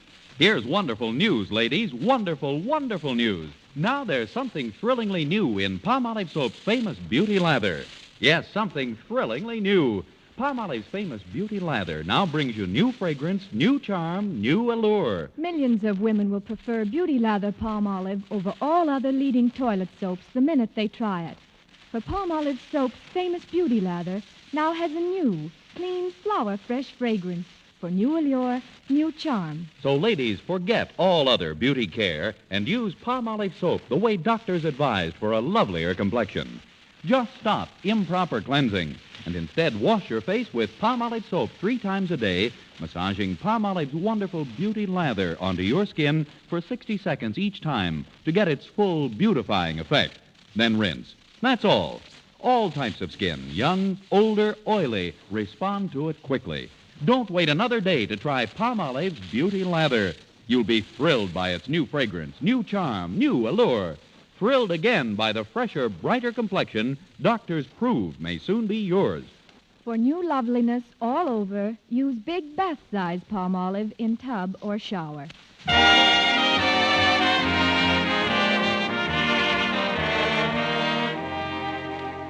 Well, I finally decided to face the music, even though I knew that the music would consist of some angry pear-shaped tones emanating from Mr. Conklin's pear-shaped head. By the time Mr. Boynton dropped me off, there were so many students milling around dear old Madison High that it looked like a training school for young pickets. I found Mr. Conklin pacing up and down outside his office windows. Ah, there you are, Miss Brooks. Good morning, Mr. Conklin. It's about time. Now then, if you'll give me the key. The key? Yes, the key. Let me have it. I'll let you have it as quickly as possible. There is no key. No key? But Mr. Jensen was supposed to He be... did, but then I put it on a table in the hall, and Mrs. Davis took it with her to her sister Angela's. It wasn't really my fault, Mr. Conklin. I don't care whose fault it was. We've got to get into this school, and quickly. You see, Miss Brooks, the Board of Education is presenting Madison High with a plaque today. A plaque? For what, Mr. Conklin? It's an award for the best attendance record of any high school in the county. Really? Why, that's wonderful. Congratulations, Mr. Conklin. Thank you, Miss Brooks, but I'd rather receive your felicitations inside my office instead of out here. That's your phone, isn't it, Mr. Conklin? Yes, it is. But thanks to your far-sighted suggestion after those 2 boxes of chalk disappeared, ours is the only school with a double lock on the front door and bars on all the windows. I can't get in to answer it. Well, maybe it isn't important, Mr. Conklin. I think I know who's calling, Miss Brooks. It's the Board of Education. They want to know when I'm going to hold an assembly. An assembly? Yes, Miss Brooks. They want to give us a plaque for perfect attendance, and nobody's in school to answer the phone. Oh, please, Mr. Conklin, try to be calm. We'll think of something. Maybe I could call Mrs. Davis when she gets to her sister's. No, Angela has no phone. I know. I'll go out to her house. You'll do no such thing, Miss Brooks. We'll need every teacher we've got to set up classes on the athletic field. Hello, Daddy. Miss Brooks. Don't you think it's time we were getting into school? Now, that's an excellent suggestion, Harriet. Miss Brooks hasn't got the key. Wait a minute. You drive, don't you, Harriet? Well, certainly, Miss Brooks. Can I go somewhere for you? You'll stay right here, Harriet. There must be someone else you can send, Miss Brooks. How about my dreamboat, Walter Denton? Dreamboat?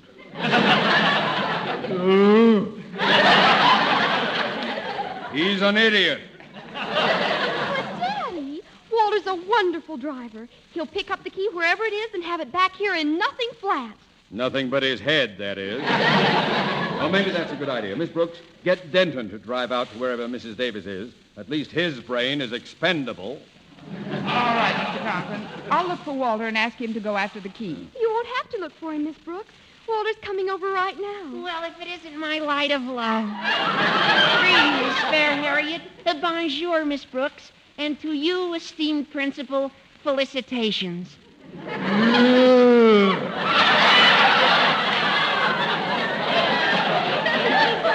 the matter, Mr. Conklin? Catch a rancid wheat cake at breakfast? Mr. Conklin's not in a very good mood this morning, Walter.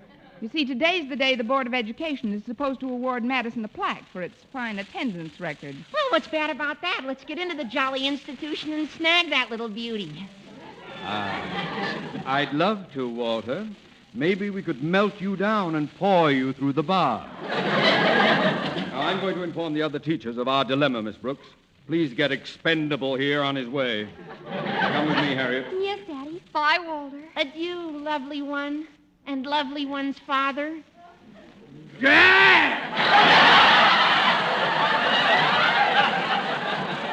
know, Miss Brooks, there are times when I sense an animosity in that man. Now, what do you suppose could cause such a reaction? Hatred, for one thing. Now, please listen carefully, Walter. You know Mrs. Davis's sister Angela, don't you? Oh, sure, Miss Brooks. I gave Mrs. Davis a ride out there last week. Good. Do you remember where she lives? Well, it's way on the other side of town. I didn't notice the address, but I think I could find it. There was a mailbox on the corner. A mailbox? Isn't there anything else that would help you identify it? Well, nothing outstanding. What color was the house? I don't remember the background color, but the stripes were purple. I guess I could find it all right, Miss Brooks. But I wish you'd tell me what this is all about. Well, it's about the key to the school, Walter. Mrs. Davis walked off with it this morning, and it's up to you to go and get it back. Now, just ask her for the little fat key on a blue ribbon. Your wish is my command, Miss Brooks. My eager jalopy is champing at the curb. What kind of a car is that anyway, Walter? Oh, it has no name, Miss Brooks, just a slogan. A slogan? Yeah. You know how they call the new Hudson the car you step down into? Yes. Well, this is the box you back away from.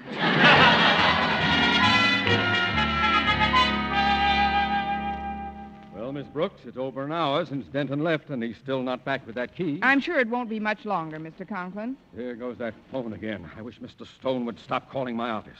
I know one way to stop him, Mr. Conklin. We can go to the malt shop next door and call him. That way you can stall him off till Walter gets back with the key. Oh, that's not a bad idea. Better than standing around listening to that phone. Come on, Miss Brooks.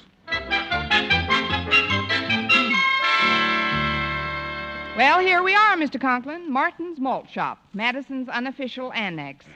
After you, Miss Brooks. After you. Well, if it isn't Miss Brooks. Hi, Marty. Sneak away from the ogre for a little fizz water? No, the ogre is along today. Sorry, Mr. Conklin. Just a little nickname I picked up from the kids.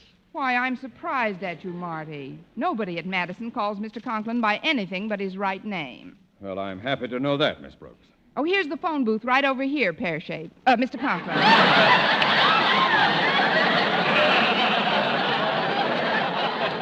I'll dial the Board of Education for you. School days, dear old golden rule. Board of Education, Mr. Stone speaking. Mr. Conklin calling you, Mr. Stone. One moment, please. Here you are, Mr. Conklin. Thank you. Hello, Mr. Stone? Is that you, Conklin? Yes, it is, Mr. Stone. I might as well have a Coke while I'm waiting. Well, it's about time. I was beginning to think that Madison High School had slid into the sea. Well, I had to step out of my office for a minute, Mr. Stone, but I'm back in it now. Yes, sir. What's that? What's what? Osgood, are you hissing me?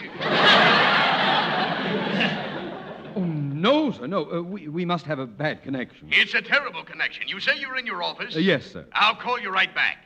But, Mr. Stone... And for heaven's sakes, don't disappear again. Goodbye. Wait, Mr. Stone. Wait, Mr. This is the last straw. What did he say, Mr. Conklin? He said he's going to call me right back. Now I'm in deeper than ever. Oh, we'll figure some way out of this. After all, Mr. Stone is only a human being. A human being who happens to be the head of our local Board of Education. Oh, this is awful. Excuse me, me, Daddy, but the telephone in your office is ringing. The telephone in your office is ringing. What do you suggest, Harriet? Well, I don't know, Daddy. But don't worry. I'm sure Walter won't fail us. He'd better not. Now, Miss Brooks, I'm going over to inspect the classes that have been set up on the athletic field. I want you to call the board and talk to Mr. Stone. Me? But what should I tell him? Improvise. Oh, but Mr. Conklin... Call him off, Miss Brooks. I'm counting on you. Oh, great.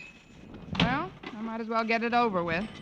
What are you going to tell Mr. Stone, Miss Brooks? I don't know yet, Harriet. I'll wait till he answers. Hello, Mr. Stone speaking. Hello, Mr. Stone. This is Miss Brooks at Madison High. Yes? I'm calling from Mr. Conklin's office, Mr. Stone. He asked me to call you. Give me a double strawberry temptation, Mark. Oh, he did. What about, Miss Brooks? About his not being able to talk to you for a while. What in the world is that sound? Sound? Oh, that's the radiator, Mr. Stone. It's defective. Radiator? In tune? Well, they're just testing it. As a matter of fact, that's why Mr. Conklin can't talk to you. One of our students was just in his office, and this jet of hot water started out of the radiator, and Mr. Conklin jumped in front of the boy to save him and accidentally knocked out 6 of the boy's teeth.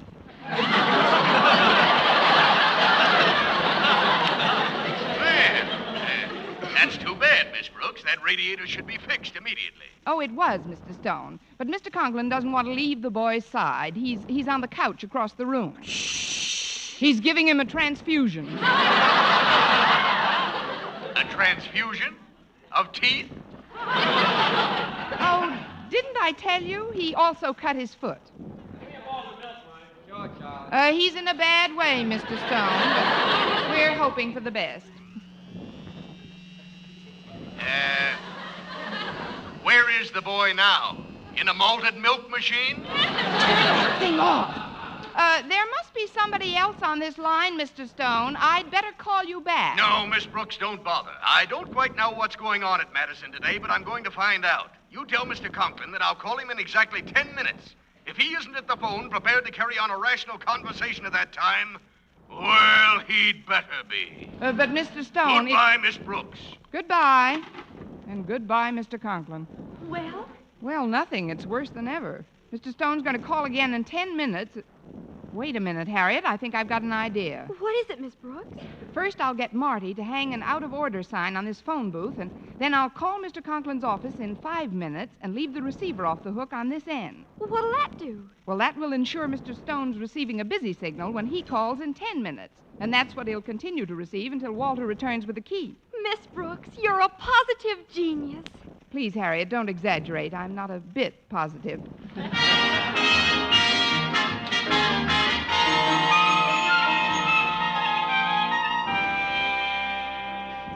Please calm down, Daddy. I'm sure Walter will be back any minute. Oh, that Denton. Instead of sending him for the key, I should have sent some other idiot. I should have gone myself. He's nothing but an unreliable laggard, a detestable, nauseating, blundering knucklehead. Excuse me, Mr. Conklin. Here's the key. Bless you, boy. Well, don't stand there, Denton. Open the door. Yes, sir. There you are, sir. Out of the way, out of the way. Now to get that phone. Must be Mr. Stone. Well, I'll just give him a piece of my mind if he thinks he can hound me all day. Hello? Osgood Conklin speaking. Hello? Hello? Hello? They gave up. What? There's no dial tone. Some lame brain must have called this number and left the receiver off the hook. Hello? Hello? Hello? Hello? Mr. Conklin, sir, I found this telegram under your door. Telegram? Let me see that. Let's see. Well, it's from Mr. Stone. It says, Dear Osgood, realizing the futility of trying to reach you by telephone, I hereby inform you that the Board of Education has authorized you to suspend classes for the remainder of the school day in recognition of Madison's splendid attendance record. Gosh, Mr. Conklin, does that mean there's no more school today? Evidently, Walter. Now, please go out to the athletic field and inform the teachers and students of my decision to give them the rest of the day off. Yes, sir. Oh, before I go, I better bring you back the key. I left it in the door. Just leave it there. I've got a little work to clean up. I can get it on my way home.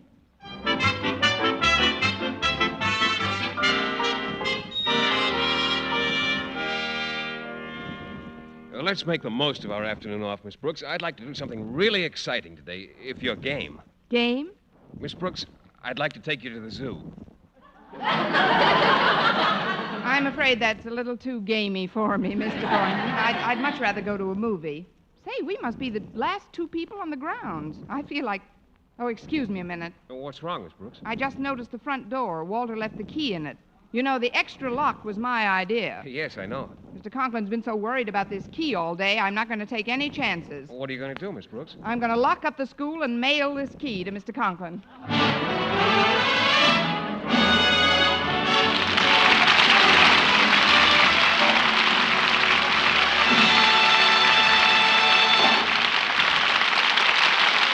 Eve Arden as our Miss Brooks returns in just a moment, but first... Dream girl, beautiful luster cream girl. Tonight, show him how much lovelier your hair can look after a Luster Cream shampoo. Only Luster Cream brings you Kay Daumit's magic formula blend of secret ingredients plus gentle lanolin. Gives loveliness lather even in hardest water. Glamorizes your hair as you wash it. Luster Cream. Not a soap, not a liquid, but a dainty cream shampoo. Leaves hair fragrantly clean, free of loose dandruff, glistening with sheen. Soft, manageable, gives new beauty to all hairdos or permanents. 4-ounce jar, $1. Smaller sizes, either tubes or jars. Tonight, try Luster Cream Shampoo and be a Dream girl, beautiful luster cream girl. You owe your crowning glory to a luster cream shampoo. And now, once again, here is our Miss Brooks. Well, after I mailed the key, Mr. Boynton took me to the zoo. Then we had a nice Dutch dinner, saw a very exciting movie, and wound up at Marty's malt shop. Give us a couple of malters, Marty. Coming right up, folks. That certainly was a terrifying picture, especially when Lucy starts to hear the voices. Oh, I don't know. Lots of manic depressives wind up like that. Beg pardon, Mr. Boynton? I didn't say anything. Oh, I guess it's the effect of that movie. Hello. Can you hear me? Won't somebody answer me? Now, wait a minute. I'm not that far gone. Hello out there.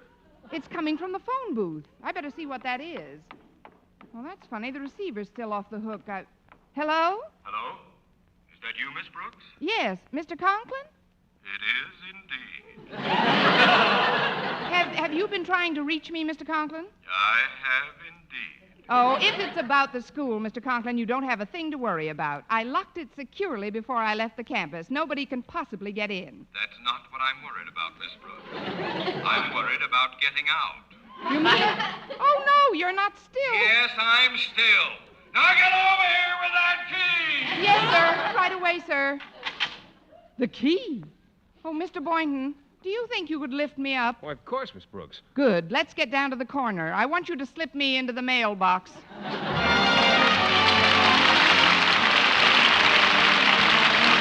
Next week, tune into another Our Miss Brooks show brought to you by Palmolive Soap, Your Beauty Hope, and Luster Cream Shampoo for soft, glamorous, caressable hair. Our Miss Brooks, starring Eve Arden, is produced by Larry Burns, written and directed by Al Lewis, with music by Wilbur Hatch.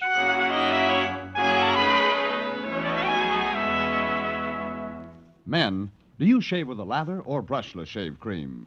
Palmolive shaving cream comes both ways. And whichever way you prefer to shave, you'll find that using either Palmolive brushless or Palmolive lather shaving cream can bring you more comfortable, actually smoother shaves. Here's the proof. 2,548 men tried the new Palmolive way to shave described on the tube. And no matter how they had shaved before, 3 out of every 4 got more comfortable, actually smoother shaves. Get Palmolive brushless or Palmolive lather shaving cream today.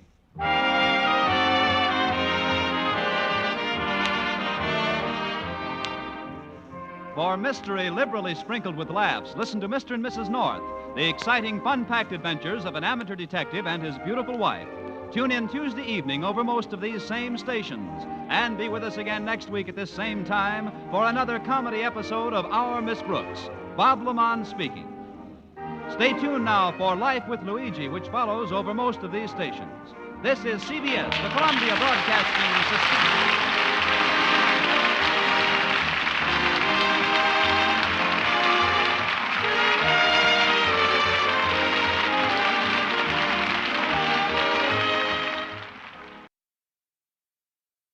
Palmolive soap, your beauty hope, and Luster Cream shampoo for soft, glamorous, caressable hair bring you Our Miss Brooks, starring Eve Arden.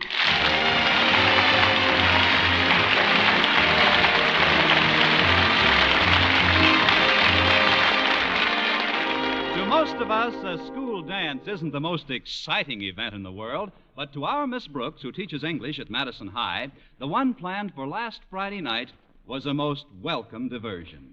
The more so since I was expecting bashful Mr. Boynton to peer out of his shell long enough to invite me to go with him. Anyway, last Friday morning, Mrs. Davis, my landlady, and I were discussing the dance at breakfast. Where did the funds come from for this dance, Connie? We're raising the money by means of a wishing well in front of the school. It's an idea of Harriet Conklin's. Everybody's supposed to throw in a dime. You mean students and faculty members toss in dimes to pay for refreshments and things? That's right, Mrs. Davis. I tossed my dime into the well yesterday. And what did you wish, Connie? I wished it was only a nickel. I had a very light lunch. If you want to know my real wish, though, you will have to keep it confidential. I won't breathe it to a living soul. Word of honor? May I lose the top propeller on my beanie? Well, I wouldn't want you to get arrested for indecent exposure. I wish that Mr. Boynton would pay more attention to me and less to that frog of his, McDougal. Why, Connie, don't tell me you're jealous of a frog. If it gets any worse, we'll both be the same color. You ought to see the way he pampers that lumpy brute. He even took him to the movies last night. Said McDougal just loved the picture. What did they see? What else? Hop Along Cassidy.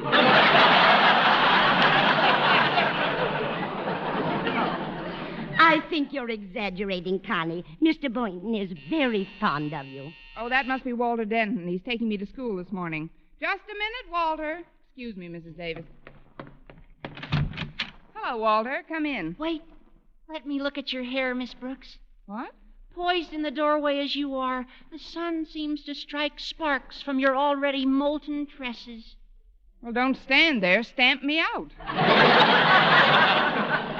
Please come in before the flies do. I've just got to run a comb through my blazing tresses, and we're off, Walter. Would you care for a glass of milk? I just had breakfast an hour ago, but I could always have a glass of milk and an egg sandwich. Oh, I forgot. You have breakfast ahead of your tapeworm. Oh, hello, Walter. Can I fix something for you? Oh, just anything you have in the house will be fine, Mrs. Davis. He means just everything you have in the house will be fine. But give him a quick egg sandwich and some milk. Very well. I'll be back in a jiffy, Walter. Okay, Mrs. D. Miss Brooks, don't you think it was a wonderful idea of Harriet's to start the wishing well dance? I'll let you know after the dance. How's the well coming, by the way? Raising expenses? The dimes are flocking in. I was in charge of it for a while yesterday. Some of the wishes were a scream, Miss Brooks, especially the ones that the faculty wished about Mr. Conklin. Our beloved principal? I never thought he was so popular with his staff. One after another, they all wish that he would get everything that's coming to him. Amen. Now, if you'll excuse me, Walter, I'm going to get my hat and purse. Oh, sure, Miss Brooks. Take your time. We're early. Here you are, Walter. Oh, just one egg sandwich, huh? Well, that'll be all right. Oh, Mrs. Davis, if you'll just sit real close to me here, I got a big favor to ask. A favor? Shh, shh, shh. This is extremely confidential. I won't breathe a word of it. Word of honor? May I lose my beanie in a downdraft. What's the favor? Well, the other day at the wishing well, right after I wheedled a dime out of Mr. Boynton, Harriet wheedled his wish out of him. What did he wish for, Walter? He wished for a lock of Miss Brooks' hair. Oh, isn't that romantic? But why doesn't he just ask her for it? Because he's too bashful. He says that's much too personal. But even though Harriet and I promised on our honor not to mention it to Miss Brooks, we've decided that our first step is to get him what he wants. When Miss Brooks finds out he's got it, and we'll see she does find out, then we'll take our next step, okay? Okay. But what's our first step again? Oh, please, there's no time for details. Me, Harriet, and my pal Stretch all have scissors. But just in case we don't get the opportunity, we want you to take a whack at it, too. Now, all you have to do is get her to focus her attention on something else and then snip off a hunk from the back. Say you'll try, Mrs. Davis, please. But when, Walter? Well, right now's a good time, while she's currying herself. Well... Oh, go ahead, Mrs. Davis. Here's the scissors. Just don't let her catch you, whatever you do. All right, Walter. If it's to further her romance, I guess it's worth a try. Oh, Connie. Yes, Mrs. Davis? Anything I can do to help? No, thank you. Just putting my hat on. Just a minute, Connie. Turn around a second. Just as I thought. What? There's a bug on the back of your dress. A bug? Where? Get him off. It's just a ladybug, Connie. Lady or gentleman, get him off. All right. Now hold still. There. She's gone. Thanks. Mrs. Davis, are you sure that was just a ladybug? Positive, dear. Why do you ask? Because just before you flipped it off, I could swear she snapped at me.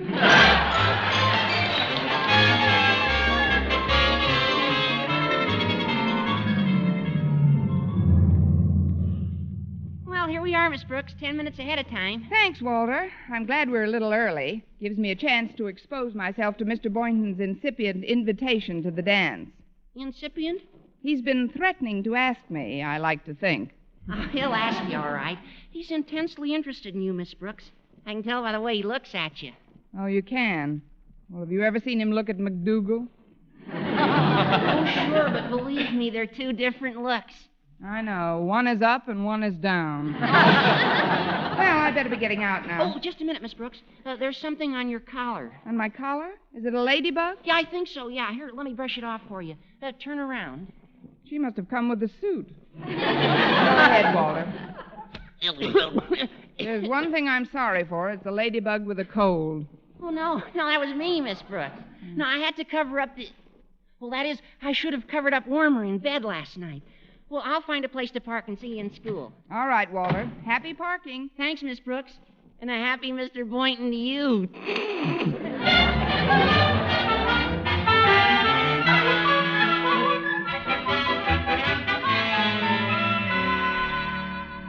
Good morning, Mr. Boynton. May I come in? Oh, Miss Brooks, of course. Good morning. I was just straightening out McDougal's cage. Naturally. It's Miss Brooks, Mac. Say hello. Hi, Mac. Say, he sounds a little dejected, doesn't he? Oh, yes, he hasn't been sleeping well at all. Just tosses and turns all night long. So do I. But you don't bruise your sides against wire mesh when you toss around. Now, if he doesn't improve today, I'm afraid I won't be able to ask you to go to the student-faculty dance tonight, Miss Brooks.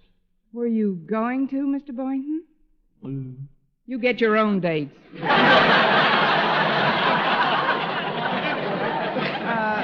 Were you, Mr. Boynton? Oh, yes, I was, but Mac here... I'm getting a little tired of Mac here, Mr. Boynton.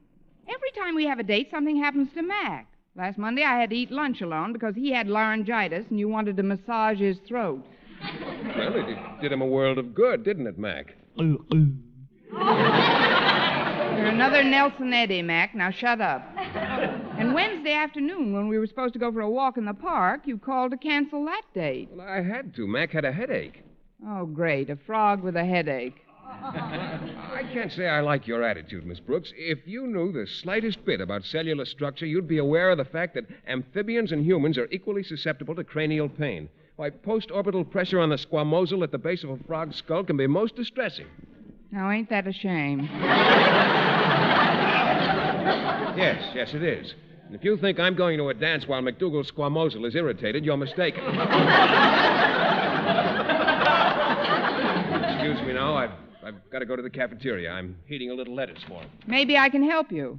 I'd make it hot for him. No, you just keep him company till I return. Well, here we are alone, Mac. Now, don't worry. I'm not going to do anything to you. But just between you and me, Mac, you're nothing but a big pain in the squamosal.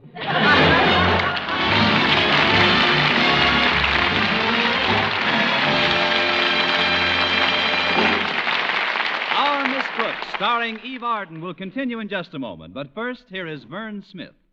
For bearskin beauty, it's bath-size Palmolive with its famous beauty lather. Yes, bath-size Palmolive for loveliness all over. There's something thrillingly new in this wonderful beauty lather of bath-size Palmolive soap. New fragrance, new charm, new allure. See if Palmolive in your daily tub or shower doesn't leave your shoulders, arms, and back, yes, all of you, softer and smoother, completely lovelier all over. You'll thrill to the tender whisper of perfume it leaves on your skin. A whisper that says, "Come hither to romance." And this new bath-size Palmolive is so big, so thrifty, economical to use because it lasts so long and gives so much soft, lovely lather so fast. That soft, lovely lather with its alluring new fragrance is Palmolive soaps alone. Palmolive's famous beauty lather. Yes, a new fragrance, new charm, new allure that can make every woman a vision of delight in the new revealing fashions that show so much more of you. So remember, for bearskin beauty, it's bath-size Palmolive with its famous beauty lather. Yes, bath-size Palmolive for loveliness all over. Get bath-size Palmolive soap tomorrow. Menfolk love it, too.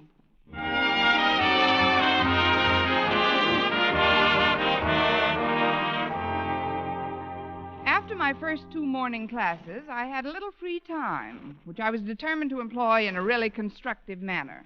So I hastened to my desk and promptly did some first-rate brooding. It wasn't long, however, before my rancid reverie was interrupted. Stretch Snodgrass, Madison's star athlete, paid me a little visit. Although Stretch is splendidly equipped physically, mentally he doesn't go along with the gag. Anyhow, while I sat with my head in my hands muttering voodoo curses against my arch-rival McDougal, Stretch slipped into my room, tiptoed up to my desk, and murmured, Hi, Miss Brooks. Can I see you for a minute? Please, Stretch, may I see you for a minute? Gosh, Miss Brooks, you don't need no permission to see me. I'm just a student. I sometimes wonder of what. Sit down, Stretch. What can I do for you? Well, first of all, you can stop Snag Mulligan from calling me names in class. Names? Yeah. He says Stretch don't describe me good enough. He's telling everybody to call me Sano. Sano? Well, they're the cigarettes with the nicotine removed. Oh, what has that got to do with you? He says I'm the schoolboy with the brain removed. Where did he get a hold of your x-rays? I'll tell him to cut it out. Now, what else can I do for you? Nothing, Miss Brooks, but I was thinking maybe there's something I can do for you. For me? But, Stretch, nobody calls me names. In fact, nobody calls me at all lately. It's about the dance, Miss Brooks, the Wishenwell dance. It's for faculty and students, isn't it? Yes. Well, I realize that, when it comes to romantic stuff and things like that, I'm no Mr. Boynton. Neither is he. What I'm trying to say, Miss Brooks, is, have you been spoken for yet? Not exactly, Stretch. That is, I was just about to be spoken for when I was croaked at. You mean Mr. Boynton's not taking you? Not so far. Then I would consider it a very high-type honor if you could see your way clear to escorting me to the dance. Why, Stretch, how chivalrous. Now, please don't go getting any wrong ideas, Miss Brooks. That is, I don't think a person should be led on, do you? Definitely not. Then you'll understand when I tell you right out. I'm not in love with you, Miss Brooks. That's what I like, a nice, clean break. No sense in dragging these things out. Oh, it isn't that I'm not terribly fond of you. It's just that, there's a difference in our ages. Oh, I know, Stretch. I'm old enough to be your cousin. You don't have to give me your final answer about the dance until later, Miss Brooks. After all, I think Mr. Boynton ought to get another crack at you.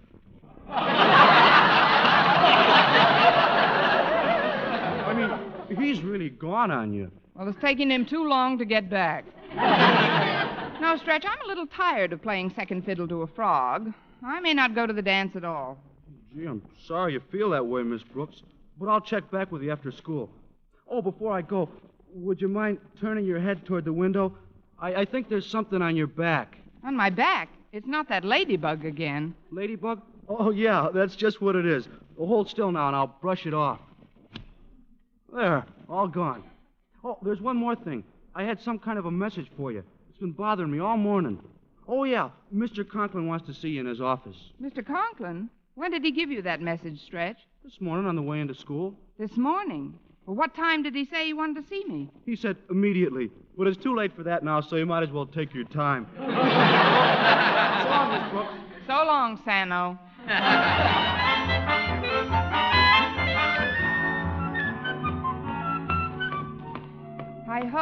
Hi-ho, as off my nut I go. I wish that I... Oh, I'm sorry, Miss Brooks. I didn't see you. Thanks, Harriet. I have been losing weight lately. I was just going in to see your father. Is Madison's esteemed principal in a good mood? Wonderful. For Daddy. I just brought him the receipts from the wishing well, Miss Brooks. That's what he wants to see you about. He's got a surprise for you. A surprise? What is it? It wouldn't be a surprise anymore if I told you. But, Miss Brooks, before you go in to see Daddy, there's somebody else wants to see you. Somebody you'd rather see than Daddy, I know. That could be anybody, Harriet. Please be more specific. It's Mr. Boynton. He told me to tell you to drop into his lab as soon as you got the time. When did he tell you that, Harriet? Oh, hours ago. The Pony Express was faster than you kids. Oh, just a minute, Miss Brooks. Before you go, you better turn around a minute. There's something on your collar. You, too? Well, what is it, Harriet? Oh, I'll get it off for you. It's a small piece of yarn. Now, isn't that sweet? My ladybug must be knitting me some socks.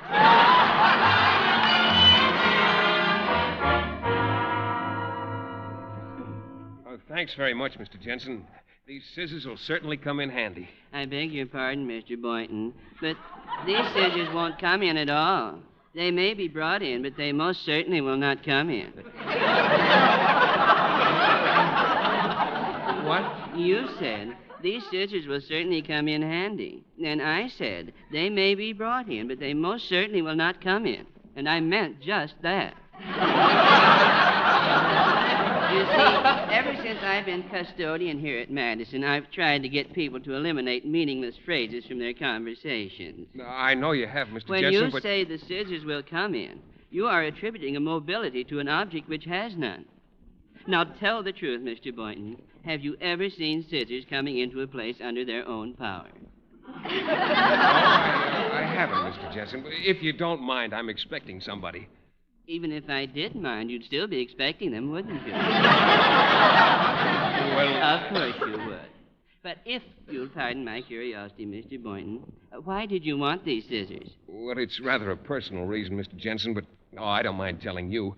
I've wanted a lock of someone's hair for quite a while now, and I've finally mustered enough courage to try to get it. Oh, isn't that romantic? Who is the hair-e, Mr. Boynton? That is, whose lock of hair do you want? It's Miss Brooks, between you and me. That would be a little crowded for her, wouldn't it? But if you do want a lock of her hair, I certainly wish you good luck. I'll have to be going now. I hope I haven't offended you by indulging in my little hobby. Oh, not at all, Mr. Jensen. And about those scissors coming in handy, I get your point. Say, I get your point about the scissors. That's a good one, isn't it? No, not very.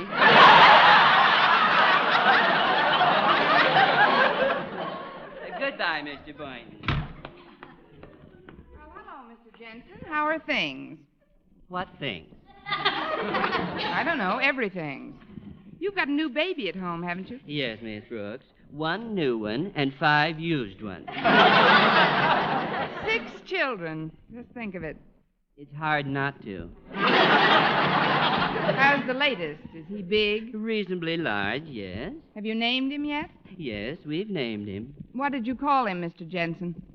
No, we didn't call him Mr. Jensen. That's my name. There must be another route to the laboratory. You have a new baby, Mr. Jensen. What is his name? His name is Lucy.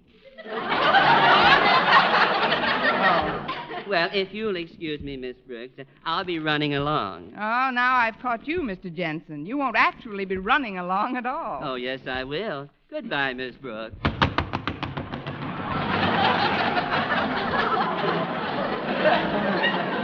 Well, some days you just can't win. I beg your pardon, Mr. Boynton. What did you do? Oh, now, don't you start that. Harriet told me you wanted to see me. Oh, I do, Miss Brooks. It's about this morning. I didn't like the way we parted. Well, neither did I, Mr. Boynton, but you had to get some hot lettuce for the king of the croakers. Well, please, Miss Brooks, don't be angry. That's all over now, and Max feels much better. In fact, if he keeps on improving today, I'd very much like to take you to the wishing well dance tonight. You would, Mr. Boynton? Yes, indeed, and there's something else I'd like to do, too, right now. There is? Yes, there is. Would you turn your head a bit, please? Like this? No, not up toward me, away from me. In fact, you better turn all the way around. But why, Mr. Boynton?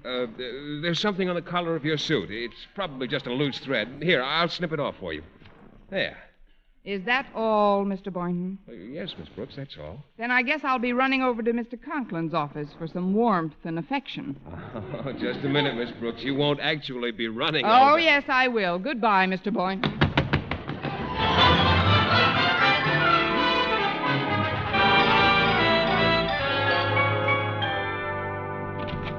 Excuse me, Mr. Conklin, but I got a message that you wanted to see me. How was it delivered? By pack mule? Well, never mind, Miss Brooks. There's no time for apologies. I've been considering various members of the faculty for the position of executive hostess at the Wishing Well dance tonight. Yes, Mr. Conklin. Your name was the first to pop into my mind. And as quickly as I could, I popped it out. However, due to severe pressure from my wife and daughter, I hereby appoint you Miss Wishing Well of 1949. You think I'm deep enough? I mean, thanks very much, Mr. Conklin. This is not merely an honorary title, Miss Brooks. I've invited several members of the Board of Education to attend. And it will be your duty to see that the entire affair is run off without a hitch. Well, I'll try my best, Mr. Conklin. Will I be in charge of purchasing refreshments? You will. Harriet will turn over the funds that were collected, and I suggest that you enlist the aid of one of the male members of the faculty to help carry the bundles.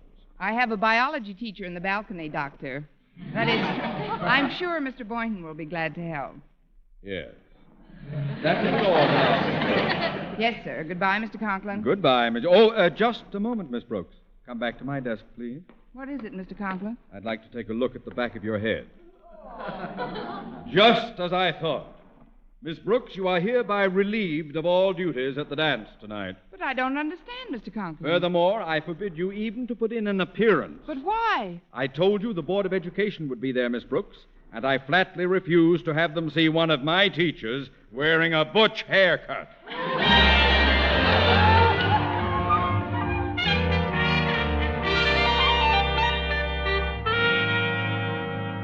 And this is what makes the platypus unique. Well, that's all for today. Class dismissed. Excuse me, Mr. Boynton, but I've got something you wanted. Here, it's a lock of Miss Brooks' hair. A lock of Miss Brooks' hair? How did you know I wanted that? Harriet told me, but don't worry, Mr. Boynton. Your secret hasn't gone any further than Harriet and me. And Stretch and Mrs. Davis. Don't forget me. I'm in on it, too. Miss Brooks. Oh, we're cooked. Miss Brooks, I hardly know what to say. Well, I do. First of all, I'm quite flattered to learn that you want a lock of my hair. Secondly, I'm happy to find out why everybody's had me turning around like a whirling dervish all day. Mr. Boynton, you got a lock on my last spin, didn't you? Yes, I did, Miss Brooks. With the lock Walter's given you, you have 2. Would you like to try for 4? Please, Miss Brooks. Go ahead. Take some more. I'll just tell people a funny thing happened to me while I was bending over my mixmaster. Of course, if you'll just be patient, I'm sure some fresh returns will be coming in momentarily. But I got a... Oh, hello, Miss Brooks. Well, I guess I'll be running along now. Open your fist, Stretch. You're taking all the curl out of my curl. She's wise to us, Stretch. Just hand it over. Yes, and don't rush off. We should be hearing from another hairy precinct any minute. Hello, Mr. Boynton. Boynton. I'd like to give you this. Oh, hi, Miss Brooks. Well, goodbye, Mr. Boynton. Wait a minute, Harriet. Drop it in the collection plate and sit down.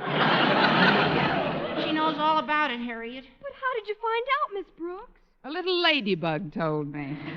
Look, Mr. Boynton, now that you have as much of my hair as I have, I think I'll buy you a family-sized locket in which to carry it. Oh, I didn't want it to carry, Miss Brooks. You didn't? Then would you mind explaining, Mr. Boynton? It's rather embarrassing, Miss Brooks, but, well, you see, I've sewn together this piece of cheesecloth, and I figured if I could stuff it with some real fluffy hair, it'd make a nice pillow for McDougal's head. McDougal's head? Well, it may help cure his insomnia. I was hoping you wouldn't mind, Miss Brooks. Why should I mind? He's been in my hair long enough. He might as well be on it.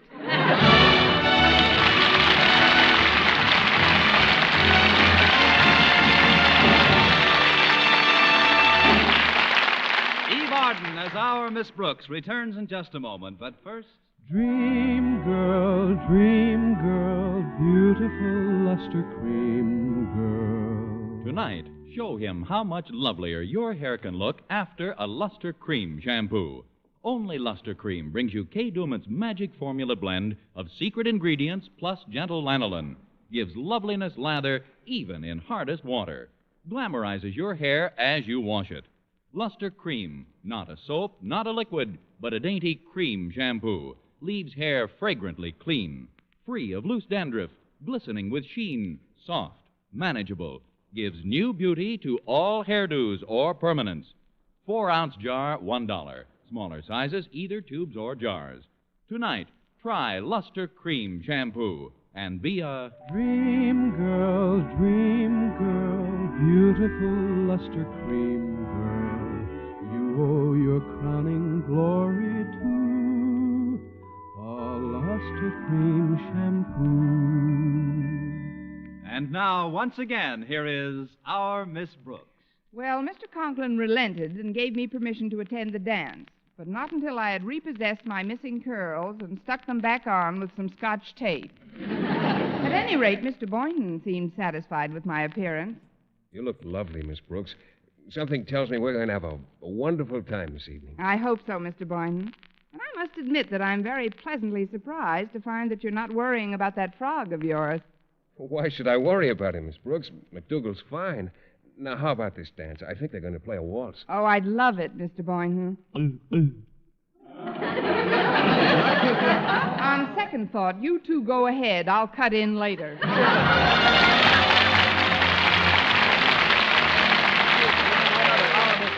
Brought to you by Palmolive Soap, Your Beauty Hope, and Luster Cream Shampoo for soft, glamorous, caressable hair. Our Miss Brooks, starring Eve Arden, is produced by Larry Burns, written and directed by Al Lewis, with music by Wilbur Hatch.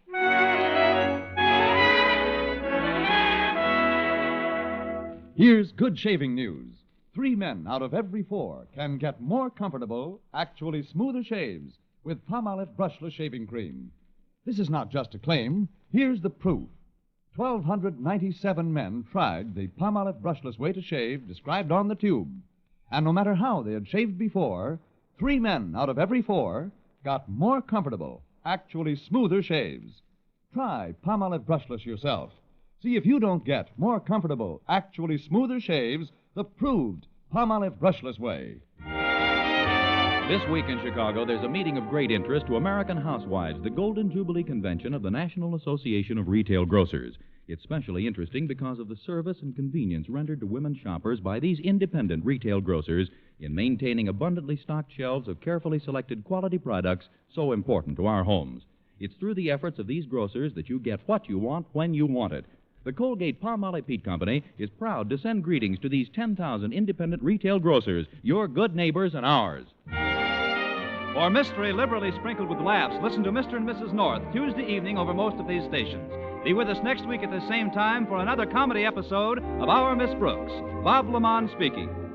Stay tuned now for Life with Luigi, which follows over most of these stations. This is CBS, the Columbia Broadcasting System.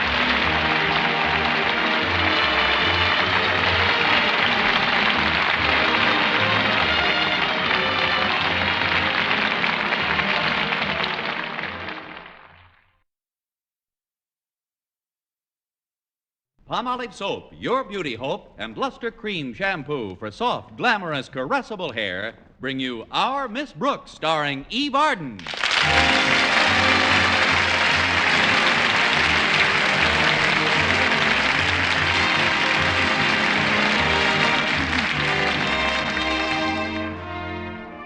For many teachers, June 17th marked the last day of the regular school term. Well, this also applied to our Miss Brooks, who teaches English at Madison High School. Unlike many other teachers, however, I had volunteered for summer school duty. The reason? Oh, you can put it down to any one of a number of things. Caprice, the spirit of cooperation, hunger.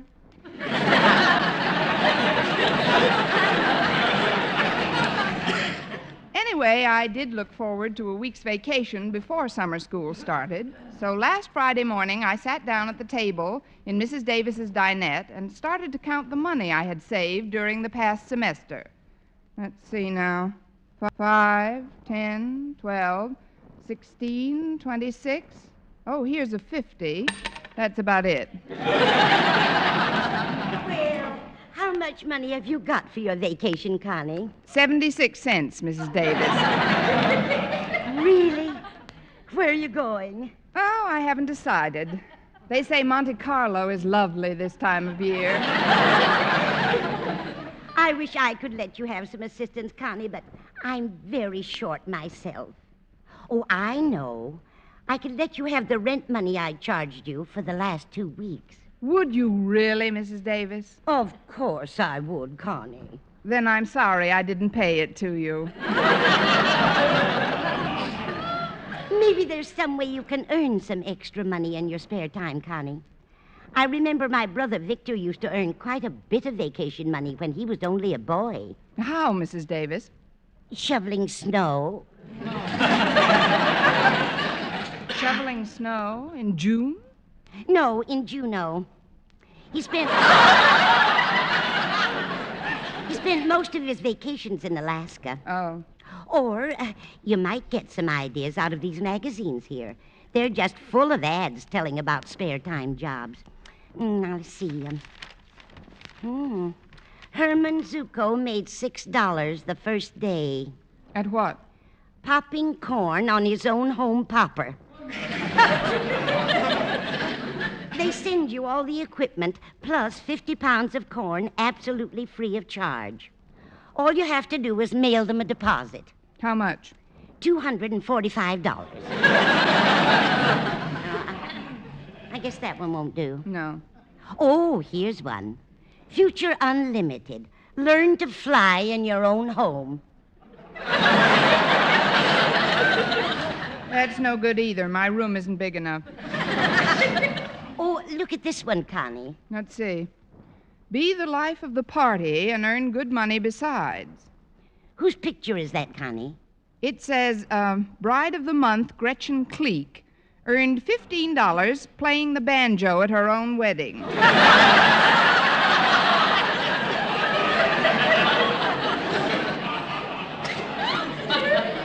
Well, there don't seem to be so many opportunities in this issue, Connie. Well, maybe I'll think of something on my way to school. Walter Denton's picking me up this morning. What's the matter with your car, Connie? I've had a little tire trouble, Mrs. Davis.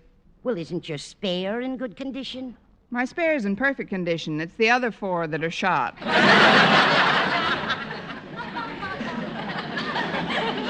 about another cup of coffee, Connie? All right, Mrs. Davis. Not you, Minerva. You've already had your breakfast.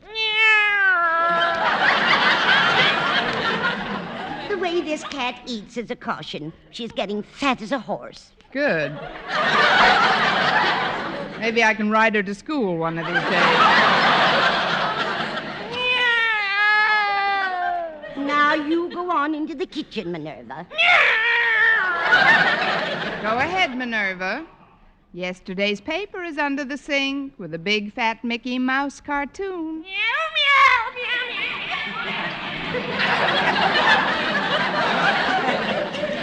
Oh, she's such a pretty thing. Yes, she is. Say, wait a minute.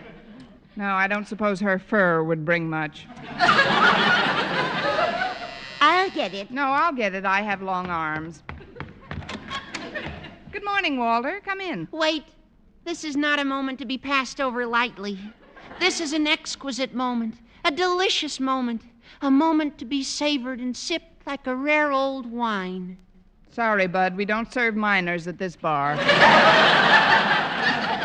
Come on in, Walter. The sun's heating up the dust in the hall. Don't you realize, Miss Brooks, that there's nothing quite as wonderful as coming face to face with one's teacher on one's last day of school? Oh, yes, there is, Walter. What? The moment when one's teacher turns one's back on one's pupils on the last day of school. Yes. Parting is such sweet sorrow. Well, we won't be parting for long. I volunteered to teach during the summer school term, and your marks have volunteered for you. Yes, I know. But it won't be too bad. I guess my old pal Stretch will be with me. I understand that the marks he got in his final exams weren't so hot. By the way, Miss Brooks, how did he do in English? You don't have to worry about Stretch, Walter. He made summer school with flying colors. I was just having a cup of coffee. Would you like something to eat before we leave the house? Oh, well, I had my breakfast, Miss Brooks, but I can always nibble. Good. Come into the dinette, Walter. Good morning, Mrs. Davis. Good morning, Walter. Can I fix you something? Would ham and eggs be too much trouble?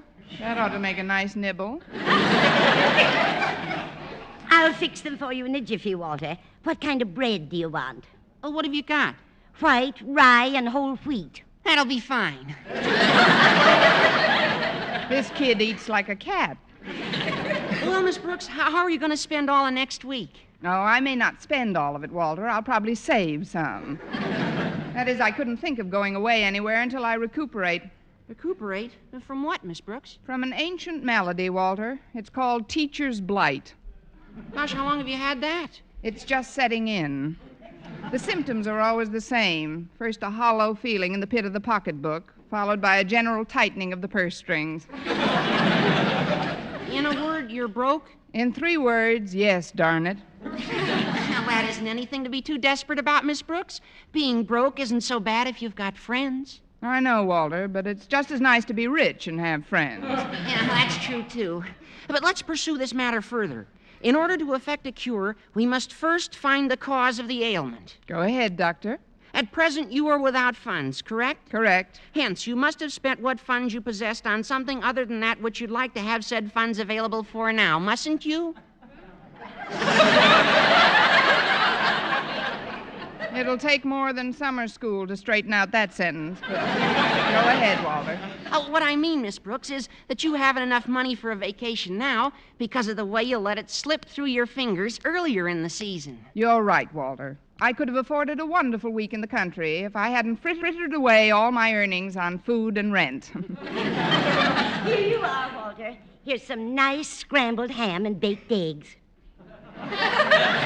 Beg pardon? It's a brand new recipe I've discovered. It's called ham and eggs country style. In what country? If you'll excuse me, Walter, I'd like to look through some more of these magazines while you're eating. I've been trying to find some way to make some money in my spare time. Well, gosh, why didn't you say so, Miss Brooks? She just did, Walter. But there doesn't seem to be anything worthwhile. You mean you really want to work at something other than teaching, Miss Brooks? During my free time, yes. Well, then I may have just the thing for you. You see, I'm trying to raise some extra money, too, Miss Brooks, and I'd be happy to... Oh, no. No, first I've got to get permission from my partners. Your partners? Yeah, Stretch Snodgrass and Harriet Conklin. Oh, but I'm sure they'll be glad to have you with us. With you in what, Walter? Well, it's very confidential. I won't breathe a word of it, Walter. Word of honor, Mrs. Davis? Word of honor. Honestly, Miss Brooks, this thing is terrific. What thing is terrific? It's just a gold mine. Give me a map and a shovel, and I'll meet you there at midnight. Now, come on, Walter. You've had me in suspense long enough. What is this fabulous sideline I'm getting into? Well, I'd rather not say until we talk to Stretch and Harriet, but I'm going to pick them up on our way to school. They're waiting in the pet shop that Stretch's dad runs. Oh, that reminds me. I've got to feed Minerva. Say, that's right. The poor thing hasn't had a square meal in 10 minutes. I'll take care of everything, Connie. You run along with Walter. And I wish you both a lot of luck in your new enterprise. Thanks, Mrs. Davis. Well, we better be going, Miss Brooks. All right, Walter, but you'll have to give me a few minutes to fix up. After all, if we're going to the Snodgrass pet shop, I want to look my best. You mean when you meet your new business associates? Not entirely, Walter. There's a monkey in there who has a crush on me. A monkey? Yes. Stretch once read him Tarzan of the Apes, and he thinks I'm Jane.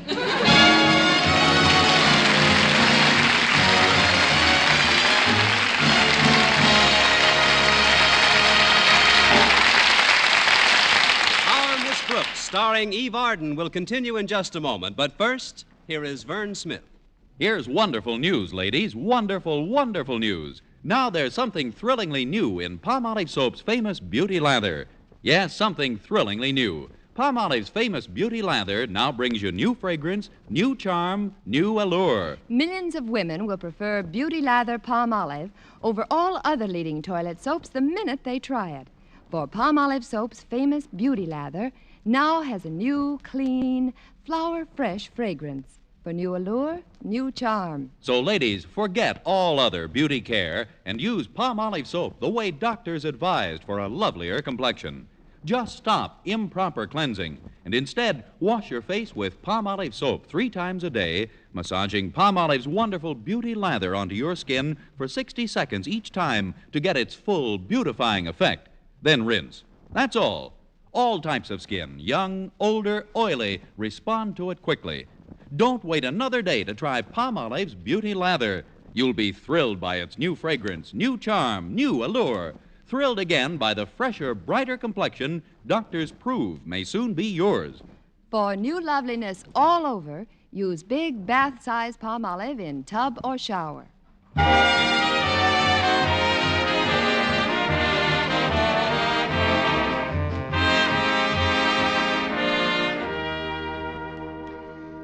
Driving downtown with Walter Denton is always an invigorating experience. It's great practice for underwater swimming, too. At one point during our ride, I held my breath for 3 straight blocks. When we finally arrived at our destination, I made a mental note to send a generous contribution to the League for Frightened Pedestrians. Well, here's the pet shop, Miss Brooks. It better be. A jewelry store would look pretty silly with all those puppies in the window. Oh, aren't they cute, Walter? What's that St. Bernard doing in there? No, that's Stretch. Oh. Now, come on, let's go in. Hiya, Stretch. It's me. Oh, hi, Walter. Oh, hello, Miss Brooks. Hello, Stretch. Where's your dad? He'll be down later. I opened the shop today. I was just feeding the animals. How about Harriet? She had breakfast at home. Oh, you mean where is she at? Oh, she's in back examining some of our equipment. Oh, let's go back. We gotta vote Miss Brooks into the business. No kidding. Is Miss Brooks coming in with us? Well, that depends on if she still wants to after she hears what it is. It also depends on if I'm not too old when I hear what it is. Well, it's about time you... Oh, hello, Miss Brooks. Good morning, Harriet. It was my fault Walter's late. We were discussing the possibilities of my joining your new enterprise. Our enterprise? Yes, the one that's well calculated to keep you in suspense. Is it okay with you, Harriet? Miss Brooks will make a wonderful contact man for us. Yeah, she sure will. A swell contact man. Of course, I'll feel a little foolish in this dress. Well, I'm all for it, of course, but do you know what the business is, Miss Brooks? No. It's taxidermy. Taxidermy? Yeah, you know, where you stuff stuff. Yeah, not just any stuff. Birds and animals and things like that people grow attached to. Well, I don't know, kids. Oh, there's I don't nothing think to it, Miss Brooks. My dad is furnishing all the equipment. He used to be in that business, you know. It's really a public service, Miss Brooks. Like when old Mr. Phillips, you know the man who has the farm right nearby? Well, one of his pet oxen died, and he felt terrible till Stretch's dad fixed him up. Sure. Now the ox is still standing in his stall out in the barn, and Mr. Phillips can run in and see him every once in a while. He's exactly like when he was alive. Without the pulling power, of course. It's a great business, Miss Brooks. And just think, you don't have to make any investment. All you need is an apron and something sharp. But you better think it over, Miss Brooks. Taxidermy may not be a dignified enough avocation for a school teacher. Well, I'm afraid Harriet's right. Besides, I wouldn't want to deplete your share of the earnings. I imagine there isn't too much money in it. Well, with the orders we got in already, we should gross almost $100. Plus some swell leads that you could follow up as a contact man. Sure. Altogether, we'll clear about $50 apiece. Did you say $50? Sure. Stretch. Yes, Miss Brooks? Throw me an apron, an ox, and something sharp.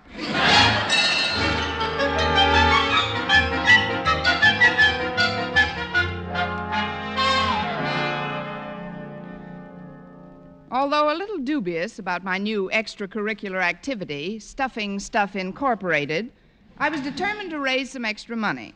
I got my first opportunity as a taxidermy salesman during lunch period. Oh, excuse me, Miss Brooks, but I've got a wonderful lead for our new business. Really, Harriet? Who is it? My father. Your father? But you've got a moose head in your living room now. You mean he wants something stuffed? I happen to know that he caught a fish up at Crystal Lake yesterday, and he's entering it in his fishing club's annual contest this afternoon. Maybe you can sell him the idea of having it mounted. But why me? Why don't you sell him the idea? Because coming from me, the whole thing would seem like kid stuff to Daddy. But with you handling it, the whole project takes on weight. I guess this girdle has given up the ghost. Look, Harriet, your father's a pretty tough customer, and I'm not the logical contender. You shouldn't be afraid of Daddy, Miss Brooks. His bark is much worse than his bite. I don't know about that. A bite you can have cauterized. Please, Miss Brooks. Well, this is a great opportunity to get our business off to a flying start. Why, did he catch a flying fish? Say you'll take a crack at Daddy. Well, if you'll get somebody to hold him, If you think I ought to, Harriet, I'll talk to your father. Is he having lunch in the cafeteria? No, Miss Brooks.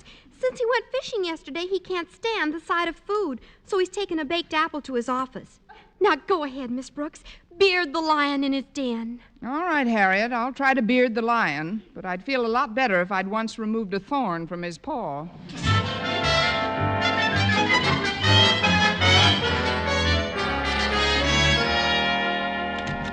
Excuse me, Mr. Conklin, could I see you for a moment? I suppose so, Miss Brooks. Have a seat. I'm trying to get this baked apple down. Who won the first fall? I heard you were a little upset lately. Yes, ever since my little expedition to Crystal Lake yesterday. But it was worth it, Miss Brooks. I landed a beauty, even though the lake got pretty rough for a while there. Oh, I know the feeling, Mr. Conklin. The last time I went fishing, it got pretty choppy. I'll never forget how that boat pitched and rolled and pitched and rolled. Oh, no.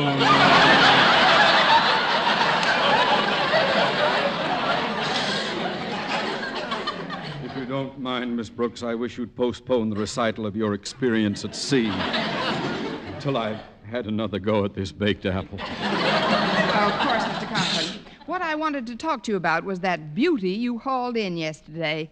Now, you must admit, Mr. Conklin, that there's nothing quite as unprepossessing as a dead fish. Miss Brooks, there must be something else we can chat about. Oh, this is important, Mr. Conklin.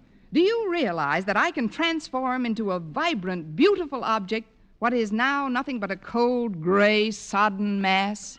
How, you ask? I do not. Well, I'll tell you how. By taxidermy, Mr. Conklin. Take Mr. Phillips, the farmer. Months after it passed away, Mr. Phillips could still go out to his barn and see his pet ox standing there. Well, bully for him.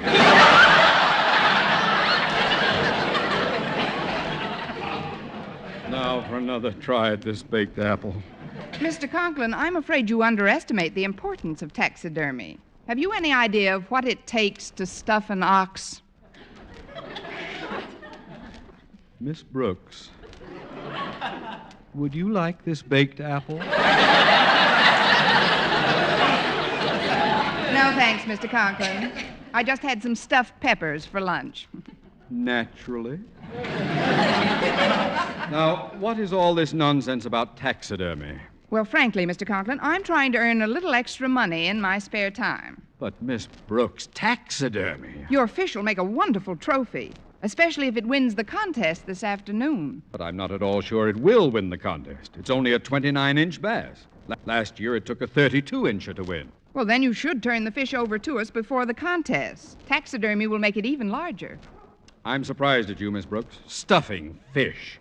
You, a public educator, stooping to such... larger?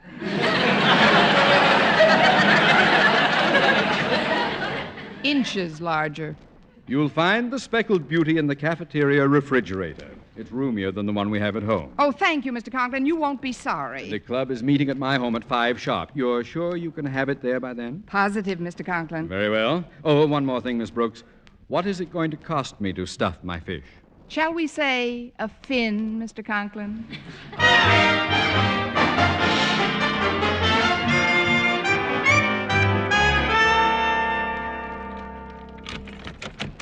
Mrs. Davis! Yoo-hoo, Mrs. Davis, I'm home. I'm in the kitchen, Connie. Then we're bound to run into each other. That's where this bass and I are headed.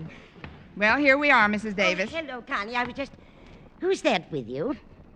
This is a 29-inch bass, which is about to be preserved for Mr. Conklin and posterity. Meow. Oh, hello, Minerva. She's hungry again. But so far, I haven't given in to her. I don't like the way she stuffs herself lately. Me either. It isn't fair to us taxidermists. Let me put this fish in the icebox till the kids get here, There. That ought to keep until my business associates arrive. Your business associates? Harriet, Walter, and Stretch. I'm sales manager of Stuffing Stuff Incorporated. I just put my first client in the icebox.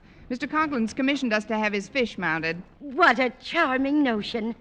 Now, if you'll excuse me, dear, I've got some shopping to do. I was on my way out the back door when you came in. Certainly, Mrs. Davis. Oh, is it all right if we use the kitchen for a little while? Of course, dear. Just help yourself. Goodbye. Bye, Mrs. Davis.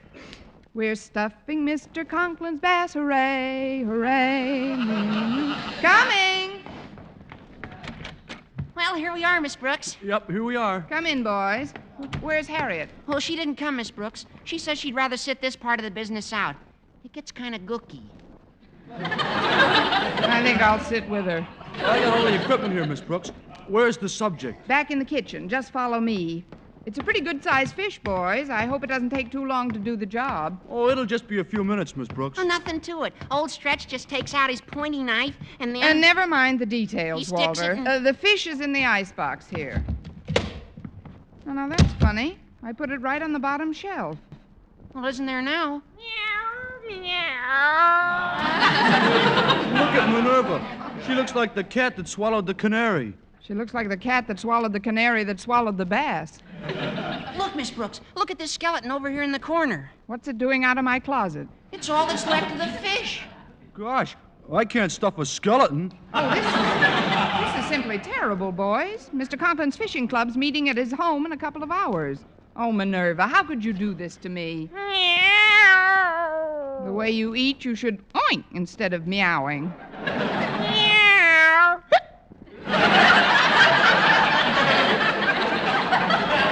Well, it serves you right. Now get out of this kitchen before I paste some fins on you and put you on a board. What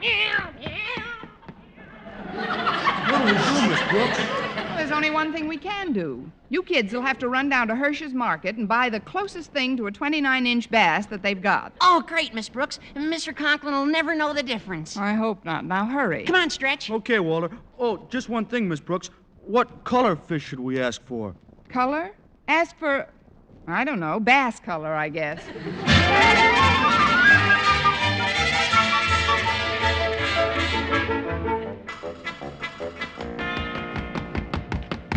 Well, here we are, Miss Brooks. Put him on the kitchen table here, Stretch. Okay, Walter.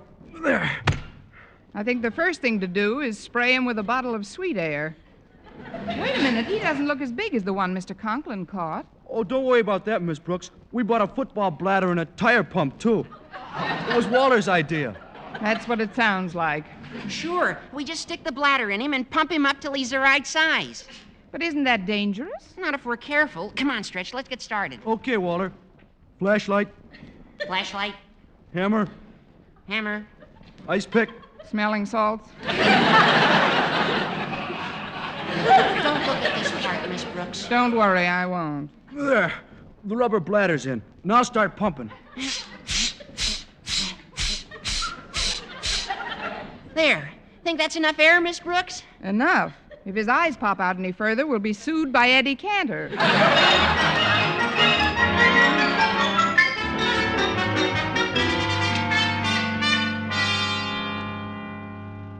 And so, fellow members of the Fishing Club, it is with a good deal of pride that I accept this blue ribbon for my entry in the annual contest. If you'll just hold the fish up, Miss Brooks, I'd like to pin this ribbon right on his gleaming side. Pin it? Oh, but Mr. Conklin, I wouldn't advise... Ah, there we are. In you go. Caviar, anyone?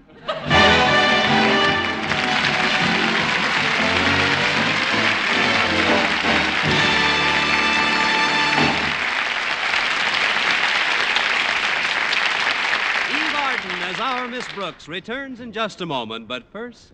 Dream girl, beautiful luster cream girl.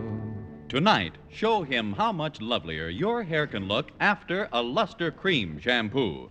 Only Luster Cream brings you Kay Daumit's magic formula blend of secret ingredients plus gentle lanolin. Gives loveliness lather even in hardest water. Glamorizes your hair as you wash it. Luster Cream, not a soap, not a liquid, but a dainty cream shampoo. Leaves hair fragrantly clean, free of loose dandruff, glistening with sheen, soft, manageable. Gives new beauty to all hairdos or permanents. 4-ounce jar, $1. Smaller sizes, either tubes or jars. Tonight, try Luster Cream shampoo and be a... Dream girl, beautiful luster cream girl. You owe your crowning glory to a luster cream shampoo. And now, once again, here is our Miss Brooks. Well, the fish blew up, followed shortly afterwards by Mr. Conklin. Thus ended the career of Constance Brooks, girl taxidermist. However, I was still determined to find some outside source of income. So when I arrived home, I started looking through the magazines once again. Well, Connie, have you made any vacation money as yet? No, I haven't, thanks to that hoggish cat of ours. Wait a minute. I've got it. What, Connie? The perfect business. Make violins in your own home. I'm going to start immediately. But, Connie, you haven't got any of the equipment. Oh, no? Here, Minerva. Here, kitty, kitty, kitty, kitty, kitty.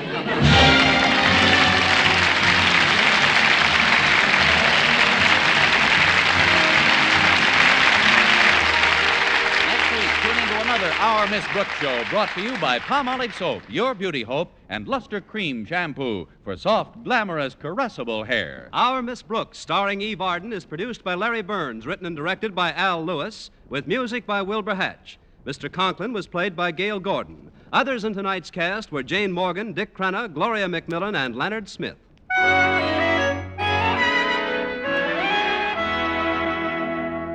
Men, do you shave with a lather or brushless shave cream? Palmolive shaving cream comes both ways, and whichever way you prefer to shave, you'll find that using either Palmolive brushless or Palmolive lather shaving cream can bring you more comfortable, actually smoother shaves. Here's the proof. 2,548 men tried the new Palmolive way to shave described on the tube. And no matter how they had shaved before, 3 out of every 4 got more comfortable, actually smoother shaves. Get Palmolive brushless or Palmolive lather shaving cream today.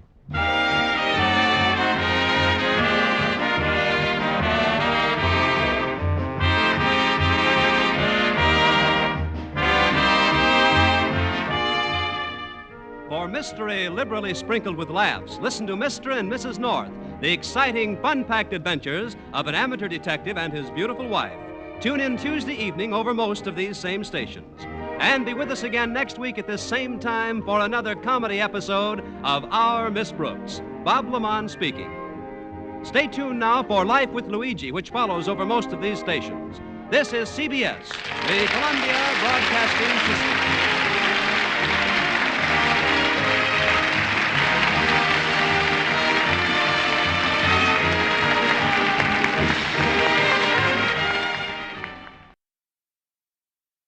Luster Cream Shampoo for soft, glamorous, caressable hair, and Colgate Dental Cream to clean your breath while you clean your teeth and help stop tooth decay bring you Our Miss Brooks, starring Eve Arden.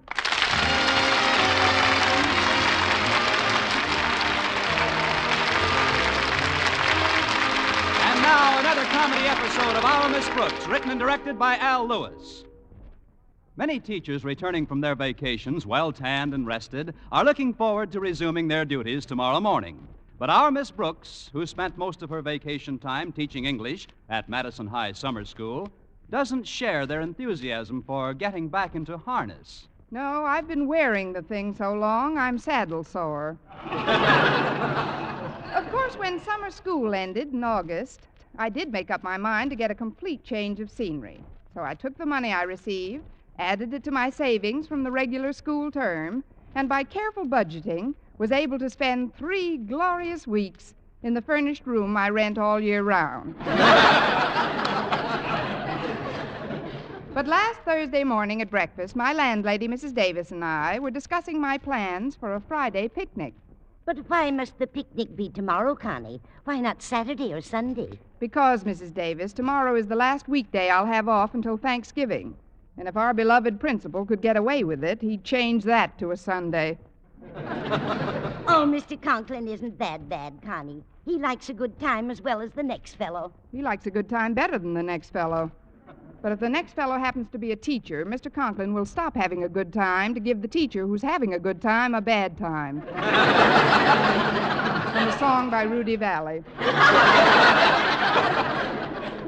Oh. Is Mr. Boynton taking you to the picnic, Connie? Yes, Mrs. Davis. I accepted my invitation on the phone last night. It'll be good to see Madison's bashful biologist again. He just got back from a 3-week vacation, you know. Who all is going on this picnic, Connie? Harriet, Conklin, and Walter Denton all. It was really Walter's idea. The poor kid can't spend any time with Harriet without Mr. Conklin constantly barking at him. Mr. Conklin isn't very fond of Walter, is he? Oh, it's not that Mr. Conklin isn't fond of Walter. He hates him. But it ought to be a nice outing for all of us. Oh, that's the door, isn't it? No, that's the bell. The door makes more of a creaking sound. Well,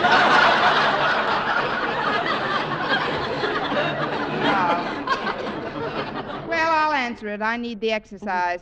If you want me, I'll be in the backyard, Connie. I've got to prune the fig tree. Why, it's Mr. Boynton. Come in. Good morning, Miss Brooks. I brought this basket over for the picnic tomorrow. Do you think it's big enough for us? I don't know, but it might be fun trying it on. Oh, you mean for sandwiches? Well, it seems sort of small, but the basket can wait. I want to know all about your vacation. Where you went, what you did. Well, I just went up to Eagle Springs, had a beautiful cabin, did a little fishing, played some golf and tennis. I did a little rowing, too, and at night they had a campfire where we broiled or barbecued steaks, and after that there was usually a movie or some entertainment at the casino. That's all there was to it. You should have asked for your money back. Did you do any dancing at the casino, Mr. Boynton? Dancing? Yes, I did dance a little. With whom? Oh. I didn't dance with anyone, just by myself. You know, I'd get off in a... Well, I'd get off in a dark corner of the casino and sort of waltz around in time to the music. It's nice that way. If you get bored, you can always cut in on yourself.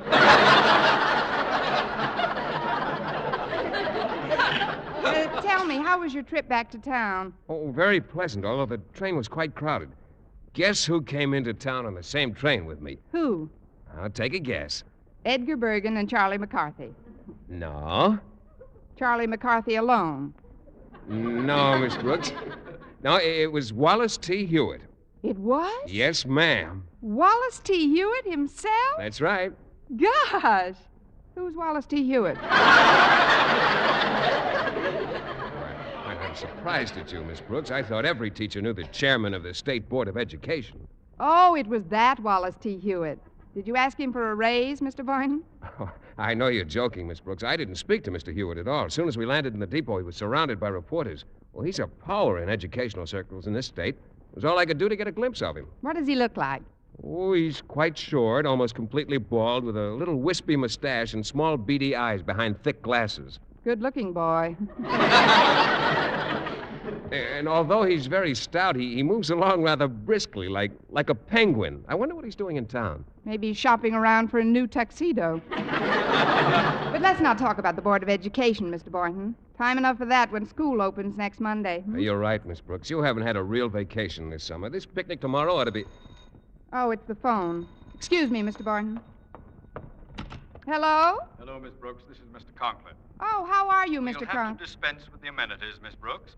I'm calling to inform you that Madison High School will open tomorrow morning at the usual time. Tomorrow? But school doesn't start till Monday. I said, Miss Brooks, that our school opens tomorrow. But, Mr. Conklin, Monday is September 12th. All schools open on the 12th. I'm beginning to feel as if I were talking into a thermos bottle. Miss Brooks, just a short time ago, I received a telephone call from Mr. Wallace T. Hewitt, chairman of the State Board of Education. Although I've never met Mr. Hewitt, he notified me of his intention to visit my office in the morning. Naturally, I expect a 100% turnout from faculty and student body alike to help me welcome this most distinguished visitor. But, Mr. Conklin, we've got a picnic planned for tomorrow. In a few minutes, Walter Denton's going to take me shopping. Walter Denton? Please, Miss Brooks. I've asked you before, and I beseech you again. Don't mention that name so soon after breakfast. What my daughter sees in that lame-brained dunce is more than I can... Oh, but there's no time for that now. Until tomorrow morning, Miss Brooks, it's au revoir. Au revoir to you, Mr. Conklin. Well, there goes our picnic, Mr. Boynton. Where? Down the drain, I'm afraid. Your precious Mr. Hewitt has decided to honor our fair school with a visit tomorrow morning. So Mr. Conklin's ordered us all back to greet him. Tomorrow? But school doesn't open officially until Monday. Believe me, Mr. Boynton, I delivered that message with all the feeling my parched little throat could muster. But the answer's the same. It's the Bastille at dawn.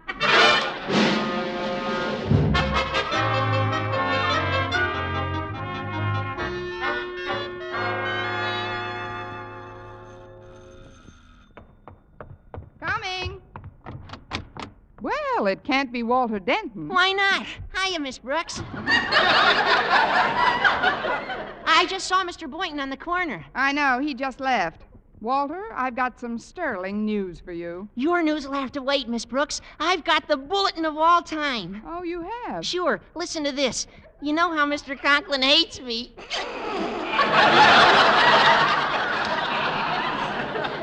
Well, I wouldn't call him a fan, Walter. Yeah, I know.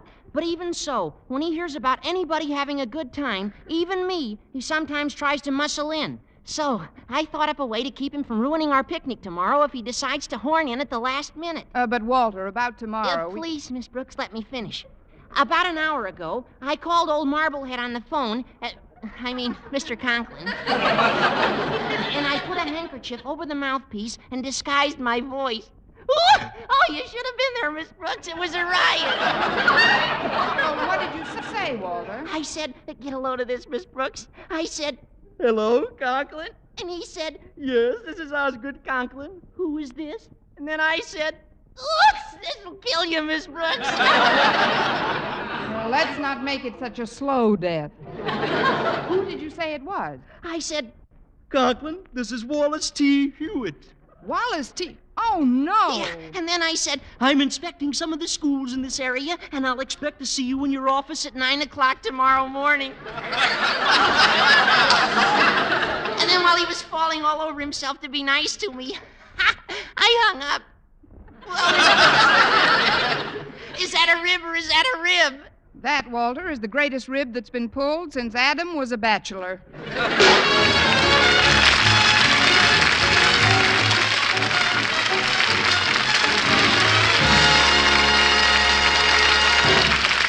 Our Miss Brooks, starring Eve Arden, will continue in just a moment, but first here is Vern Smith. Now, dental science reveals a startling discovery in the fight against tooth decay. Proof that always using Colgate dental cream right after eating helps stop tooth decay before it starts. Continuous research, hundreds of case histories, makes this the most important news in dental history. Eminent dental authorities supervised hundreds of college men and women for over a year. One group always brushed their teeth with Colgates right after eating. The other followed their usual dental care. And here are the amazing results. The group using Colgate dental cream as directed showed a startling reduction in average number of cavities, far less tooth decay. The other group developed new cavities at a much higher rate. No other dentifrice offers proof of these results. And Colgate's contains all the necessary ingredients, including an exclusive patented ingredient for effective daily dental care. No risk of irritation to tissues and gums. And no change in flavor, foam, or cleansing action. As always, Colgate's cleans your breath while it cleans your teeth. The Colgate's now at your dealers is the same formula used in the tests. Always use Colgate Dental Cream right after eating to help prevent new cavities, help stop tooth decay before it starts.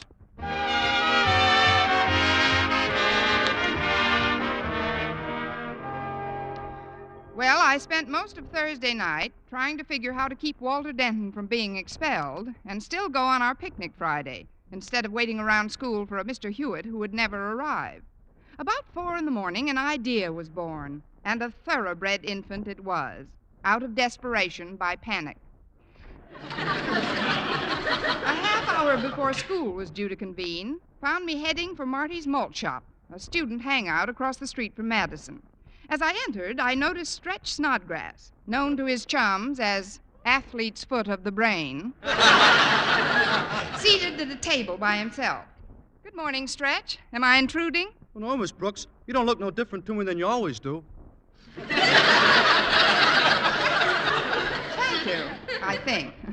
Mind if I sit down and have a cup of coffee? Not at all. Here, I'll take this off the seat for you. It's my football. Yes, I know. That's the only thing you've passed all year. But, Stretch, there's something you've just got to understand. Yeah, there must be something. Now I'm not so sure. But it seems that a very dear mutual friend of ours engineered a rather foolish prank yesterday. And if the facts ever leak out, he'll be expelled from Madison. You and I, Stretch, hold his scholastic future in our hands. Now, how good are you at keeping a secret? Oh, I'm very good, Miss Brooks. Like yesterday when my pal Walter Denton imitated Mr. Hewitt's voice on the phone and told old Marblehead that... Oh, Mr. Conklin, he better hightail it over to school today. After Walter done it, he made me promise to keep it a secret. So that's why I won't tell nobody. Not a word of it. Not a word of what, Stretch? Well, pal Walter told... Oh, no, you don't. You can't trick me into spilling anything. You couldn't beat it out of me with a rubber hose. Stout fella. But, Stretch, the entire faculty and student body have to be in school this morning only because Walter imitated Mr. Hewitt's voice on the phone and told old Marblehead, Mr. Conklin, to hightail it over to school today. Gosh, how did you know that, Miss Brooks? There must have been a leak. But I've got an idea that can get us all out of here. Now, will you help me, Stretch? Sure, Miss Brooks. What can I do? Well, you can see to it that Mr. Hewitt arrives nice and early so we can all leave the same way. But I don't know Mr. Hewitt. And Mr. Conklin doesn't either. Now, listen closely, Stretch. You know the little park right across from the school library? Library? Where all the books are kept. Books? It's on the way to the football field. Oh, that little park. Sure, I know where that is. There's always a bunch of old Delaricks sitting around there.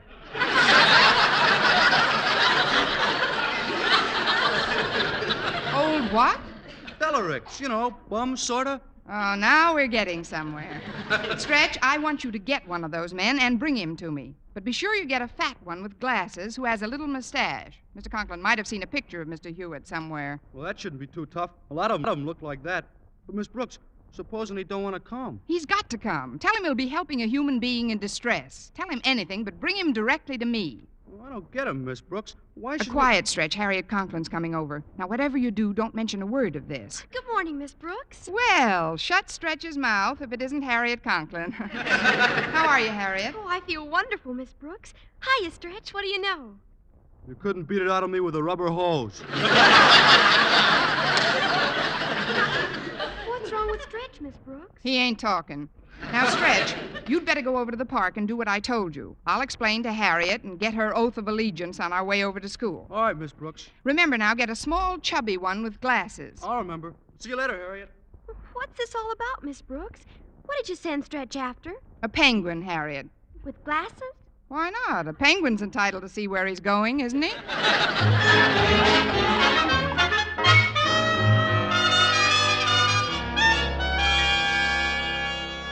I don't understand this. Boy, of all the people in the park, why did you have to pick on me? Because you were so nice and round. Yeah. I mean, like I told you, mister, it's a matter of helping out a human being. Besides, you wasn't doing nothing in the park. I wasn't doing nothing?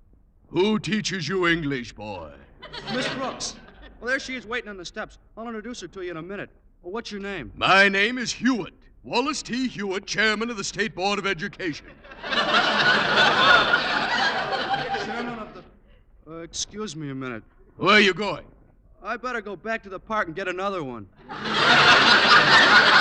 Nonsense. You've aroused my curiosity now, and I'm going to see this thing through. Hello, Stretch. Miss Brooks, this is Mr. Hewitt. Oh, it certainly is. Oh, he's perfect, Stretch. Yeah. Perfect. But, Miss Brooks, this really is Mr. Hewitt. I'll say, from the top of his shiny skull to the tips of his waddly little toes. Now, see here, young woman. I demand to know what this is all about. First, I'm sitting in the park reading and... The want ads can wait, Chubby. I've got a job for you. A job? For me? It'll only take a few minutes, and I'll see that you get $1 for your trouble. $1? This kid is really anxious. We could probably have swung it for a quarter. Now, listen carefully, Hewitt. I'll be calling you by that name from here in, so we might as well get used to it. All you've got to do is convince Mr. Conklin, our principal, that you're Mr. Hewitt, chairman of the State Board of Education. I see. Do you think my card might help to convince him? I've got some in my wallet here. There we are. The cards are right in this little compartment. See where my name is printed in gold letters? Wallace T. Hewitt. Quick, Stretch, call a cop. This bum has just murdered Mr. Hewitt. Murdered? Now, look here, young woman. This has gone far enough. Fortunately, I'm just proud enough of my position to carry with me a newspaper photo which appeared last month. Here, look at it. Wallace T. Hewitt, chairman of the State Board of Education. Stretch, it's him. Sure, it's him. Of course it's him. And me. Oh, why, Mr. Hewitt, we knew it was you all the time. You did, huh? But you said I waddled and that I murdered myself. Well, that was all part of the joke, Mr. Hewitt. You see, one of our teachers came back on the same train with you from Eagle Springs. You didn't see him, of course, but he couldn't help observing what a jovial, good-natured, jolly sort of person you are.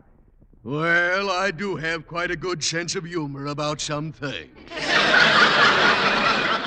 But another explanation seems in order, Miss Brooks. Why are so many students roaming about the campus? School doesn't start until next Monday. Well, that's because our principal, Mr. Conklin, wanted us to get a head start. Really? Well, that is unusual. I'd like to meet Mr. Conklin while I'm here. Oh, no, you wouldn't. He's not in on the rib. Huh? I mean, that is, with such a distinguished visitor, I'd like to tell him you're here first. You know, give him a chance to run a comb through his tie and fix the knot in his hair. But, my dear Miss Brooks... Oh, please, Mr. Hewitt, take a little stroll around the grounds, and I'll meet you at Mr. Conklin's office in a few minutes. Well, if it'll make you feel more comfortable to announce me. But how will I find Mr. Conklin's office? You can't miss it. When you come back to the main building, you'll see a door with a gray-haired English teacher in a straitjacket in front of it. Just push me aside and walk right in.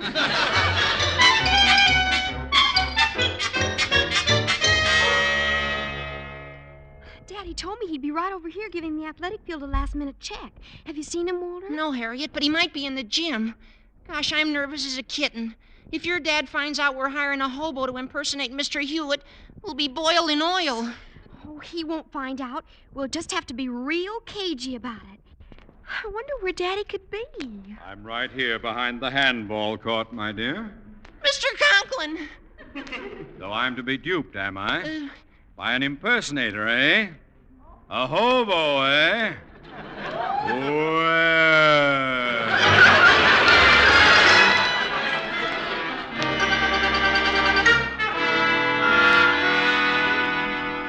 But, Miss Brooks, I don't understand. Why am I sitting behind Mr. Conklin's desk? Because, Mr. Boynton, with the real Mr. Hewitt on our hands, we've got to have a fake Mr. Conklin. And outside of Mr. Conklin, you're the best fake I could find. But he might come back to his office Well, and... we've just got to take that chance. If Mr. Hewitt talks to Mr. Conklin and the truth about that phone call comes out, Walter Denton will be expelled. Oh, gee, I wouldn't want that to happen. Well, then we've got to see this thing through. Mr. Hewitt should be finishing his tour of the school. Come in! Well, Miss Brooks, I'm back. Good. Mr. Conklin here has just been perishing to meet you. Mr. Conklin, may I present Mr. Hewitt? How do you do, sir? So you're Mr. Conklin. Tell me, how long have you been the principal of Madison High School? Not long at all. I imagined as much. You're a very young man to be holding this high office, Mr. Conklin. And I might add, a very handsome young man. Isn't he a doll? And he's so industrious, Mr. Hewitt. You won't catch many principals jumping the gun like this, coming to school ahead of time. Hey, that's very true, Miss Brooks. I'll certainly mention this in my report to the board. I'm returning to the state capitol in a couple of hours, you know. Oh, really? Then we wouldn't want you to miss your train, sir. Now that we've met you, maybe we ought to let you get out. But fast. I'll show you a shortcut to the bus line if you'll just follow me out this door, and we'll go... Going somewhere, Miss Brooks? Not me. I'm rooted to the spot. Good. And this, I presume, is Mr. Hewitt? That's right. Mr. Wallace T. Hewitt? Yes. Chairman of the State Board of Education? That is correct. Get out of this office, you hobo! Hobo! Pack up your bindle and hit the road! What? This has gone far enough. Mr. Conklin, did you hear what I just heard? Of course I heard it.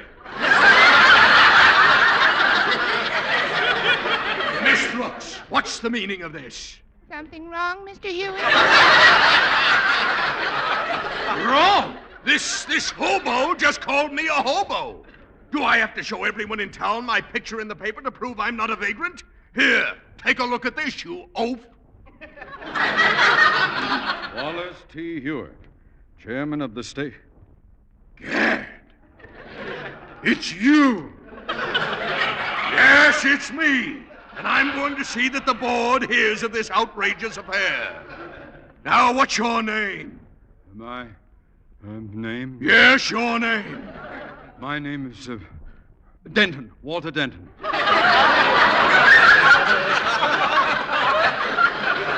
I presume you're a member of the Madison High faculty? Faculty? No, sir. I'm a student here.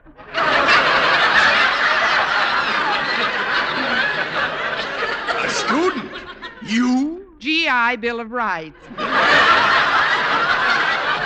He's making up some credits so he can get into grade school. Hi, Miss Brooks. The door was open, so I just... Oh, Mr. Conklin. Yes?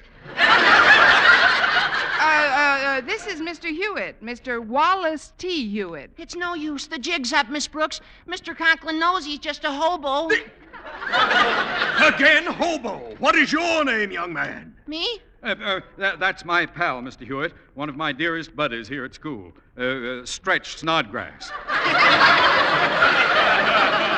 Shake hands with Mr. Hewitt, Stretch. Stretch? Somebody mention my name?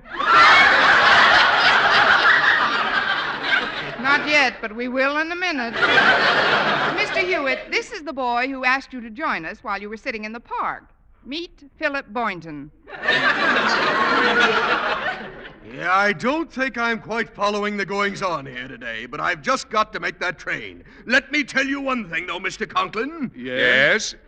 Will you please stop butting in, Denton? Sorry, Mr. Hewitt.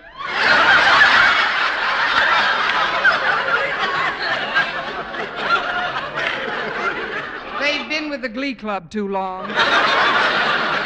I just want you to know that in spite of my sense of humor, I consider this incident a grievous insult to a man in my position, and I'm going to take action immediately. But, Mr. Hewitt, what action are you going to take? I'm going to see to it that a certain Walter Denton is expelled from this school. Expelled? Expelled? Expelled? Boy, I'm glad I'm not in their shoes. Young woman, as the instigator of this degrading practical joke, you shall be as severely penalized as the state board permits, and I shall take great pleasure in recommending your immediate suspension without pay. Now, Miss Brooks, what do you say to that? Well, Miss Brooks? Miss Brooks? Who's Miss Brooks? What?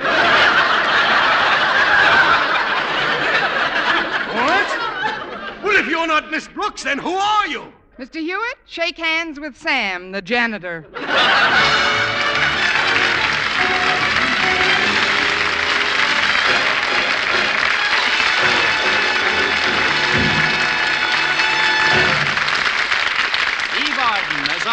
Brooks returns in just a moment, but first... Dream girl, beautiful luster cream girl. Tonight, yes, tonight, show him how much lovelier your hair can look after a Luster Cream shampoo. Luster Cream, world's finest shampoo. No other shampoo in the world gives Kay Dumont's magic blend of secret ingredients plus gentle lanolin. Not a soap, not a liquid. Luster Cream shampoo leaves hair 3 ways lovelier. Fragrantly clean, free of loose dandruff, glistening with sheen, soft, manageable. Even in hardest water, Luster Cream lathers instantly. No special rinse needed after a Luster Cream shampoo. So gentle, Luster Cream is wonderful even for children's hair. Tonight, yes, tonight, try Luster Cream shampoo. Dream girl, beautiful luster cream girl. You owe your crowning glory to a luster cream shampoo. And now, once again, here is our Miss Brooks. Well, what started out as a pretty dangerous practical joke soon proved to be nothing more than a clean-cut, wholesome shambles.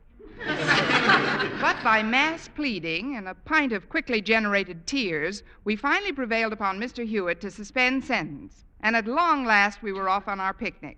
In less than an hour, Mr. Boynton had driven us about 30 miles from town.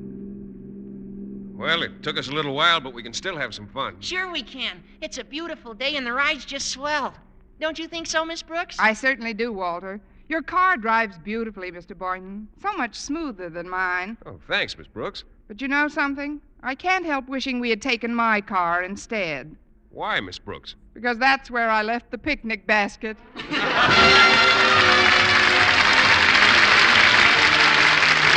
Next week, tune into another Our Miss Brooks show brought to you by Luster Cream Shampoo for soft, glamorous, caressable hair and Colgate Dental Cream to clean your breath while you clean your teeth and help stop tooth decay. Our Miss Brooks, starring Eve Arden, is produced by Larry Burns, written and directed by Al Lewis, with music by Wilbur Hatch.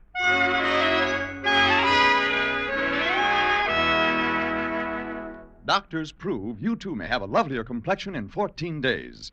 Yes, 36 leading skin specialists proved in tests on 1,285 different women that a new method of cleansing with Palmolive soap using nothing but Palmolive brought new complexion beauty to 2 women out of 3. Just wash your face 3 times daily with Palmolive soap, each time for 60 seconds, massaging Palmolive's beauty lather onto your skin. Then rinse. So start your Palmolive facials today. See what Palmolive soap can do for your complexion in just 14 days. Here is an urgent message from the National Foundation for Infantile Paralysis. March of Dimes funds for the care of polio victims will be used up by September 30th, 19 days from now. It will take over $14 million to continue this care. So don't abandon America's children. Send your dimes and dollars to polio, care of your local post office now. For mystery liberally sprinkled with laughs, listen to Mr. and Mrs. North, the exciting, fun-packed adventures of an amateur detective and his beautiful wife. Tune in Tuesday evening over most of these same stations. And be with us again next week at this same time for another comedy episode of Our Miss Brooks. Bob Lamont speaking. This is CBS, the Columbia Broadcasting System.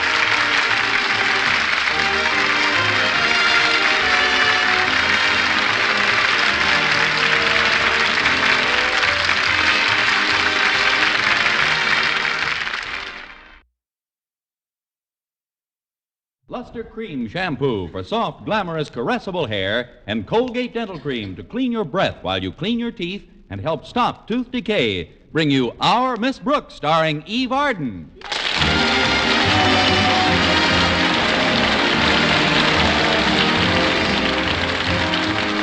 Yes, it's time once again for Eve Arden in another comedy episode of Our Miss Brooks, written by Al Lewis.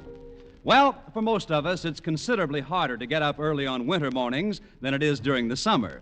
But this isn't the case with our Miss Brooks, who teaches English at Madison High School. Maybe I'm just being perverse, but if I found it any harder to get up early in the winter than I do in the summer, I'd sleep right through the spring. That's why Mrs. Davis, my landlady, had such a time waking me last Thursday morning. Connie, get up, Connie. Go away, Mrs. Davis. Come on now. You told me yourself that you wanted to get up at 6:30 sharp. I was lying. I can't understand what makes you so difficult to wake up. Oh, it must be because of my dream. Your dream? Yes, I dreamt I was out very late last night. Oh. You did go out with Mr. Boynton last night, didn't you? I had dinner with the bashful one, yes. Was it an exciting evening, Connie? It was a rip snorter. When we got to the front door, Mr. Boynton apologized for keeping me out until the wee small hours. What time was it, Connie? 5 minutes of 10.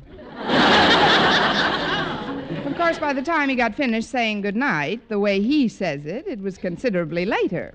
What time was it then? 4 minutes of 10. Well, I better take my shower and get dressed, Mrs. Davis. All right, Connie. Mr. Boynton isn't the most romantic fellow in the world, is he? So far, Cary Grant has nothing to worry about.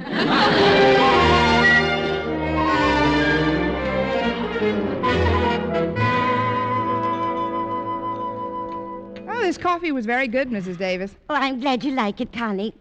Do you know what I put into the coffee grounds to get that flavor? Don't tell me. I want another cup first. There we are. You want some? No, thanks.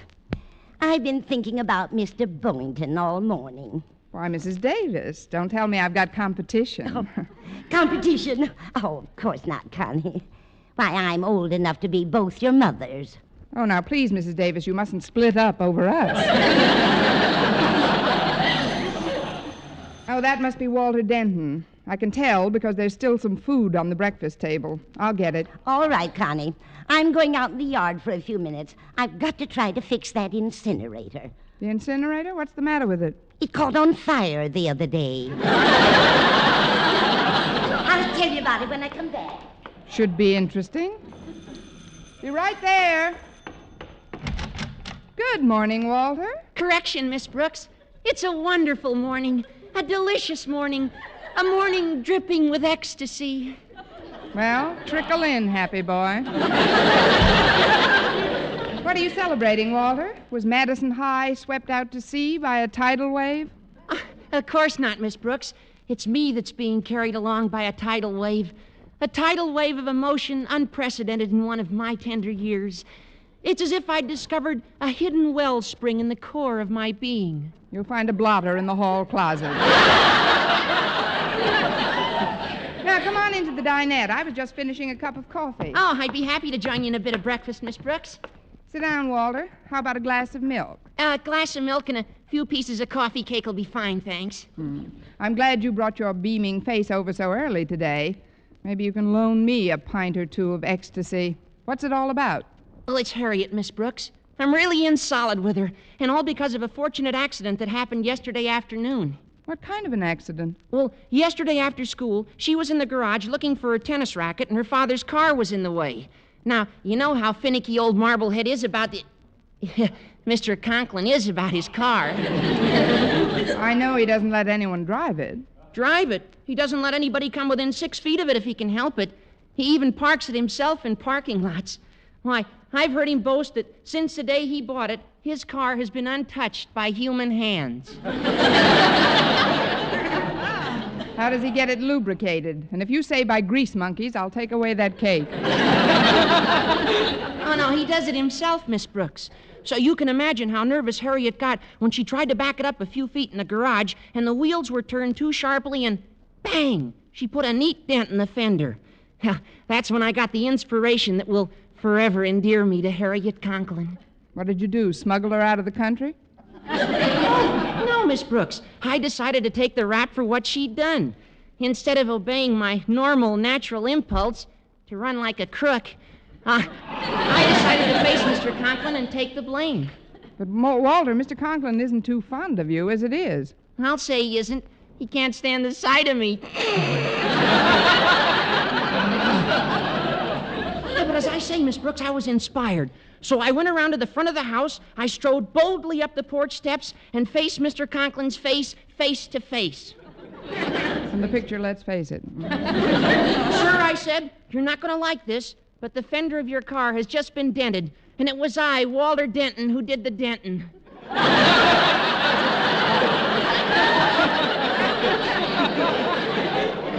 You've been reading too much Ogden Nash. What did Mr. Conklin say to that, Walter? He said, Denton, I admire your honesty. That's all he said? Not another word, not another syllable. He just extended his hand and shoved me down the steps. I knew there was some sort of punctuation. But as I landed in the yard below, I felt a warm glow spreading around my heart. I question the geographical accuracy of that remark. No, it's the truth, Miss Brooks. I saw a look in Harriet's eye she helped me up that seemed to say, Walter Denton, I am forever your slave. And you know something, Miss Brooks? That system would work for you, too. But, Walter, I can't be your slave. The Board of Education has a priority. No, I'm talking about Mr. Boynton. Now, if you want to get in solid with him, all you've got to do is just what I did. What, let Mr. Conklin shove me down the steps? No, Miss Brooks. Take the rap for some jam that Mr. Boynton gets into. But Mr. Boynton doesn't get into any jams. How could I possibly take any raps for him? Maybe a jam could be arranged for Mr. Boynton. Mrs. Davis. I couldn't help but hear your conversation, Connie. You couldn't? No, I had my ear to the keyhole. Walter, I want you to know that I think you've got a wonderful idea there. Oh, thanks, Mrs. Davis. Now, it shouldn't be too tough to figure out a way to get Mr. Boynton into some kind of trouble at school. Then you could take the blame for him, and he'd be so grateful.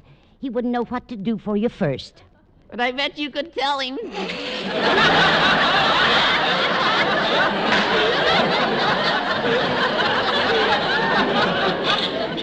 But that would be framing a perfectly innocent man. But it's for his own good, Connie.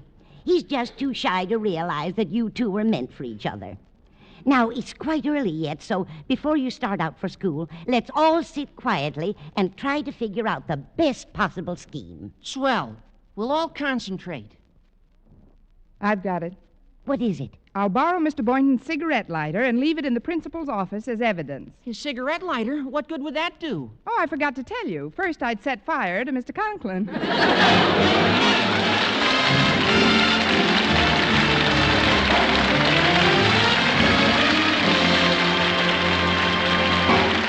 Our Miss Brooks, starring Eve Arden, will continue in just a moment, but first here is Vern Smith. Now, dental science reveals a startling discovery in the fight against tooth decay.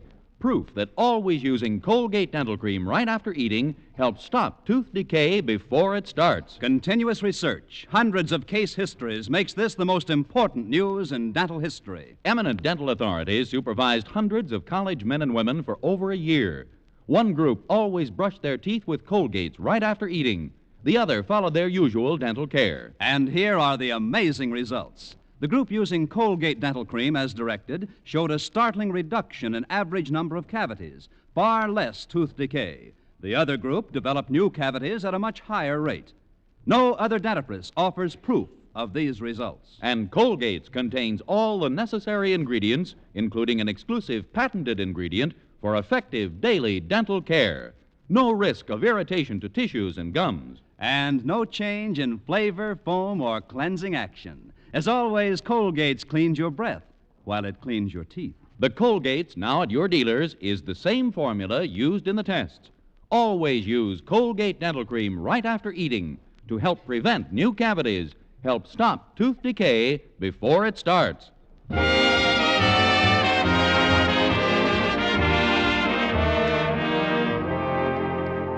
Well, we arrived at school in plenty of time for me to try out the Walter Denton plan for obtaining the gratitude of the object of one's affections.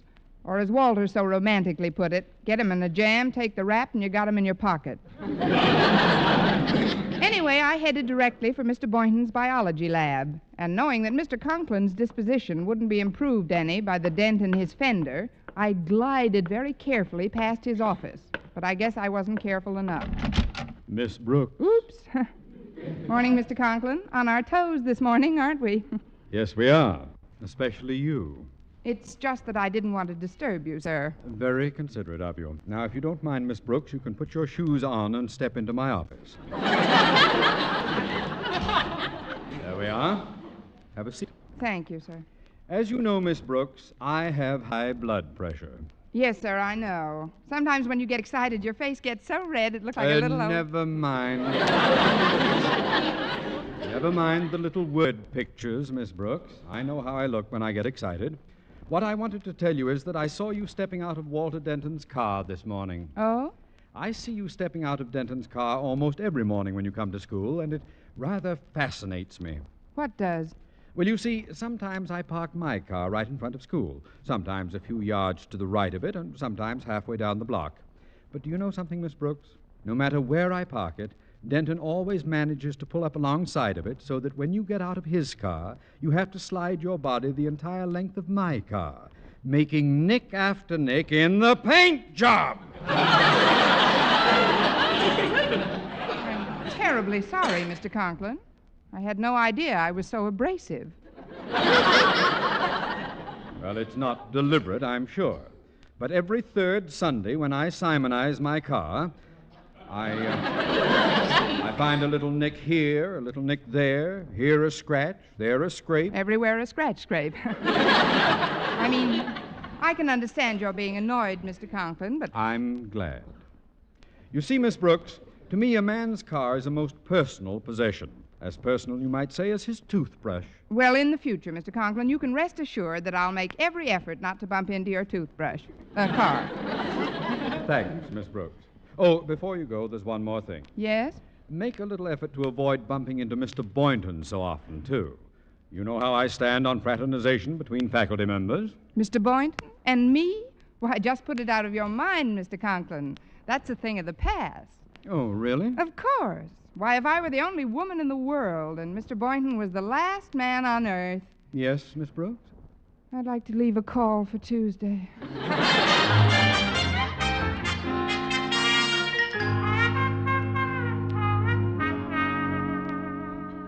So you see, Mr. Boynton, although I don't like to lecture, these little visits have just got to stop. That's all there is to it. But why, Miss Brooks? I like your dropping into my lab like this.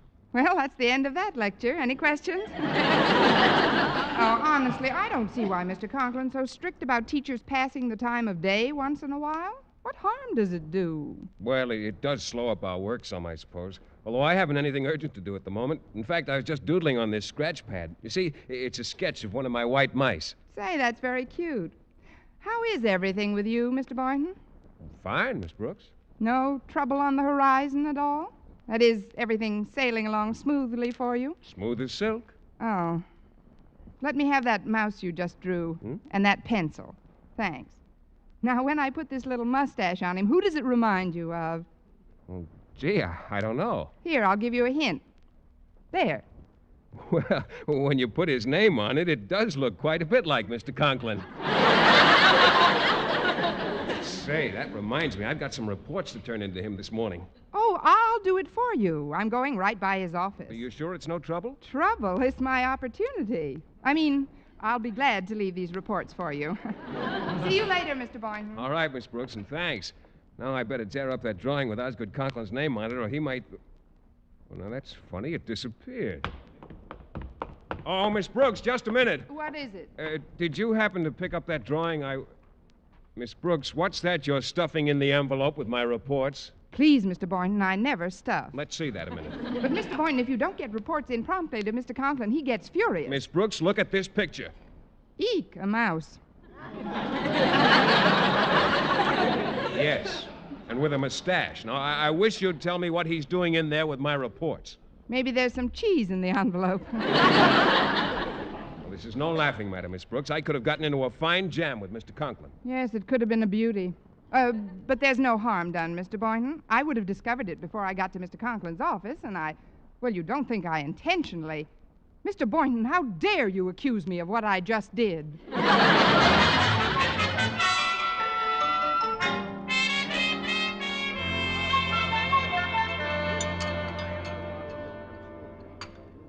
Why are you sitting way over here, Miss Brooks. I just saw Mr. Boynton at the other end of the cafeteria. Well, if you must know, Harriet, I'm staying away from Mr. Boynton because of your father. Oh, Daddy won't be up to the cafeteria today.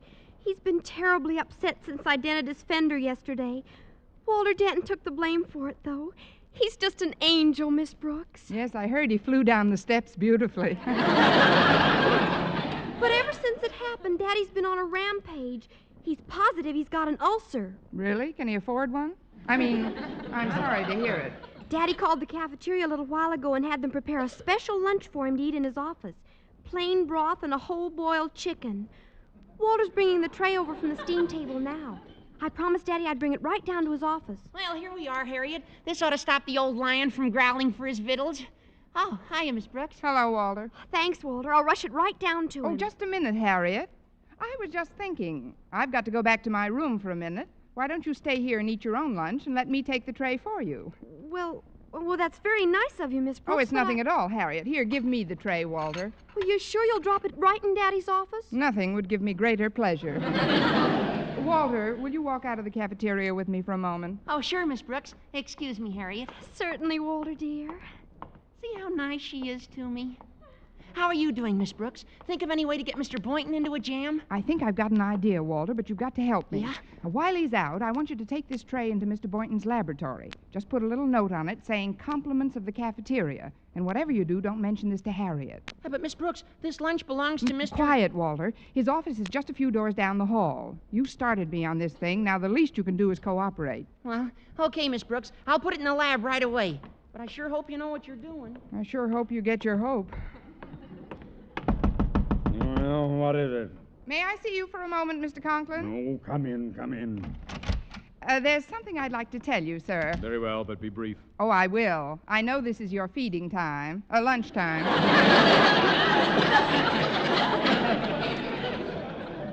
It is past my lunchtime. The tray I ordered should have been here a half an hour ago. Well, that's what I came in to talk to you about. It might be some sort of a prank, and although I'm not the one to go in for informing, Mr. Prank? Conklin... Who took my lunch? I don't know, I'm sure.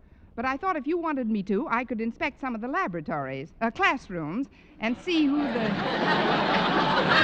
guilty party might be. A splendid suggestion, Miss Brooks. Only instead of you inspecting the classrooms, I'll do it myself. Yourself? Oh, but you're not a well man, Mr. Conklin. You can't leave this office now. Step aside, Miss Brooks. I'm going to locate my lunch, or else.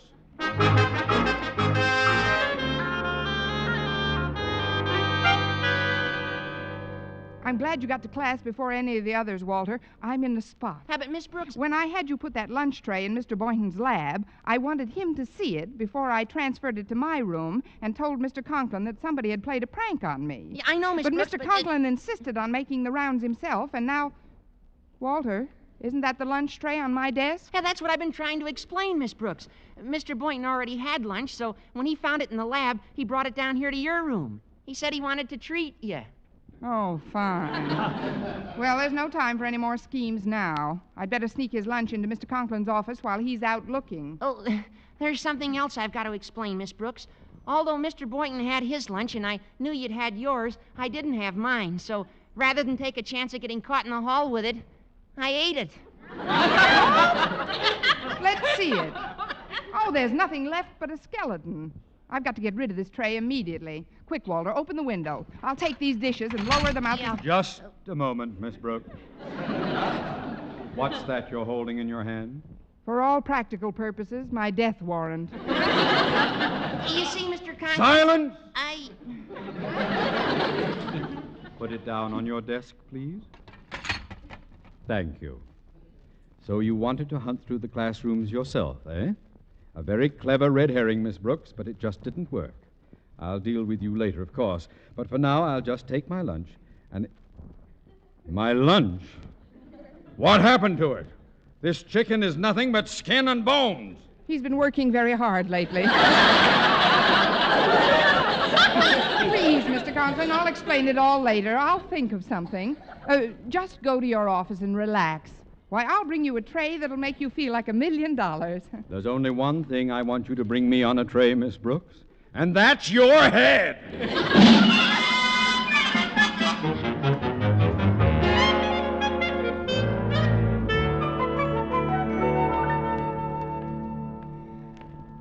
certainly glad school's over, Mr. Boynton. I thought this day would never end. Well, me too. Mr. Conklin was in a pretty bad mood, wasn't he? I can't understand it. He's got such a fine teaching staff, you'd think he'd be happy. Well, here's my car, Miss Brooks. If you haven't made any other plans, well, that is, I thought maybe if you didn't have a ride with some other, well, would you like me to? I'm already in, Mr. Boynton. Oh, fine. I'll get in. Now we'll just. Uh-oh. Well, I seem to be jammed in between two cars here. Oh, it is pretty tight, bumper to bumper. Yeah, I'll just have to stop my motor and push the car in front of me a bit.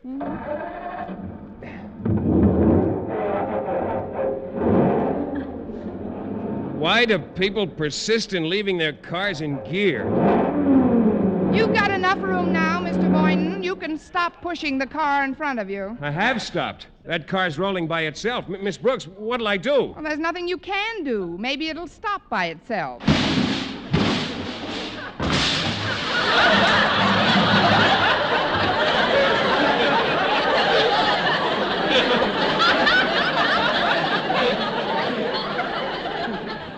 Well, that's the first time I've been right today. Come on. Oh, look at that fender, crumpled like an accordion. Well, let's see who the car belongs to. Miss Brooks, can you see the certificate on the steering wheel? Quite clearly, Mr. Boynton. It says, and I quote, Osgood Conklin. Osgood Conklin? Well, I guess I'll have to face the music. You wait right here, Miss Brooks. I'm going in and report this to Mr. Conklin.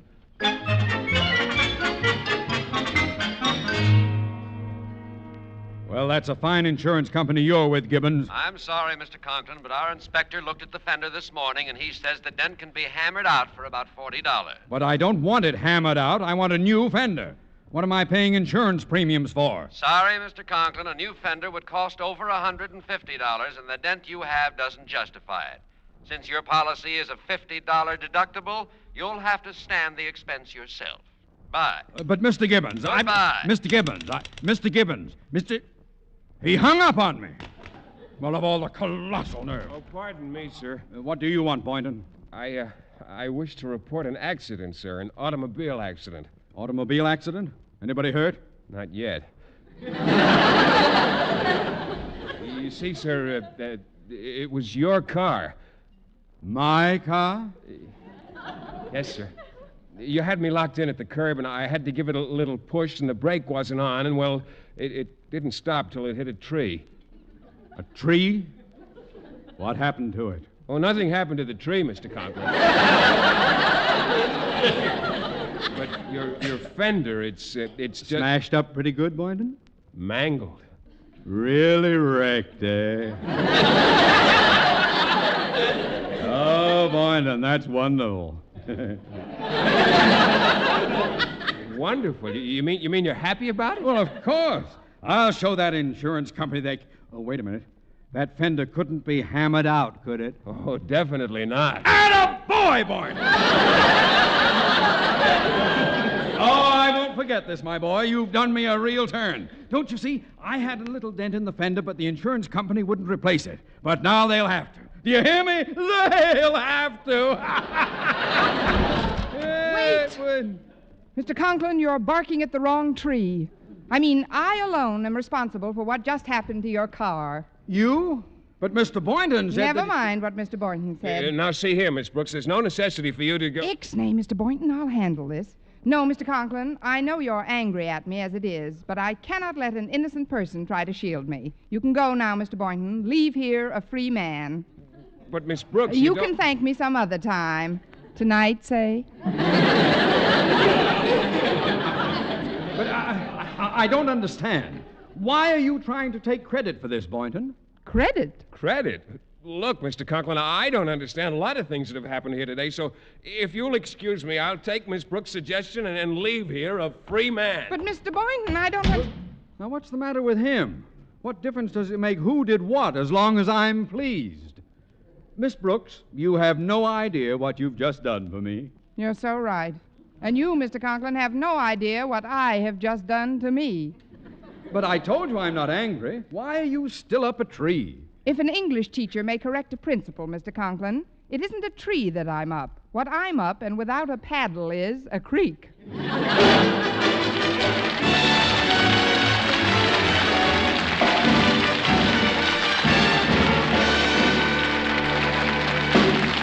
Arden as our Miss Brooks returns in just a moment, but first... Dream girl, beautiful luster cream girl. Tonight, yes, tonight, show him how much lovelier your hair can look after a Luster Cream shampoo. Luster Cream, world's finest shampoo. No other shampoo in the world gives Kay Daumit's magic blend of secret ingredients plus gentle lanolin. Not a soap, not a liquid. Luster Cream shampoo leaves hair 3 ways lovelier. Fragrantly clean, free of loose dandruff, glistening with sheen, soft, manageable. Even in hardest water, Luster Cream lathers instantly. No special rinse needed after a Luster Cream shampoo. So gentle, Luster Cream is wonderful even for children's hair. Tonight, yes, tonight, try Luster Cream shampoo. Dream girl, beautiful luster cream girl. You owe your crowning glory to a luster cream shampoo. And now, once again, here is our Miss Brooks. Well, I corralled Mr. Boynton before he got into his car again and explained that I thought he was in trouble and was merely coming to his rescue. Well, I'm afraid I don't approve of such heroics, Miss Brooks. You see, I've always liked to stand on my own 2 feet. It's a trait I inherited from my father. Really? Yes, Miss Brooks. I've gotten where I am today without the help of any woman. I'm rather proud of that, and so is my father. Mr. Boynton, could I have his address? His address? What for, Miss Brooks? I want to send your father a card on Mother's Day. Next week, tune into another Our Miss Brooks show brought to you by Luster Cream Shampoo for soft, glamorous, caressable hair and Colgate Dental Cream to clean your breath while you clean your teeth and help stop tooth decay. Our Miss Brooks, starring Eve Arden, is produced by Larry Burns, directed by Al Lewis, with music by Wilbur Hatch.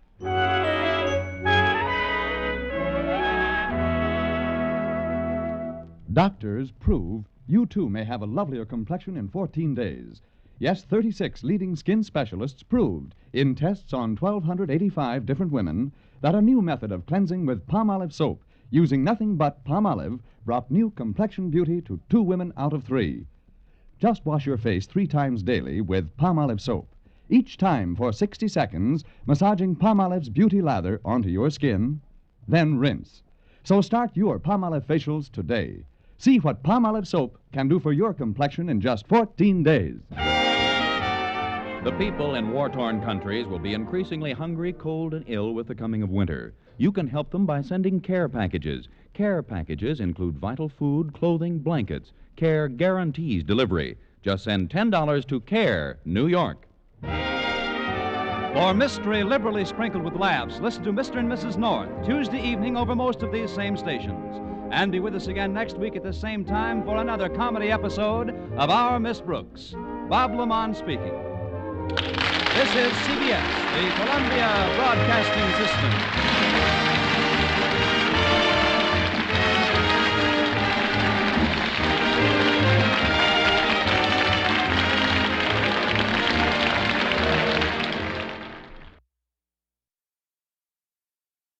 Colgate Dental Cream to clean your breath while you clean your teeth and help stop tooth decay, and Luster Cream Shampoo for soft, glamorous, caressable hair bring you Our Miss Brooks, starring Eve Arden.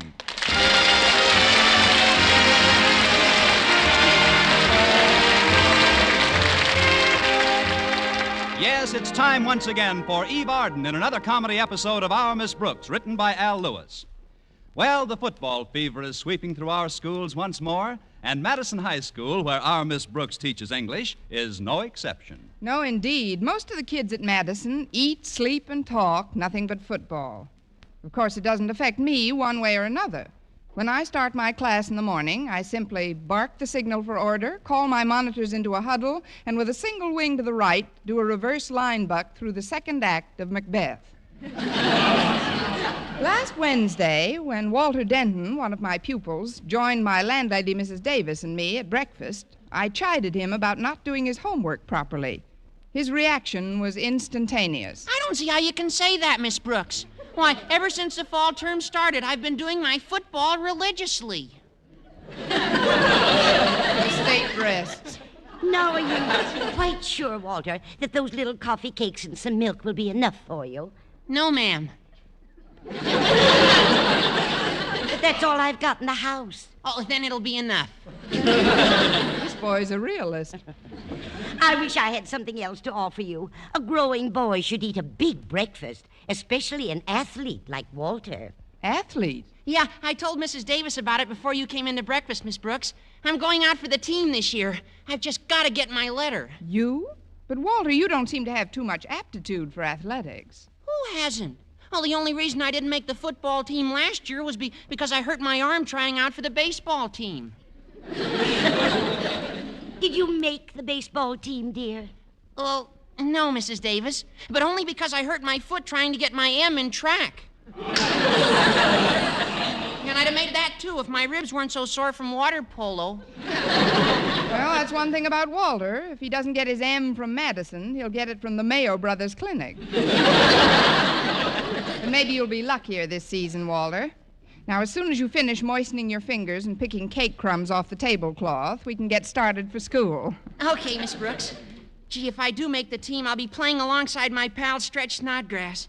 He's one of the best athletes Madison ever had, you know. Really? Sure. He's a three-letter man. He's a three-letter man in my English class, too. After A, B, and C, he's a goner.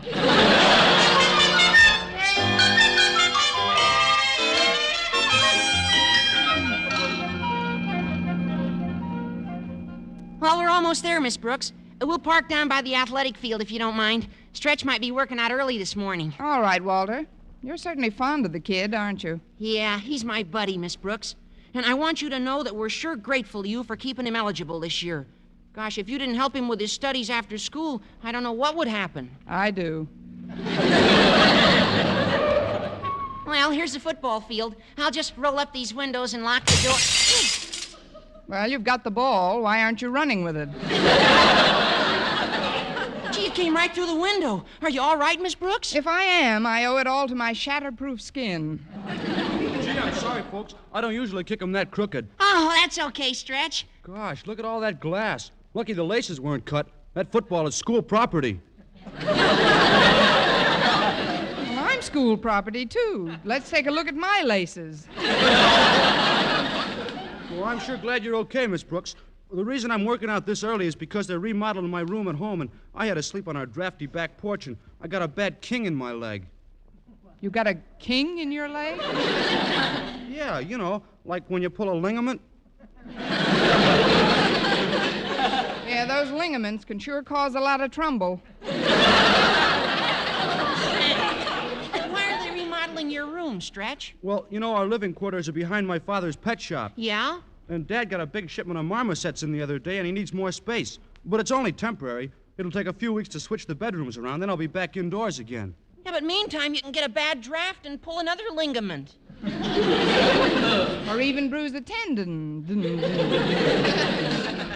No kidding, Stretch. You gotta find another place to sleep. Walter's right, Stretch.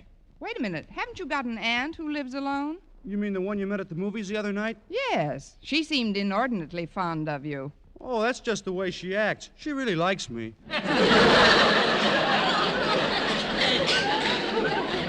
But she lives way out on Clark Street. That's halfway to Clay City. Well, look, if you're worried about getting to school in the morning, Stretch, I'll be happy to pick you up and drive you in. After all, if we're going to be on a football team together, we'll be practicing a lot in the mornings. Gee, that's awful nice of you, Walter. I'll call Aunt Mimi before school this morning. I'm sure she won't mind, and then I'll have my dad move my things out there in our truck. Oh, great. Maybe the marmosets would carry them over for you. Well, I'm sure glad you got the idea for me to move, Miss Brooks. That porch is pretty drafty. Well, I'm going to practice a little while longer. Well, how about you, Walter? Want to work out? Oh, sure, Stretch. How about you, Miss Brooks? Want to watch? No, thanks, Walter. I'd better get into school. Mr. Conklin wants to see me before my first class. Well, okay, but you don't know what you're missing. Old Stretch here sure has an educated toe. Good. Let's hope it may one day spread to his brain.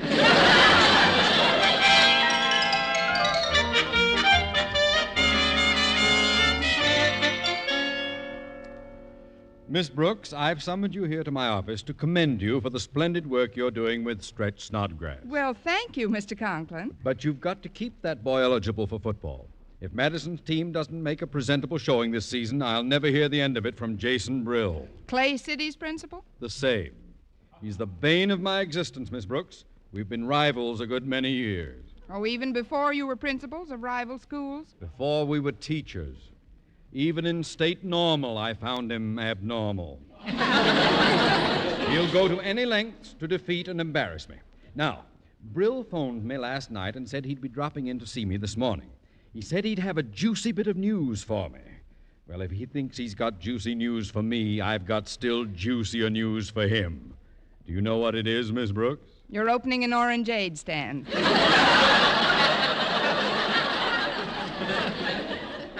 Please. I just learned that Biff Mooney, one of the greatest college football players, is interested in a high school coaching job in this part of the country. I've already opened negotiations for his services by mail, and it's a foregone conclusion that he'll accept my offer. I can't wait until I see the expression on Brill's face when I tell him about it.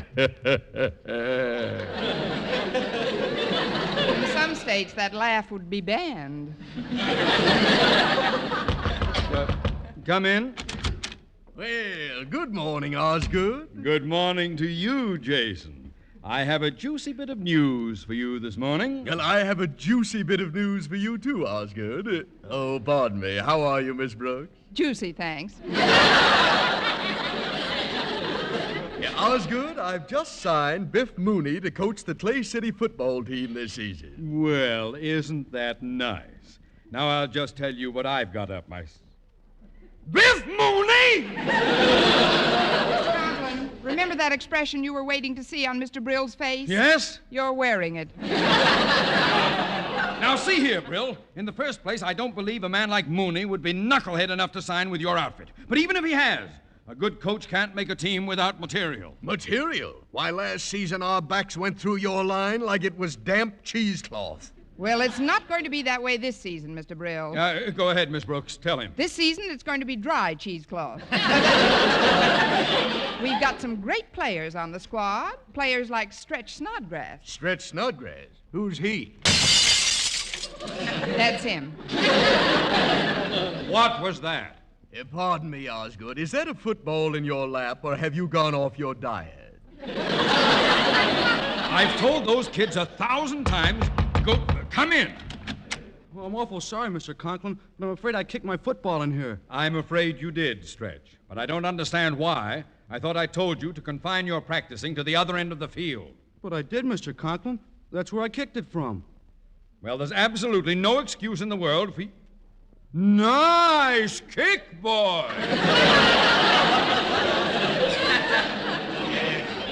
You mean to tell me that ball was propelled here by that boy's foot? It wasn't flown here by one of his Blue Jay corn plasters. That, Mr. Brill, is our Stretch Snodgrass, one of the greatest triple threat quarterbacks in the country. Stretch, this is Mr. Brill, principal of Clay City High. Hi, sir. Hello, son. Tell me, where did you learn to kick like that? Oh, it's just natural with me, I guess. But if you don't mind, I'd rather not discuss football no more this morning. I just got some bad news about my pal, Walter Denton. He's been cut off the football squad. Why, Stretch? Because he was the 29th man on it, and we only got 28 uniforms. Well, it would be a little embarrassing if he were sent in as a substitute. I don't see how a spindly pippet like Denton could go out for the team in the first place. He couldn't carry a football in a wheelbarrow. Please, Mr. Conklin, you're talking about my pal. There's nothing he wouldn't do for me. Gosh, when he heard I was moving out to my aunt's place on Clark Street, he even offered to pick me up every morning. Did you say you were moving to Clark Street? Yes, sir. It's way out in the 3900 block. Yeah, but that's halfway to Clay City. Why, you're in a district that... Why don't we have lunch together this afternoon, boys? Say in the school cafeteria? About 12? Just the two of us? From the picture you were meant for me? Now, see here, Brill. Yeah, tell me, boy, do you kick them that far often? Well, without I should do any boasting, I almost never done no kicking which the ball don't travel over 70, 80 yards hardly. Amazing. And how do you pass? In English, by the skin of his teeth.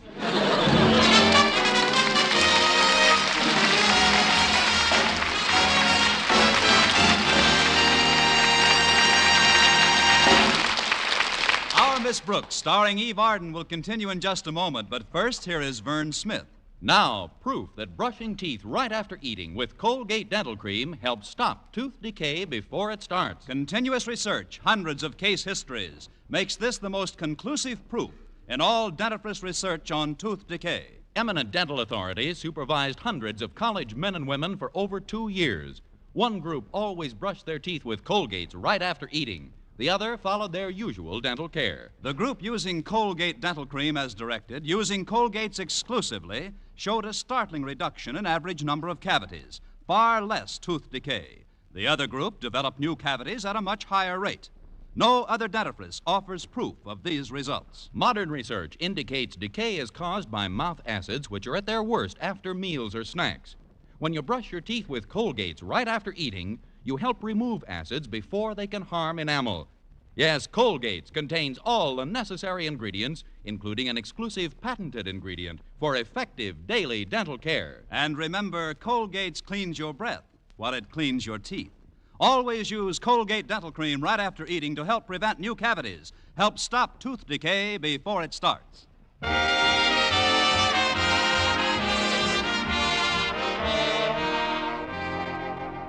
All during my morning classes, I worried about Jason Brill having lunch with Madison's star quarterback. When I communicated my fears to Mr. Conklin, he said, Miss Brooks, we've got to find out what that blackguard is up to at all costs. So when lunch period finally rolled around, I followed the blackguard into the school restaurant and borrowed an apron from one of the girls behind the steam table. Come over here to this corner table, Stretch. We won't be disturbed here. Okay, Mr. Brill. Now, sit down, my boy. Now then, there's something I must talk to you about in strictest confidence. In strictest confidence? It concerns your football career. Who gets the lima beans? Miss Brooks. I thought this was a self-service cafeteria. Oh, it is, Mr. Brill, except when we have a distinguished visitor like yourself. Then I like to see that he's well taken care of. I brought you each the blue plate. Just what I wanted. Succotash and lima beans. Thanks, Miss Brooks. You're perfectly welcome, Stretch. Now, please continue with your confidential conversation, gentlemen. You were saying, Mr. Brill, that you wanted... Yeah, I wanted to tell you what a lovely day it is. Sun shining, not a bit humid. Although cumulus clouds do seem to be gathering in the east. In fact, it looks like we might be in for a bit of a blow. If this is going to be a weather report, I might as well blow, too. I'll go get some dessert for you. Do that. Now then, Stretch, I'll come right to the point. In your present address on Clark Street, you're eligible to enter Clay City High, and that's what I want you to do. Transfer immediately. Transfer? From Madison? Exactly. You said yourself that your pal Walter Denton couldn't get on your football team because there's no uniform for him. Isn't that right? Yeah, but... Well, every American boy should have the right to play football. Shouldn't he? Of course he should. Now, with you off the Madison team, there'd be another uniform available for Walter. Oh, I never thought of it like that. Well, think of it. Gee, on account of me, Walter won't get to play at all. He'll never get his letter, and... Gosh, fine pal I am. Yes, I don't know why he even talks to you. Now, Stretch, I've got to get back to Clay City High at once, but I've arranged for our new coach, Biff Mooney, to meet you outside your main gate after school. Biff Mooney? Is he your new coach? Yeah, of course. Now, Biff will accompany you to your parents, Stretch, and get their consent to the transfer. It's just a formality, you understand. Yes, sir. I guess if it's going to help Walter, I'll have to do it. But I hate to think of what Mr. Conklin will say when he hears about this. Don't forget about Mr. Conklin. We know that what we're doing is right. It's for our pal's happiness. There's absolutely no reason to be afraid of Mr. Conklin. Then I'll go right down and ask him for the transfer. You wait, boy. Wait till I get out of the building.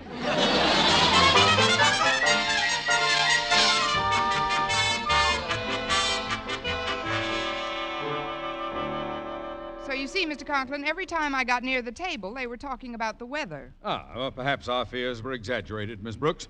Granted, Brill might try to get away with something. Oh, come in. Well, it's Stretch Snodgrass. Come right in, my boy. Sit down. Here, take my chair. Sit by the window. Shall I open it for you? You want the fan on? Hot towel? Pedicure? Mr. Conklin, you don't know what I'm here for. If you're worried about that window you broke this morning, forget it. What a kick that was. Thanks, but you still don't know what I want, Mr. Conklin. Name it and it's yours. What is it you want, my boy? I want to transfer to Clay City High. Certainly. I'll just sit down at my desk, get a pen, and fill out the necessary... transfer to Clay City High! Cotton, gauze, penicillin? That pirate! What poppycock did Brill feed you at lunch, Stretch? Well, he didn't feed me no poppycock. It was succotash. Well, he can't get away with it this time. No matter what he told you, you can't transfer to Clay City. You don't live in their district. Well, I do now. What? Well, I usen't to, but I do now. You see, sir, I've moved in with my aunt, and she lives right near Clay City. Moved in with your aunt? And whose bright idea was that? If you'll excuse me, I'm going to lie down somewhere. Miss Brooks! In front of a streetcar, I think. Oh, let me explain, Mr. Conklin. Stretch was sleeping in a draft, and I thought it would be so much... That's your trouble, Miss Brooks. You think too much. Stretch, do your parents know about this transfer yet? No, sir. They just know I'm going to live with Aunt Mamie. But I'm meeting Biff Mooney after school, and he's going to ask them for their permission. Stretch, let me ask you a question. In all the years you've been here, Mr. Conklin has always treated you fairly, hasn't he? I'll rephrase the question. In fact, I'll forget it. Just promise me that you'll drop into my classroom after school today. Sure, Miss Brooks. That is, if somebody will tell Biff Mooney to wait for me. We'll take care of Biff, Stretch. Now, remember, I want you to come to my classroom immediately after school. Okay, Miss Brooks. See you later. Right, Stretch. Bye, Mr. Conklin. Not goodbye, Stretch. Just aloha. Yeah. Well, Miss Brooks, it was you who got us into this situation. And I'll get us out of it. And I think I can, Mr. Conklin. I think I've got a plan. A plan? Supposing, instead of being taken to Stretch's house, Biff Mooney were taken to my house. I don't understand. Stretch wouldn't take him to your house. No, the real Stretch wouldn't. And Stretch's real parents won't be there either. But Biff Mooney doesn't know Stretch from a hole in the ground, does he? Well, come in. Oh, it's Walter Denton. I was just looking for Harriet, and I Mr. thought... Conklin, shake hands with a hole in the ground.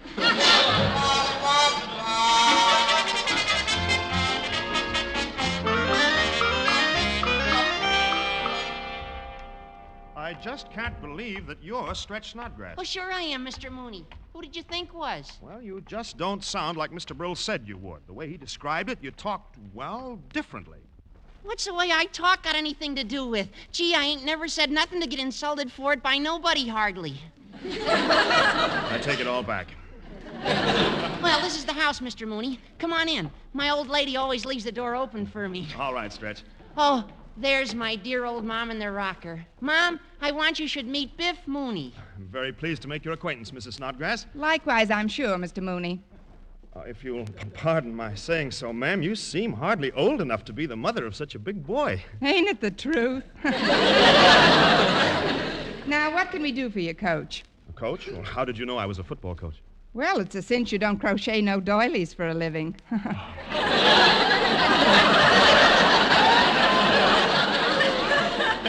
What a built on him.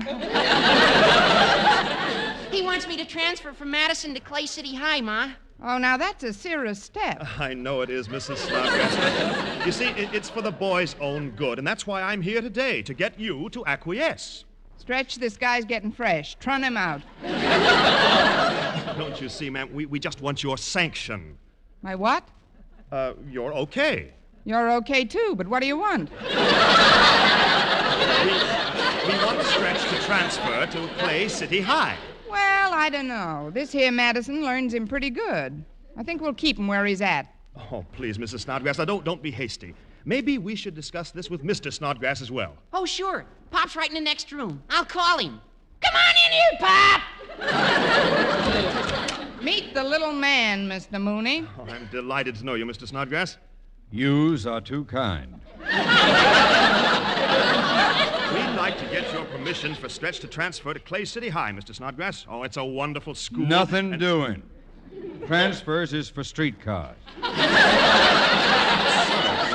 No, our boy wouldn't be happy in no Clay City High. That there school just don't offer no advantages, no how. It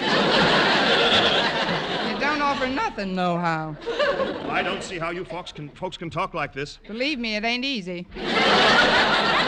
I gotta go get supper ready, Pa. You get rid of, say goodbye to Mr. Mooney for me whenever he leaves. Like, right away, I hope. Okay, Ma. See you later. Well, I guess that's the story, Mr. Mooney. No, now, wait, Stretch. Mr. Snodgrass, if you'll let me tell you something about Clay City... Nothing doing. I ain't taking any chances with my only child's happiness. I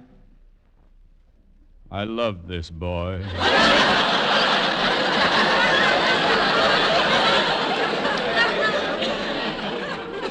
Papa, dear.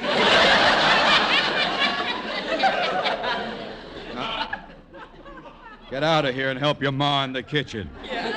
You see, Mr. Mooney... I love you too, Papa. I know. Now, Mr. Mooney, if you... Stretch, what are you hanging around for? Kiss me, Papa. Get out of here! He's such an affectionate little jerk. A youngster. We've always been quite close. Hey, excuse me, Daddy, but I saw your car outside and the door was open, It's so my daughter, Harriet. Harriet, go away, child. But, Daddy... Just a minute. I thought you said that Stretch was your only child. Stretch? Your brother, Harriet. Now go on out into the kitchen. Your mother will explain the whole thing to you. Oh, is Mother here? Stop the question. Just go in and see if Supper's on the table, Pa. Well, if it isn't, Missy... Oh, Harriet, how nice to see you. Why don't you go home to your mother? Her mother? She did come home to her mother. Ma! But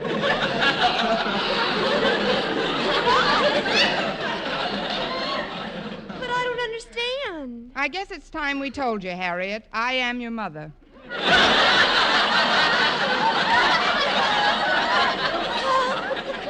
Your father and me, we've been secretly married for 16 years. But I'm almost 17. I'm over 17. I was hoping you wouldn't notice it.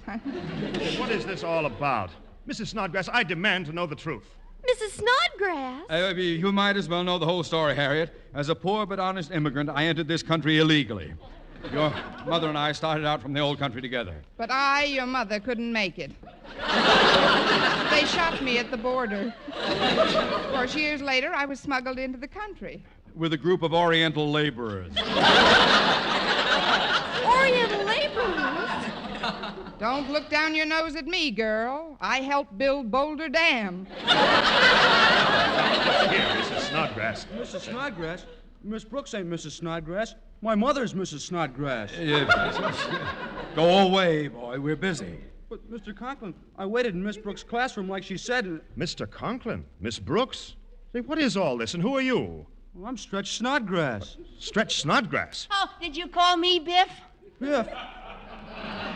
Are you Biff Mooney? Well, I was when I came in here, but right now I was... Oh, it was absurd to think that this ridiculous scheme would work. This is the real Stretch Snodgrass, Mr. Mooney. If he wants a transfer, I guess there's nothing we can do to stop him. And after all that iodine I used at the border. But I won't need no transfer now, Mr. Conklin. That's what I come over to tell Miss Brooks. I talked to the manager of the football team just now, and he said they're getting another uniform, so Waller can be on the team, too. Oh, boy, that's great, Stretch. Hey, instead of living with your aunt, you can move in with me. You can move in with me. You can move in with... You can sleep in the gym. Eve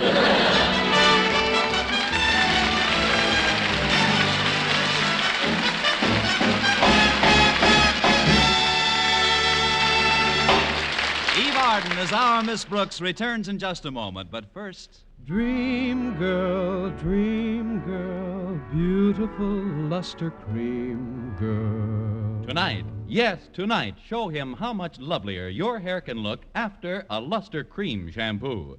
Luster Cream, world's finest shampoo. No other shampoo in the world gives Kay Daumit's magic blend of secret ingredients plus gentle lanolin. Not a soap, not a liquid. Luster Cream shampoo leaves hair 3 ways lovelier. Fragrantly clean, free of loose dandruff, glistening with sheen, soft, manageable. Even in hardest water, Luster Cream lathers instantly. No special rinse needed after a Luster Cream shampoo. So gentle, Luster Cream is wonderful even for children's hair. Tonight, yes, tonight, try Luster Cream shampoo. Dream girl, beautiful luster cream girl, you owe your crowning glory to a luster cream shampoo. And now, once again, here is our Miss Brooks. Well, after the smoke had cleared away, and also Walter, Stretch, and Harriet, Mr. Conklin and I took a very bewildered Biff Mooney by the arms and pointed him toward the nearest streetcar. And now, Mr. Mooney, you may return to your unscrupulous employer and tell him that once again he has been soundly defeated by superior brain power. Thank you, Mr. Conklin. Mr. Conklin, I did get a contract from Mr. Brill, but if he's going to get me into things like this all the time, I've got a good mind not to sign it. Well, if you'll excuse me now. Hold on there, boy.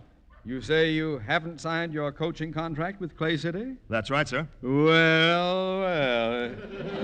Mr. Mooney, why don't we have dinner together at my place? There's something I'd like to discuss with you. Well, I guess that could be arranged. Fine. We'll have dinner at 8. Care to join us, Miss Brooks? No, thanks. I'm going to Clay City tonight to see the fireworks. Fireworks? Unless I've miscalculated, if you and Biff are having dinner at 8, Mr. Brill should be blowing his top at 9.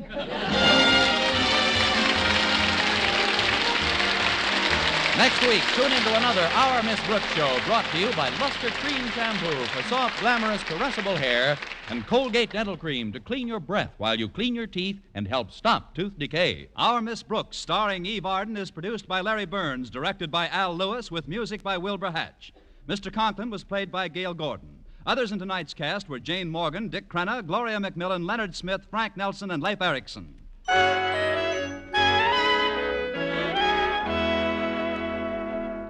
Men, do you shave with a lather or brushless shave cream? Palmolive shaving cream comes both ways, and whichever way you prefer to shave, you'll find that using either Palmolive brushless or Palmolive lather shaving cream can bring you more comfortable, actually smoother shaves. Here's the proof. 2,548 men tried the new Palmolive way to shave described on the tube. And no matter how they had shaved before, 3 out of every 4 got more comfortable, actually smoother shaves. Get Palmolive brushless or Palmolive lather shaving cream today. For mystery liberally sprinkled with laughs, listen to Mr. and Mrs. North, the exciting, fun-packed adventures of an amateur detective and his beautiful wife. Tune in Tuesday evening over most of these same stations. And be with us again next week at this same time for another comedy episode of Our Miss Brooks. Bob Lamont speaking. This is CBS, the Columbia Broadcasting System.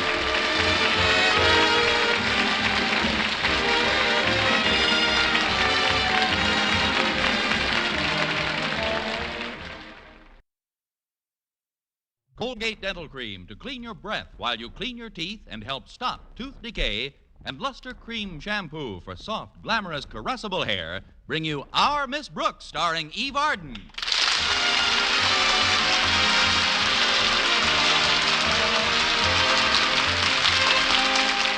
It's time once again for Eve Arden in another comedy episode of Our Miss Brooks, written by Al Lewis.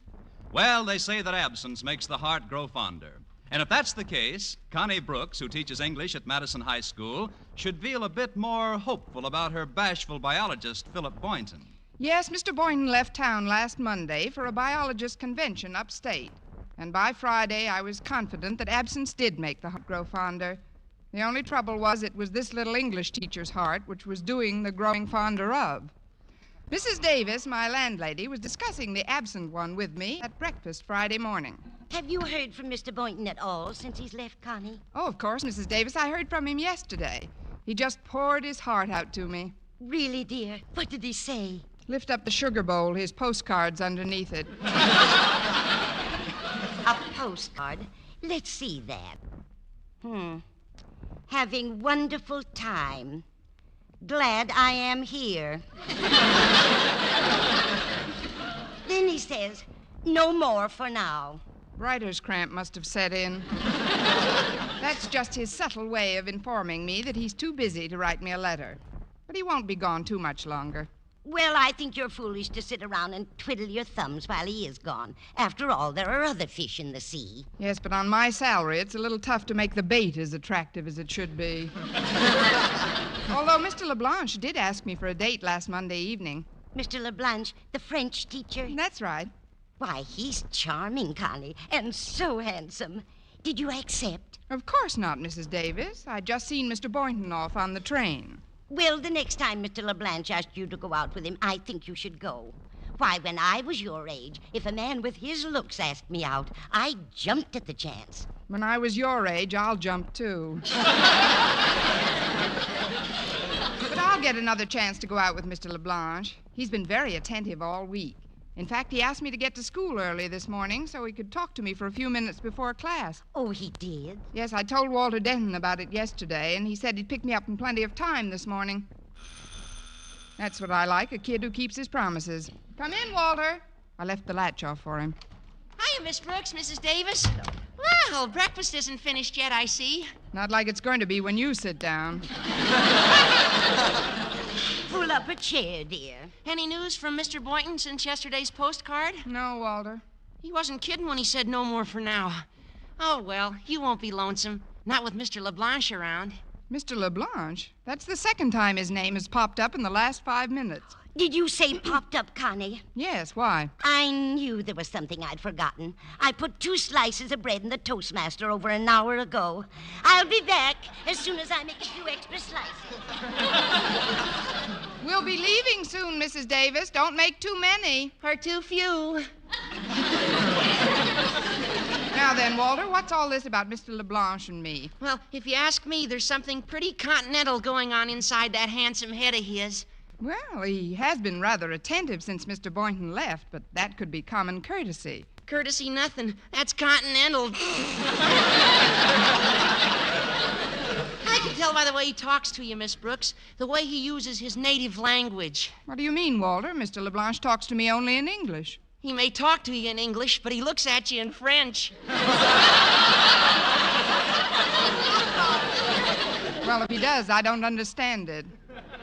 But Mr. LeBlanche does lapse into his native tongue occasionally. And just between us, Walter, I can't understand one word of it. You see, when I went to school, I studied much more Spanish than French for some reason. Well, what was the reason? A Spanish teacher named Jose Gonzalez. Of course, I wouldn't want Mr. LeBlanche to think I didn't know what he was talking about. Well, don't let that bother you, Miss Brooks. Harriet Conklin's a whiz at French. She can interpret anything that you don't understand. Of course, she's a little young to interpret the way Mr. LeBlanche looks at you.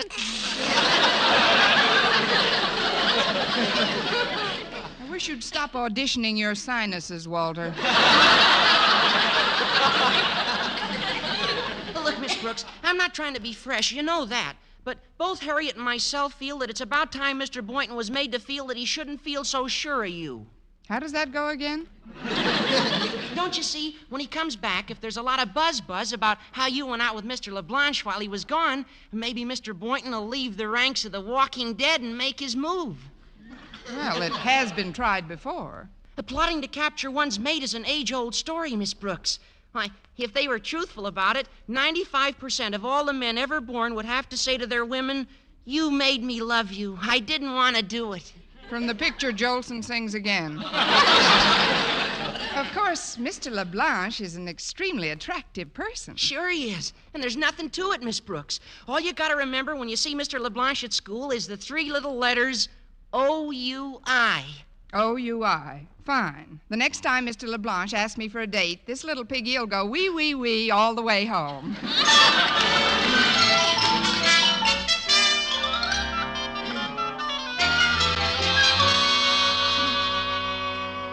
Da da da da da da da da da da. Do entree.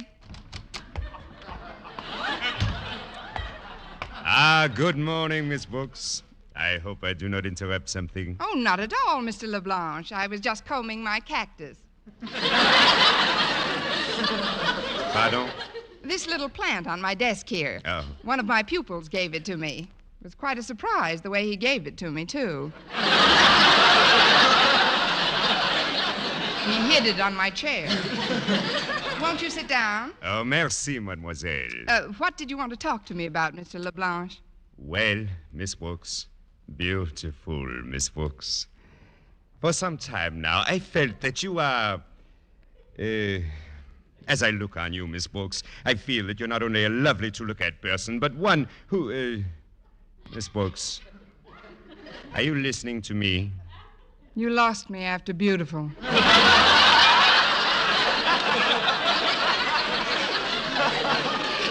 I know that we have not spent too much time in the company of each. That's very true. However, what I wish to say is something that I do not too easily find the words to do it, and so I have taken the liberty of writing it down in this note. A note? Oui. It is written in my native language, Miss Brooks. This still comes to me faster than English. You can read French, of course. Oh, of course. Well, then please do. Here. Let's see. Ma chère Miss Brooks, ça me semble que nous allons... Pouvez-vous me faire... Well, Miss Brooks? Well, from what I gather here, it's pretty obvious that I'll need some time to think this thing over. Well, as you say, Miss Brooks, I suggest we meet in the school cafeteria at lunchtime. Fine. And then, until we meet again, j'essaierai contrôler mes émotions. Je ne serai pas un petit gosse. Oh, I don't know. I think the Dodgers still have a chance. Next year.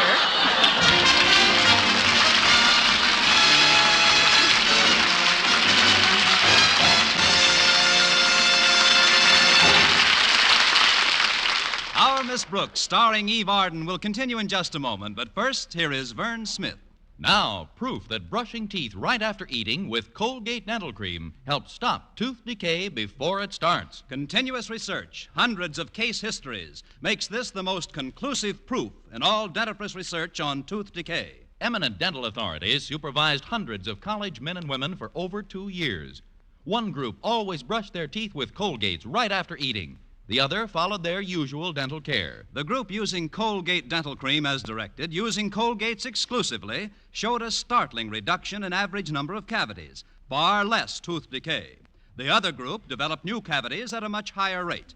No other dentifrice offers proof of these results. Modern research indicates decay is caused by mouth acids, which are at their worst after meals or snacks. When you brush your teeth with Colgates right after eating, you help remove acids before they can harm enamel. Yes, Colgates contains all the necessary ingredients, including an exclusive patented ingredient for effective daily dental care. And remember, Colgates cleans your breath while it cleans your teeth. Always use Colgate Dental Cream right after eating to help prevent new cavities, help stop tooth decay before it starts.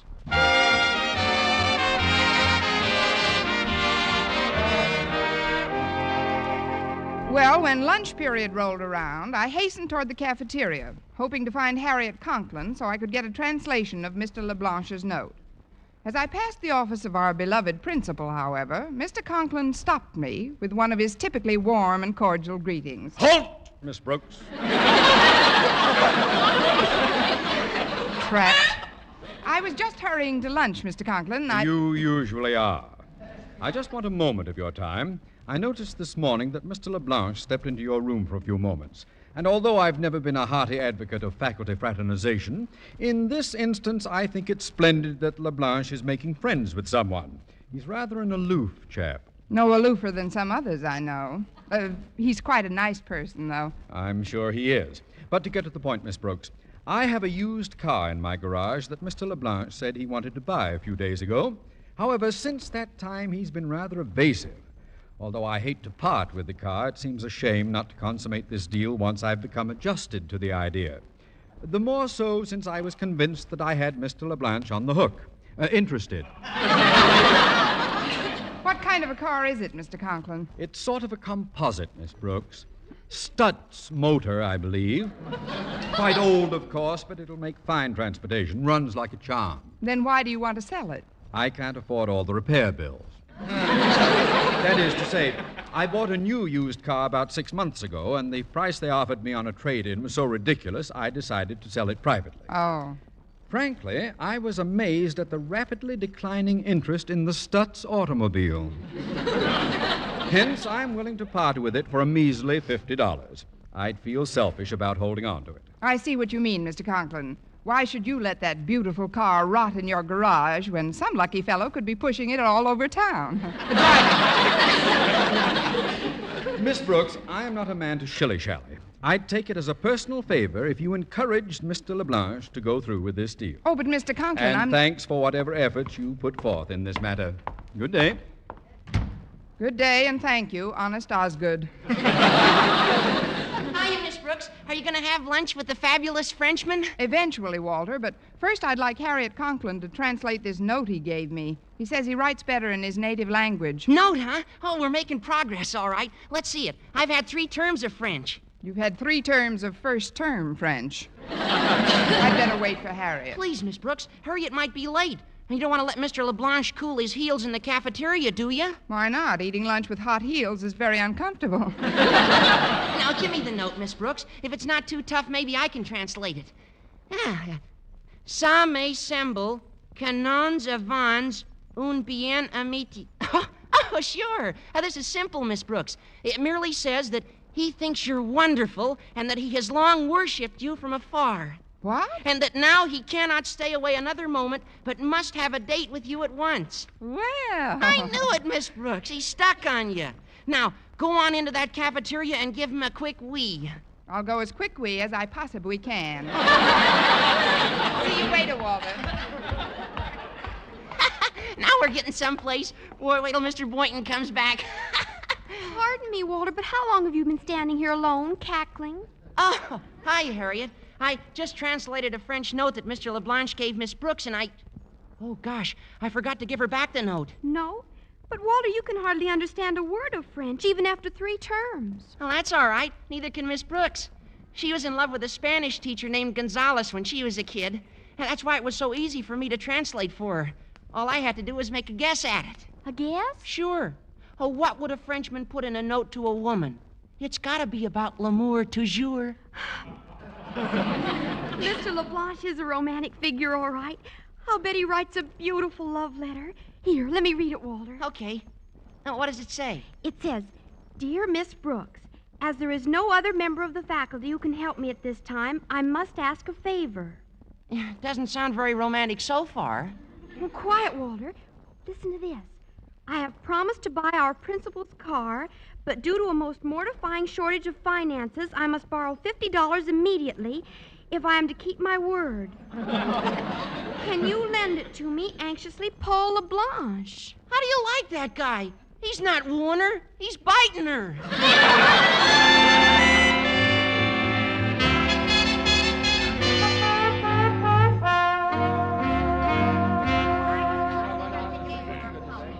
I'm sorry to be late, Mr. LeBlanche, but I had to catch up on a little reading. Oh, sit down, mademoiselle. As always, you look charming.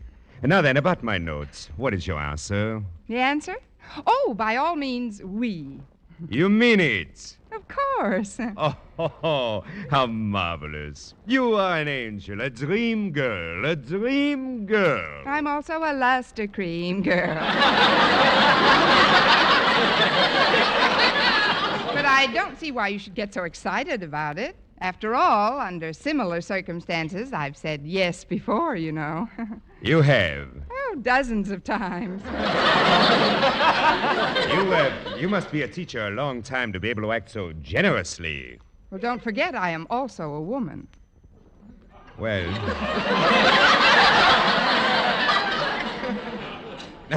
You have said yes to me. That is the main thing. Now tell me, Miss Brooks, when can I pick it up?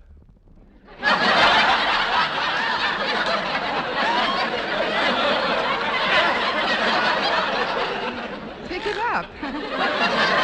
That's a quaint figure of speech. You can pick me up at 7:30 this evening. Oh, I was hoping I would not have to wait that long. Oh, you impetuous Frenchman, you. Yes, I suppose I am. After all, it takes a little while even to receive aid from the Marshall Plan. Oh, that's a good one. What am I laughing at?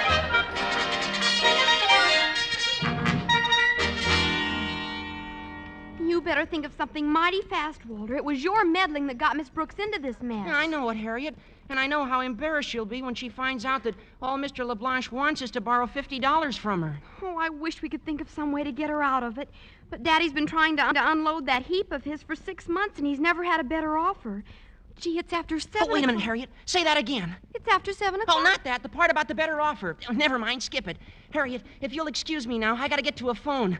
I may not save Miss Brooks any embarrassment, but I just gotta save her $50.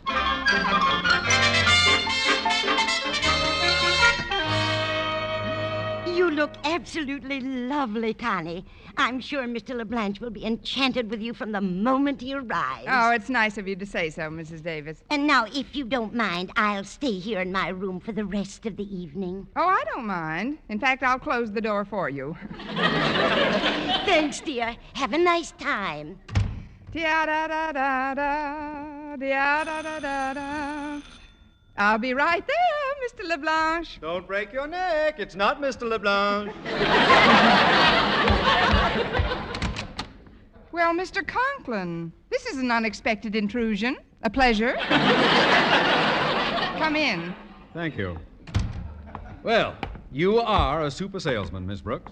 I am? I don't know what you told LeBlanc in the cafeteria today, but it certainly nailed him down. He asked me to meet him here tonight to close the deal on that jalop, that bargain I'm selling him. He asked you to meet him here? Oh, now, isn't that cute? He probably wants to take me for a ride. Did you bring it with you? Yes. I towed it over. Now, I've got the ownership papers right here, and as soon as Mr. LeBlanc Oh, I'll arrives... get it.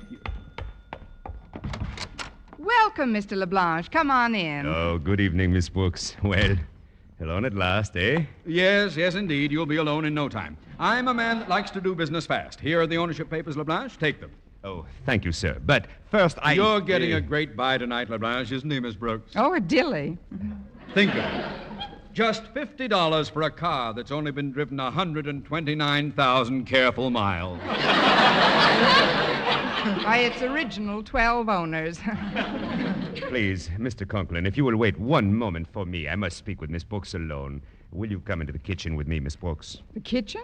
But Go ahead, Miss Brooks. I'll wait right here in the living room. Probably needs a little more reassurance. Go to it. What am I, a teacher or a used car dealer?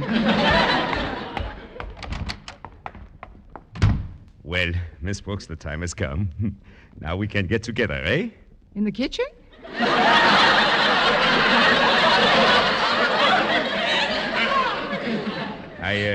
I did not want to mention it in front of Mr. Conklin, but as I stated in my note, Miss Brooks, I will be very grateful if you will lend me the $50 immediately. $50? Yes. After you read my notes, that is the 50 you said we too. So that's what I said we to. Where till I get my hands on that Walter Denton? Denton? I don't understand. No, neither did he. Him and his first-term French. Look, Mr. LeBlanc, I'll try to break this to you as gently as possible. About the $50. Oui? No, not exactly. In French, what's the opposite of oui? No. That's it. I non got it. Miss Brooks, you say no? Oui, non. But I assure Monsieur Conklin that the $50... Oh, I see it all now, Miss Brooks. You're joking. No, I'm not. Ho-ho. But, Miss Brooks, after our meeting in the cafeteria, I thought... I know you did, but it was all a misunderstanding, Mr. LeBlanc. I'd lend you the money in a minute if I had it, but I haven't. Honestly, I haven't. I'll show you what's in my bank. I'll even let you hold it up to your ear and rattle it. Well, naturally, Miss Brooks, I'm quite disappointed. But if it is, as you say, all a misunderstanding, perhaps I'd better return these ownership papers to Monsieur Conklin. The quicker, the better. After all, the evening is young yet, which is more than I can say for the car. Yes, I understand perfectly. Goodbye, sir, and thank you. Oh, I took the liberty of answering your phone, Miss Brooks. As it happened, the call was for me. I left word at home where I could be reached. Now then, Mr. LeBlanc. Allow me to speak first, sir. I am certain that your car is every bit as wonderful... Just a moment. Miss Brooks, would you step into the kitchen with me, please? Why not? I sort of miss the old place.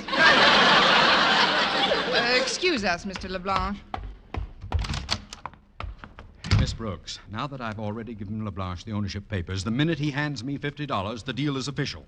You've got to help me talk him out of it. Talk him out of it? You mean you don't want him That call I just received was from a Mr. Horace Winthrop. He saw my car parked outside the house, and he offered me $150 for it. $150? He told me the minute he saw it, he went out of his mind about it. That boy needs shock treatments. Now, I realize you have a way with Mr. LeBlanc. You can succeed in changing his mind. Hence, a proposition.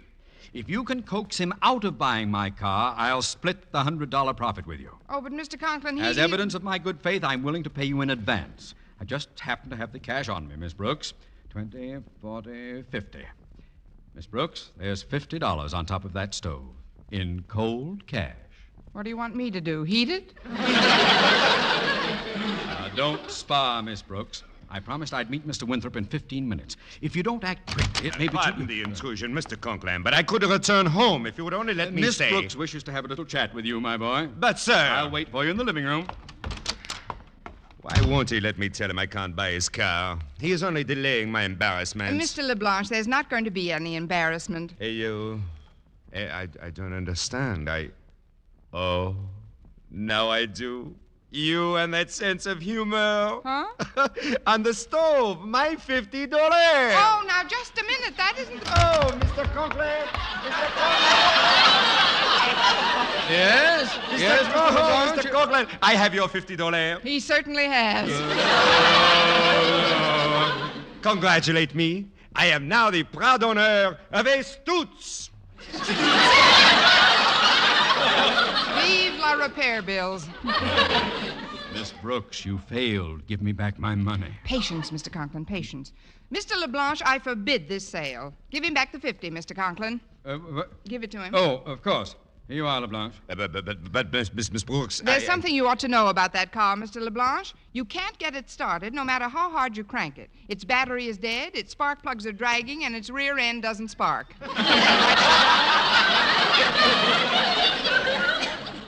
May we? Plus which, I think it only fair to tell you that the wheels are out of line. It has no radiator, no clutch, and no brakes. Well, Monsieur Conklin, I have come to the conclusion that I do not want your car. Gad, what a bitter pill to swallow. Well, I've got to be running along now. Can I drop you somewhere, Mr. LeBlanc? Oh, you are too kind. No, he's only one kind. But it's still early, Mr. LeBlanc. Isn't there something you'd like to do? Well, now that you mention it, Miss Brooks, there is. I know of a used car lot not far from here with $50. Oh, if you would drop me there, Mr. Conklin, something might catch my fancy. Very well. Come along, my boy. Oh, good night, Miss Brooks. Good night, my fancy. And thank you for you-know-what. You're welcome for no, I don't. The last time I saw Paris... What happened, Connie? Did I hear Mr. LeBlanc leave? Yes, you did, Mrs. Davis. But it's only 8:15. Where did he go? He went to a used car lot. But don't worry about him, Mrs. Davis. He should feel right at home there. What do you mean, Connie? Most of their motors aren't running either.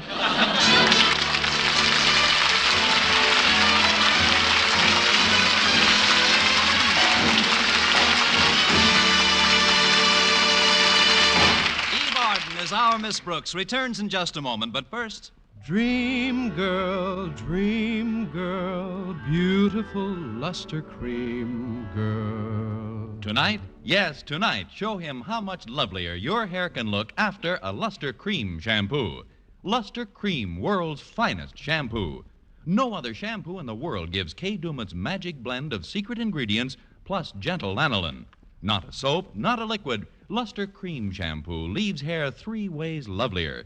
Fragrantly clean, free of loose dandruff, glistening with sheen, soft, manageable. Even in hardest water, Luster Cream lathers instantly. No special rinse needed after a Luster Cream shampoo. So gentle, Luster Cream is wonderful even for children's hair. Tonight, yes, tonight, try Luster Cream shampoo.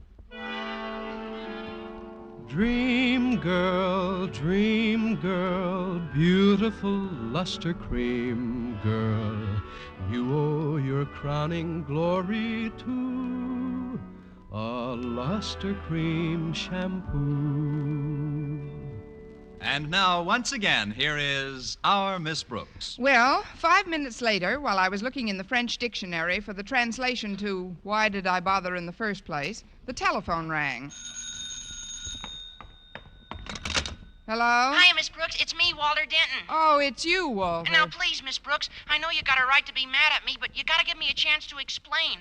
I would have come over in person, but I wanted to wait until Mr. Conklin had left. He's gone, isn't he? Yes, Walter, everybody's gone. Good. You see, the only way I could stop Mr. LeBlanche from putting the bite on you for $50 was to make sure that Mr. Conklin got a better offer for his car from somebody else. So I called a few minutes ago and offered Mr. Conklin $150. What? Sure. I told him I was a Horace T. Winthrop. You certainly are. But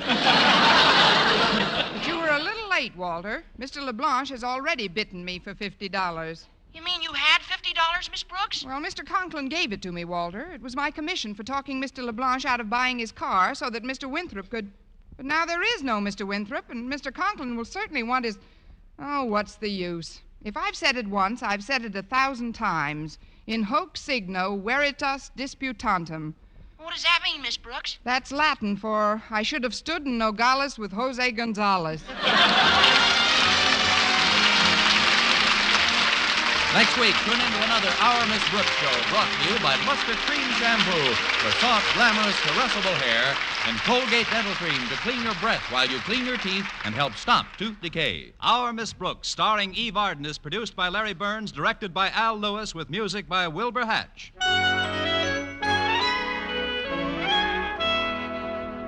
Men, here is actual factual proof of more comfortable, actually smoother shaves by using Palmolive lather shaving cream.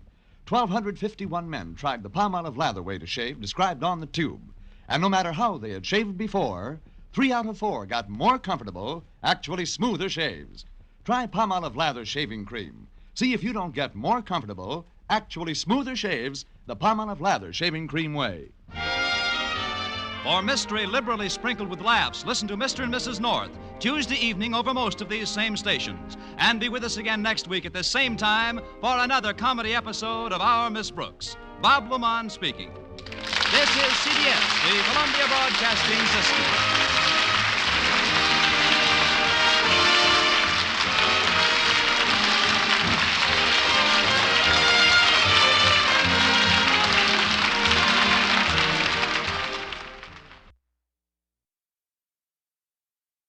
Colgate Dental Cream to clean your breath while you clean your teeth and help stop tooth decay, and Luster Cream Shampoo for soft, glamorous, caressable hair bring you Our Miss Brooks, starring Eve Arden. It's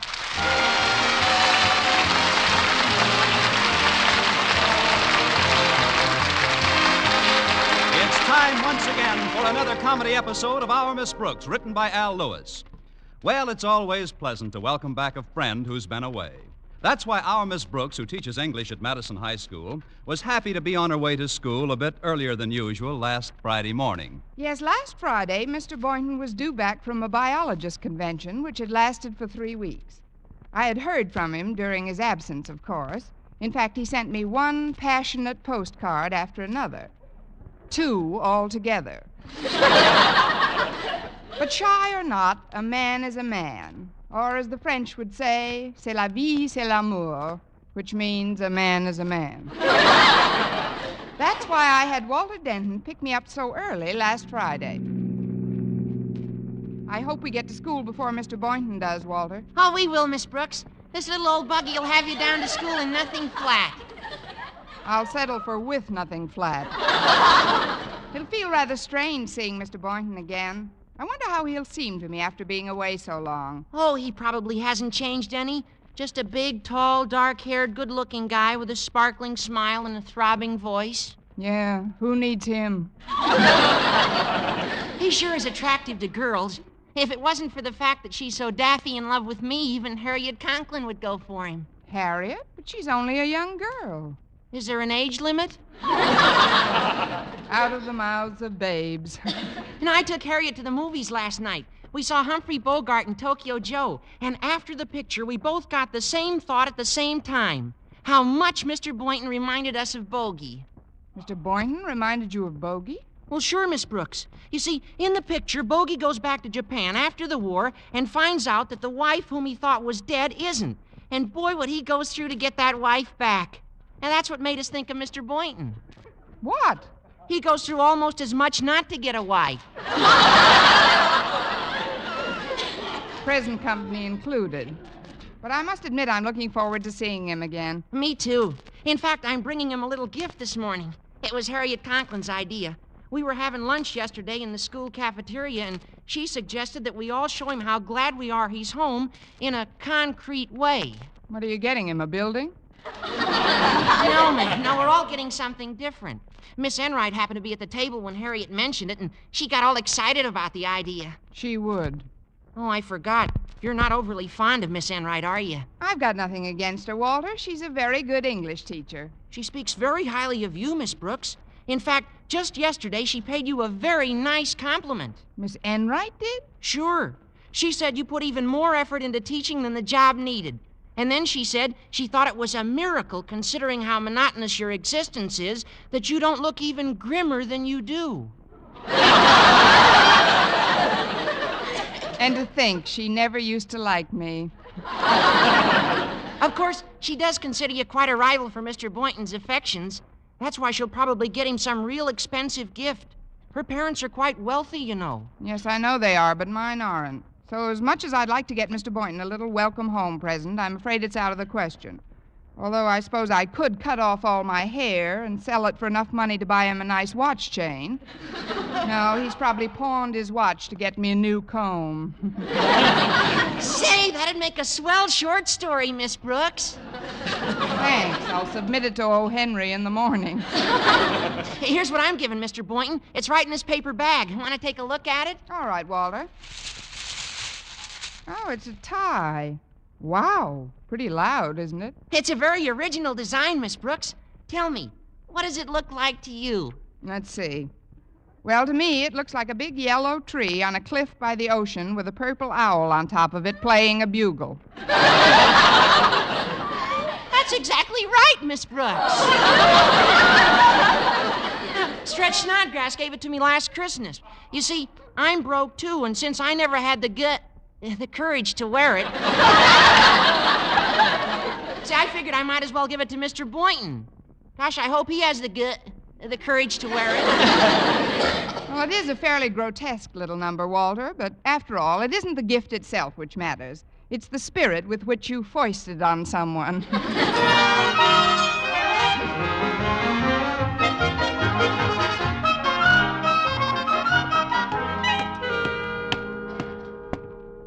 Well, here's the biology lab, Miss Brooks. Shall we go in and welcome back our hero together? If our hero has arrived, it might be a nice idea, but first Look who just came out of the lab. Miss Enright. Good morning, Walter. Hiya, Miss Enright. And dear Miss Brooks. I hate to be the bearer of such evil tidings, but your quarry hasn't been sighted yet. My quarry? You were here when I arrived, remember? Well, I just wanted to leave a little welcome home gift for Mr. Boynton. I assure you I haven't spent 2 seconds hanging around this door. Oh, I'm sure you haven't, Miss Enright, but tell me one thing. Did you sleep with your paws over the threshold or under the threshold? Excuse me, ladies, but I'm going to leave my little gift on Mr. Boynton's desk, too. Well, Miss Brooks, I suppose you're waiting to deliver your humble little offering to Mr. Boynton in person. No, Miss Enright, to be perfectly honest with you. Please, Miss Brooks, it's a little early in the morning for fantasy. But even if you were going to tell me that you haven't bought anything for Mr. Boynton, I assure you that your method of spreading the welcome mat is very effective. What do you mean? Well, you're wearing it, aren't you? Well, no. Really, I don't mean to criticize your get-up, my dear. I realize that on a teacher's salary, dressing well takes more than good taste, even if you had any. Fortunately, I don't have to depend on my earnings to get along. Mama and Papa have always been extremely well off. They didn't know how well off till you were born. I'd better be on my way. I can't afford to engage in a common hair-pulling contest. Not when you get your hair at I.J. Fox, you can't.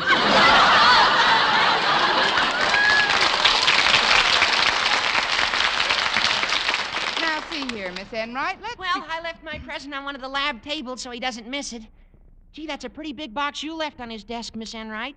What's in it? It's an imported suede jacket, Walter. And if you'll excuse me now, Miss Brooks, I'll let my gift make my welcome speech for me. I'm going to freshen up a bit. If I were you, darling, I'd do the same thing. If I were you, so would I. Well, this is great. All I've got for Mr. Boynton's homecoming is a big, fat, empty handshake. Don't you believe it, Miss Brooks? I wouldn't let you be caught in a predicament like that. That's why I made out a card saying, to Philip Boynton from Constance Brooks, and put it in the bag with that tie I got from Stretch Snodgrass. That tie? Well, it was very considerate of you, Walter, but alongside of Miss Enright's jacket, that tie is bound to suffer. In fact, it looks like it's suffering by itself. Well, I did think of that, Miss Brooks. I'm sorry, Walter. I just can't accept your favor. Yeah, but Miss Brooks... I'm sorry. I've got to hurry into the lab and get that tie before Mr. Boynton lays eyes on it. I'd be embarrassed to death if he thought that I... Hello, Miss Brooks. You looking for me? Why, Mr. Boynton, I didn't know you were back. Oh, yes, sir. Hi, Walter.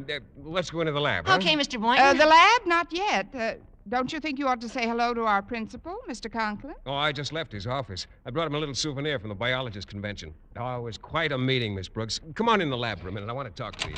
Well, let's go in, Miss Brooks. Everything will be all right. Oh, but that tie with the owl. Oh, it's good to get back, all right. Same old blackboard, same lab tables, equipment, and... Say, what's this little bag? Open it, why don't you? Maybe it's a present from someone. A present? Oh, it's a tie. Ah!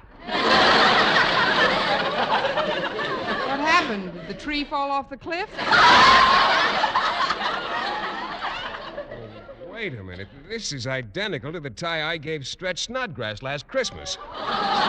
You gave it to Stretch? It certainly gets around. I remember it very well. I thought it was all right to give to a young kid, but...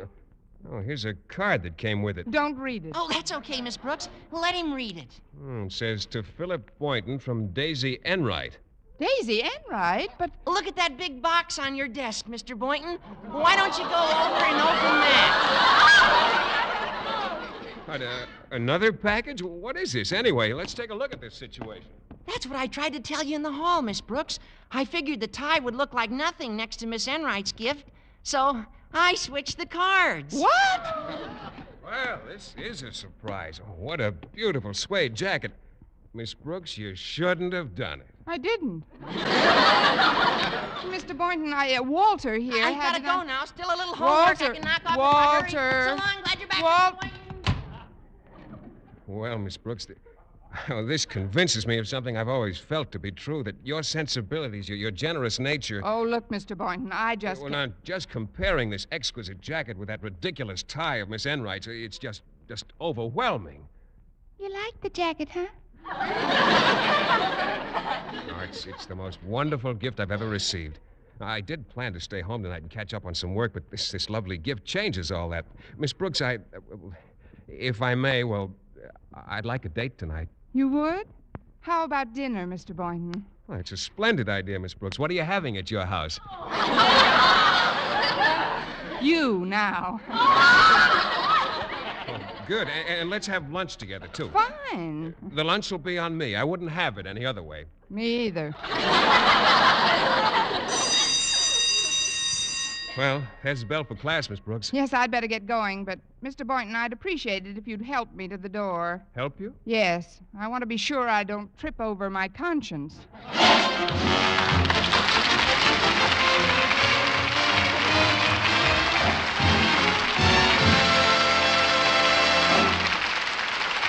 Our Miss Brooks, starring Eve Arden, will continue in just a moment. But first, here is Vern Smith. Now, proof that brushing teeth right after eating with Colgate Dental Cream helps stop tooth decay before it starts. Continuous research, hundreds of case histories, makes this the most conclusive proof in all dentifrice research on tooth decay. Eminent dental authorities supervised hundreds of college men and women for over 2 years. One group always brushed their teeth with Colgates right after eating. The other followed their usual dental care. The group using Colgate dental cream as directed, using Colgate's exclusively, showed a startling reduction in average number of cavities, far less tooth decay. The other group developed new cavities at a much higher rate. No other dentifrice offers proof of these results. Modern research indicates decay is caused by mouth acids, which are at their worst after meals or snacks. When you brush your teeth with Colgates right after eating, you help remove acids before they can harm enamel. Yes, Colgates contains all the necessary ingredients, including an exclusive patented ingredient for effective daily dental care. And remember, Colgate's cleans your breath while it cleans your teeth. Always use Colgate dental cream right after eating to help prevent new cavities, help stop tooth decay before it starts.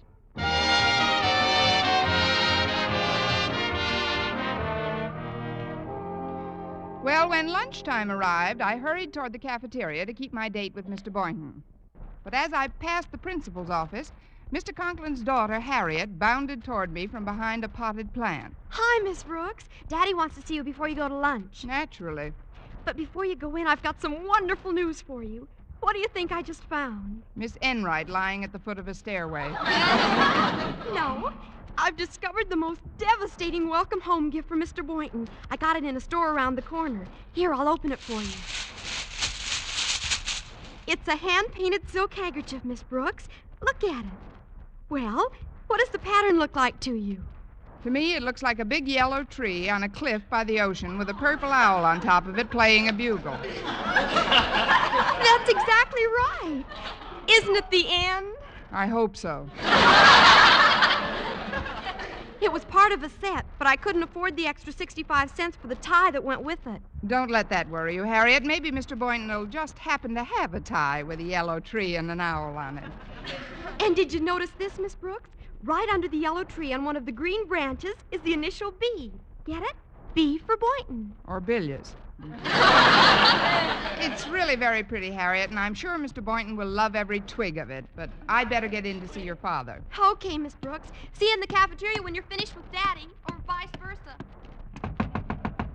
Come in. Well, it's Miss Brooks. Sit down, won't you? Over here by my desk. That's where all my friends sit when they drop in to see me. You all right, Mr. Conklin? Well, now that you mention it, Miss Brooks, I'm not all right at all. I'm very embarrassed. You see, this morning, Mr. Boynton presented me with a 4-pound frog. Congratulations. What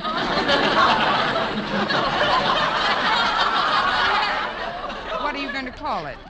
It's this brass ornament you see before you, and that's the crux of my embarrassment.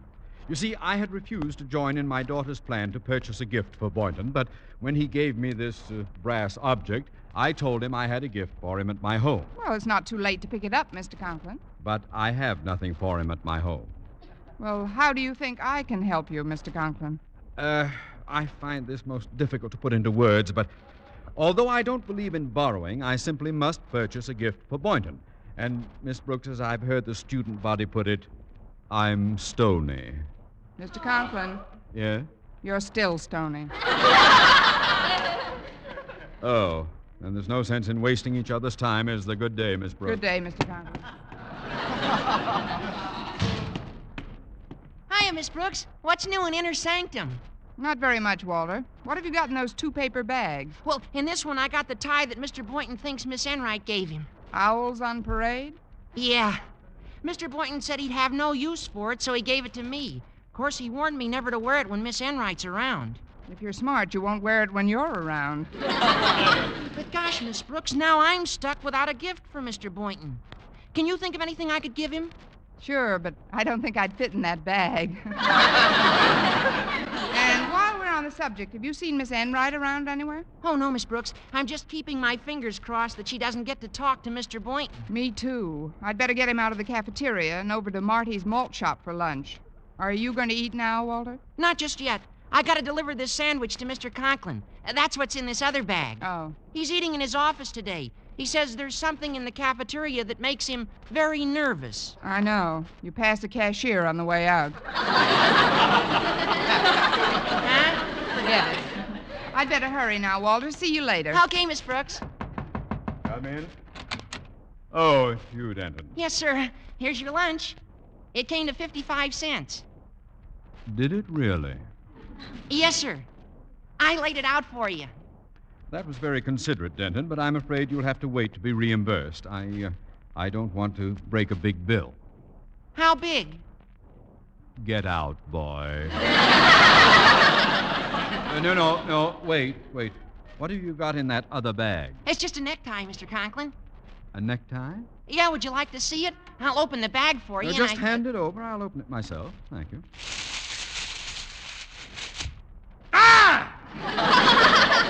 Hot stuff, huh, Mr. Conklin? Yes, it's delightful. But frankly, Denton, I don't think it quite suits your personality. However, I might be persuaded to take it off your hands. Yes, indeed, I think I can put this tie to very good use. Well, sure, Mr. Conklin. I'll sell it to you real cheap. I'm not interested in buying it, Denton, but perhaps we could work out a trade. A trade? Here on my desk is a beautiful brass frog. It's brand new, you see. I just took it out of this lovely maroon gift box. If you'll give me the tie, you may have this charming ornament. It's a deal, Mr. Conklin. Yes, indeed. I think I can put this frog to very good use.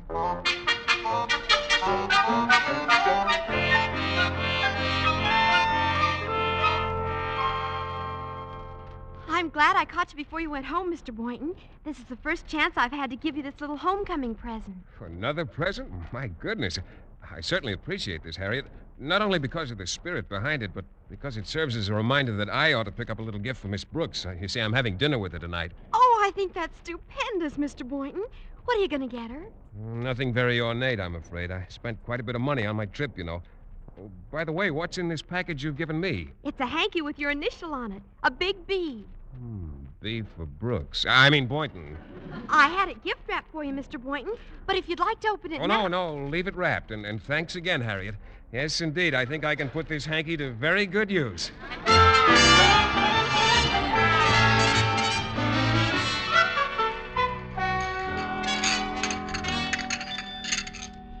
Do you think Mr. Boynton enjoyed the dinner, Connie? Oh, I'm sure he did, Mrs. Davis. Maybe you ought to go back into the living room, Mr. Boynton. I'll finish these dishes myself. I wouldn't dream of it, Mrs. Davis. I'll get my chance to be alone with Mr. Boynton later when you go to the movies. Oh. Am I going to the movies? I saved up for it all day. Very well, dear. But before I go, I'll make some coffee for the others. Others? I forgot to tell you, Connie. Me and that absent mind of mine. Mr. Conklin called late this afternoon and said he missed Mr. Boynton at school, so he'd drop over tonight with a little gift he had for him. Oh. That was right after Walter Denton called, and he said he'd be over with his little present. This is the earliest Christmas we've ever had. Now go on inside, Connie. Forget the dishes. Thanks, Mrs. Davis. See you in a few minutes. Well, Miss Brooks, you all finished with the dishes? Mrs. Davis gave me time off for good behavior. I don't want you to think I neglected to bring you a little memento of my recent trip. It's just that I was waiting for the propitious moment to present it to you, and, well, I think this is it. Here, Miss Brooks, I hope you like it. Why, Mr. Boynton, what a beautifully wrapped package. Oh, it's a shame to open it, but I'm so curious to find out what it is. So am I. That is, I'm curious to see how you like it.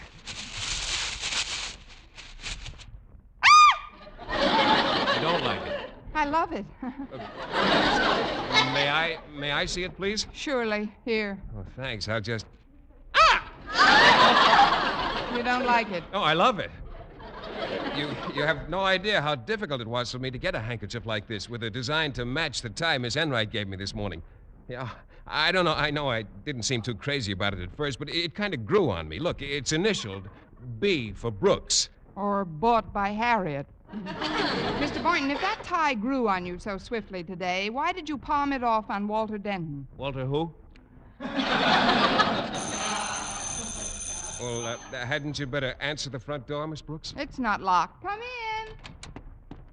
Oh, good evening, Miss Brooks, Mr. Boynton. Good evening, Mr. Conklin. I'm certainly glad to see you. He sure is.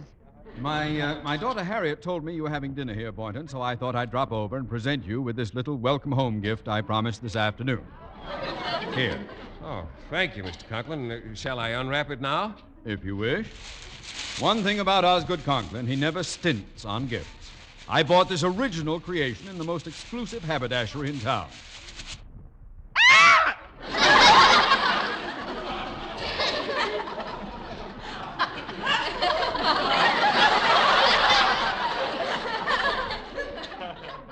You don't like it. We love it. Always have. What could be lovelier than a yellow tree with a purple owl playing a bugle? Unless it was a purple tree with an orange pig playing a fife. Well, thanks a lot, Mr. Conklin. It's just what I needed. Oh, don't mention it, my boy. I still owe you a debt of gratitude for that lovely brass frog you gave me. I shall treasure it always. Come in.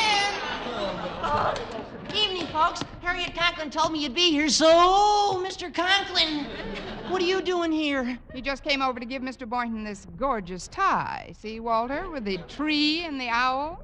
Gee, that's very pretty. Oh, no. What are you all knowing about, Denton? Walter, did you say you had a gift for me? Oh, yes, Mr. Boynton. I got it right here in this maroon box. Oh, no.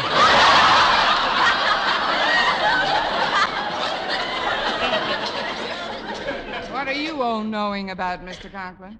Denton, I'd better have a word with you in the kitchen, boy. Oh, sure, Mr. Conklin. Just as soon as I give Mr. Boynton this brass frog. Brass frog? Brass frog. Brass frog. Well, thank you, Walter. It certainly is fun exchanging gifts, isn't it? Yes, and tonight we're really exchanging them. Well, it's the idea that counts anyway, isn't it? And I've gotten some swell things that make me almost glad I left Madison so I could come back. Look, Mr. Conklin, how do you like this suede jacket I've got on? Oh, it's extremely attractive, Boynton. Miss Brooks gave me this. Come in. Well, good evening, everyone. Hello, Miss Enright. Miss Enright? Miss Enright. Miss Enright. Harriet Conklin told me I'd find you here, Mr. Boynton. She did? You remember Harriet, known to her intimates as the town crier? Oh, let me look at you, Mr. Boynton. My, that suede jacket looks simply divine. Ain't it a dandy?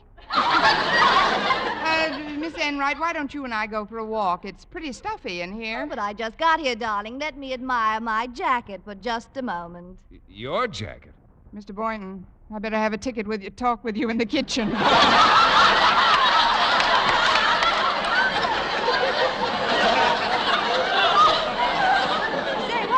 On here. This morning I left a gift for you, Mr. Boynton, on your desk. My card was attached. Well, yes, I got the tie, Miss Enright. But... Tie? I didn't give you a tie. I gave you that suede jacket you're wearing. You? Well, the card said... Miss Brooks, how did you... Miss Brooks, where are you? I'm over here in the closet with the rest of your gifts. What are you doing in there? I'm using the hanky for a blindfold, the tie for a noose, and Gridley, you may fire the brass frog when ready.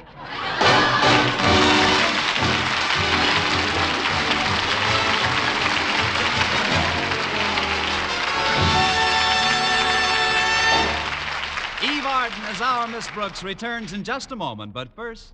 Dream girl, beautiful luster cream girl. Tonight? Yes, tonight. Show him how much lovelier your hair can look after a Luster Cream shampoo. Luster Cream, world's finest shampoo. No other shampoo in the world gives Kay Daumit's magic blend of secret ingredients plus gentle lanolin. Not a soap, not a liquid. Luster Cream shampoo leaves hair 3 ways lovelier. Fragrantly clean, free of loose dandruff, glistening with sheen, soft, manageable. Even in hardest water, Luster Cream lathers instantly. No special rinse needed after a Luster Cream shampoo. So gentle, Luster Cream is wonderful even for children's hair. Tonight, yes, tonight, try Luster Cream shampoo.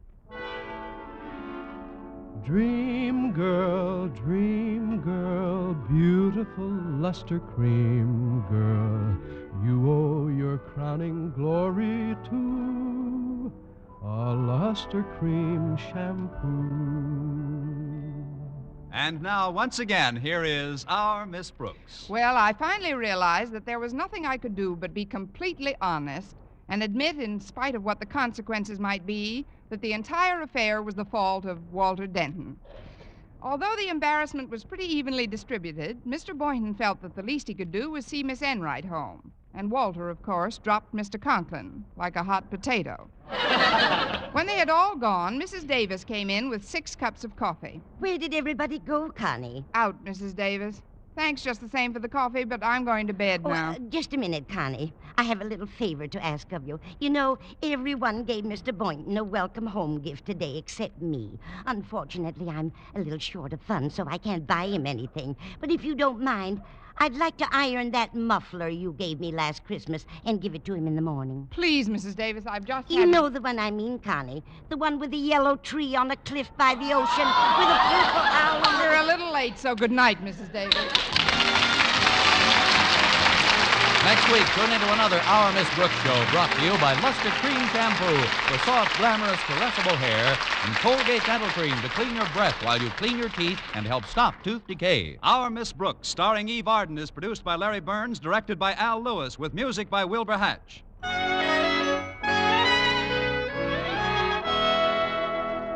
Men, do you shave with a lather or brushless shave cream? Palmolive shaving cream comes both ways, and whichever way you prefer to shave, you'll find that using either Palmolive brushless or Palmolive lather shaving cream can bring you more comfortable, actually smoother shaves.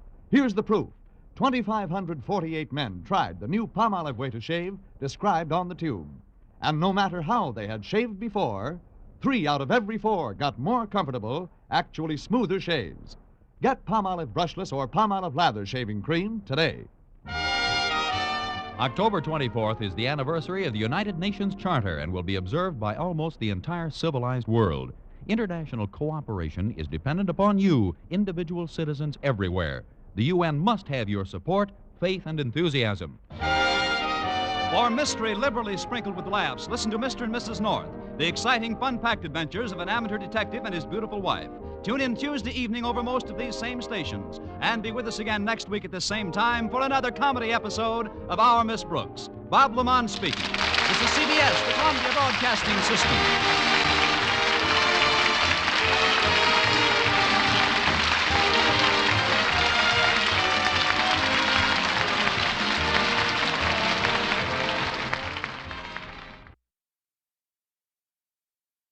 Colgate Dental Cream to clean your breath while you clean your teeth and help stop tooth decay, and Luster Cream Shampoo for soft, glamorous, caressable hair bring you Our Miss Brooks, starring Eve Arden.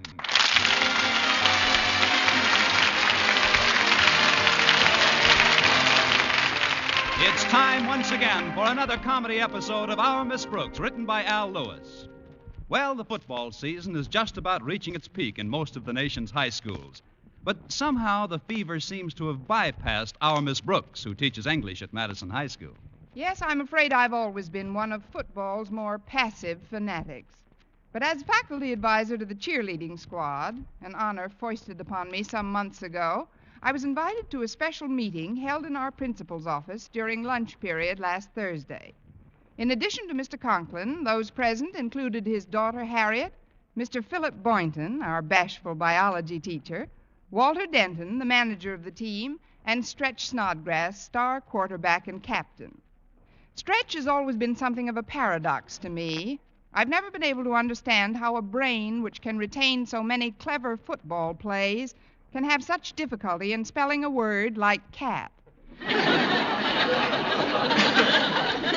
Be that as it may, Mr. Conklin wasted no time in telling us why we had been summoned. As you all know, tomorrow is the day we play City High. You also know that I consider Jason Brill, the principal of that institution, my arch rival. What you do not know is that Brill has obtained a small bear cub in honor of the Clay City Cubs, which he intends to trot out between halves. We, too, must be prepared to entertain the spectators with our mascot. It's as simple as that. Not quite, Mr. Conklin. Our football team has always been known as the Madison Comets. It might be rather difficult to lead a comet out between halves. That's a hot one. Imagine trying to lead a Let's try...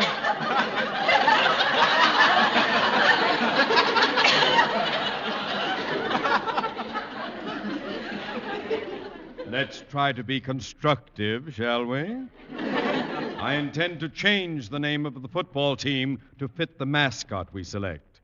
I'm open to your suggestions. Before we make any suggestions, Daddy, where did Mr. Brill get the bear cub you mentioned? From the circus, Harriet. You know the one in Moore's Meadow, which bogged down on its way to winter quarters?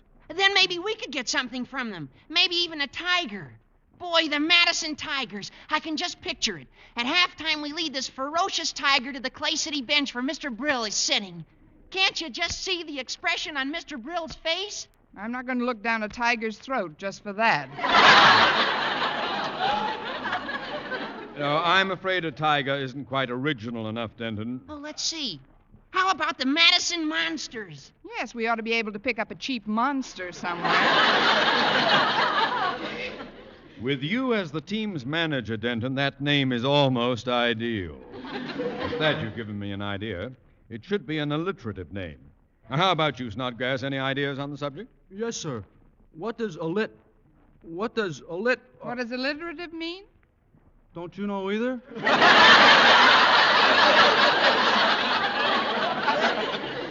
Alliterative means when words start with the same initial, like the Clay City Cubs or the Pittsburgh Pirates. How about the Madison Mustangs, Mr. Conklin? We ought to be able to rent one of those for the game. And maybe Mr. Boynton could ride him around the stadium at halftime. No, not me. No, if you wanted to borrow my pet frog, McDougal, as mascot. That's not a bad idea. Of course, we did have to get a rather tiny saddle. No, wait a minute. Stretch, your father runs a pet shop, doesn't he? Well, yes, he does, Mr. Boynton. But we ain't got no animals over there that would be good for what we want them for right now, I don't think. Where in the world did you acquire that manner of speech, Snodgrass? I'm in Miss Brooks's English class.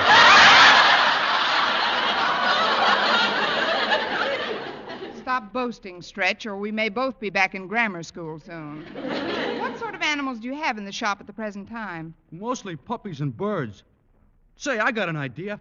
My dad got 4 brand new Blue Jays this morning. Please, Stretch, Mr. Conklin isn't interested in what your father puts on his corns. I don't mean Blue Jay corn plasters, Miss Brooks. I mean real ones. They're awful pretty, and they could... No, if they ever flew away, my dad would lambaste the living... He'd be peeved. I know. Maybe I could bring over my turtle as a mascot. The Madison Mud Turtles. Now, that's sort of alliterative. How big a turtle have you got, Stretch? He's exactly 3 inches square. Now, there's a brilliant suggestion. How could the crowd in a football stadium possibly see a 3-inch turtle? I know. We could paint Madison in huge red letters on his back. This meeting is getting absolutely nowhere. As usual, the important decisions have to stem from my own creative brain. I will come to a decision by the time school ends and delegate one of you to pick up the animal of my choice. You may all go to lunch now. Dismiss! Aye, sir. Where are you going to have lunch today, Miss Brooks? Marty's Malt Shop? No, Mr. Boynton, I'm going to live dangerously and go to the school cafeteria. It should be much more inspirational. Inspirational? Yes, I had some stew there the other day, which I'm sure would have made a wonderful mascot.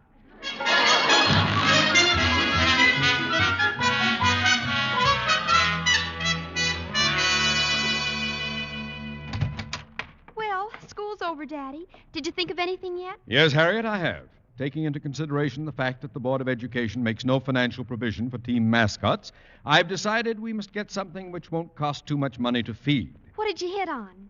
A gopher. A gopher? But, Daddy... If it's good enough for Minnesota, it's good enough for us. We'll just capture one this evening in our backyard. Excuse me, Harriet. Principal's office. Osgood Conklin on this end. Hello, Osgood. This is Martha, dear. Your wife. I know your title. I conferred it on you. Now, what is it, my dear? Well, I'm afraid I have some rather distressing news. Your brother is staying over another day? No, dear. I broke one of your favorite bookends. I was cleaning it, and it just slipped out of my hands. I don't know how it There have been greater disasters known to man, Martha. We'll simply replace the bookend. But it was I don't know where they were purchased, and... Wait a minute. Miss Brooks was admiring them just the other day at tea. She said she saw an identical pair in a curio shop right near her house. Do you think it would be asking too much to have her pick one up for us? It would be a labor of love for the woman. My teachers adore me, you know. Yes, dear, I know. Which bookend was it, Martha? What design? It was the one with the elephant on it, Osgood. She'll remember it all right. Then the matter is closed. Think no more of it, my dear. I'll see you in just a little while. Oh, by the way, Martha, I'm rather tired, so when I do come home, I'll take a little nap in the living room. Please see that the squealing urchins with which our neighborhood abounds are shooed as far away from our porch as possible. I'll try, Osgood. Goodbye, dear. Goodbye. Now then, Harriet, fetch Miss Brooks at once, if you please. I can't, Daddy. She's gone home. The speed with which they depart is always a revelation to me. Well, take this note, child. Attention, Miss Brooks. I want you to purchase at once an elephant bookend of the type you admired so much at our house recently. Now take that right over to Miss... Oh, gosh, Daddy, if you're going to send me on any errands, I just can't go. I've got volleyball practice with the team this minute. But I promised your mother I've got to get this... Let me look out in the hall. Maybe somebody's still around. Stretch. Oh, Stretch. Hi, Harriet. What can I do for you? You can deliver a note, boy. Do you know where Miss Brooks lives? Well, yes, sir, with Mrs. Davis. Right. Now take this note right over to her, will you? Sure, Mr. Conklin. Where does Mrs. Davis live? The address is 295 Carroll Avenue. Now be sure she gets that message immediately. Don't worry about me, Mr. Conklin. When it comes to messages, I'm like the Pony Express. I always get my man. See you later, Harriet. Pony boy, won't you be my pony boy? Oh, Stretch, would you come here a moment? Oh, hi, Mr. Boynton. What can I do for you? Well, you can let me have a piece of paper, if you will. I'd like to copy down the football schedule that's on the bulletin board here. Well, sure, Mr. Boynton. Here's a piece of this paper I don't need. Nothing wrote on it anyhow. Oh, thanks a lot. I'm glad to be of service. See you at the game tomorrow. Okay, Stretch. Now, I'll just... Oh, that's funny. There's nothing written on the front, but what's this on the back? It says, bookend of the type you admired so much at our house recently. Oh, well, it can't be very important if Stretch had it.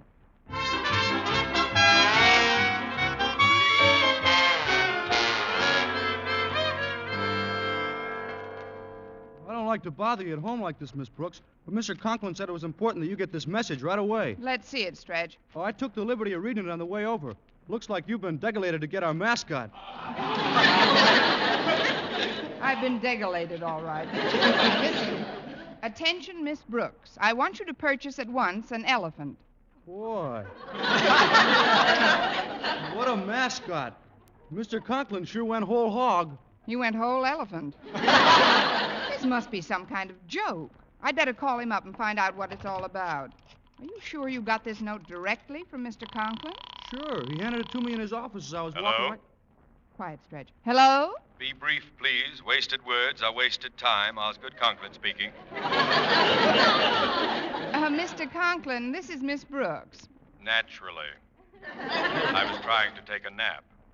This, I might add, is the third time in 1 week you have jangled me out of my afternoon doze. Now, what is it you want? I just got your note, Mr. Conklin, about this elephant. As I recall, Miss Brooks, the note was quite simply written. I don't expect you to be the greatest English teacher in the world, but I do expect you to be able to read a few simple sentences in the language. But, Mr. Conklin, now, please do as I've asked and let me get some sleep. But, Mr. Conklin, what kind do you want? You've seen them before, Miss Brooks. Just get one. But, Mr. Conklin, the money, how will I pay? Charge it to me. Now, for heaven's sake, ring off and don't call me back till you've got it. Yes, sir. Stretch, we're going to need some transportation. Is your jalopy out front? Sure, Miss Brooks. Where are we going? We're going down to the Bombay branch of Gimbals and charge an elephant.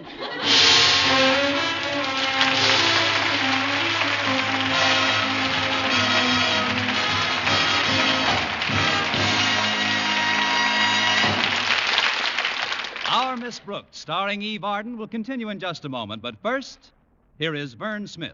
Now, proof that brushing teeth right after eating with Colgate Dental Cream helps stop tooth decay before it starts. Continuous research, hundreds of case histories, makes this the most conclusive proof in all dentifrice research on tooth decay. Eminent dental authorities supervised hundreds of college men and women for over 2 years. One group always brushed their teeth with Colgates right after eating. The other followed their usual dental care. The group using Colgate Dental Cream as directed, using Colgates exclusively, showed a startling reduction in average number of cavities, far less tooth decay. The other group developed new cavities at a much higher rate. No other dentifrice offers proof of these results. Modern research indicates decay is caused by mouth acids, which are at their worst after meals or snacks. Brushing teeth with Colgates as directed helps remove acids before they harm enamel. Yes, Colgates contains all the necessary ingredients, including an exclusive patented ingredient for effective daily dental care. So remember, always use Colgate Dental Cream to clean your breath while you clean your teeth and help stop tooth decay.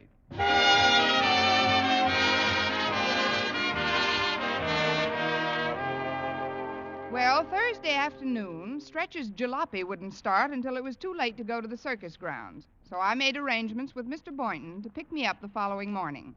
Friday, I awoke bright and early and brushed my teeth extra well. I wasn't going to let any elephant's tusks outshine mine. Then I joined my landlady, Mrs. Davis, in the dinette. Why, Connie, it's only 9 o'clock, and this is Armistice Day. There's no school. What are you doing up so early? I'm going on an elephant hunt, Mrs. Davis. Oh, that's nice, dear. Now, how do you want your toast? Buttered or... What did you say? I said I'm going on an elephant hunt. In America? Of course. Well, I don't want to pry into your personal life, Connie, but why? Because Mr. Conklin wants one. Oh, I see. Well, if you'll just drink your juice now, I'll go in. Mr. Conklin wants an elephant. For a mascot, Mrs. Davis. I guess he's trying to outshine Jason Brill's bear cub. Well, that should do it. If it's any kind of an elephant at all, it should. Where are you going to look for the beast, Connie? Down at Moore's Meadow. Beck Brothers Circus got stuck on their way to winter quarters. Equipment trouble or something. Anyway, they might be willing to rent us one of their performing elephants for the big game. Sounds logical. Who's driving you down, dear? He is. I mean, Mr. Boynton. I left the door unlocked for him. Come in, Mr. Boynton. Well, I'll get some dishes and set another place for him.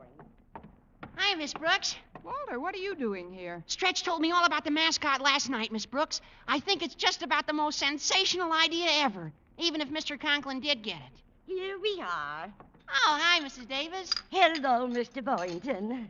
Huh? Why, it's me, Walter Denton. Oh, of course it is. I wasn't looking.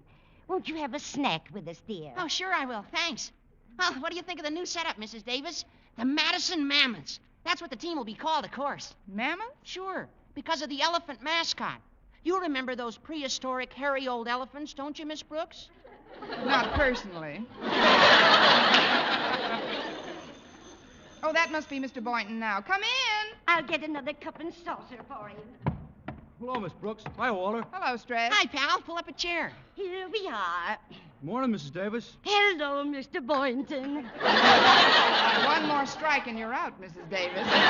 It's Stretch Snodgrass. Oh, so it is. What can I get for you, dear? Would you like an egg? Well, I'm in training, Mrs. Davis. Oh, I see. I'd like 4 eggs. Oh, and how do you want them, Stretch? With ham and. With ham and what? Bacon.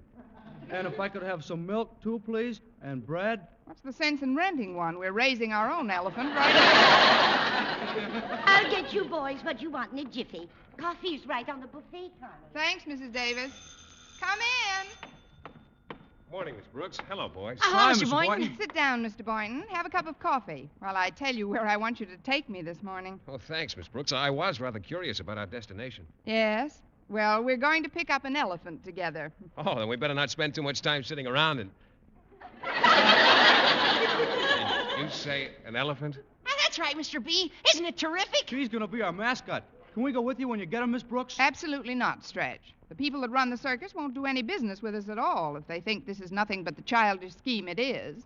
I mean, Mr. Boynton and myself are going alone. Oh, now, just a minute, Miss Brooks. Did Mr. Conklin actually say he wanted an elephant to be our mascot? Indubitably. Irrevocably. Yeah.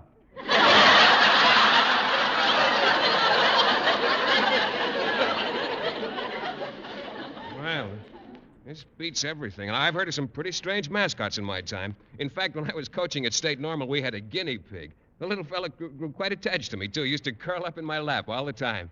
Oh, but he looked real cute. Matter of fact, he did. You know, most animals will lie down in your lap once they grow attached to you. That's fine, Mr. Boynton. With a little luck, maybe our new mascot will grow attached to Mr. Conklin. Now, finish your coffee. We're off to the circus grounds.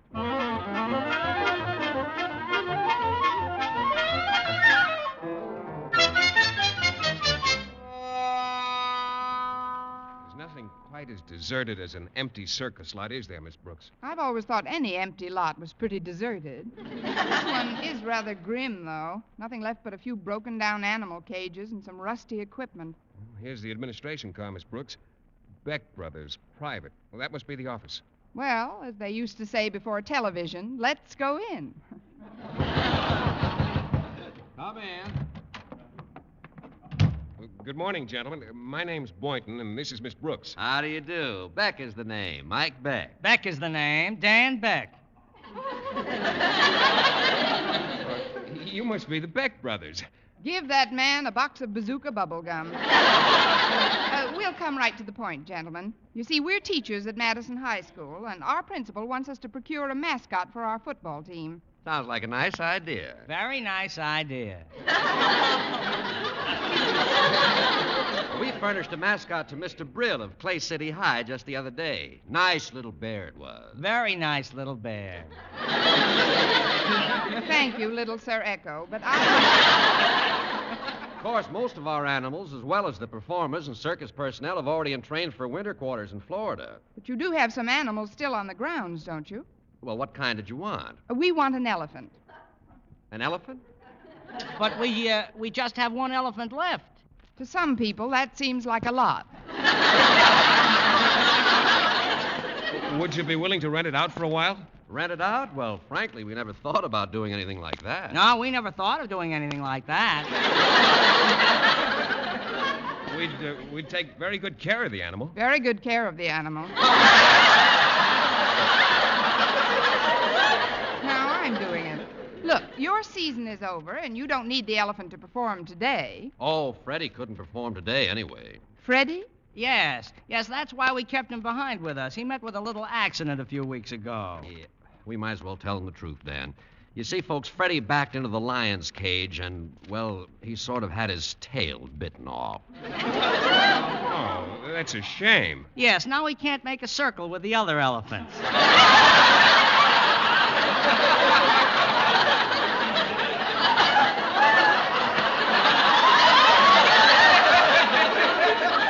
But he's perfectly all right in every other way. You'd make a fine mascot for your team, Miss Brooks, and we wouldn't charge any rental fee at all. Well, the price is certainly right.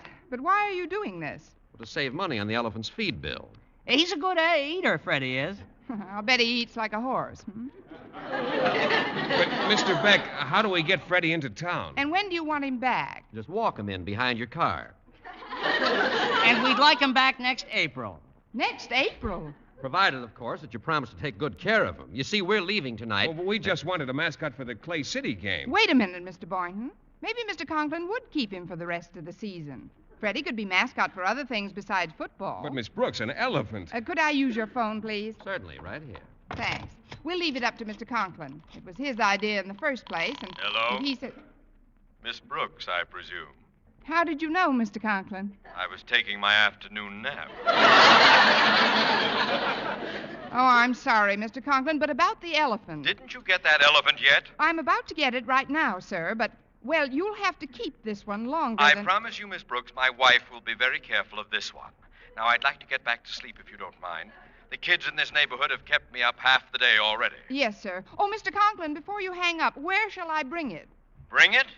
Bring it to my house, of course. Now, goodbye. Goodbye. Mr. Beck. Yes? Got a hunk of rope?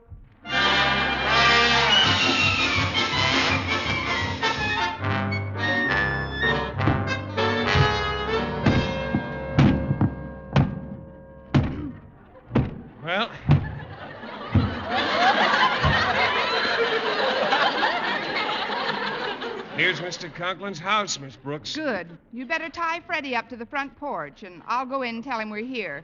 Better take him over the side so he doesn't tie up traffic. All right, Miss Brooks. Come on, Freddie. This way, Freddie. Go on, Freddie. On the road to Mandalay, where the flying fishes play, and the dawn comes up like thunder. Let's have the rest of the concert indoors, shall we? Sorry, Mr. Conklin. Step into the living room, please. Of course. Now then, Miss Brooks, did you bring it? Yes, sir. It's right outside. Outside? Why didn't you bring it in? Look, Mr. Conklin, I know you've been rather harassed recently, but we've got to get a few things settled immediately. First of all, where are you going to keep it? Right next to those books on the piano. Huh? Osgood, I'm afraid I... Oh, hello, Miss Brooks. Hello, Mrs. Conklin. I was about to tell you, dear, that I have some disappointing news. There's nothing caught in that snare you set by the porch last night. Confound it. I was planning to use that gopher as our mascot this afternoon. Gopher? You want a gopher for a mascot? What did you think I wanted, an elephant?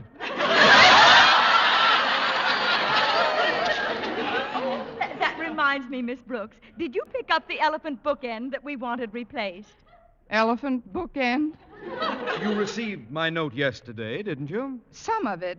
I mean, apparently there was something not quite clear, Mr. It was Conklin. perfectly clear, Miss Brooks. Allow me to recall it for you verbatim. It said, quote, attention, comma, Miss Brooks, dash, I want you to purchase at once an elephant bookend of the type you admired so much at our house recently, period, unquote. Well? Oh, brother, exclamation point. Oh, listen to those kids, Martha. If we don't move out of this neighborhood soon, my blood pressure will just... Please, dear, calm yourself. The children are just playing. Well, I'm going to the window and stop them. No! I won't have them... I mean, you mustn't go to the window now, Mr. Conklin. Somebody might throw something, a ball or something. But that shouting and racket has got... it isn't really so bad. You're just overwrought. Of course, dear. In your nervous state, you exaggerate all irritation.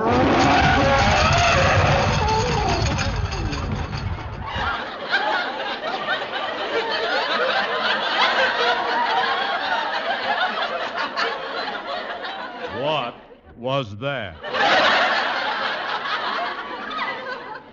What? It's an earthquake! Quick! Quick, let's get out of here! No, Mr. Conklin, you mustn't go outside. I'm not going to be trapped in here like a rat. Come on! An elephant is tied to our house! Miss Brooks! What's the meaning of this? Just relax, Mr. Conklin. Things will be nice and quiet in a few minutes. Freddie is moving us to a dead-end street.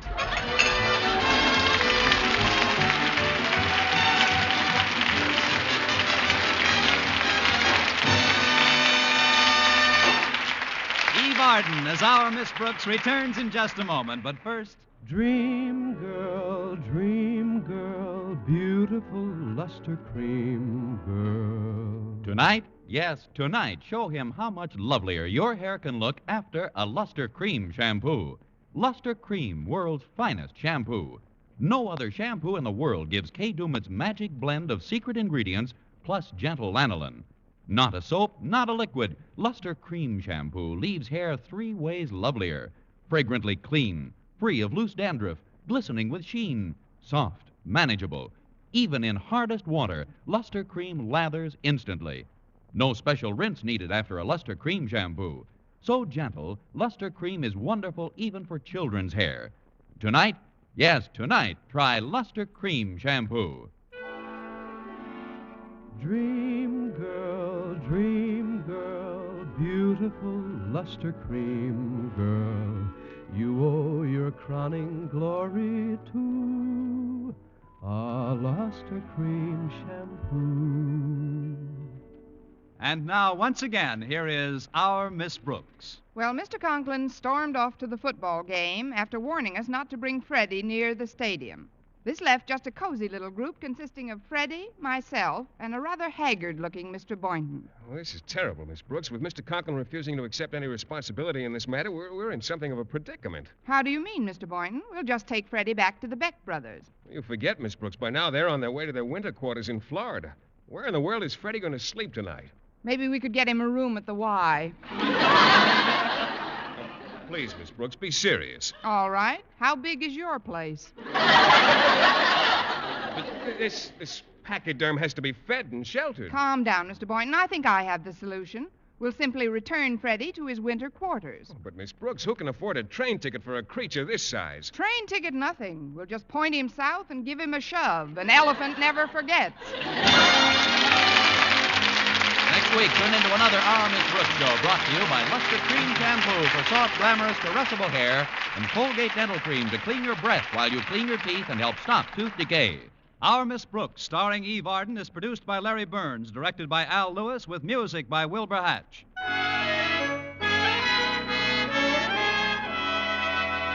Men, do you shave with a lather or brushless shave cream?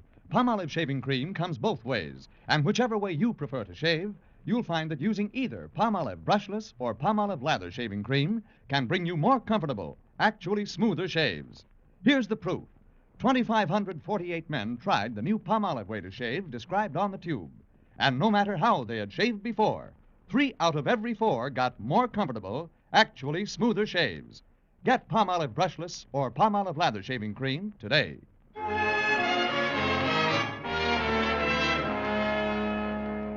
Did you know that the hotel business, now observing National Hotel Week, is the 7th largest industry in America?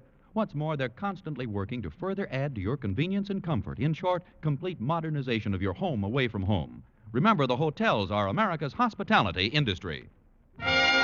Be with us again next week at this same time for another comedy episode of Our Miss Brooks. Bob Lamont speaking. This is CBS, the Columbia Broadcasting System.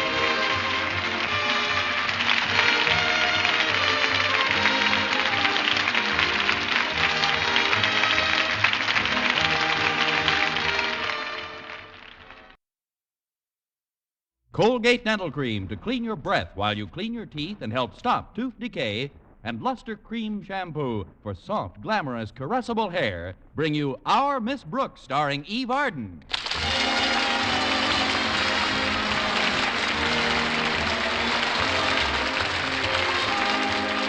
It's time once again for another comedy episode of Our Miss Brooks, written by Al Lewis. Well, most of us have our good days and our bad days.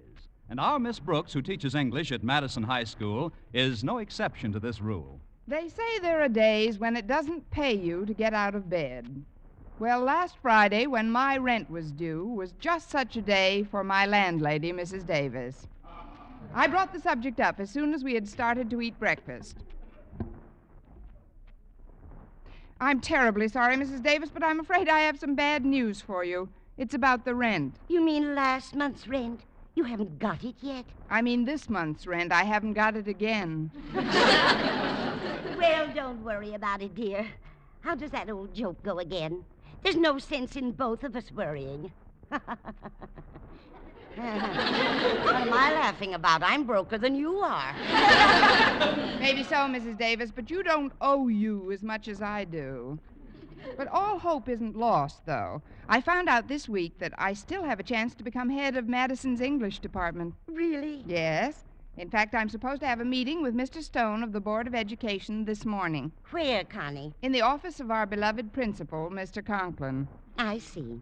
Do you think Mr. Conklin will put in a word for you? That's why I want to get there early. I think I know the word. Actually, though, I'm not too worried about Mr. Conklin's attitude toward my teaching ability. Is it up to Mr. Stone to make the recommendation for Madison's new head of the English department? Yes, it is. And I understand that he won't recommend any promotions without a personal interview. That's why I asked Walter Denton to pick me up a little earlier this morning. He'll be here, Connie. And I know you'll get the position. I hope so, Mrs. Davis. You see, it isn't just the honor involved. It's the cash. The promotion carries a raise with it. Just think, I'll be able to pay you back the rent I owe, buy some new clothes, do my Christmas shopping, pick up a new winter coat, maybe even put a down payment on a car. Oh, that's wonderful, Connie. How much of a raise goes with this job? $2 a month.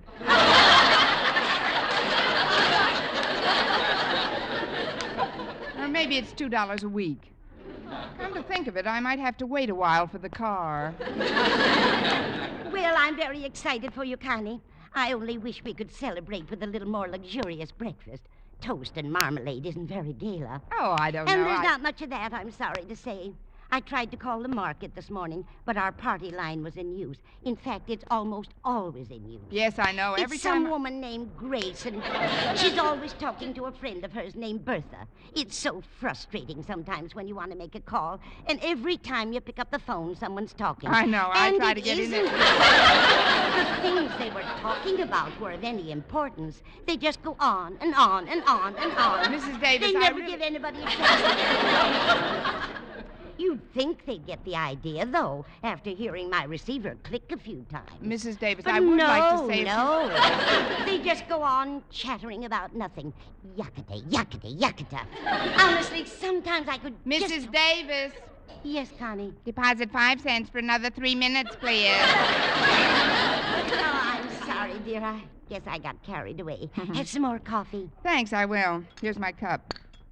I wonder what's keeping Walter Denton. My interview with Mr. Stone's at 9 sharp. Well, it isn't 8:30 yet, Connie.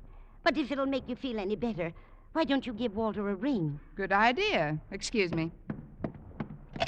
Believe me, Bertha, I'm not petty. But when Elsie pulled that stuff on me about the tickets, I just had to open up my yap and let her have it. It's the party line again. Wouldn't you know it? Just when I have to make a quick call. I'll count 10 and try again. 1, 2, 3, 4, 5, 6, 7, 8, 9, 10. 11, 12, even $15 would be all right. There she come off with that $20 a couple baloney. Oh, this is awful. Now, take it easy, Connie. I'm sure Walter will get you to school in plenty of time for your appointment. Now, I'm going to wash the dishes, dear. Why don't you put your hat and coat on and be all ready to leave? All right, Mrs. Davis, but first I'm going to try this phone once more. So I told her, Bertha, listen, Elsie, I said, it isn't like us and I don't want to do our full share, I said. We know this is a benefit performance and that it's a good cause, but we weren't born yesterday, I told her. 1, 2, 3, 4.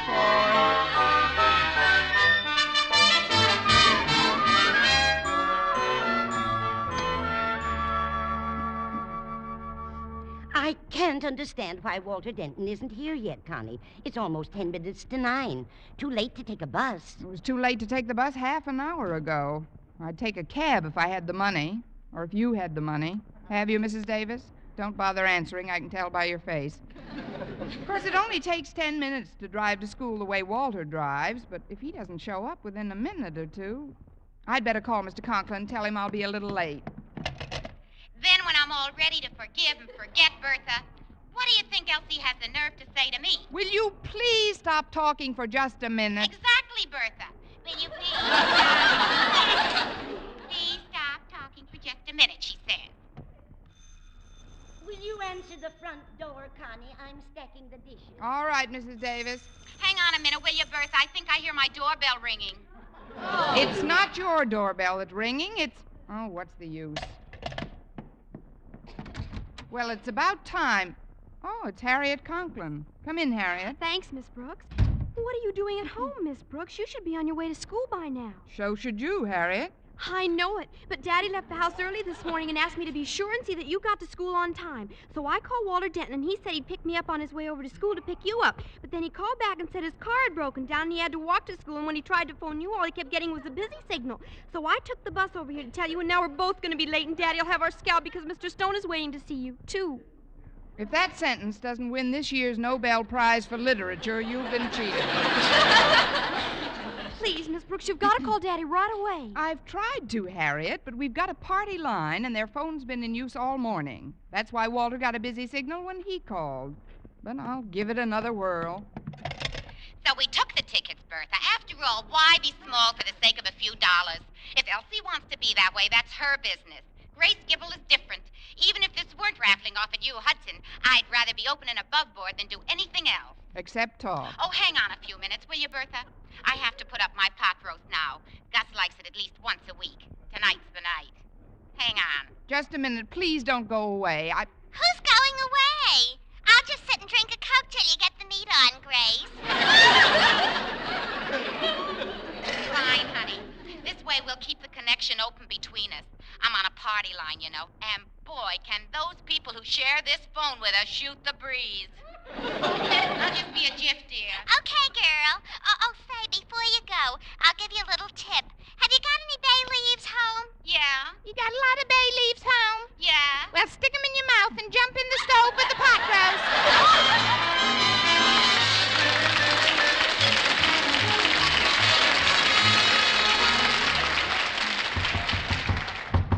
Come in. It's me, Mr. Conklin, Miss Brooks. Well, nice of you to drop in on us, Miss Brooks. Just happened to be in the neighborhood, did you? I know I'm late, Mr. Conklin, You but had a 9 o'clock appointment in this office with Mr. Stone. Do you know what time it is now, Miss Brooks? After 9:30? Yes, it is after 9:30. It's 10:40! Please, Mr. Conklin, I can explain if you'll just let me. It's too late for explanations. Mr. Stone has left.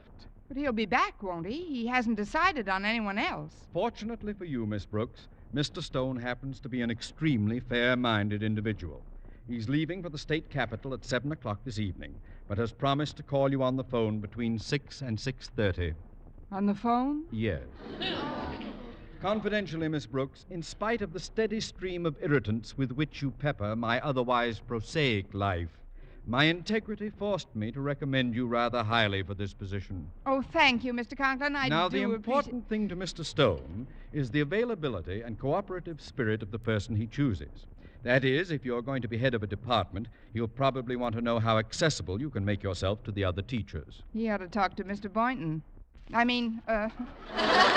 It's very nice of you to tell me all this, Mr. Conklin, but if my getting this job depends on Mr. Stone reaching me on the phone tonight, I'm afraid I'm still out of the running. What do you mean? I'm on a party line that won't quit.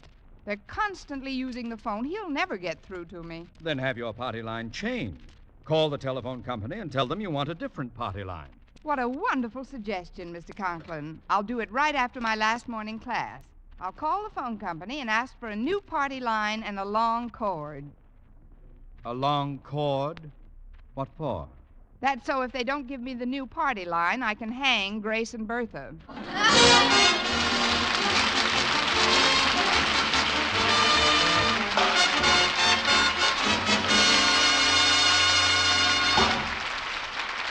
Our Miss Brooks, starring Eve Arden, will continue in just a moment. But first, here is Vern Smith. Now, proof that brushing teeth right after eating with Colgate Dental Cream helps stop tooth decay before it starts. Continuous research, hundreds of case histories, makes this the most conclusive proof in all dentifrice research on tooth decay. Eminent dental authorities supervised hundreds of college men and women for over 2 years. One group always brushed their teeth with Colgates right after eating. The other followed their usual dental care. The group using Colgate Dental Cream as directed, using Colgates exclusively, showed a startling reduction in average number of cavities, far less tooth decay. The other group developed new cavities at a much higher rate. No other dentifrice offers proof of these results. Modern research indicates decay is caused by mouth acids, which are at their worst right after eating. Brushing teeth with Colgates as directed helps remove acids before they harm enamel. Yes, Colgates contains all the necessary ingredients, including an exclusive patented ingredient for effective daily dental care. So remember, always use Colgate Dental Cream to clean your breath while you clean your teeth and help stop tooth decay.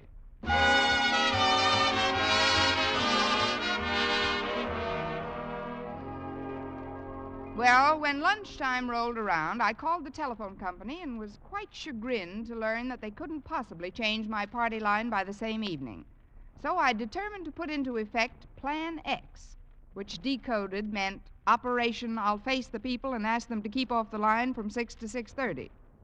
I told Walter Denton about my scheme when I ran into him in the school cafeteria. I can't tell you all the details, Walter, but it's absolutely essential that my phone is clear this evening. And there's only one way I can accomplish it. Will you help me? Now, as always, Miss Brooks, my sword, my heart, and my life are dedicated to your service. Thanks, Walter. Now pick up your jacket. I can step over that puddle of chicken broth. Sit down here a minute, Walter, and I'll tell you what I'd like you to do for me. Okay, Miss Brooks. First of all, I looked up the address of my party line playmate, Grace Gribble, and I found out that it's quite a distance from my place. Hence, I'd appreciate a lift. Well, I'd be happy to supply the lift, Miss Brooks, but alas, my chariot is at present reposing in durance vile. Endurance vile? I loused up the carburetor. I mean, the car's being repaired, Miss Brooks, and that's why I couldn't get you this morning. I hope you've forgiven me for that unseeming lapse. What did you have for lunch today? A Shakespeare burger? Look, Walter, what's wrong with the car? Well, I broke a little wire that's attached to the carburetor. Well, it shouldn't take too long to have another wire put in. Well, no, but when the wire broke, it got tangled up in the fan belt and ripped it to pieces. Then all you need is a new wire and a fan belt. Not exactly. You see, when the fan belt hit the fan, it flew out of its socket. Then you need a new fan, too. Then when the fan flew into the radiator, the water poured into the distributor and ruined it and the spark plugs. Radiator, distributor, and spark plugs. And a new sign by the trolley tracks around the corner. A new sign? That's what I smacked into when I busted that little wire. I promised the officer I'd replace the sign. What did the sign say, Walter? Safety zone. If I knew jujitsu, you'd be lying across that steam table by now. Look, I've got to get out to 145 Collier Drive today, Walter. That's where the Gribbles live. Have you any suggestions? Oh, sure. I happen to know that Mr. Boynton just got his car all fixed up. I was in the repair shop when he paid his bill. Mr. Boynton? That's right. So, why don't you ask him to drive you this afternoon? This way, you will not only get to your destination promptly, but both you and Mr. Boynton will be in the company of people who obviously mean much more to each other than shows on the surface so far. Kill me, I love this type of boy.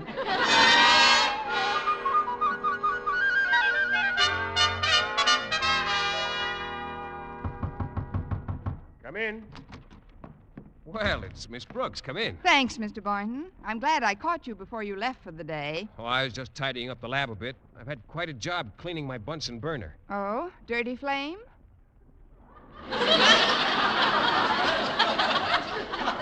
Something seems to be stuck here.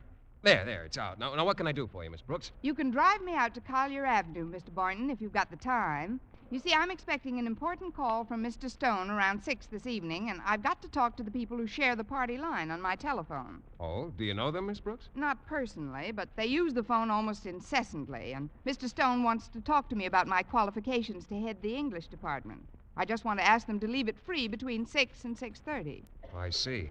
Well, I'd certainly like to help you out, Miss Brooks, but frankly, I'm on a budget. I don't want you to buy me these people. I just want a lift to their house. You don't understand. Collier Avenue is quite a way out, and I've had to limit my gas consumption. As I told you last night on the phone, if we go for a ride tonight through the park, I won't be able to use the car again until Monday. But this is very important, Mr. Boynton. So is self-discipline, Miss Brooks. It isn't just the money involved. Although I find by purchasing only 3 gallons a week instead of 4, I save 83 cents a month. Which, when you add it up in a few years, it comes to a pretty penny. Believe me, Mr. Boynton, saving a pretty penny may be fun, but you can also get a kick out of spending an occasional ugly quarter. If it's just a question of gas rationing, suppose I replace whatever gas is used up. Please, Miss Brooks, are you suggesting that I take money from a woman? No, gas. No, it's out of the question. All right, then I'll let you pay for it. Well, that's not the solution either. It's a matter of principle with me. If I throw my budget out the window this time, I'll be tempted to do it again. A thing like that can become habit-forming. Don't you see, Miss Brooks, spending money is a disease. Well, don't make out your will yet. You'll never catch it. Gee, Miss Brooks, you make me feel as if you think I'm cheap. Oh, not at all, Mr. Boynton. You're a very ready man with a budget. But don't worry about it. I'll get out there some way. I've still got my good right thumb and a pair of uncomfortable old shoes on my aching feet. Miss Brooks, Yes, Mr. Boynton? I've just been stalling. I'm flat broke. Welcome aboard. You see, the truth of the matter is I spent my last $6 getting the car repaired, and I just haven't enough money to put any gas in this afternoon. But I'll tell you what, I'll borrow a couple of dollars from one of the other teachers. Now, don't you worry. I'll get you out there some way. If I've said it once, I've heard it 1,000 times. There's no sense in both of us worrying.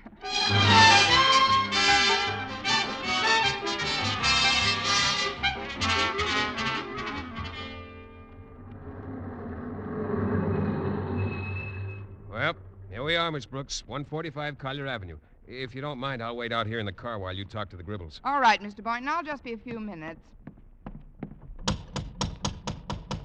Yeah, coming. Oh, yes, ma'am. Mr. Gribble? Yes, ma'am? I'm Miss Brooks. I share the party line on your telephone with you. There's something I'd like to speak to you and Mrs. Gribble about. Oh, well, come in, Miss Brooks. Sit right down here in the living room. Thank you. My wife will be out in a minute. She's on the telephone. Naturally. I beg your pardon? Nothing, Mr. Gribble. You see, the reason I dropped over is to ask a little favor. I've always tried to be a good party line neighbor. Oh, so have we, Miss Brooks. I don't see any reason why people on a party line should get into hassles, do you? Well, I believe if you just respect one another's privacy, everything will work out fine. Well, the minute we pick up the receiver, if we hear another voice or somebody dialing, we hang right up. That's fine, Mr. Gribble. So do I, but Mrs. Gribble is on the phone quite a bit, and tonight I'm expecting a terribly important call between 6 and 6:30, and I wonder if you could sort of keep off your phone until I've talked to my party. Oh, I don't see why we can't work something out. I'll talk to Grace about it right now. Pardon me, just 1 minute. You know how Elsie is, Bertha. Some people you just can't reason Hey, with. Grace, come here a minute. I'm talking, Gus. I told Elsie, let sleeping dogs lay there, why don't you? But do you think she'd listen? Hey, Grace, we got company. Tell Bertha you'll talk to her later on. Company? Listen, Bertha, hang on, will you? I'll be back in a couple of minutes. Who is it, Gus? It's the young lady who shares our party line, Grace. Come on in, I'll introduce you. Miss Brooks, this is my wife, Grace. How do you do? How do, Miss Brooks? I'm sorry if I disturbed your conversation, Oh, but that's all right. Bertha don't mind hanging on. She waits for a half hour sometimes. She's very loyal that way. Miss Brooks wants to ask a favor, Grace, about the telephone. Well, what is it? Well, I'm expecting a terribly important call tonight, Mrs. Gribble, between 6 and 6:30. From Mr. Boynton? Mr. Boynton? Why, no, but how did you... You and that Boynton.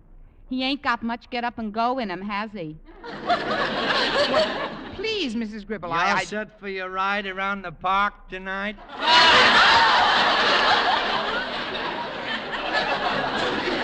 The park? Well, how did you know Last week it was the zoo. This week it's the park. Doesn't he ever take you any place that costs money? Listen, Mrs. Gribble, Mr. Boynton isn't cheap. It's just that he's a school teacher, too, and, well, we enjoy going to the places we go to when we go to them. An English teacher should talk better. Leave her alone, Gus. She's a little excited. Listen, Miss Brooks, I think you're a very considerate person. Believe me, when you offered to chip in for the movies last Wednesday night when Boynton said he was a little short, it was very touching. I was so thrilled I almost hung up.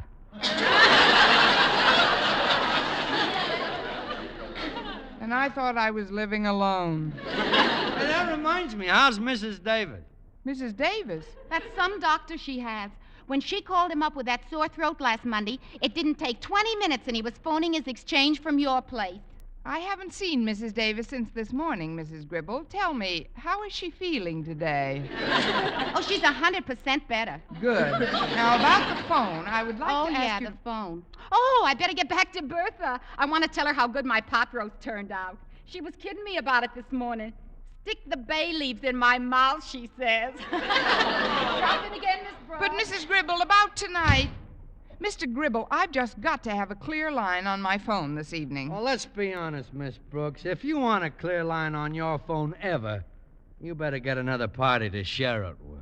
But I tried, Mr. Gribble. The phone company said they can't do anything about it right now. You didn't speak to the right people. My brother Bill works for the phone company. Bill Gribble. Yeah, talk to him.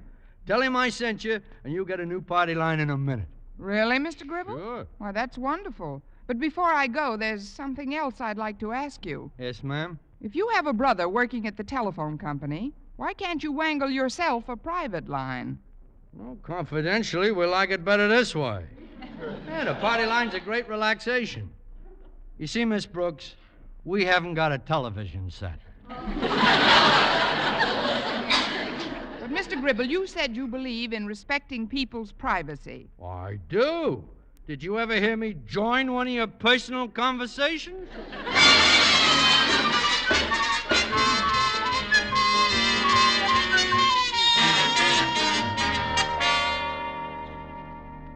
What time is it now, Mrs. Davis? 7:15, Connie. I can't understand why Mr. Stone didn't call.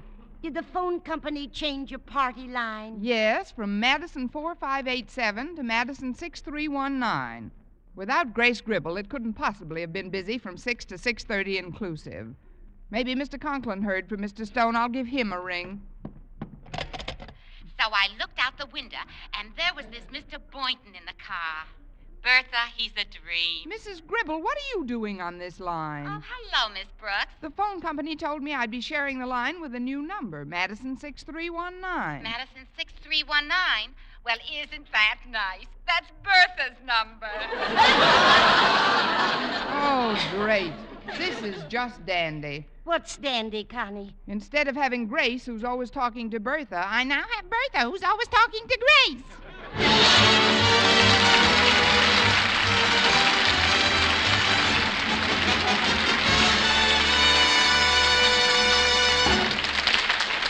Eve Arden as our Miss Brooks returns in just a moment, but first... Dream girl, beautiful luster cream girl. Tonight, yes, tonight, show him how much lovelier your hair can look after a Luster Cream shampoo. Luster Cream, world's finest shampoo. No other shampoo in the world gives Kay Daumit's magic blend of secret ingredients plus gentle lanolin. Not a soap, not a liquid. Luster Cream shampoo leaves hair 3 ways lovelier. Fragrantly clean, free of loose dandruff, glistening with sheen, soft, manageable. Even in hardest water, Luster Cream lathers instantly. No special rinse needed after a Luster Cream shampoo. So gentle, Luster Cream is wonderful even for children's hair. Tonight, yes, tonight, try Luster Cream shampoo. Dream girl, beautiful luster cream girl. You owe your crowning glory to a luster cream shampoo. And now, once again, here is our Miss Brooks. Well, I was feeling pretty low about missing Mr. Stone's call, and I told Mr. Boynton as much when he phoned me at 8 o'clock. Now, don't worry about it, Miss Brooks. I'm sure Mr. Stone will be back in town soon, and you can have your interview with him then. Now, suppose you cheer up, and we'll go to a movie. Oh, I don't know. Oh, come on, Miss Brooks. I borrowed enough to show us a real nice time. But I don't really feel like a movie. Please, Miss Brooks. Come on, Miss Brooks, say yes.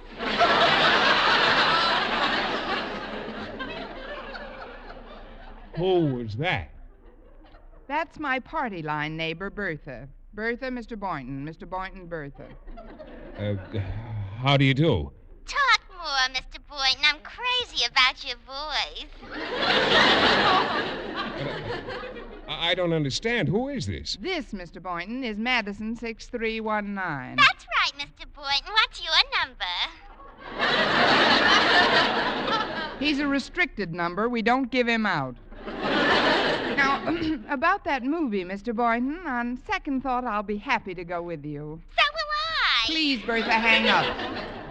What movie did you have in mind, Mr. Boynton? Well, any number can play. So why can't I go along? Sorry, Bertha.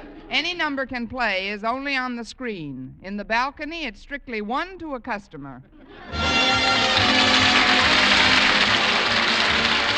Next week, tune into another Our Miss Brooks show brought to you by Luster Cream Shampoo for soft, glamorous, caressable hair and Colgate Dental Cream to clean your breath while you clean your teeth and help stop tooth decay. Our Miss Brooks, starring Eve Arden, is produced by Larry Burns, directed by Al Lewis, with music by Wilbur Hatch.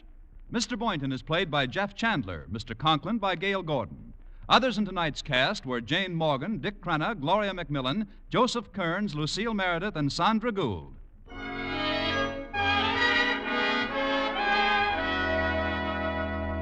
Men, here is actual, factual proof of more comfortable, actually smoother shaves by using Palmolive lather shaving cream. 1,251 men tried the Palmolive lather way to shave described on the tube. And no matter how they shaved before, 3 out of 4 got more comfortable, actually smoother shaves.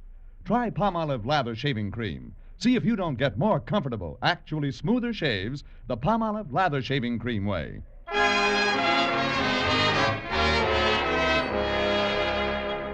Most of our schools remain understaffed, overcrowded, handicapped by buildings and equipment of inferior quality. And all of these conditions undermine the morale of teachers in whose keeping rests the future of the rising generations of American citizens.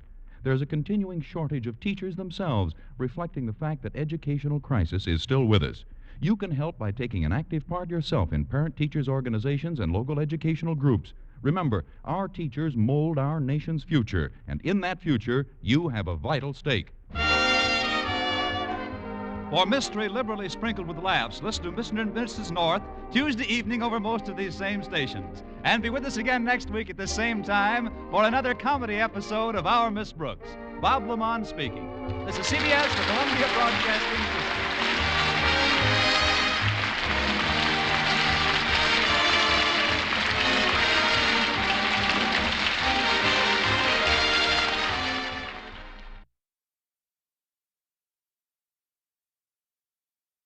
Colgate Dental Cream to clean your breath while you clean your teeth and help stop tooth decay, and Luster Cream Shampoo for soft, glamorous, caressable hair bring you Our Miss Brooks, starring Eve Arden.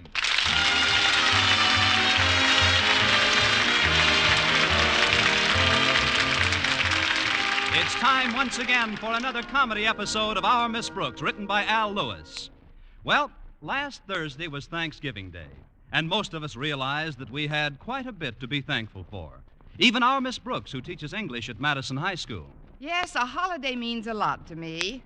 First, it gives me an opportunity to relax and count my lack of blessings. And second, it offers a chance to catch up on several days' brooding. But this Thanksgiving was different. I knew it was going to be when I joined my landlady at breakfast last Wednesday morning. Good morning, Mrs. Davis. Did you have a nice night? Wonderful, Connie. I didn't sleep a wink. That sounds like fun. I was planning my menu for tomorrow. It's Thanksgiving, you know, and I wanted something special for Minerva and me. Minerva? Oh, there you are, you cute little kitten. Where is she, Connie? Taking my stocking off with her cute little paws. Stop it, Minerva. Now get away from my stocking.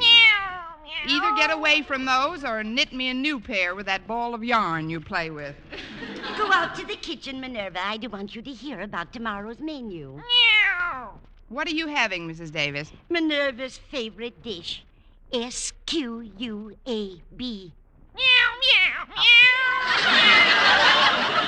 It doesn't do a bit of good to spell things out anymore. I guess she's too old for that. Please go into the kitchen, Minerva. There's some milk out there. Right under the SINK. Don't tell me she slammed the door behind her. No, that was me, Connie. I wanted to show you the squab I got for tomorrow. Oh, I'd like to see it. Well, here it is. Where? Oh, right there behind that carrot. It isn't very big, is it? I've seen stuffing with larger drumsticks. You know, No, Connie, I was all ready to get a nice 10-pound turkey yesterday when the clerk at the market said something that made me change my mind. What did he say? $8.30. Well, that is a pretty rude remark. I'm afraid I was a little testy when I complained about the price. Anyway, when I demanded something cheaper, this is the bird he gave me. You certainly did. Well, it'll be enough for Minerva and myself. I suppose you've already been invited somewhere for turkey and all the fixings. Where would you suggest? Hasn't Mr. Boynton asked you out for Thanksgiving dinner, Connie? Not yet, Mrs. Davis, but this morning he's going to be exposed to the most thorough opportunity to do so.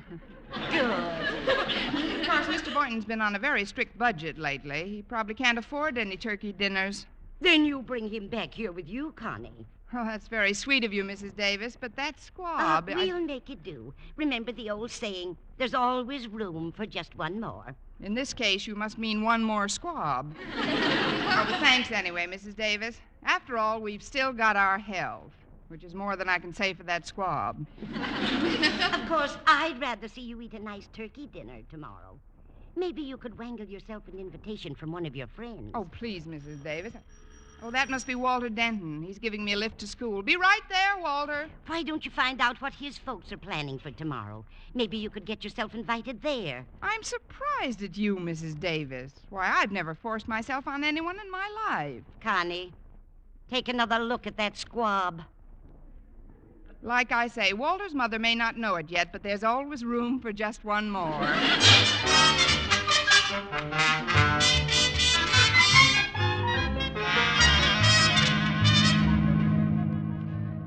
Oh, it certainly is nice weather for Thanksgiving, isn't it, Walter? It's more than nice, Miss Brooks. This air is absolutely succulent. It's downright savory and delicious. One more crack like that, and I'll be gnawing on the steering wheel. Tell me, Walter, how do you usually spend Thanksgiving? Well, usually, Mom cooks a big turkey and we have dinner around 4 o'clock in the afternoon. Gosh, I'll never forget last year's meal.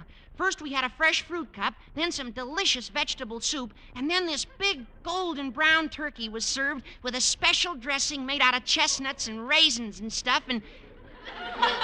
You want to hear the rest of it, Miss Brooks? Certainly. Just pass me a blotter and keep talking. Oh, I don't remember all the dishes, but the hot mince pie was really tops. And my mom is just about the best cook in this town. And like most good cooks, she probably prepares more food than she really needs. Oh, sure. Out of last year's turkey, the whole family had turkey, turkey giblets, turkey sandwiches, and turkey hash. That's because you didn't invite enough guests over for Thanksgiving dinner. You know, Walter, I've often thought that people who are so close to each other all year round should somehow manage to spend their holidays together as well. What kind of people are you talking about, Miss Brooks? Well, school teachers and students, for example. Who needs teachers on a holiday? I mean, most teachers you get enough of during school hours. If present company accepted, of course. Well, you're a lot different, Miss Brooks. I know, I'm hungrier. Look, Walter, about spending Thanksgiving together, if you're planning to be with your folks... Oh, but I'm not, Miss Brooks. Now, my mother and Dad are going out of town for the weekend. It's my Dad's first vacation in 2 years. Well, how come you're not leaving town with them? It's my Dad's first vacation in 2 years. Oh, he loves me, but he thinks I'm a little wearing in spots. So I'm staying over at Stretch Snodgrass's house until next week. Oh, I see. Then you'll have Thanksgiving dinner with Mr. and Mrs. Snodgrass. No, ma'am, they're going away with my folks. They're good friends, you know, just like Stretch and me. But, Miss Brooks, I think your idea about spending Thanksgiving together is swell. You do? Sure. Now, why don't you and Stretch and me have dinner tomorrow? Dinner? Well, that might be very nice, Walter. Oh, great. Then Stretch and I'll be over to your place at 3 o'clock sharp. My place? Oh, yeah. That is, if you still want us. I wouldn't be without you. But, Walter, Mrs. Davis did the shopping yesterday, and there just weren't any good-sized turkeys left that she could afford. So what she bought was a very what she bought isn't important, Miss Brooks. What counts is spending Thanksgiving with people who mean something to you. Gee, the Pilgrim certainly had it all over us modern characters. Hell, when a pilgrim wanted to celebrate the holiday, he just picked up his musket and shot himself a turkey. At the current prices, Walter, the only way I'll have a turkey tomorrow is if I pick up a musket and shoot myself a butcher.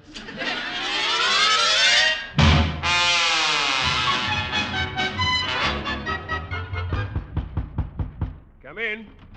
Good morning, Mr. Boynton. I just wanted to talk to you for a minute before your first class. Well, I'm glad you dropped in, Miss Brooks. I've got some rather exciting news this morning. I'll be glad to. I mean, what is it, Mr. Boynton? Well, do you remember the raffle ticket I bought last month in Marty's malt shop? Oh, on that green Adams hat with the red feather? No, on a Tom Turkey. They had the drawing last night, and I won. Isn't that wonderful? That is what I call the coincidence of all time. Coincidence?